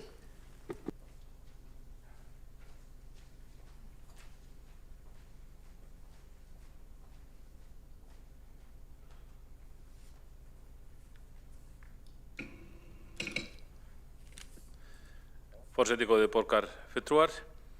Ég hingað kominn til að ræða fundargerð borgarráðs frá 12. febrúar og það 19. og 20. liður matarinnkaup velferðarsviðs. Það hefur nú verið vikið að þessu hérna áður en ég verð að segja að mér þykir hér óhundurlega hafa tekist til. Auðvitað voru ákveðnir atburðir sem komu þessar stað sem erfitt var að ráða við en mér finnst að borgin hefði geta brugðist betur við þessu og með fljótari hætti. Nú á fundi velferðarráðs 10. febrúar þá var samþykkt tillaga sviðsstjóra um samning framleiðslu máltíða og ég samþykkti þá tillögu og við sjálfstæðismenn og ég var nú bara ánægður með þetta vegna þess svona í ljósi þess að formaður ráðsins úr sósíalistaflokknum og sá flokkur hefur mikið talað gegn því að það verið samið við einkaaðila. Þeir vilja helst hafa allan rekstur á höndum borgarinnar sem í þeim atriðum þar sem borgin þarf að veita þjónustu. Þannig að mér líst bara vel á, það kom tillaga að það yrði gengið til samninga við ágætis fyrirtæki hér út í bæ um 2 ára samning varðandi framleiðslu og framreiðslu máltíða. Nú, en svo hér hefur komið fram strandarétt í borgarráði, þá eins og menn hafi fengið einhverja bakþanka hvort að samningurinn væri fullkomlega löglegur og auðvitað þurfum við að vera á traustum laganlegum grunni þegar við gerum slíka samninga, vissulega. En þetta hefur haft þær afleiðingar að, eins og segir í Morgunblaðið mbl.is að eldri borgarar sem sækja þessar félagsmiðstöðvar hafa ekki fengið heitan mat í 15 daga. Og ég hef ekki nákvæmar upplýsingar um það hvernig hefur verið brugðist við á hverjum stað fyrir sig, en mér hefur verið sagt að á sumum stöðum hafi fólk ekki fengið neitt, á öðrum stöðum sé skyr og brauð, svo sé reynt að elda, einhverjum stöðum hafi verið pantaðar pizzur eða jafnvel soðnar eða heitaðar pulsur. Þannig að þetta hefur verið gert með þessum hætti, en öllum finnst slæmt að fá ekki sínar heitu máltíðir. Og ég skil ekki þegar það var rætt þetta mál í borgarráði, þá greiddi ég atkvæði gegn frestum málsins að ákveða frestur til að skoða þetta betur og eins og fréttin segir hafi ekki fengið mat í 15 daga. Ég tel að við þessar aðstæður þá hefði verið fullkomlega eðlilegt og löglegt að gera skammtímasamning. Ég skil alveg það sjónarmið að það sé erfitt að fara í 2 ára samning með hárri fjárhæð nema að vera búið að skoða málið mjög vel. Ég tel hins vegar að miðað við aðstæður þá hefði vel verið hægt að semja við eldhús að grípa inn í, gera skammtímasamning sem hefði þá verið langt undir útboðsmörkum og ég tel að það hefði verið nægilegur, það hefði alveg verið lagalegur grundvöllur fyrir slíku og hefði getað byggst bara á réttarheimildum eðli máls og kannski neyðarrétti, varla neyðarrétti. Ég held að eðli máls hefði bara alveg dugað en stundum sagt að neyðbrjóti lög og þá eru lög ekki, það þýðir að lög ekki brotin í því tilviki. Þannig að ég verð að segja að mér er slæmt að slíkur samningur hafi ekki verið gerður því að hann hefði alveg hjálpað okkur í þessu máli og tengt saman þannig að við hefðum ekki þurft að fara í þetta óyndisúrræði að taka heitar máltíðir af eldri borgurum.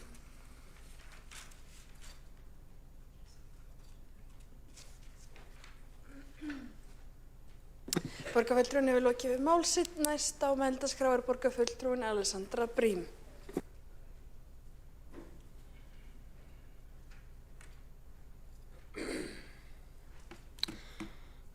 Forseti, borgarstjórn, góðir áheyrendur. Ég kem upp til að ræða fundargerð borgarráðs á 5. febrúar, annars vegar 10. lið, hins vegar 8. lið. Ég vil byrja á að ræða aðeins breytingar á verklagsreglum borgarráðs veitinga- og gististaði. Mergurinn málsins þar sú breyting að á íþróttaleikvöngum verður heimilt að selja bjór sem hingað til hefur einungis verið leyft með undanþágum. Það ekki verið að samþykkja þetta vegna þess að við brennum fyrir því að áfengi sé drukkið úr íþróttakappleikjum, það en síður vegna þess að okkur varði ekkert velferð barna eða lýðheilsu eða gott siðferði eða aðra góða hluti. Staðreyndin að reglurnar eins og hafa verið hafa ekki verið að virka. Það hefur verið starfað á undanþágum, fólk hefur verið að smygla inn drykkjum, sem íþróttafélög eru með varanlegt rekstrarleyfi í veislusölum í samhangandi rými sem hafa verið nýtt til sölu áfengis- og íþróttaviðburðum og þetta hefur skapað ófyrirsjáanleika, ójafnræði í veitingasölu, íþróttafélaga og íþróttaviðburðum. Fólk veit ekki hvað þetta má og hvað ekki, af hverju sumir mega þetta og aðrir ekki, fólki finnst það ósanngjarnt, fólk skilur það ekki og það verður á endanum til þess að enginn fer eftir reglunum neins staðar. Til þess að reglur hafi vægi þá þarf að vera farið eftir þeim. Fólk þarf að skilja þær, lögreglan þarf að fylgja þeim eftir. Ég stunda sjálf ekki íþróttaleiki eða áhorf nema í algjörum undantekningartilfellum, svo ekki ég að gera þetta fyrir sjálfa mig.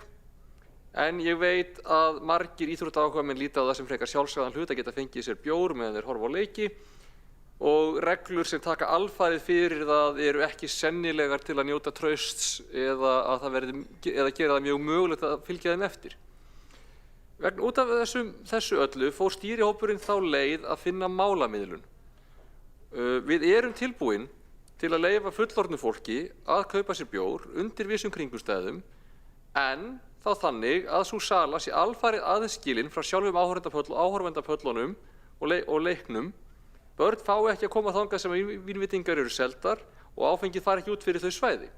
Þetta sé alveg skýrt, verði að vera skýrt. Þau félög sem uppsetningar sinnar eða húsnæðis vegna geta ekki uppfyllt þessi skilyrði, fái heldur ekki að selja bjór. Það verði að fara eftir þessu. Þetta skref snýst að skapa skýrt, sanngjarnt og gagnsætt regluverk þar sem að gætt meðalhófs. Jafnframt í breytingunni ætlað að tryggja ábyrga, skýra og vel útferða umgjörð áfengissölu og íþróttaviðburðum til þess að verja börn og ungmenni í samræmi við forvarnar sjónarmiðin. Ég held að það sé verðugt að ná málamiðlum sem geti virkað, að setja reglur sem sé farið eftir, sem að aðilar beggja megin borðsins eru sammála Ég skil að þetta málefni sem fólk eru ósammála oft þvert á flokka, það allt í lagi. Ég skil að umsóknaraðilar sem starfa að lýðheilsu skuli eiga mjög auðvelt með að vera bara alfarið á móti, það auðveld og hreinleg afstaða að vera á móti, að banna, en við þurfum að meta á móti hvort að bannið hafi verið að virka og það hefur ekki verið að gera það. Svo eðlilegt að við skoðum hvort við getum náð okkar markmið með öðrum leiðum. Okkar markmið sem stjórnvald ekki að enginn eigi nokkuð tímann að fá áfengi, þó svo að landlæknir gæti væntanlega alveg skrifað upp á það. Okkar markmið að áfengi sé ekki innan börn, að þau verði ekki fyrir áreiti af hálfu fólks sem í ölvun og okkar markmið að farið sé eftir reglunum sem setjum þessi mál. Ég ætla að hlífa ykkur við því að fara út í forsjárhyggjuumræðuna það hversu langt við eigum að hafa gangi að vit fyrir samborgurum okkar. Við erum að reyna að setja reglur sem virka. Ég hef smástund eftir, ég ætla að ræða grænlenska fánan sem var liður 8 á sama fundi. Mér ekki það leitt að það sé ekki algjör samstaða að standa með Grænlandi, en ég læt það ekki stoppa mig í þessu. Né heldur læt ég segja mér að það megi bara flagga fánum ef það algjör samstaða.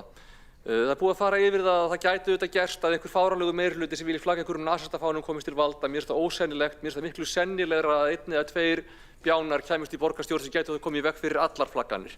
Mér finnst það miklu sennilegra. Ég held að það geti sér líka vandamál ef að það eru flokkar í borgarstjórn sem hafi það prinsip að það eigi aldrei að flagga fánum erlendra ríkja. Þar af leiðandi verður augljóslega aldrei flaggan einum fánum ef að það krafa algjöra samstöðu. Nágrönnum okkar á Grænlandi hefur verið hótað freklega af stærsta herveldi heims sem segist ætla að komast yfir landið þeirra með góðu eða illu, þrátt fyrir varnarsamninga sem eru í gildi, þrátt fyrir NATO-samningin. Það eðlilegt að standa með vinum okkar og nágrönnum, standa með lýðræðisríkjum sem verið að hóta yfirtöku. Ég skil alveg að fólk skuli vera hrætt, að skuli vilja fara með veggjum eins og mís og ekki vekja athygli vondakallsins á okkur. En það versta sem við gerum andspænis ofríki að gefast upp fyrirfram, láta eins og frekikallinn sé nú þegar búinn að vinna. Það þannig sem þeir hirða völdin, með því að telja öllum trúum að þeir sé nú þegar komnir með völdin. Ég veit að Ísland snýr ekki stóru heimsmálunum eitt síns liðs. Ég veit að Reykjavíkurborg gerir það ekki ein, en við höfum rödd, við höfum vikt, hversu mikil eða lítil sem hún kann að vera. Við eigum að nota hana til að styðja við réttlætið hverju sinni, til að styðja við það sem rétt. Og það rétt að standa með Grænlandi, það í samræmi við yfirlýst utanríkisstefnu Íslands. Ef Bandaríkin eða Trump ætla að refsa okkur fyrir þá stöðutöku, ef þau ætla að berja samstöðu með Grænlandi niður með valdi, þá skulle láta þau gera það. Lúfum ekki fyrirfram, látum þau þurfa að taka hvern einasta helvítis millimetra af frelsi og samstöðu frá okkur með valdi ef það sem þau ætla að gera. Látum það kosta þá, látum það hafa fyrir því og þannig sigurumst við á fasismanum.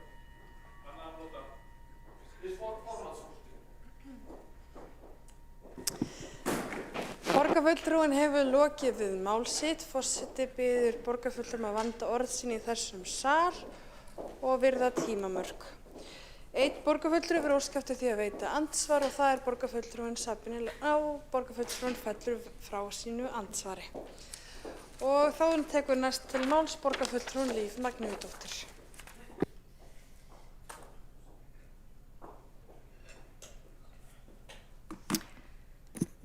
Ágæti forseti, ég kem hingað upp undir fundagerðum borgarráðs frá 5. febrúar, lið 10. Tillögu stýrihóps um breytingar á málsmeðferðarreglum borgarráðs veitingastaði og gististaði. Það var það skýrt. Það nú þannig að eins og staðan í dag að þá eru veitt svokölluð tækifærisleyfi sem að íþróttafélögin geta alltaf fengið. Þetta hefur komið fram hérna í máli borgarfulltrúa. Það sem er vont að þessu ekki stýrt. Þannig að íþróttafélögin geta alltaf sótt þessi tækifærisleyfi, alveg sama þó málsmeðferðarreglu borgarráðs sé að meginstefna og ég get alveg tekið undir þau sjónarmið sem að hafa verið þarna. Það er auðvitað ekki gott að normalisera áfengi, en það er auðvitað Alþingi sem hefur gert það og þetta er löglegt fíkniefni alveg sama hvað okkur finnst. Og áfengi nú þegar veitt, bæði veitt og selt á ýmsum íþróttaviðburðum. Og mér langar líka að benda á það að ef að maður sækir sér menningu og afþreyingu, til dæmis eins og í Borgarleikhúsinu, þá hægt að kaupa vínveitingar þar. Og margir fara á íþróttakappleiki og líta á það sem skemmtun. En ég veit auðvitað að þarna fara kannski ekki saman þessi lýðheilsu sjónarmið og það að drekka áfengi. Og ég get 100% tekið undir það, algjörlega. En það sem við stóðum frammi fyrir í þessum stýrihópi, það var hvernig getum við gert meiri kröfur, hvernig getum við náð böndum utan það sem á sér þegar staða núna. Þannig að við fórum í mikið samtal við íþróttahreyfinguna og hagaðila og auðvitað, og mér finnst það bara algjörlega rétt afstaða að landlæknisembættið segir bara þvert nei, ég bara skil það. Áfengi krabbameinsvaldandi efni og hefur alveg þessi mikla óhamingju fyrir mjög marga. En enga síður þá stöndum við samt frammi fyrir þeim raunveruleika að það verið að veita, selja áfengi, sem betur fyrir ekki sterkt, bara léttvín og bjór á ýmsum íþróttaviðburðum. Og það auðvitað meiri menning í kringum kannski fótboltann en annað og við verðum bara að horfast auðvitað við það. Hins vegar var þetta einhvers konar málamiðlun. Við erum auðvitað að leggja í þessum tillögum sem liggja hérna fyrir, við erum að leggja miklar kvaðir á íþróttafélögin og mörg þeirra eins og staðan í dag uppfylla ekki það sem að stýrihópurinn ákvað að skrifa inn í málsmeðferðarreglunar. Þannig að þetta undir miklu strangari formerkjum en staðan í dag. Nú, ef við breytum þessari grein ekki að neinu leyti, það líka hægt að fara bara algjörlega þveröfugt og segja bara blátt nei, en það held ég að myndi vekja mikla óánægju meðal margra íþróttafélaga eins og samtali var. Og auðvitað við höfum auðvitað hlusta á alla og ég tel að við höfum gert það í stýrihópnum að við reyndum einhvern veginn að fara bil beggja, alveg sama hvaða skoðun við kunnum að hafa á verkefninu og þetta var þá niðurstaðan. Annars þá vil ég bara þakka stýrihópnum fyrir góða vinnu. Það var gagnlegt að heyra sjónarmið félagana, íþróttafélagana, það var gagnlegt að heyra sjónarmið barna, ungmenna og auðvitað væri heimurinn miklu, miklu betri ef það væri ekki til vín. Borgarfulltrúinn hefur lokið mál sitt, einn hefur óskað eftir því að veita andsvar, það borgarfulltrúinn Sabine Leskov.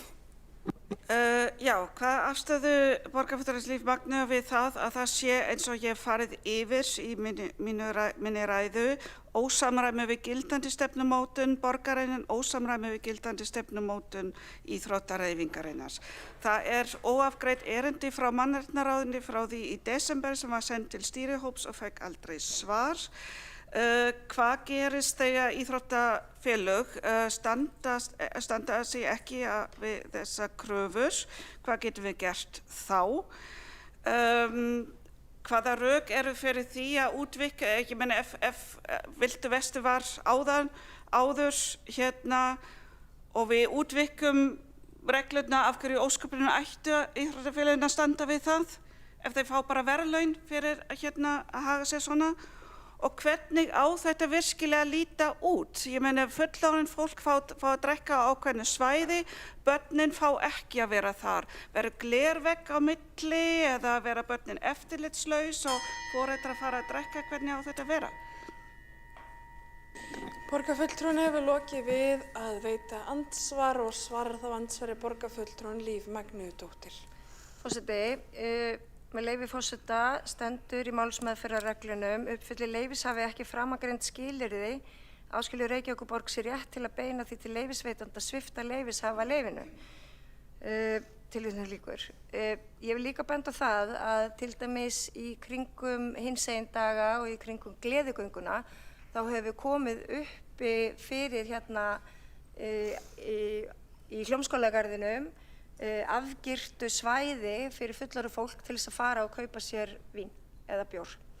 Það er líka auðvitað ákvörðun foreldra að, og það náttúrulega yrði bara mjög glötuð ákvörðun að foreldra sem svo drykkjuþyrst að skilja börnin sín fyrir utan eitthvert svæði þar sem er hægt að kaupa vín. En það yrði þá alltaf ákvörðun foreldra og nú eins og staðan í dag þá hefur við heldur ekkert með það að gera. Núna sitja börnin kannski bara með foreldrum og þeir eru að drekka vín. Þannig að hvað er betra, ég veit það ekki. Borgarfulltrúinn hefur lokið við að svara andsvari og veitir þá andsvari öðru sinni borgarfulltrúinn Sabine Leskov. Takk fyrir þessu svör. Hver sé þá eftirliti, borgin, heilbrigðiseftirlit eða íþróttahreyfingin sjálf? Ekki fekk ég svar við varðandi ósamræmi við gildandi stefnumótin, varðandi óafgreidda erindi frá mannréttindaráðinu. Já.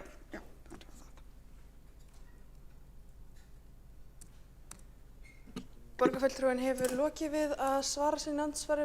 Forseti biður borgarfulltrúinn að slökkva míkrofón ef þeir eru ekki að tjá sig. Og þá svarar andsvari öðru sinni borgarfulltrúinn Líf Magnúsdóttir. Forseti, þetta var einmitt samtal sem við áttum í stýrihópnum við meðal annars íþróttahreyfinguna sem þá myndi koma til þess að taka að sér að skipuleggja þetta og þau eiga vitaskuld að sjá eftirlitið og að reglur séu ekki brotnar en það eru auðvitað lögregluna líka að tryggja að það sé farið eftir málsmeðferðarreglum borgarráðs. Þannig að fyrst var samtalið dálítið á þá leið að íþróttahreyfingarnar hefðu kannski ekki bolmagn til þess að sinna þessu eftirliti en þá bentum við á að það verði þá ómögulegt að geta treyst þeim fyrir þessu en það fór hins vegar á betri veg og ætla þau að gera sér áætlanir hvernig þau ætla að tryggja eftirlit með þessu og allt fari rétt fram og reglum sem fylgdu. Borgarfulltrúinn hefur lokið við að svara andsvari öðru sinni. Telst þá andsvar myndir þessar ræðu lokið. Næstur á mælendaskrá er borgarfulltrúinn Skúli Helgason.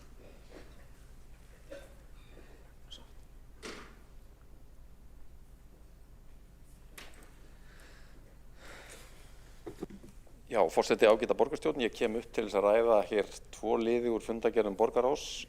Í fyrsta lagi 8. liði í fundargerð frá 5. febrúar 2026 sem fjallar flöggun á fána Grænlands. Ég segi það bara hreint út, ég mjög ánægður með það að við styðjum vinaþjóð okkar Grænlendinga í þeim furðulega ólgusjó sem þeir hafa verið í vegna útþensluslefnu og yfirgangs Bandaríkjastjórnar með því að flagga grænlenska fánanum hér við ráðhúsið. Það skiptir í mínum huga miklu meira máli að við getum sýnt táknrænan stuðning við vinaþjóðir okkar í verki heldur en formsatriði það að allir flokkar verði að styðja flöggun til þess að hún megi eiga sér stað. Eða ef við orðum máli öðruvísi eigum við að fela jafnvel fámennum minnihluta borgarstjórnar neitunarvald gagnvart því að við getum sýnt nágrannaþjóð okkar og vinaþjóð táknrænan stuðning þegar hún sætir óeðlilegum afskiptum og yfirgangi af hálfu risaveldis vestanhafs. Ég segi nei við því. Við erum fámenn þjóð, en við höfum rödd og við eigum að nota hana til þess að þétta raðir Evrópuþjóða í nauðsynlegri mótspyrnu við óeðlilegum yfirgangi stjórnvalda í Bandaríkjunum. En ég kem líka upp til að fjalla 10. lið í fundargerð borgarráðs frá 5. febrúar síðastliðinn breytingu á málsmeðferðarreglum borgarráðs veitinga og gististaði, sérstaklega 11. grein sem fjallar áfengisveitingar í tengslu við íþróttaviðburði. Staðan er mjög flókin og þetta er mjög umdeilanlegt mál, ég viðurkenni það fúslega. Veruleikinn hefur verið þannig hjá okkur í borginni að áfengisveitingar og íþróttakappleikjum hafa verið bannaðar, samkvæmt okkar eigin málsmeðferðarreglum, en þó hefur sama borgarráð og skrifar undir málsmeðferðarreglurnar og bannið veitt undanþágur frá því banni ítrekað með því að gefa út sérstök tækifærisleyfi fyrir einstaka íþróttakappleiki eða viðburði. Og hefur verið hægt að sækja slík leyfi 12 sinnum á ári. Bann, en samt má víkja frá því oft og mörgum sinnum á hverju einasta ári. Borgin eðlilega við þessar aðstæður viðkvæm fyrir gagnrýni á sérkennilega málsmeðferð, svo ekki sé meira sagt. Ég verð að segja að ég ekki hrifinn af svona stjórnsýslu og veruleikinn hefur verið sá að þessu banni hefur verið illa framfylgt af lögreglu og sýslumanni sem veitir leyfið.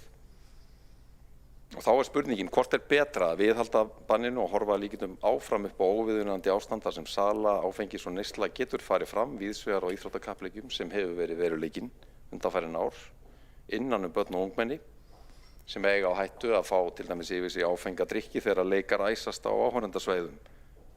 Eða, sem hinn valkosturinn, að setja upp regluverk sem heimilar sölu en með skýrum skilyrðum sem venda börn og ungmenni fyrir því að vera útsett fyrir drykkju og sölu áfengis. Það var niðurstaða okkar í stýrihópnum að rétt væri að velja síðari kostinn og við teljum það vera framfaraskref miða við þennan veruleika sem ég var að lýsa. Þetta eins og ég nefndi, umdeilanleg tillaga. Ég hef fullan skilning á því. Ég tel að við höfum tekið málefnalega á málinu með meðalhófa leiðarljósi og bind vonir við að framkvæmdin verði betri eftir þessa breytingu af hálfu íþróttafélagana og hreyfingarinnar í heild. Við áttum samráð við ýmsa aðila í þessari vinnu og lögðum reyndar sérstaka áherslu á það að loka metrum hennar að ná hreinskilnu samtali við íþróttahreyfinguna mikilvægi þess að hún og íþróttafélögin í borginni taki fulla ábyrgð á því að framkvæmdin verði vönduð og eftirlit með skilyrðunum sem að við setjum í málsmeðferðartillögunni verði fullnægjandi. Það verður á endanum mikilvægur prófsteinn á gildi þessara tillögu.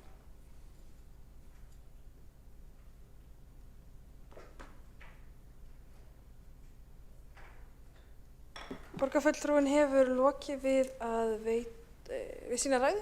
Einn borgarfulltrúi áskattur að veita andsvar, það borgarfulltrúin Marta Guðjónsdóttir. Forseti, ágætu borgarfulltrúar, ég kem hér upp til þess að gera athugasemd við málflutning borgarfulltrúans Skúla Þórs Helgasonar, þar sem hann að tala hér fána erlendra ríkja og til það eðlilegt að við drögum þá á húni hér í ósamstöðu. Hvernig hægt að sýna samstöðu með því að ákveða þetta með ósamstöðu? Getur hann útskýrt það? Er góður bragur af því fyrir borgarstjórn Reykjavíkur?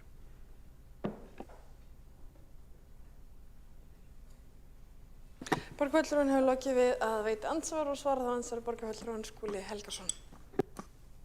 Já, forseti ágæta borgarstjórn, ég þakka fyrir spurninguna. Þetta er góð spurning. Ég tel að þarna þurfi ákveðið hagsmunamat að eiga sér stað og það sé betri bragur á því að við sýnum samstöðu þó að það sé ekki að við sýnum í verki samstöðu með Grænlendingum í þessu máli, þessu mjög sérkennilega máli þar sem þeir þurfa að sæta yfirgangi af hálfu risaveldisins í vestri. Það sé betri bragur á því að við sýnum þeim samstöðu þó að það séu ekki allir sammálaði hér í borgarstjórn heldur en að við raun og veru látum múlbind okkur við það að gera ekki neitt af því að það ekki allir sem eru tilbúinir að vera með í vegferðinni.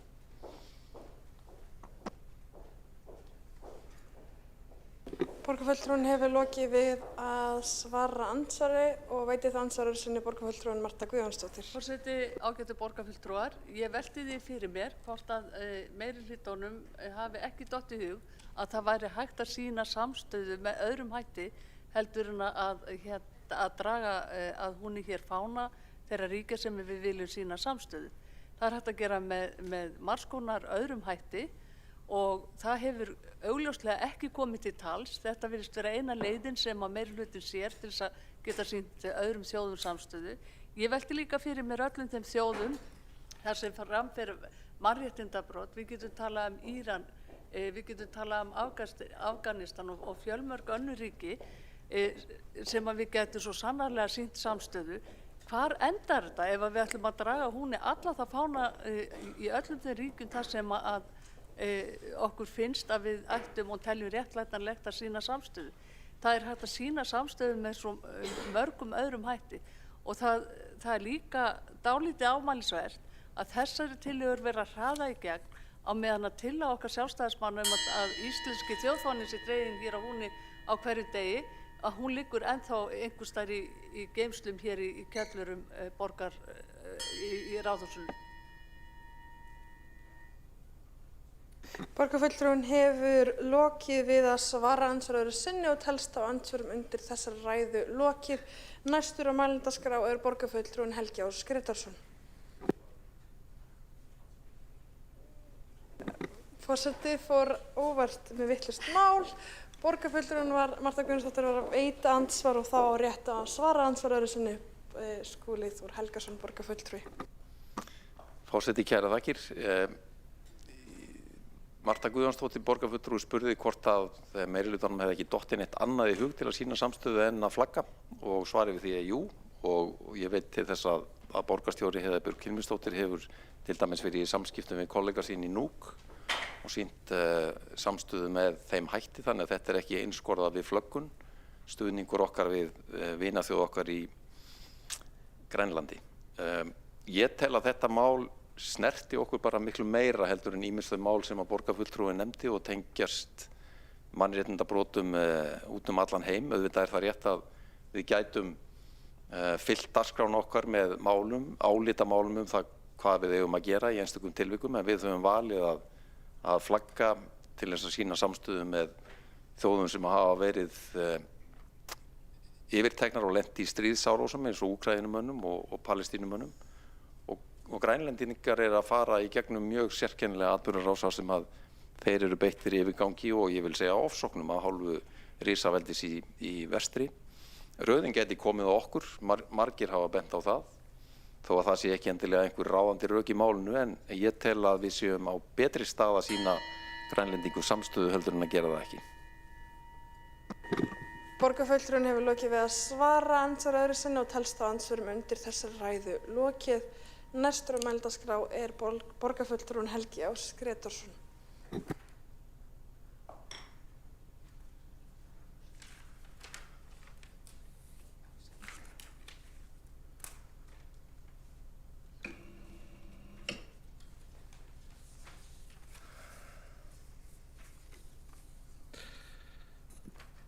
Forseti, ágæta borgarstjórn.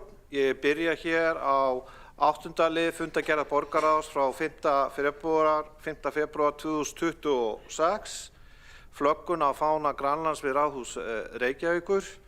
Ég er andsnúinn því, einfaldlega vegna þess að við erum að sinna borgarmálefnum, við erum ekki í utanríkispólitík og þegar ég vænti þess að Miðflokkurinn fái hreinan meirihluta á næstu borgarstjórnarkosningum og þá verði það fyrst og fremst íslenski fáninn sem verður flaggaður hér, eins og tillaga Sjálfstæðisflokksins frá því í júní í fyrra ber með sér.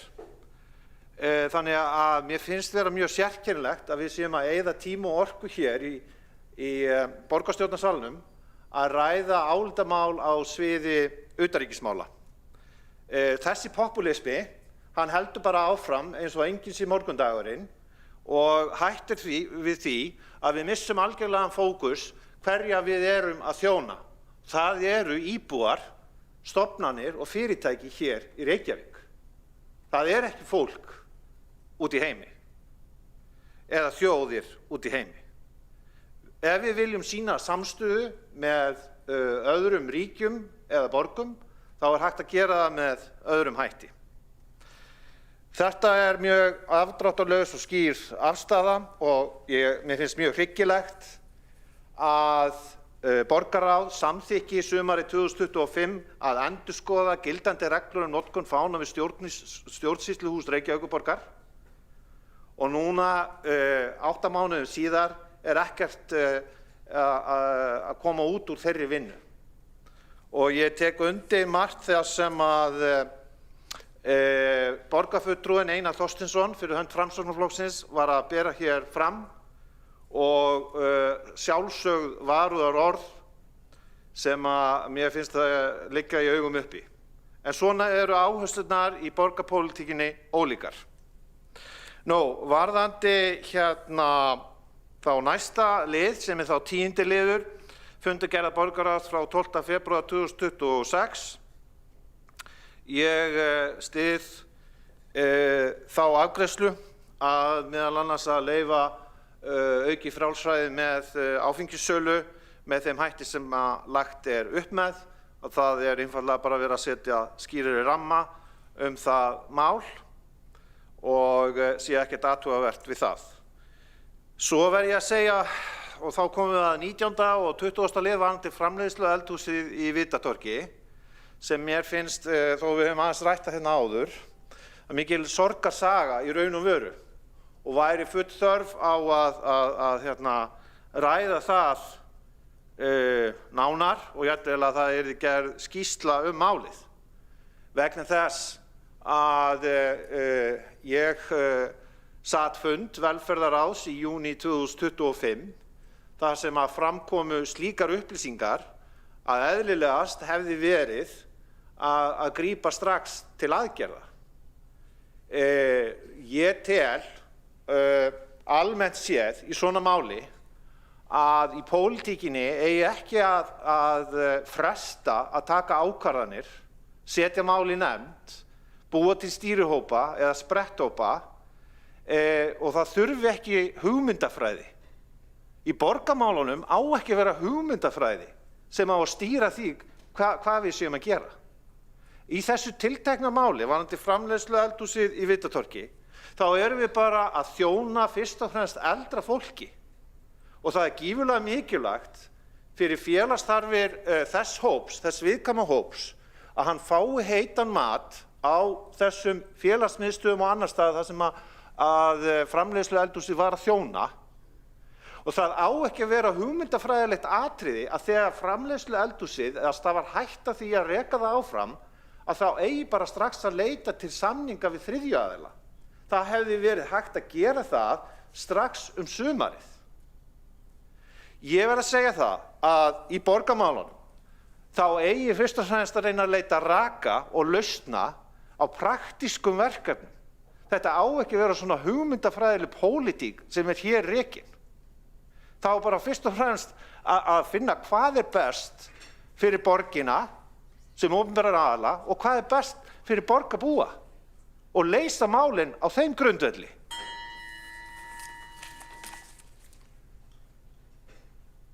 Borgarfulltrúinn hefur lokið við mál sitt. Næsta mælendaskrá er borgarfulltrúinn Andrea Helgadóttir. Á meðan borgarfulltrúinn talar mun forseti loka mælendaskrá. Þannig að þegar borgarfulltrúinn hefur lokið við mál sitt geta ekki fleiri óska eftir því að koma á mælendaskrá.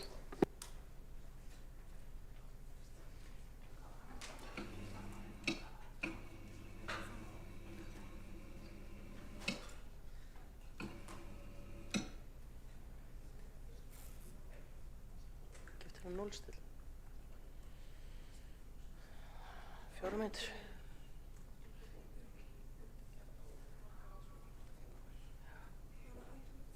Getið þið núllstilt?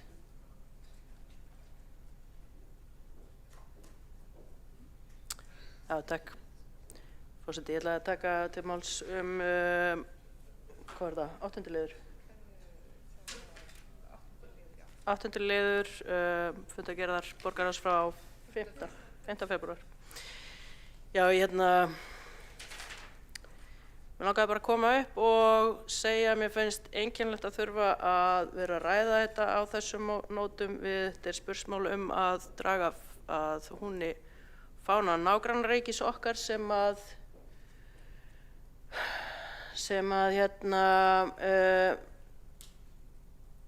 bara, mér þykir annt og mér finnst einkennilegt að fólk geti ekki staðið saman það. Að draga þennan fána að húnni og þurfa að gera svona mikið mál úr því. Ég bara förða mig á því. Takk.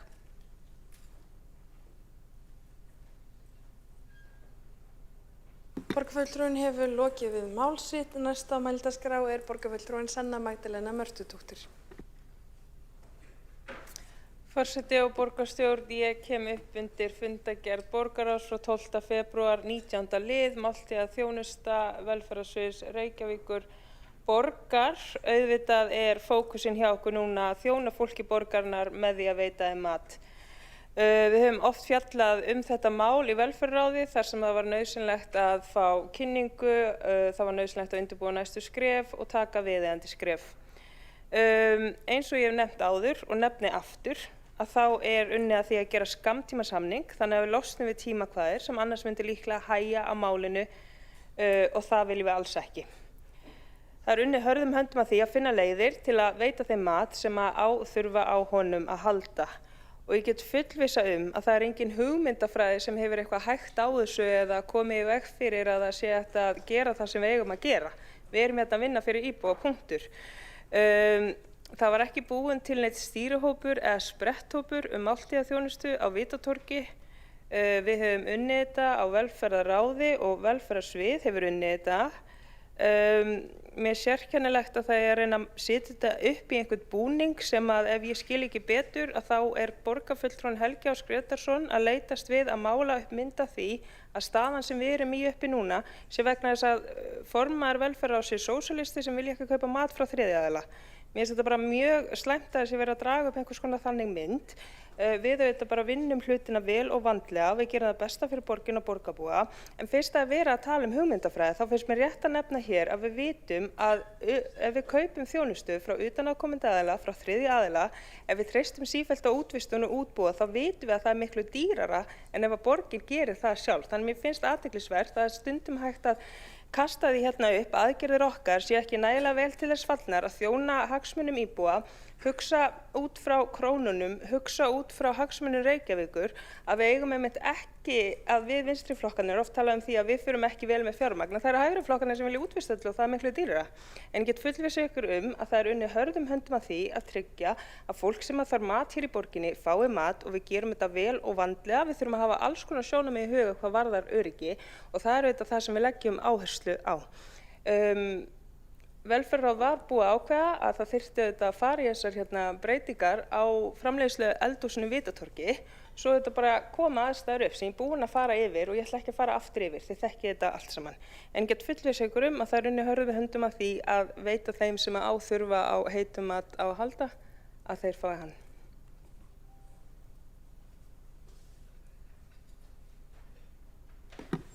Borgarfulltrúinn hefur lokið við mál sitt. 2 hafa óskað eftir því að veita andsvar. Fyrstur til að veita andsvar er borgarfulltrúinn Helgi Ás Grétarsson. Forseti, ágæta borgarstjórn. Það sem að ég var að vísa til hér áðan var að vandinn við framleiðslu eldhúsið í Vitatorgi, hann lá fyrir sumarið 2025. Með við þær aðstæður sem voru uppi þá hefði verið lang rökréttast í staðan fyrir að binda málið allt saman trúnaði, þannig að það væri ekki hægt að ræða það opinskátt, opinberlega, að finna leiðir til þess að koma starfsemin í var, semja við þriðju aðila og hægt og rólega eftir atvikum koma starfsemi framleiðslu eldhússins aftur af stað. Í staðinn fyrir það var fullt af möguleikum, öðrum möguleikum að vera að leita annarra lausna og eftir á, ég held að það væri bara til bóta fyrir alla í þessu alvarlega máli að hvort sem það væri innri endurskoðun eða einhver aðili, að væri farið bara faglega yfir sögu þessa máls vegna þess að þessi útkoma að það hafi komið upp matareitur þarna eða sem sagt baktería við framleiðsluna núna í byrjun febrúar, í lok janúar, er algjörlega óásættanleg. Og það er eitthvað sem að við sem erum hér kjörnir fulltrúar hefðum átt að vita strax í sumarið 2025 að væri hætta á með þær upplýsingar sem við fengum þá.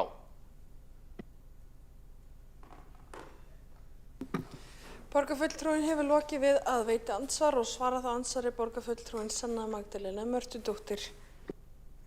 Forseti og borgarstjórn, ég velti því fyrir mér hvað borgarfulltrúinn Helgi Ás Grétarsson heldur að við höfum verið að gera síðustu vikur í velferðarráði og síðustu mánuði þar sem við höfum ítarlega fjallað stöðuna í framleiðslu eldhúsi og ég átta mig ekki á því af hverju það gerir sérstök athugasemd við að eitthvað sé trúnaðarmerkt. Treystir borgarfulltrúinn ekki á hyggjuvit þeirra borgarfulltrúa sem sitja og sátu í velferðarráði til þess að taka skynsamar ákvarðanir.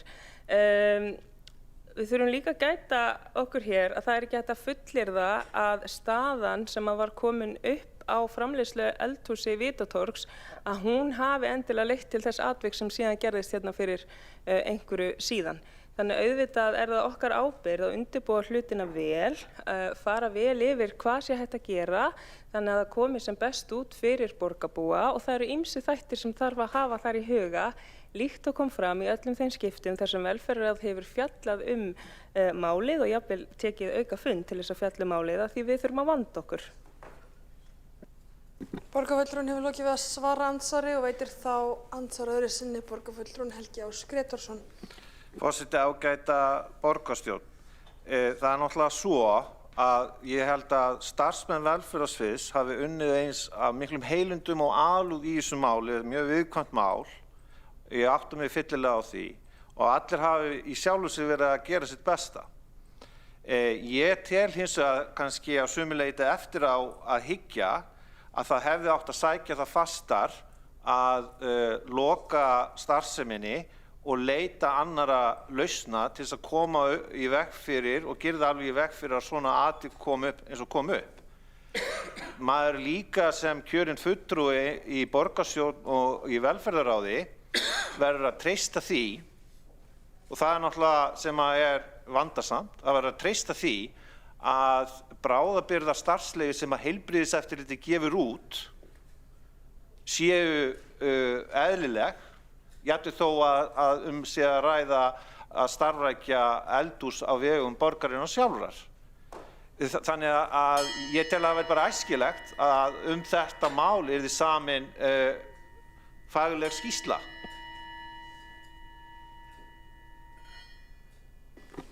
Borgarfulltrúinn hefur lokið við að veita andsvar öðru sinni. Óska eftir að svara andsvar öðru sinni? Nei. Þá veitir andsvar borgarfulltrúinn Kjartan Magnússon. Forseti, góðir borgarfulltrúar, ég held að það þurfi ekki svo sem er mikið að ræða þetta. Ég held bara alveg augljóst að hér hafi skort eitthvað á hugmyndaflugið og pólitíska yfirstjórn málaflokksins. Okkur hefði átt að komast leið til að bæta strax úr þegar ég kom í með velferðarráð á þriðjudaginn í síðustu viku og samþykkti þar á stöðrum tillögu umræddan samning. Þá hélt ég að það væri bara eitthvað dagaspursmál hvernig hann kæmist til framkvæmda og nú ef að það síðan kemur á fimmtudeginum og það líður lengri tími og þá hefði bara átt að finna annan aðila. Ég bara minnist sögu, það var komin upp á Landspítalanum salmonellusýking og leið og hún var rakin til ákveðins bakkarís, þá hætti spítalinn viðskiptum við það bakkarí og þó var ekki samningu annað bakari, þá var bara viðskiptunum beint þangað, engum datt í huga að gera neitt veður út af því. En annars er bara þannig að það má standa betur á verki, en annars er bara svo athyglisvert að heyra sem borgarfulltrúinn sagði þessi fullyrðing að almennt væri ódýrara að borgin gerði allt sjálf. Ég held að við erum með marga fjármálasérfræðinga hjá borginni, engum þeirra dettur í huga að það verið ódýrara ef við myndum sleppa öllum útboðum og gera allt sjálf. Borgarfulltrúinn hefur lokið við að veita andsvar og svarar þú andsvari borgarfulltrúinn Sanna Magdalena Mörtudóttir. Forseti og borgarstjórn, ég hef starfa í því trausti að borgarfulltrúar kynni sér málin sem eru til umfjöllunar í ráðum borgarinnar og ég vek athygli á því að þegar við tókum aukafund velferðarráðs þar sem við fjölluðum þennan samning sem við þá vorum að leitast við að samþykkja, þá stendur í greinargerð með leyfi forseta. Gildistími samnings verður frá 1. mars 2026. Þannig að mér finnst ótrúlegt að heyra að fulltrúi sem að situr fund að tala að hann hafi samþykkt eitthvað sem hann hélt að myndi taka gildi á næstu dögum þegar stendur í gögnum málsins og ég endurtek með leyfi forseta gildistími samnings verður frá 1. mars 2026.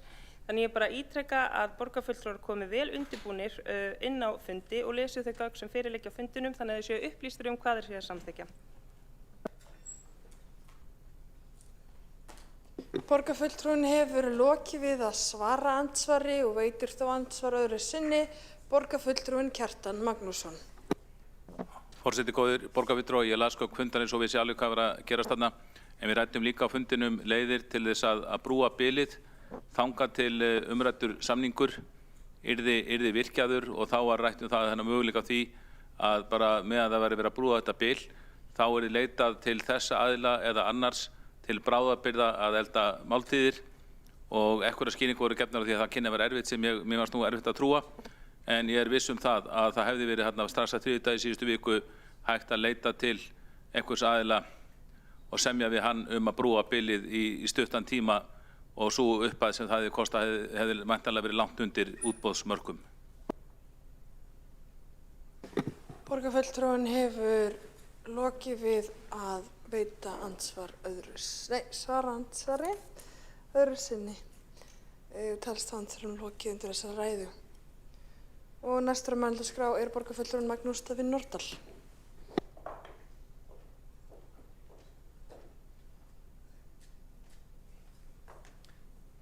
forseti, kæra borgarstjórn. Varðandi matarmálin á Vitatorgi sérstaklega þá tel ég að það starfsfólk sem hefur verið að vinna að lausn í þessu máli hafi lagt sig fram hvað það varðar og á þeim fundum og sem ég hef setið á og í þeim samtölum sem ég hef átt við starfsfólkið að þá get ég bara staðfest að svo er. Það hillir undir farsæla lausn í þessu máli og það er gott og vil ég bara nýta tækifæri hér til þess að hrósa öllu því starfsfólki sem að koma að þessu máli sérstaklega og lagði sig fram að leysa það. Varðandi drykkjumálin og áfengið á íþróttaviðburðunum að þá hefur þessi umræða hér í dag verið margt góð og sjónarmið reifuð í báðar áttir. Eitt sem að mig langaði að nefna í þessu samhengi og það er að hvert er ástandið í samfélaginu hverju sinni. Við tökum einhverjar tilteknar ákvarðanir sem eftir atvikum geta virst sértækar eða einhvern veginn bundnir við eitthvað ákveðið svið eða bundnar við eitthvað ákveðið svið en hafa kannski áhrif með miklu víðtækari hætti en við gerum okkur grein fyrir.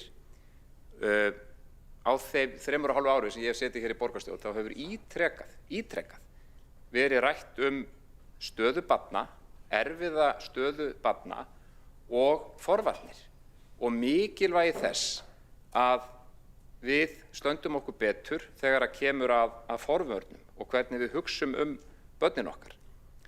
Og þegar aðstæður eru þannig í samfélaginu að við erum að stofna hópa sem eiga að verja hagsmuni barna og huga betur að því að þau leiðist síður út á braut vímuefna og slíks, er þetta þá ákvörðun í því tiltekna samhengi sem er rétt að taka? Ég tel svo ekki vera. Ég gerir ráð fyrir að þið hafi farið á íþróttaviðburði, á leiki.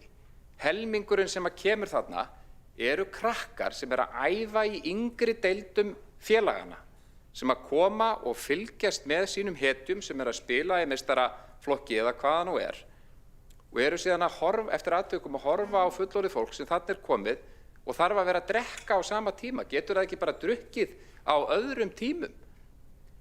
Og þetta er veruleikinn sem við erum að tala inn í og þetta snýst lýðheilsusjónarmið, snýst hvernig við mótum veruleika barnanna okkar, gildismat þeirra, siðferði og umgengni við vímugjafa. Þetta grefur undan forvarnar hlutverki íþróttafélagana. Við erum að velja milljörðum á hverju ári til þessara félaga og það er ekki þeirra hlutverk að selja áfengi, heldur að stuðla að aukinni hreyfingu og hreysti ungmenna og auka félagslega færni þeirra þar sem unnið er að sameiginlegu markmiði. Það er bara engin þörf á því að vera að selja áfengi á íþróttaviðburðum. Þetta er algjörlega fráleitt. Og ég held að til lengri tíma litið þegar að það verður skoðað hvernig við sem að nú sátum í borgarstjórn 2022 til 2026 sinntum forvarnamálum og hvað við gerðum, að þá hafi þetta verið afleikur komið til þess að þetta verði samþykkt hér. Ég er alfarið á móti þessu. Takk fyrir.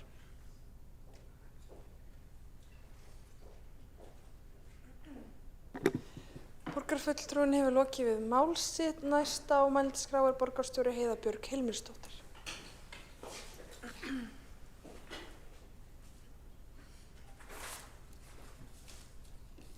Já, kæri forseti, borgarfulltrúar. Ég ætlaði nú rétt hér að koma upp til þess að ræða flöggun fána Grænlands, tillaga sem ég kom með inn í borgarráð sem ég taldi frekar meinlausa en annað hefur nú komið í ljós. Hugurinn með þessu var bara að sýna nágrönnum okkar hluttekningu og stuðning í þessari fordæmalausu stöðu sem að þau eru í. Það er í rauninni bara búið að ráðast að þeim með óbilgirni og krefjast þess að fá landið þeirra.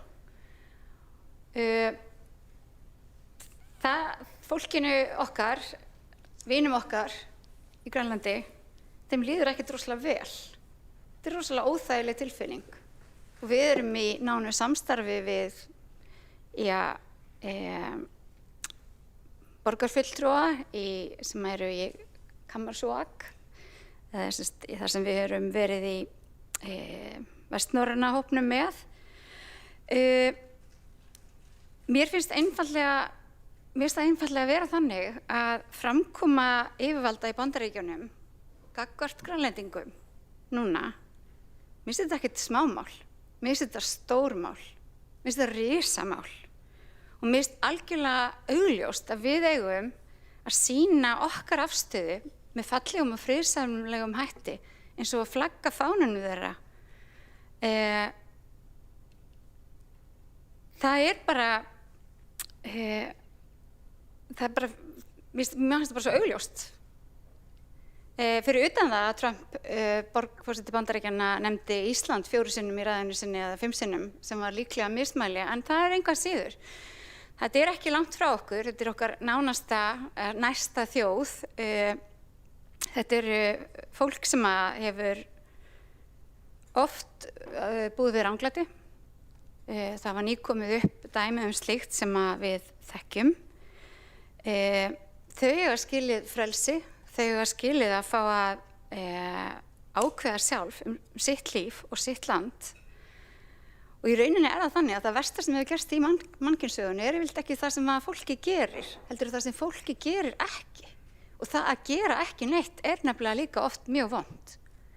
Og við getum hér stutt við þessa nágranna okkur, flagga hér með fánanum og undirstrika þannig hvar við stöndum í þessari baráttu. Að við stöndum með grænlensku þjóðinni, við stöndum með grænlendingum og við viljum sýna þeim samstöðu í verki. Þetta er ekki dygðaskreiting, það er engin dygð í þessu fólkin, þetta er bara yfirlýsing samstöðu. Og mér finnst þessi yfirlýsing samstöðu svolítið bara svona grunngildi okkar sem hefur gert okkar að þjóð við að berjast fyrir sjálfstæði okkar. Við höldum upp á sjálfstæði fullveldisdaginn og lýðveldisdaginn og að við skulum, ef einhver þjóð ætti að skilja Grænlendinga, þá held ég það ættu að vera við. Þannig ég vona innilega að við ákveðum þetta á eftir að flagga þessum grænlenska fána hér og við sýnum samstöðu í verki og við höfum bæði heyrt í félögum okkar á Grænlandi, við höfum sent þeim skriflega formlegt bréf samstöðu og við munum líka heimsækja þau innan skamms og gera allt sem við getum til þess að sýna þessum nánu samstarfsfólki okkar, þessum frændum okkur, frængum og nágrunum stuðningu, ekki bara með því að gera ekki neitt, heldur með að sýna það í verki.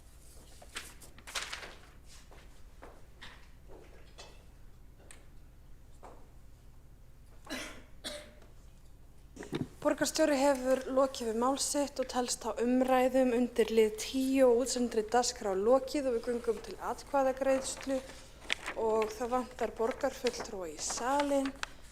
Borgarfulltrúan Ragnhildur Alda María Vilhjálmsdóttir og Kjartan Magnússon.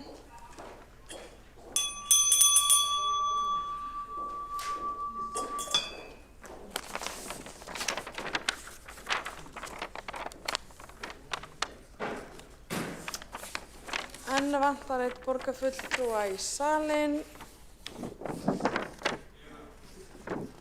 og þá er salurinn fullmannaður og við göngum til atkvæðagreiðslu. Ég bið borgarfulltrúa að fylgjast með.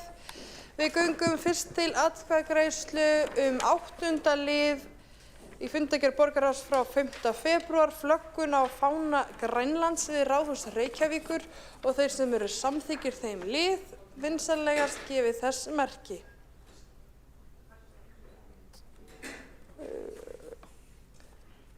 Já, allir sem eru samþykkir því, það eru fulltrúar meirihlutans og þeir sem að móti kunna að vera. Og það eru borgarfulltrúar Sjálfstæðisflokksins og óháður fulltrúi og Framsókn og Viðreisn situr hjá. Þá göngum við til atkvæðagreiðslu 10. lið, fundargerð borgarráðs frá 12. febrúar. Það er tillögur stýrihóps breytingu á málsmeðferð reglum borgarráðs veitingastaði og gististaði. Og þeir sem verða samþykkir þeirri tillögu vinsamlegast gefa þessi merki. Og það eru eitt, er þú að telja? Já, þetta er Sjálfstæðisflokkur. Það er 6, 10, 6, 10.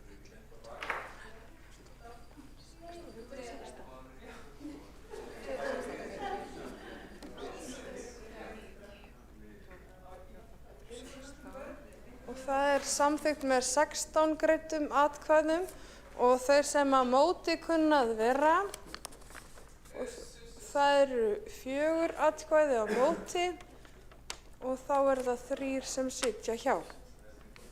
Það er ekki rétt talið. Já.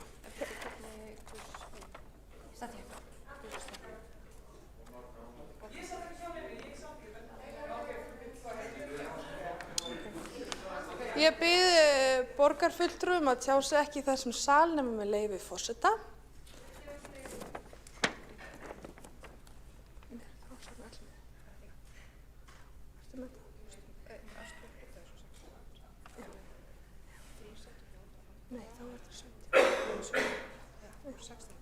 Forseti leiðréttir vegna þess að forseti taldi ekki sjálfan sig með í þessari atkvæðagreiðslu.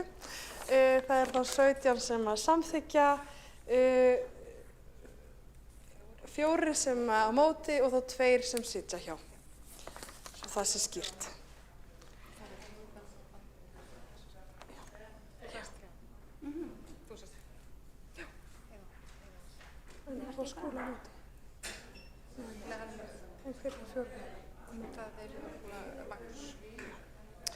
Og þá er atkvæðagreiðslu 10. lið lokið. Forseti biður aftur borgarfulltrúum að tjá sig ekki í þessum sal nema með leyfi forseta. Það þurfti aðeins að klára að telja þessi atkvæði en þá er það orðið skýrt. Og þá göngum við til næsta liðar útsendu dagskrá sem er 11. liður útsendu dagskrá.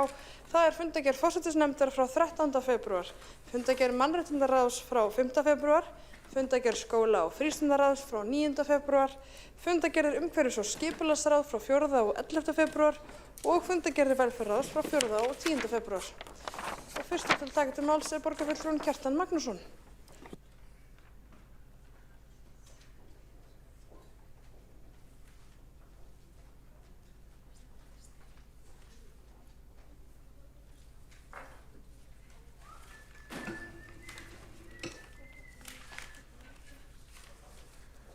Forseti, góðir borgarfulltrúar. Ég kveð mér fyrst ljós undir fundargerð umhverfis- og skipulagsráðs frá 4. febrúar. Á þeim fundi voru afgreiddar tillögur okkar varðandi lýsingu í Efra Breiðholti. Það er leiðilegt að á 2 svæðum þar, á svæðinu við milli Breiðholtslaugar og Fjölbrautaskólans í Breiðholti og þar vestur af því svæði þar sem er almenningsgarður og síðan við Hólagarð, vestunum við stöðuna. Þar eru margir óvirkir ljósastjórar og ég veit að borgarfulltrúar eru orðnir þreyttir á því ég skuli fjalla hér óvirka ljósastjóra en íbúar finna að þessu og minnst leiðilegt er að svona 2 stór svæði í Breiðholti, í Efra Breiðholti, að þau skuli vera illa upplýst vegna þess að margir eru óvirkir og ég hvet Sorðunús að tillögur okkar afgreidda þannig að þær eru aldrei samþykktar. Það er alltaf tekið kurteislega í umhverfis- og skipulagsráði. Það eru aldrei samþykktar, þeim bara vísa til sviðsins. Þannig að það er ekki einu svona skýr skilaboð til sviðsins að það skuli skipta ljósaperur, laga störuna. Heldur sviðinu bara í sjálfsvald sett, sem minnst slæmt, minnst að þetta samþykkir þessar tillögur og það væri skýr skilaboð að ráðið myndi vilja bæta úr þessu ljósleysi. En ég hvet bara okkar ágæta borgarstjóra til að bæta úr þessu og því að borgarstjóri er eini borgarfulltrúinn sem hefur boðvald, sem getur gefið slíkar skipanir og ég hvet hana til að nota það boðvald til góðs. Nú í fundargerð umhverfis- og skipulagsráðs 11. febrúar var fjallað nokkuð mál og undir 12. lið.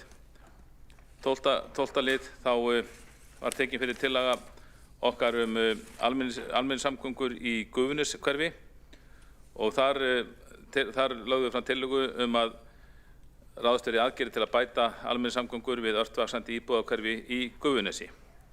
Og þetta er hálfgert leiðindamál vegna þess að það var mikið látið með þetta hverfi á sínum tíma því að það átti að vera bíllaust hverfi.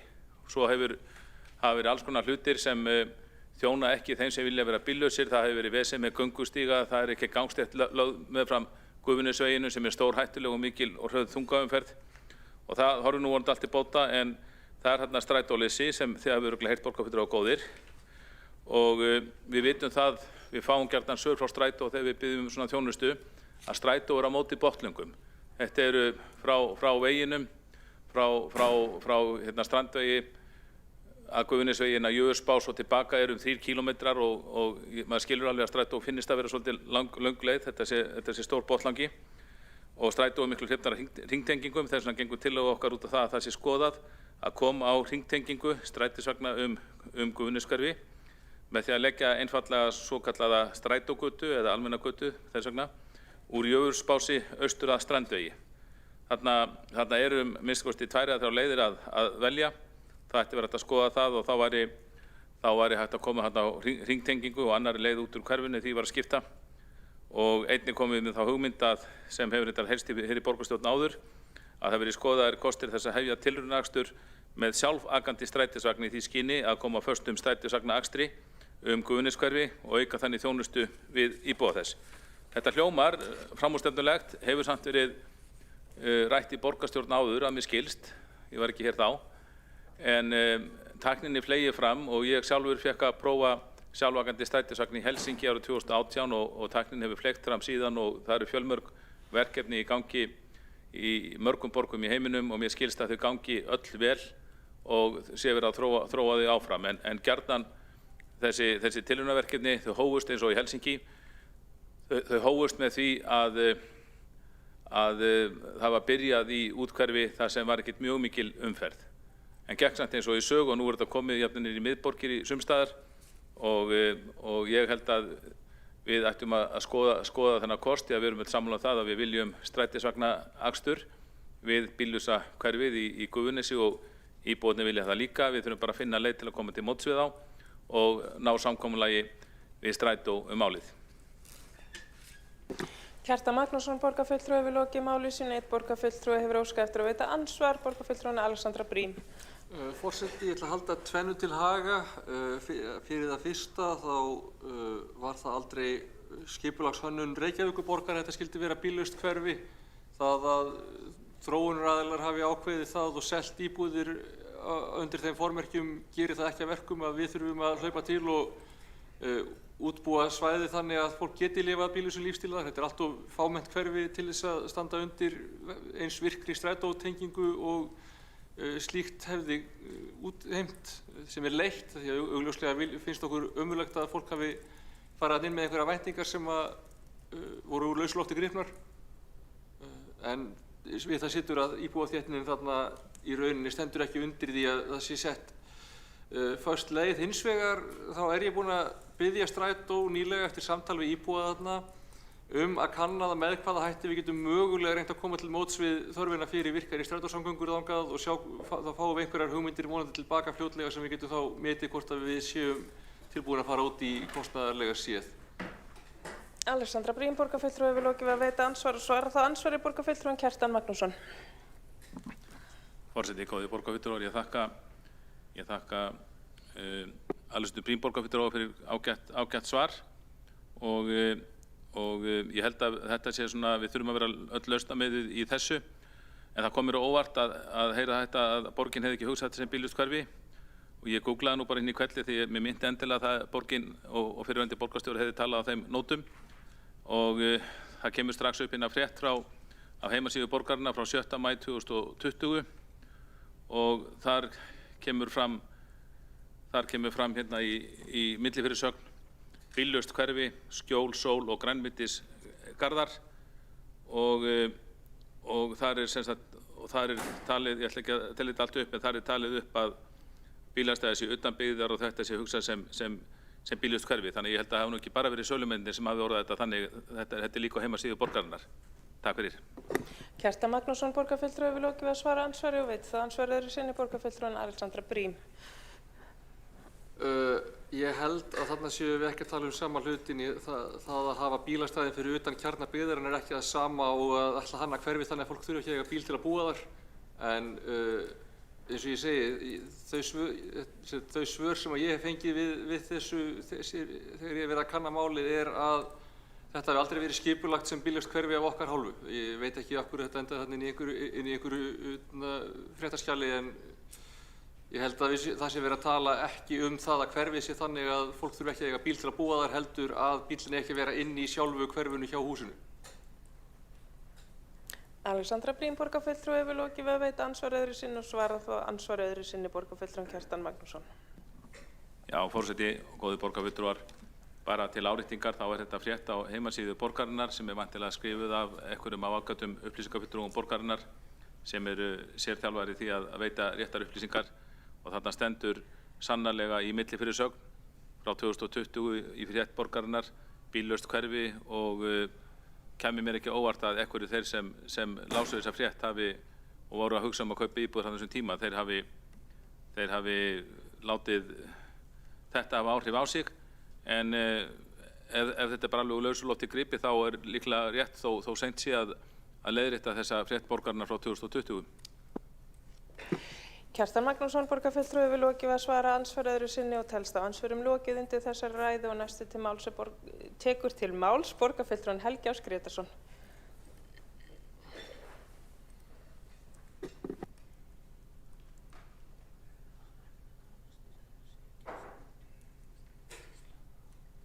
Nei, ekki alltaf.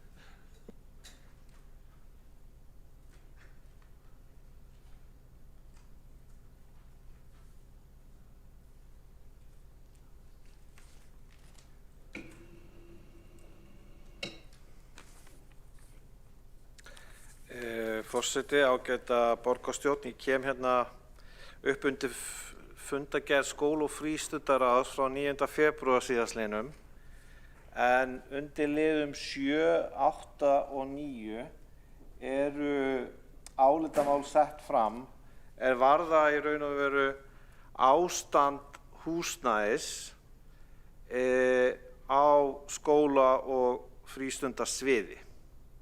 Og þetta finnst mér vera mjög mikilvægt málefni og átt að vera hér á dagskrá funda borgarstjórnar í dag. Þarna er til dæmis verið að spyrjast fyrir leikskólan Vinagerði og að það mál hafi ekki verið sett fyrr á dagskrá fundar skóla- og frístundaráðs. Það liggur fyrir með við fréttatilkynningu frá borginni á föstudaginn að Vinagerði verður lokað vegna ástand húsnæðisins og verður þá ekki innritað í þann leikskóla næstkomandi haust, og leikskólinn er með starfsemi í Safamýri 5 sem stendur.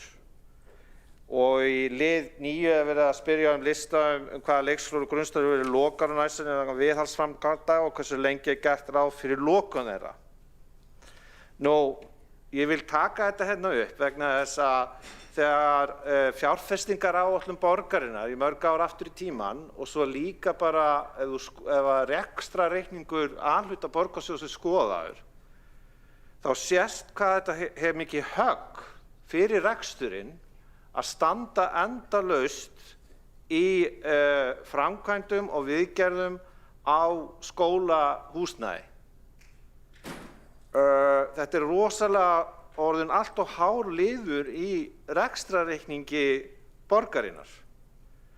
Og vinnubrögðin í málaflokknum að auðvitað vilja menn alltaf frekar klippa borða, eins og til dæmis við Brákaborg, auðvitað vilja menn gera það. Það er auðvitað skemmtilegra fyrir fólk í stjórnmálum að klippa borða.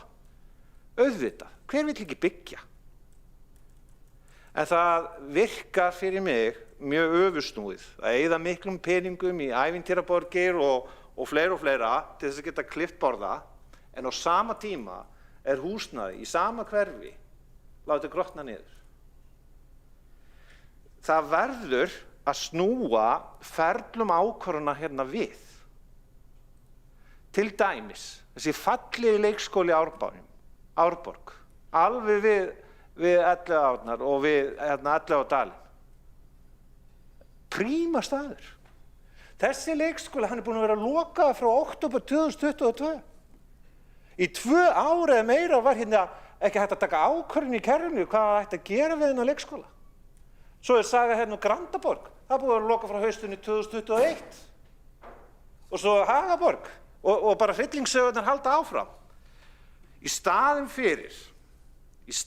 fyrir að orka, tími og hugsun stjórnmálamanna hérna í borgarstjórn sé að sinna svona praktískum verkefnum þannig að börn, starfsmenn og aðstandendur sé ekki að lenda í tjóni. Svo að til dæmis að vinkona mín Ragnhildur Alda Vilhjálmsdóttir úr gamla flokki mínum, úr Sjálfstæðisflokknum, þurfi ekki að fara úr Vesturbænum lengst eitthvað austur með barnið í leikskóla. Og svo margir foreldrar sem í þeirri stöðu. Þess vegna finnst mér þetta málefni vera mjög mikilvægt og praktískt og brýnt, vegna þess að þetta hefur haft áhrif á líf allt og margra borgarbúa. Það verður að taka þetta verkefni fastar í tökum og borgin, Reykjavíkurborg, sem fasteignareigandi, getur ekki hafa sér eins og einhver deli og láti þetta grotna niður. Á sama tíma eru starfshópar og stýrihópar og embættismenn, við skulum fara að byggja hérna ný hús, við skulum fara að reisa nýja gámabyggð. Unglingarnir myndu segja, þetta meikar ekkert sens og það finnst mér. Helgi Áss Grétarsson, borgarfulltrúi hefur lokið máli sínu. 1 borgarfulltrúi hefur óskað eftir að veita andsvar. 2 borgarfulltrúar hafa óskað eftir að veita andsvar. Það er borgarfulltrúin Helga Þórðardóttir. Forseti, ágæta borgarstjórn. Ég skil vel að borgarfulltrúin viti kannski ekki hvað fór fram þar sem á fundi skóla- og frístundaráðs á þessum fundi, þar sem hann hefur yfirgefið okkur þar, en hann ætti að vita að jafnvel þó að málið sé ekki á dagskrá, þá reynum við að svara og það geta fyrrum félagar hans sem voru mætt á fundin ætti að geta staðfest að við tókum þetta samt fyrir og ræddum þetta. Því miður þá er engin svör komin frá umhverfis- og skipulagssviði hvenær og hvað á að gera við viðkomandi húsnæði, en því var þetta var samt rætt og það er enginn að leika sér að standa í svona, og eins og borgarfulltrúin veit, þar sem hann hefur setið með mér í ráðinu, að þá hef ég reynt að svara og eftir bestu getu, og ég get fullvissað það að þetta er þegar komið á fund, á næsta fundar, því við erum að vonast eftir svörum í þessu máli. Og ég bara minna á þá tillögu sem var samþykkt hér áðan umsjónarmenn fasteigna. Ég sé að tími minn er búinn. Takk. Helga Þórðardóttir, borgarfulltrúi hefur lokið við að veita andsvar og svara þá andsvari borgarfulltrúin Helgi Áss Grétarsson. Forseti, ágæta borgarstjórn. Ég gerir ráð fyrir að borgarfulltrúin Helga Þórðardóttir, sem hefur staðið sér að mörguleyti með mikilli prýði sem formaður skóla- og frístundaráðs, sé að vísa hérna í málið varðar vinagerði, og það er gott að hún veiti upplýsingar það mál eins og henni er unnt, og ég þakka fyrir það. Ég vildi hins vegar bara tala aðeins á almennari nótum vegna þess að undir einu dagskrárliðnum var líka verið að óska eftir tilteknum lista hvaða leikskóla og grunnskóla verði lokaðir á næstunni vegna viðhaldsframkvæmda og svo framvegis. Vegna þess að mér finnst vera mjög brýnt að séu tekin upp faglegri vinnubrögð þegar kemur að viðhaldi fasteigna borgarinnar og hvernig eftirliti sé háttað og fjárfest sé í þessari grunnþjónustu eins mikið og unnt er.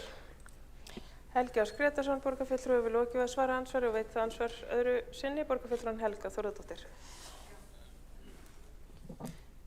Já, forseti, ég og aðrir borgarfulltrúar, ég held að það gleðjist enginn yfir því að standa í þessum viðhaldi, og þar sem ég gat ekki klárað það áðan að þá er hlut af því að þessir umsjónarmenn fasteigna sem eiga að hafa það hlutverk að fylgjast með loftun og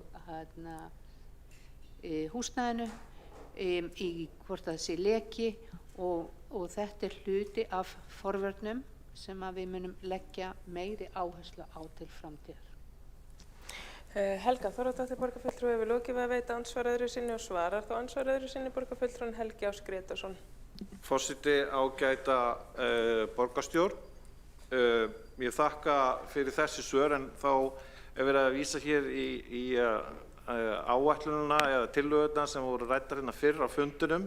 Bara vonandi að það hafi þau jákvæð áhrif sem að borgarfulltrúinn Helga Þórðardóttir er að vísa til, að umsjónarmenn fasteigna sinni starfi sínu þannig að það sé þá komið veg fyrir svona vandamál, en ég held að það þurfi náttúrulega meira til en bara það. Það þarf náttúrulega fagmenn með reglum millibila að gera úttektir á húsunum og tryggja að ástand fasteignanna sé í lagi.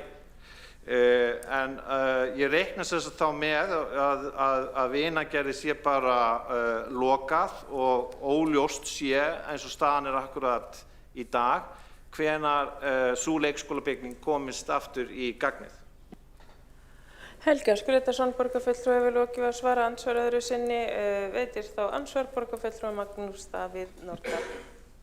Já, forseti, virðulegur borgarfulltrúi Helgi Ás Grétarsson. Það er talað praktísk atriði. Það er talað það að það séu margir stýrihópar og margar nefndir og að allt eigi bara að ganga hraðar og að allt eigi að fjármagna og koma í veg fyrir að allt þetta leikskólahúsnæði mygli og þá leysa allt 1, 2 og 3. Er þetta ekki svona líðskrum bara? Eða er miðflokkurinn með einhverja mjög öfluga aðgerðaráætlun hvernig hann ætlar að gera þetta öðruvísi en gert hefur verið? Og þá með hvaða hætti? Hvað eru fyrstu 3 hlutirnir sem þið ætlið að gera, Helgi? Magnús Davíð Nordal, borgarfulltrúi, hefur lokið við að veita andsvar og svarar þá ansvari borgarfulltrúinn Helgi Ás Grétarsson. Forseti, ágæta borgarstjórn, ég þakka borgarfulltrúanum Magnús Davíð Nordal fyrir að veita miðflokknum svona mikla athygli og mikið plás og að gott að það sé komið aðeins inn í hausinn á honum. Ég bara fagna því. Mín afstaða mjög lengi eftir að hafa kynnt mér þessi málefni á skóla- og frístundasviði sem borgarfulltrúi, alveg óháð því hvað var í pólitík, er að það sé bara skynsamleg fjárfesting að hálfu svona stórs fasteignareiganda að það sé skipulega farið í það að sinna viðhaldi og eftirliti með eignunum sínum og að það sé fjárfest í því og það sé hlúið að þeim eignum áður en þeir farið að byggja nýjar eignir til þess að geta klippt borða og fengið atkvæði í kosningum. Ég vil nefnilega bara að sé verið að reka Reykjavíkurborg af skynsemi og að sé farið með fé og ég held að með nýji flokkur að hann vilji það líka. Og ég hef mikla trú á því að fulltrúar Miðflokksins hérna á næsta kjörtímabili munu koma á betra fyrirkomulagi. Helgi Ás Grétarsson, borgarfulltrúi, hefur lokið við að svara ansvari. Veitir ansvar öðru sinni borgarfulltrúinn Magnús Davíð Nordal. Já, forseti, virðulegur borgarfulltrúi Helgi Ás Grétarsson. Þessi stefna að tala niður kerfið, að tala niður starfsfólkið, að tala niður stýrihópa og nefndir og það er hinn sterki maður, hinn sterki flokkur eigi að stíga fram og leysa málin. Þessi stefna er bara að bíða skipsbrot í alþjóðlegu samhengi, Helgi, þegar að meðal annars er horft til orðræðunar eins og hún hefur verið víða erlendis á síðustu misserum. Það eru engar skyndilausnir, fólk er að gera sitt besta, tal af þessu tagi standa á hliðarlínunni og tala að það er að hlaupa hraðar og gera allt betur og fjármagna allt. Þetta er óábyrgt líðskrum, fyrst og síðast. Það er mín skoðun. Magnús Davíð Nordal, borgarfulltrúi, hefur lokið við að veita ansvar öðru sinni og svarar þá ansvari öðru sinni borgarfulltrúinn Helgi Ás Grétarsson. Forseti, ágæta borgarstjórn, það er virkilega gaman að heyra Pírata tala líðskrum með hvernig málflutningur oft þaðan hefur verið svona almennt í landsmálunum og líka í borgarmálunum. Það sem er bara mjög einfalt atriði. Einkafyrirtæki, stórfyrirtæki sem að væri með svona mikið af fasteignum og væri að sinna þjónustu sem að væri síðan að reyna að endurselja, myndi aldrei láta detta í hug að fara svona með sínar eigin eignir. Þetta er bara algjörlega óviðunandi verklag. Ég meina það var nú eitt af þess sem að nýji meirihlutin hérna í borgarstjórn var að hérna, framkvæma í upphafi hérna, fyrir árið síðan, að það var að breyta einhverju verklagi varðandi stjórn þessara mála. En það þarf bara að gera þetta ástandi eins og til dæmis það varðandi leikskólan Árborg, að taka ekki ákvörðun í 2 ár og láta bygginguna bara standa auða og gera ekki neitt. Svona vinnubrögð, það skiptir engu máli í hvaða flokki þú ert. Það hljóta allir að sjá að þetta sé ekki í lagi. Við hljótum að geta verið sammála það að þetta þurfum að taka til endurskoðunar, að við þurfum að hugsa eignir okkar og við þurfum að koma húsnæði á sviði skóla- og frístundaráðs sem fyrst í virkni.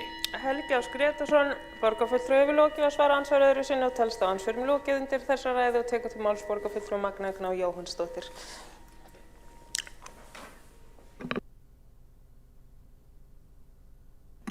Forseti, ágæta borgarstjórn, ég ætla fyrst að koma upp í fundargerð skóla- og frístundaráðs frá 9. febrúar síðastliðnum í 10. lið þeirra fundargerðar sem að snýr einmitt að leikskólanum Vinagerði sem að hér hefur verið tíðrætt en eins og borgarfulltrúum er sennilega kunnugt þá er búið að taka þá ákvörðun að loka leikskólanum Vinagerði, bæði því húsnæði sem að leikskólinn hefur verið staðsettur í og því bráðabirgðahúsnæði sem leikskólinn var komið fyrir í. Þetta var ákveðið að mér best vitandi án þess að pólitísk umræða færi fram það og í þeim fyrirspurnum sem ég lagði til fyrir þegar fulltrúa á skóla- og frístundasviði þá var ekki ljóst að leikskólinn væri lokað í þeirri viku sem hann var svo lokaður, allavega ekki þeim svörum sem ég fekk frá sviðinu. En við í Framsókn lögum til að það yrði hafin vinna frá skóla- og frístundasviði í samvinnu við umhverfis- og skipulagssviði að finna annað húsnæði í hverfinu fyrir starfsemi leikskólans, annarkvort húsnæði sem er til staðar eða þá koma upp færanlegum einingum við skólalóðir, leik eða grunnskóla í hverfinu. Þannig að tryggt verði að skólinn getur haldið áfram starfsemi en fyrirhugað er að skólinn muni loka í september á þessu ári. Þannig að mögulega var þetta fresta því eitthvað aðeins til þess að koma upp færanlegum einingum eða leita ykkur annarra lausna en ég held að við getum öll verið sammála um það að það er ótækt að missa 60 leikskólapláss úr þessu hverfi en það eru 60 börn sem eru í dagvistun eða með leikskólavistun í Vinagerði og nú þegar er vöntun á leikskólaplássum í þessu hverfi. Þannig að ef við tökum þessi pláss í burtu úr hverfinu þá erum við að setja þessi börn inn í aðra leikskóla í hverfinu og tökum þá frá pláss fyrir börn sem er að koma ný inn í leikskólakerfið okkar. Og það er náttúrulega ólíðandi, það er líka ólíðandi að þessi börn þurfa að flakka á milli leikskóla, best væri ef þau geti áfram verið saman í stað þess að þurfa að fara á aðra leikskóla í hverfinu. Þannig að ég held að við eigum að leita allra leiða til þess að koma þessu börnum fyrir á öðrum leikskóla eða öðrum stað innan sama leikskóla í hverfinu. Og svo ætla ég að fara í fundargerð frá umhverfis- og skipulagsráði frá 11. febrúar og það er liður númer, ætla ég að finna réttan lið. Það er liður 10 undir þeirri fundargerð sem að varðar tillögu okkur Framsóknar fjölgun sumarstarfsfólks í leikskólum og það var tillaga sem að lögð fram í borgarstjórn og vísað til umhverfis- og skipulagsráðs og það er vísað frá. Ég vildi vekja athygli á því sem ég finnst mjög áhugavert en var vísað frá í ljósi þess að umræðan í þessum sal var frekar jákvæð gagnvart því að fjölga sumarstarfum í leikskóla fyrir ungt fólk og þá erum við aðalega að tala þá fyrir 17 ára, að jafnvel fyrir vinnuskólan, en þessi var sérst vísað frá úr umhverfis- og skipulagsráði og þá er í umsögninni talað að börn sem eru í vinnuskólanum þurfa mikla leiðsögn í sínu fyrstu skrefum í atvinnulífinu, sem er svo sem rétt, en nú eru leikskólar út allt land með börn í vinnu, sumarstarfi og mér finnst mjög sérstakt að Reykjavíkurborg sé ekki tilbúin að taka þessa ákvörðun að fjölga sumarstörfum og þá nýta það tækifæri til þess að kynna starfi í leikskólum fyrir ungu fólki í gegnum vinnuskólan, hvort sem það fyrir 17 ára eða 16 ára og auðvitað er það mat hver skóla og í samstarfi þá við skóla frístundasviðs hversu mörg börn er hægt að taka inn sem starfsmenn. En mér finnst mjög sérstakt að þessu var að vísa frá í ljósi þess að það kom fram í umræðinni hérna í borgarstjórn skýr vilji til þess að fjölga þessu og þetta var að vísa til umhverfis- og skipulagsins ástæðu. Þannig að nú skil ég ekki alveg hvers vegna þessu var að vísa frá og þykir það mjög einkennilegt í ljósi þess að við vitum það að það hefur leitt til þess að fleiri velja starfi í leikskólum eftir að unnið sumarstarfi í leikskólum. Þannig að frekara skýringar á þessu og þessu umsögn er mjög sérkennilegt og einkennist af mikilli forræðishyggju yfir því getu barna sem ég held að sé töluvert meiri og það sé líka bara gott að við fáum gefum börnum tækifæri til þess að vinna í leikskólum og öðrum störfum og þetta er sveitarfélag að gera all land og við hefum að gera þetta líka. Magna Gná Jóhannsdóttir, borgarfulltrúi, hefur lokið máli sínu. 2 borgarfulltrúar hafa óskað eftir að veita andsvar og veit þá andsvar borgarfulltrúan Helga Þórðardóttir. Já, forseti, ágætu borgarfulltrúar. Hér var leikskólinn Vinagerði enn og aftur til umræðu og ég vil hér upplýsa borgarfulltrúa Magna Gná Jóhannsdóttur það að leikskólanum sem Holtavegi sem Vinagerði var lokað í október og síðan var flutningur í Safamýri. Húsnæði þar er þannig að þar á að rífa húsnæði og er ekki í góðu ástandi og varðandi það tillögu sem að Framsóknarflokkurinn lagði fram, hún kom eftir fundin og á eftir að fá umræðu það að sviðið finni gámahúsnæði eitthvað á svæðinu. Það er reyndar að koma byggingar þarna rétt hjá sem á að stækka leikskólan Jörfa. Já, þannig að það er þegar verið að vinna í því og eftir þá að taka þessi tillögu. Helga Þórðardóttir, borgarfulltrúi, hefur lokið að veita andsvar og svara þá andsvari borgarfulltrúa Magna Gná Jóhannsdóttir. Já, forseti, ég þakka fyrir svari. Ég ætla að leiðrétta að leikskólinn var fyrst við Langagerði, ekki Holtagarða. En burtséð frá því þá er alveg ljóst að það þarf að fjölga plássum í þessu hverfi og síðast ég gáði þá var þörfin einna mest í þessu hverfi fyrir leikskólapláss. Það er mikið af ungu fólki sem er flutt í þetta hverfi og mikið af barnafjölskyldum. Þannig að þörfin er mikil. Þannig að þessi ákvörðun að loka leikskólum alveg án þess að reyna að finna annað húsnæði, ég gerir ráð fyrir að einhvað hafi verið leitað en að því að það er lagt til að þessi loka í september, eða gert ráð fyrir því.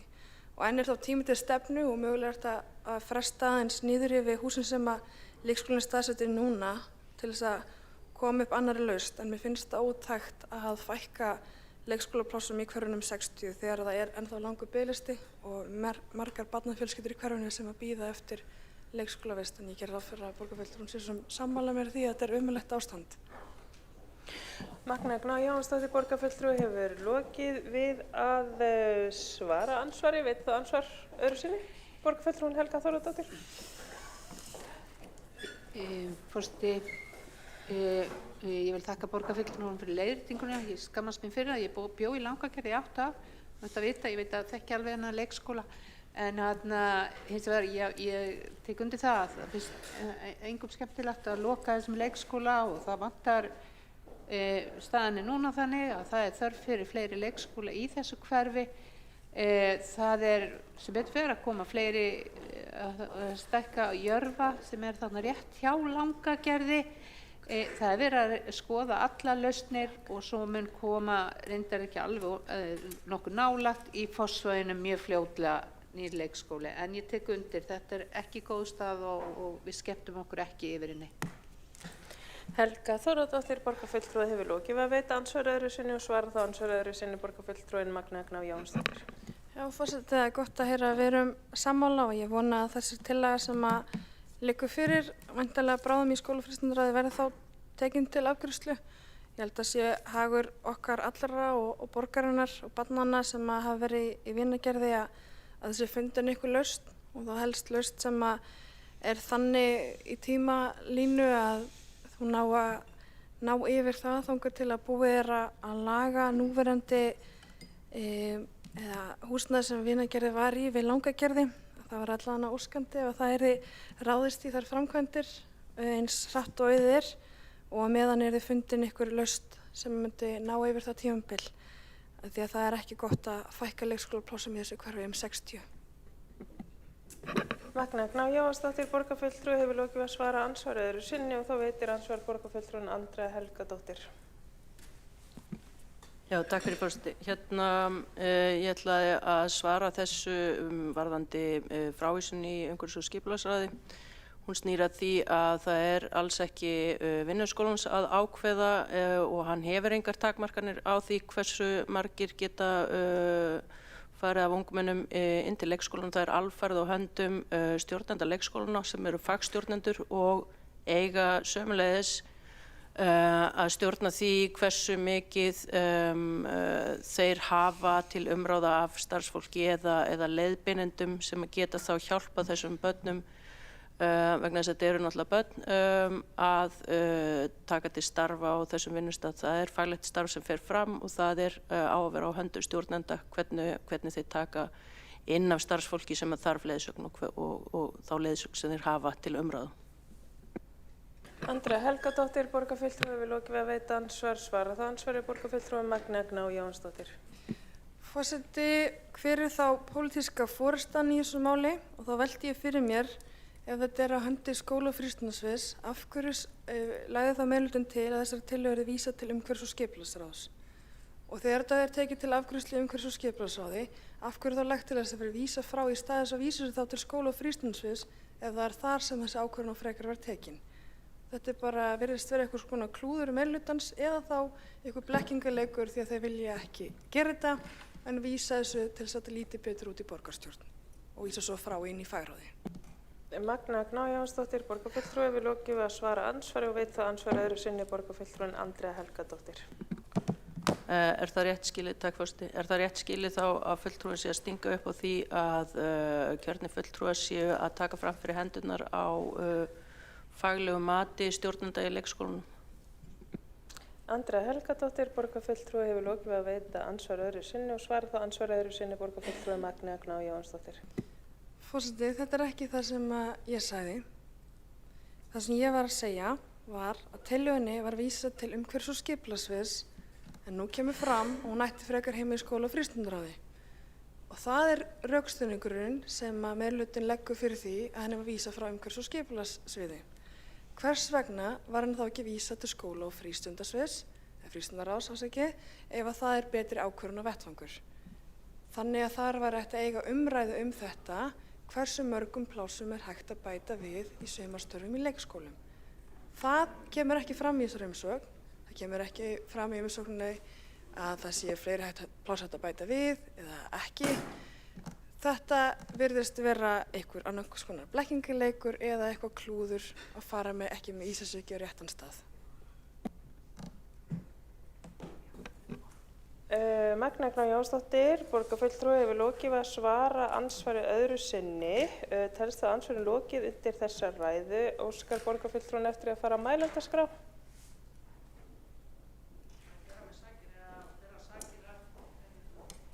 Borgarfulltrúin er borgarfulltrúin að óska augnablik. Hefur borgarfulltrúin óska eftir að gera stutta athugasemd við fundarsköp til þess að bera af sér sakir, þá gerir borgarfulltrúin stutta athugasemd við fundarsköp Andrea Helgadóttir. Já, takk. Það er verið að setja hérna fram einhverjar blammeringar það að þetta sé blekkingaleikur eða að þetta væri á einhvern hátt að við höfum verið að vísa til þess að þetta væri á sviði skóla- og frístundasviðs. Ég var að benda á það eingöngu og það var bent á það í þessari afgreiðslu að þetta væri alfarið á hendi leikskólastjórnenda. Það er engin takmörkun það hversu margir krakkar nema bara á hendi leikskólastjórnenda, ekki skóla- og frístundasviðs, heldur leikskólastjórnendana sem fagstjóra á þessum vinnustöðum. Andrea Helgadóttir, borgarfulltrúi, hefur lokið við að gera stutta athugasemd við fundarsköp og tekur til máls borgarfulltrúin Magna Gná Jóhannsdóttir.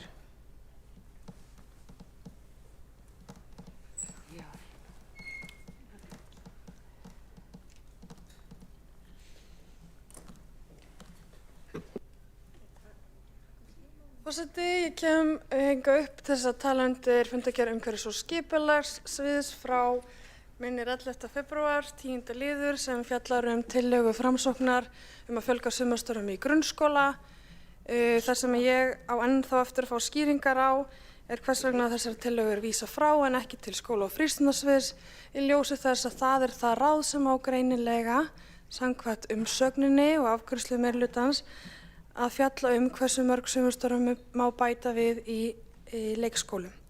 Nú liggur það ekki fyrir, heldur sagt að það sé skólastjórnenda eða fagaðilega að ákveða það.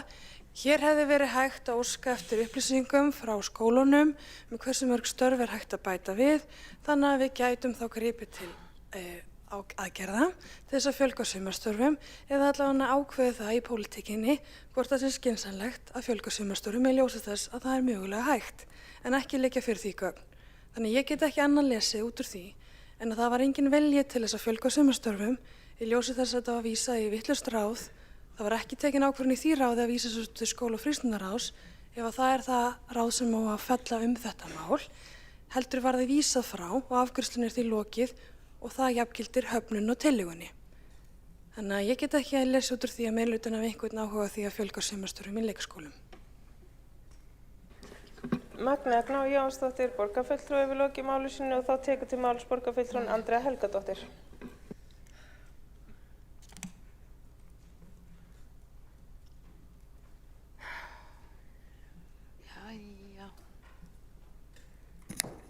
Já, takk forseti. Tek til máls undir fundargerð umhverfis- og skipulagsráðs. Minnst svolítið skrítið að þurfa að standa hérna og vera að svara þessu enn á ný. Það er engin blekkingarleikur eða neitt slíkt til staðar. Ég veit ekki betur heldur en að þetta hafi verið tillaga að vinnuskólinn hefði einhvern veginn hlutdeild vinnuskólabarna inni í leikskólanum og einfaldlega þá það ekki vinnuskólans að ákveða, það ekki vinnuskólinn sem ákveður það, hann hefur ekkert það að segja, það eru fagstjórnendur leikskólana og þá það bara spurning hvernig maður afgreiði það, hvort maður á að fara. Sko inn í umhverfis- og skipulagsráði þá var þetta bara afgreiðslan og leikskólastjórnir eiga bara að fá að ráða þessu. Það bara, ég get ekki haft fleiri orð með þetta heldur en það. Þetta bara mjög skrítið að standa í þessu. Þetta faglegur vinnustaður og ég hef bara verið þarna og krakkar sem að koma úr vinnuskólanum, ágætiskrakkar, það gott að hafa þetta vinnuafl.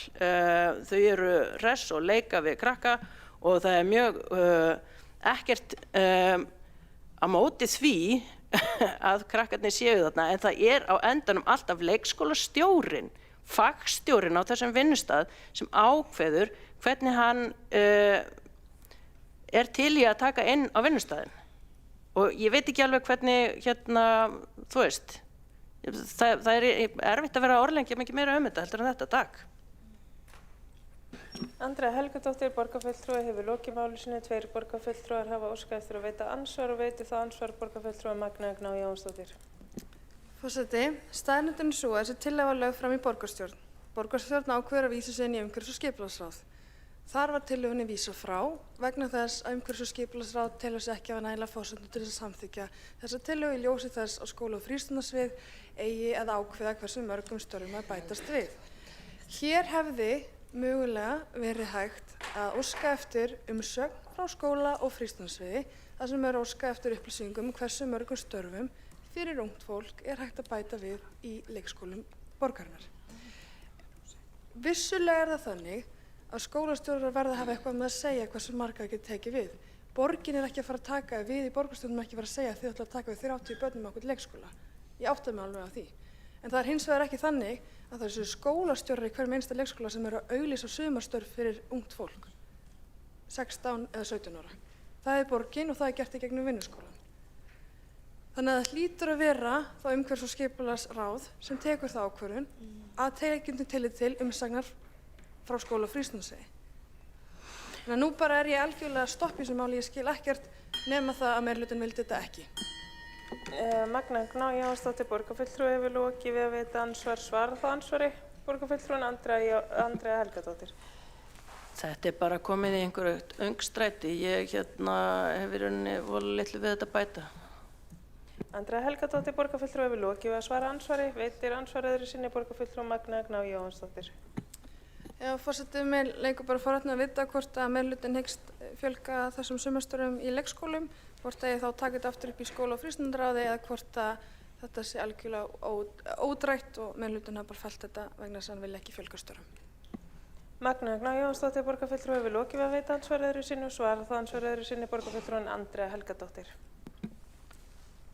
Ég endurtek, það eru leikskólastjórar sem að ráða því hverja þeir ráða inn í leikskólana og það er allt sem ég hef þetta að segja. Andrea Helgadóttir, borgarfulltrúi, hefur lokið við að veita ansvar. Telst á ansvörum lokið undir þessa ræðu þar sem borgarfulltrúin Þorvaldur Daníelsson féll frá því að veita ansvar og tekur til máls borgarfulltrúin Líf Magneiðdóttir.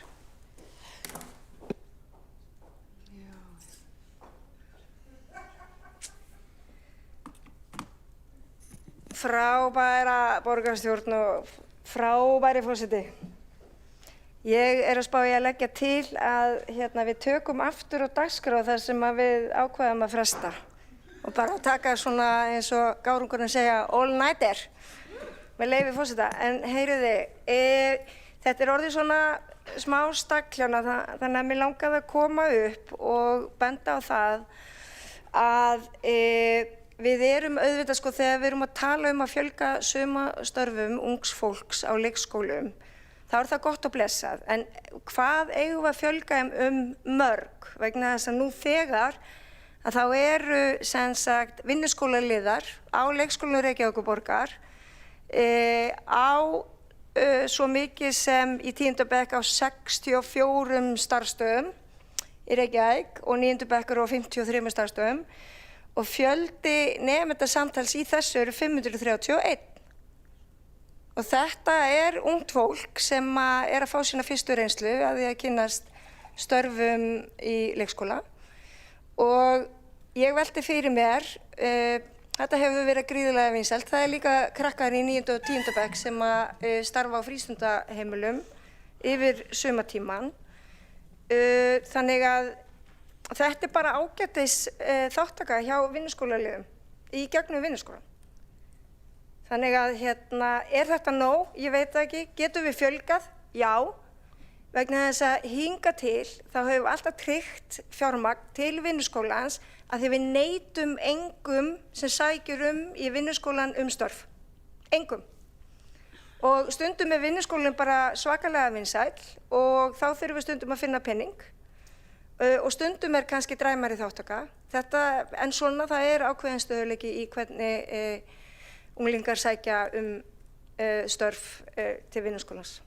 Þannig að við neytum engum, þannig að ef það verður gríðarlegur áhugi, þá samþykkjum við það og auðvitað getum við líka kynnt þetta kannski betur fyrir ungu fólki og þannig þá fjölgað. Svo ég útskýri þetta.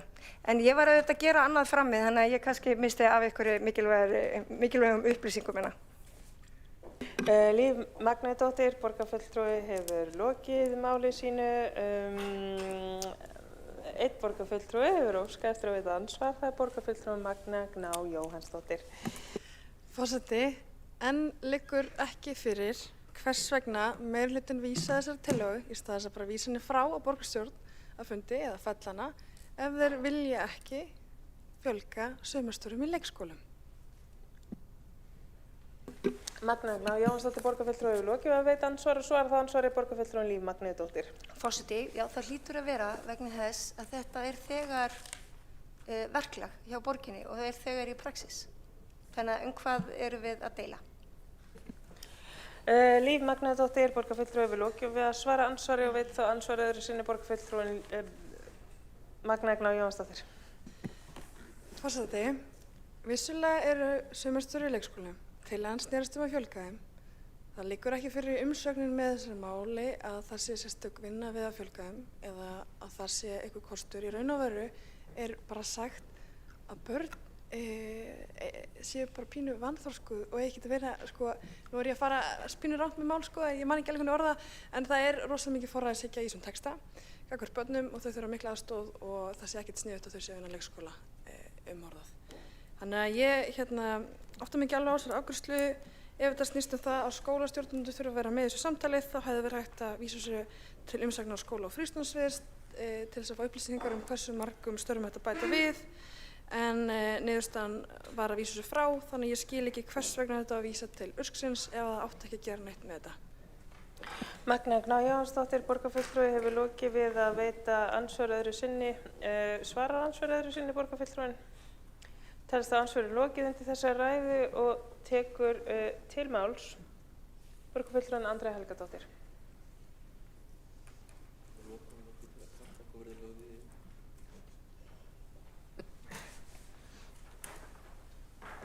Takk forseti. Ég fór bara aðeins að vera að hugsa það hvað tillagan átti að ganga út á, hvort að hún gekk út á það að finna störf fyrir börn eða bæta við störfum eða hvort það gekk út á að einhvern veginn að bæta starfsfólki inn á eða einhvern veginn að bæta aðstæður í leikskólanum því að það fylgir því alveg vinna og ég veit ekki alveg hvort að fólk gerir sér grein fyrir því hvernig það að hafa starfsmannaveltu.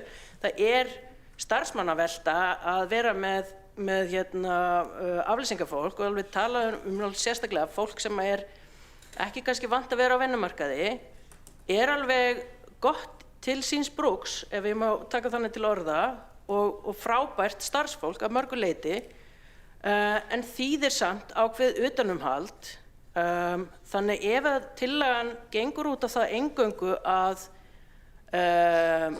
bæta við störfum fyrir ungmennið, hvort að þetta sé endilega rétti vettvangurinn eða hvort þetta gengur út á einhvern veginn að bæta stöðu leikskólanna á einhvern hátt vegna þess að það það sem að ég allavega set mínar efasemdir við og þess vegna ég að vísa í það að þetta á hendi þeirra sem að eru með ábyrgð á starfsmannahaldi og faglegu starfi á einhverju vinnustað.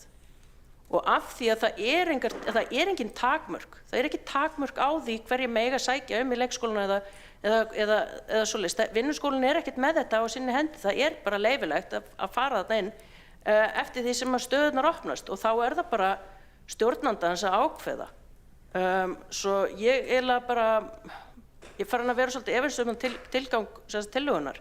Hann fyrir ungmennin að fá vinnu eða hann það að bæta aðstæður í leikskólanum sem að mér finnst vera svolítið mikilvægt að hafa í huga. Starfsmannavelta, hún þýðir alltaf það að það einhver sem að leiðbeina, það einhver sem að fylla í skarðið hluti sem að ekki hægt að gera.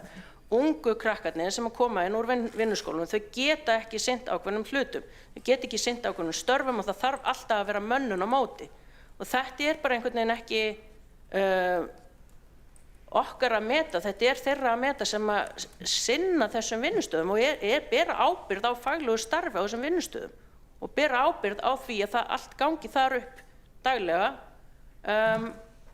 Ekki að búa til atvinnuskapandi tækifæri fyrir ungt fólk í rauninni.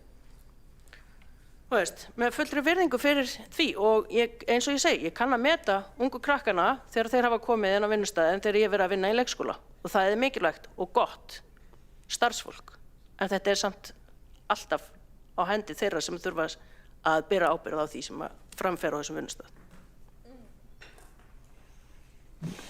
Andrea Helgadóttir, borgarfulltrúi, hefur lokið máli sínu. Einn borgarfulltrúi hefur óskað eftir að veita andsvar, borgarfulltrúin Þorvaldur Daníelsson.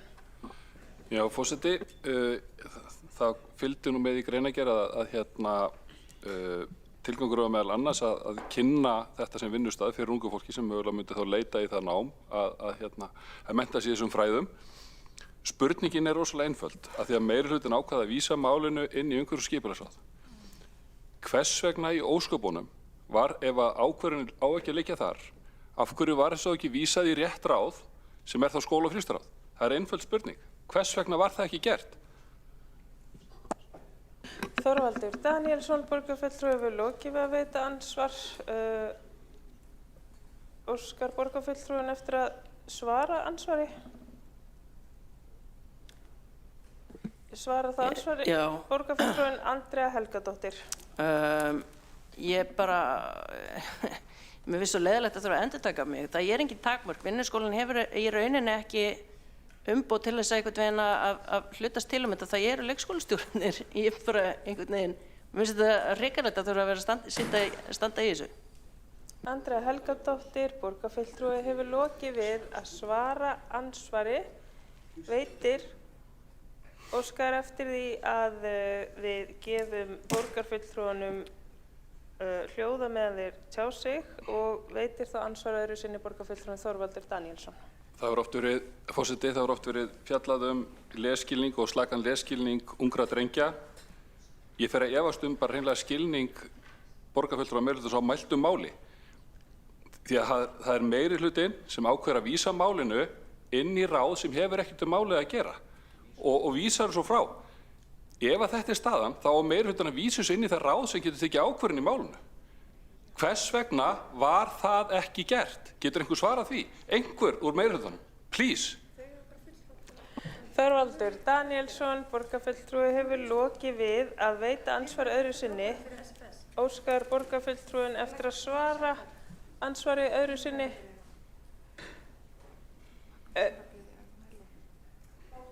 Þá, já, hefur Andrea Helgadóttir borgarfulltrúi óskað eftir að svara ansvar öðru sinni. Eða? Nei.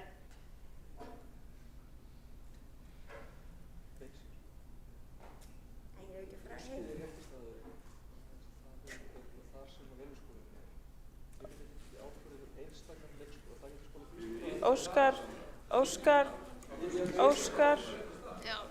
borgarfulltrúi, get ég fengið þögn? Afsakið.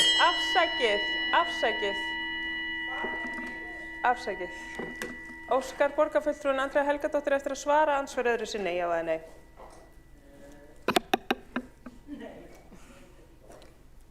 Telst þá ansvörum lokið til þessa ræðu og við höldum áfram með mælendaskrá þar sem Magnús Davíð Nordal hefur óskað eftir að taka til máls og meðan að borgarfulltrúar tala í pontu eða ansvörum þá gefum við þeim borgarfulltrúum næði til þess að tjá sig. Já, forseti borgarstjórn, þetta er svo einstaklega skemmtileg umræða. Ég gat ekki á mér setið, koma hér og blanda mér í þessa umræðu. En ég held að við þyrftum kannski fyrst og fremst að fjölga starfsfólki og bjóða kannski krökkunum upp á að sinna áfengiseftirliti á íþróttaviðburðum. Það væri kannski hugmynd sem við getum sammælst en varðandi þetta stóra mál með... Afsakið, undir hvaða dagskrárliði borgarfulltrúin að tala? Hann hefur ekki hugmyndu það. Nei, það er varðandi fjölgun vinnuskólastarfsfólks á leikskólum. Sú umræða og borgarfulltrúan langar með leyfi forseta að lesa hér upp bókun meirihlutans í umhverfis- og skipulagsráði út af því að klukkan er nú bara að verða 9. Tillaga Framsóknarflokksins fjölgun vinnuskólastarfsfólks í leikskólum borgarinnar er vísað frá þar sem hún virðist byggja á þeim misskilningi að vinnuskólinn sjálfur skilgreini þann fjölda ungmenna sem fái störf á leikskólum. Raunin er sú að leikskólum í sjálfsvald sett hvort og þá hversu mörgum ungmennum frá vinnuskólanum þeir taki á móti og mikilvægt er að leikskólastjórnendur haldi faglegu sjálfstæði sínu í þeim efnum. Þannig að þegar umræðan af hverju er verið að vísa málinu í uskið sem að síðan vísar málinu frá, það að vísa máli frá er ákveðin afgreiðsla. Þannig að það að málinu hafi verið vísað í uskið sem að síðan vísar málinu frá þýðir ekki að borgarstjórn hafi gert mistök í upphafi að vísa málinu til usksins. Það var einfaldlega bara niðurstaðan þá og ég vísa þá bara í þessa bókun af hverju það var gert og það er ekkert vísað í skóla- og frístundaráð í þessari bókun þar sem ástæðan er tilgreind. Þannig að öllu gríni slepptu að þá liggur þetta bara svona. Þannig að það er afgreiðsla af ákveðnu tagi að vísa máli frá og þýðir ekki að það sem borgarstjórn gerði þarna undan hafi með einhverjum hætti verið rangt. En ég vona bara að við sammælumst það að senda ungmennin í að sinna áfengiseftirliti á íþróttaviðburðum og við skulum bara afgreiða það þegar það kemur það ekki. Takk fyrir. Magnús Davíð Nordal, borgarfulltrúi, hefur lokið máli sínu. Einn borgarfulltrúi hefur óskað eftir að veita andsvar. Það er borgarfulltrúin Þorvaldur Daníelsson. Já, forseti, það er sjálfsagt að senda ungmenni áfengiseftirlit undir grænlenskum fána náttúrulega. En það er nú þannig að umhverfis- og skipulagsráðið hefði líka getað leitað umsagnar SFS þegar málun er svona komið. Þannig að það þarf að vinna þetta í einhverju. Það er hægt að vinna þessa hluti í flútti og til þess að tryggja það að svona tillögur hafi eðlilegan framgang. Þannig að bara vil koma því á framfæri.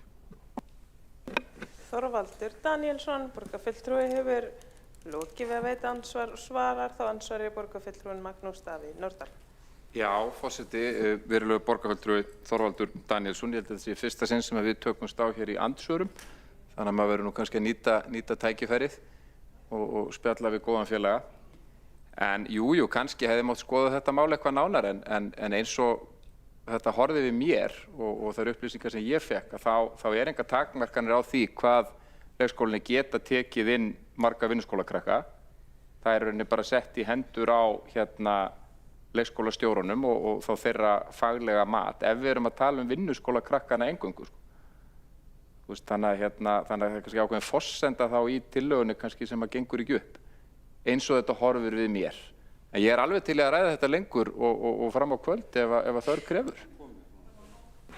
Magnús Davíð Nordal, borgarfulltrúi, hefur lokið við að svara ansvari. Veitir þá ansvar öðru sinni borgarfulltrúin Þorvaldur. Telst á ansvörum lokið sem og þessari umræðu þar sem að ekki hafa fleiri óskað eftir því að taka til máls og þá göngum við til næsta dagskrárliðar sem er fundargerð borgarráðs frá 17. febrúar 2026 og þar höfum við nú þegar afgreitt fyrsta lið. Telst hann því afgreiddur en fundargerð borgarráðs frá 17. febrúar 2026 er lögð fram.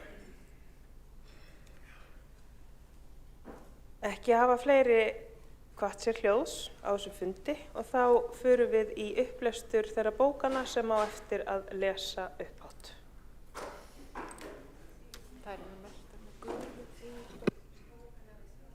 Þær eru merktar með gulu í bókunarskjalinu. Borgarfulltrúar eru beðnir að kanna hvaða bókanir eru merktar með gulu.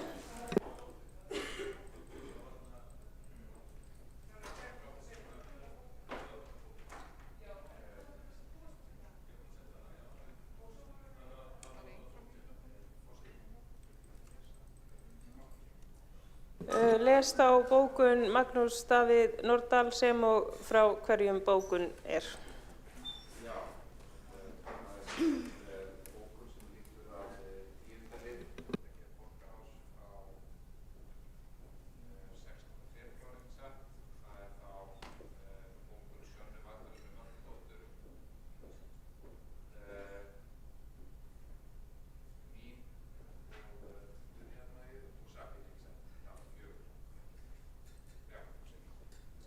Bókurinn er svohljóðandi.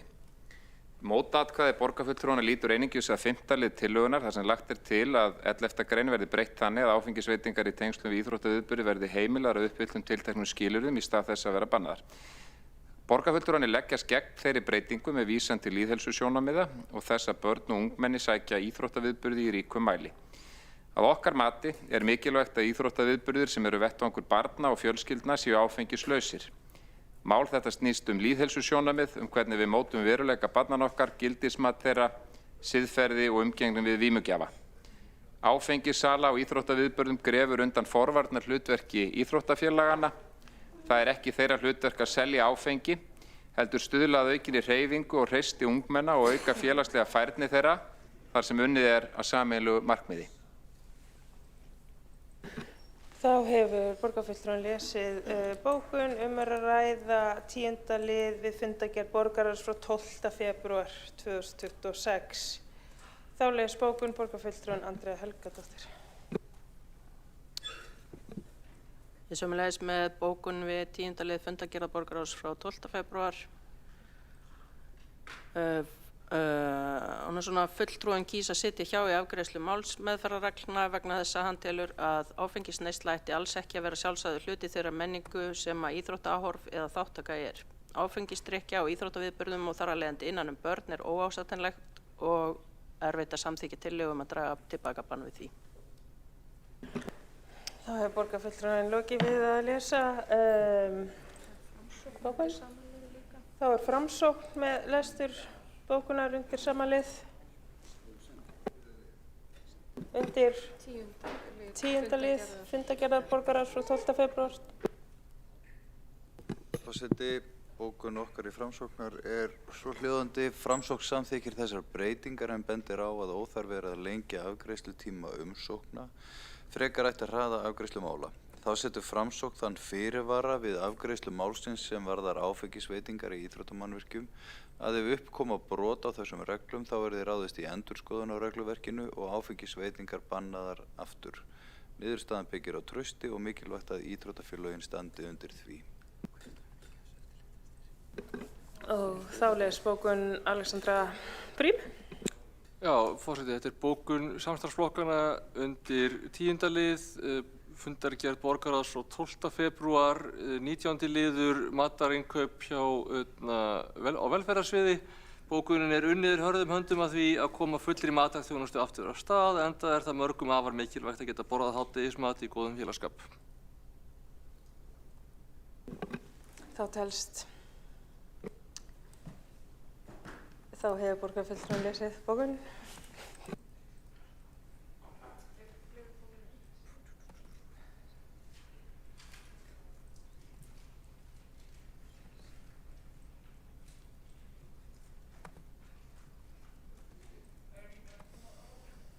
Er komið? Endilega lesa. Númer 3, já. Forseti, bókun okkar við lið 3 er svohljóðandi: Framsókn vill fjölga ungmennahúsum borgarinnar þannig að þau verði 2, eitt í austurhluta borgarinnar og annað í vesturhluta borgarinnar, með það að markmiði að auka aðgengi ungs fólks að ungmennahúsi. Það hús sem lagt er til að staðsett verði í miðborginni er samkvæmt tillögunni ætlað að vera með áherslu á skapandi greinar til að styðja betur við menningarstarf hins húsins. Jafnframt er lagt til að viðmiðunaraldurinn verði rýmkaður þannig að hitt húsið þjónusti 16 til 30 ára í samræmi við Evrópu viðmið ungmennastarf. Þá gerir tillagan ráð fyrir því að starf hins hússins verði eflt með það að markmið að grípa ungt fólk í vanvirkni betur en atvinnuleysi ungs fólks hefur aukist og fjölgun hefur átt sér stað í NEET-hópnum, ungt fólk sem er ekki í virkni, vinnu eða námi. Umræðin í borgarstjórn ber ekki með sér mikinn áhuga meirihlutans á að fjölga ungmennahúsum í borginni en Framsókn vonar að tillagan fái góðan framgang í borgarráði.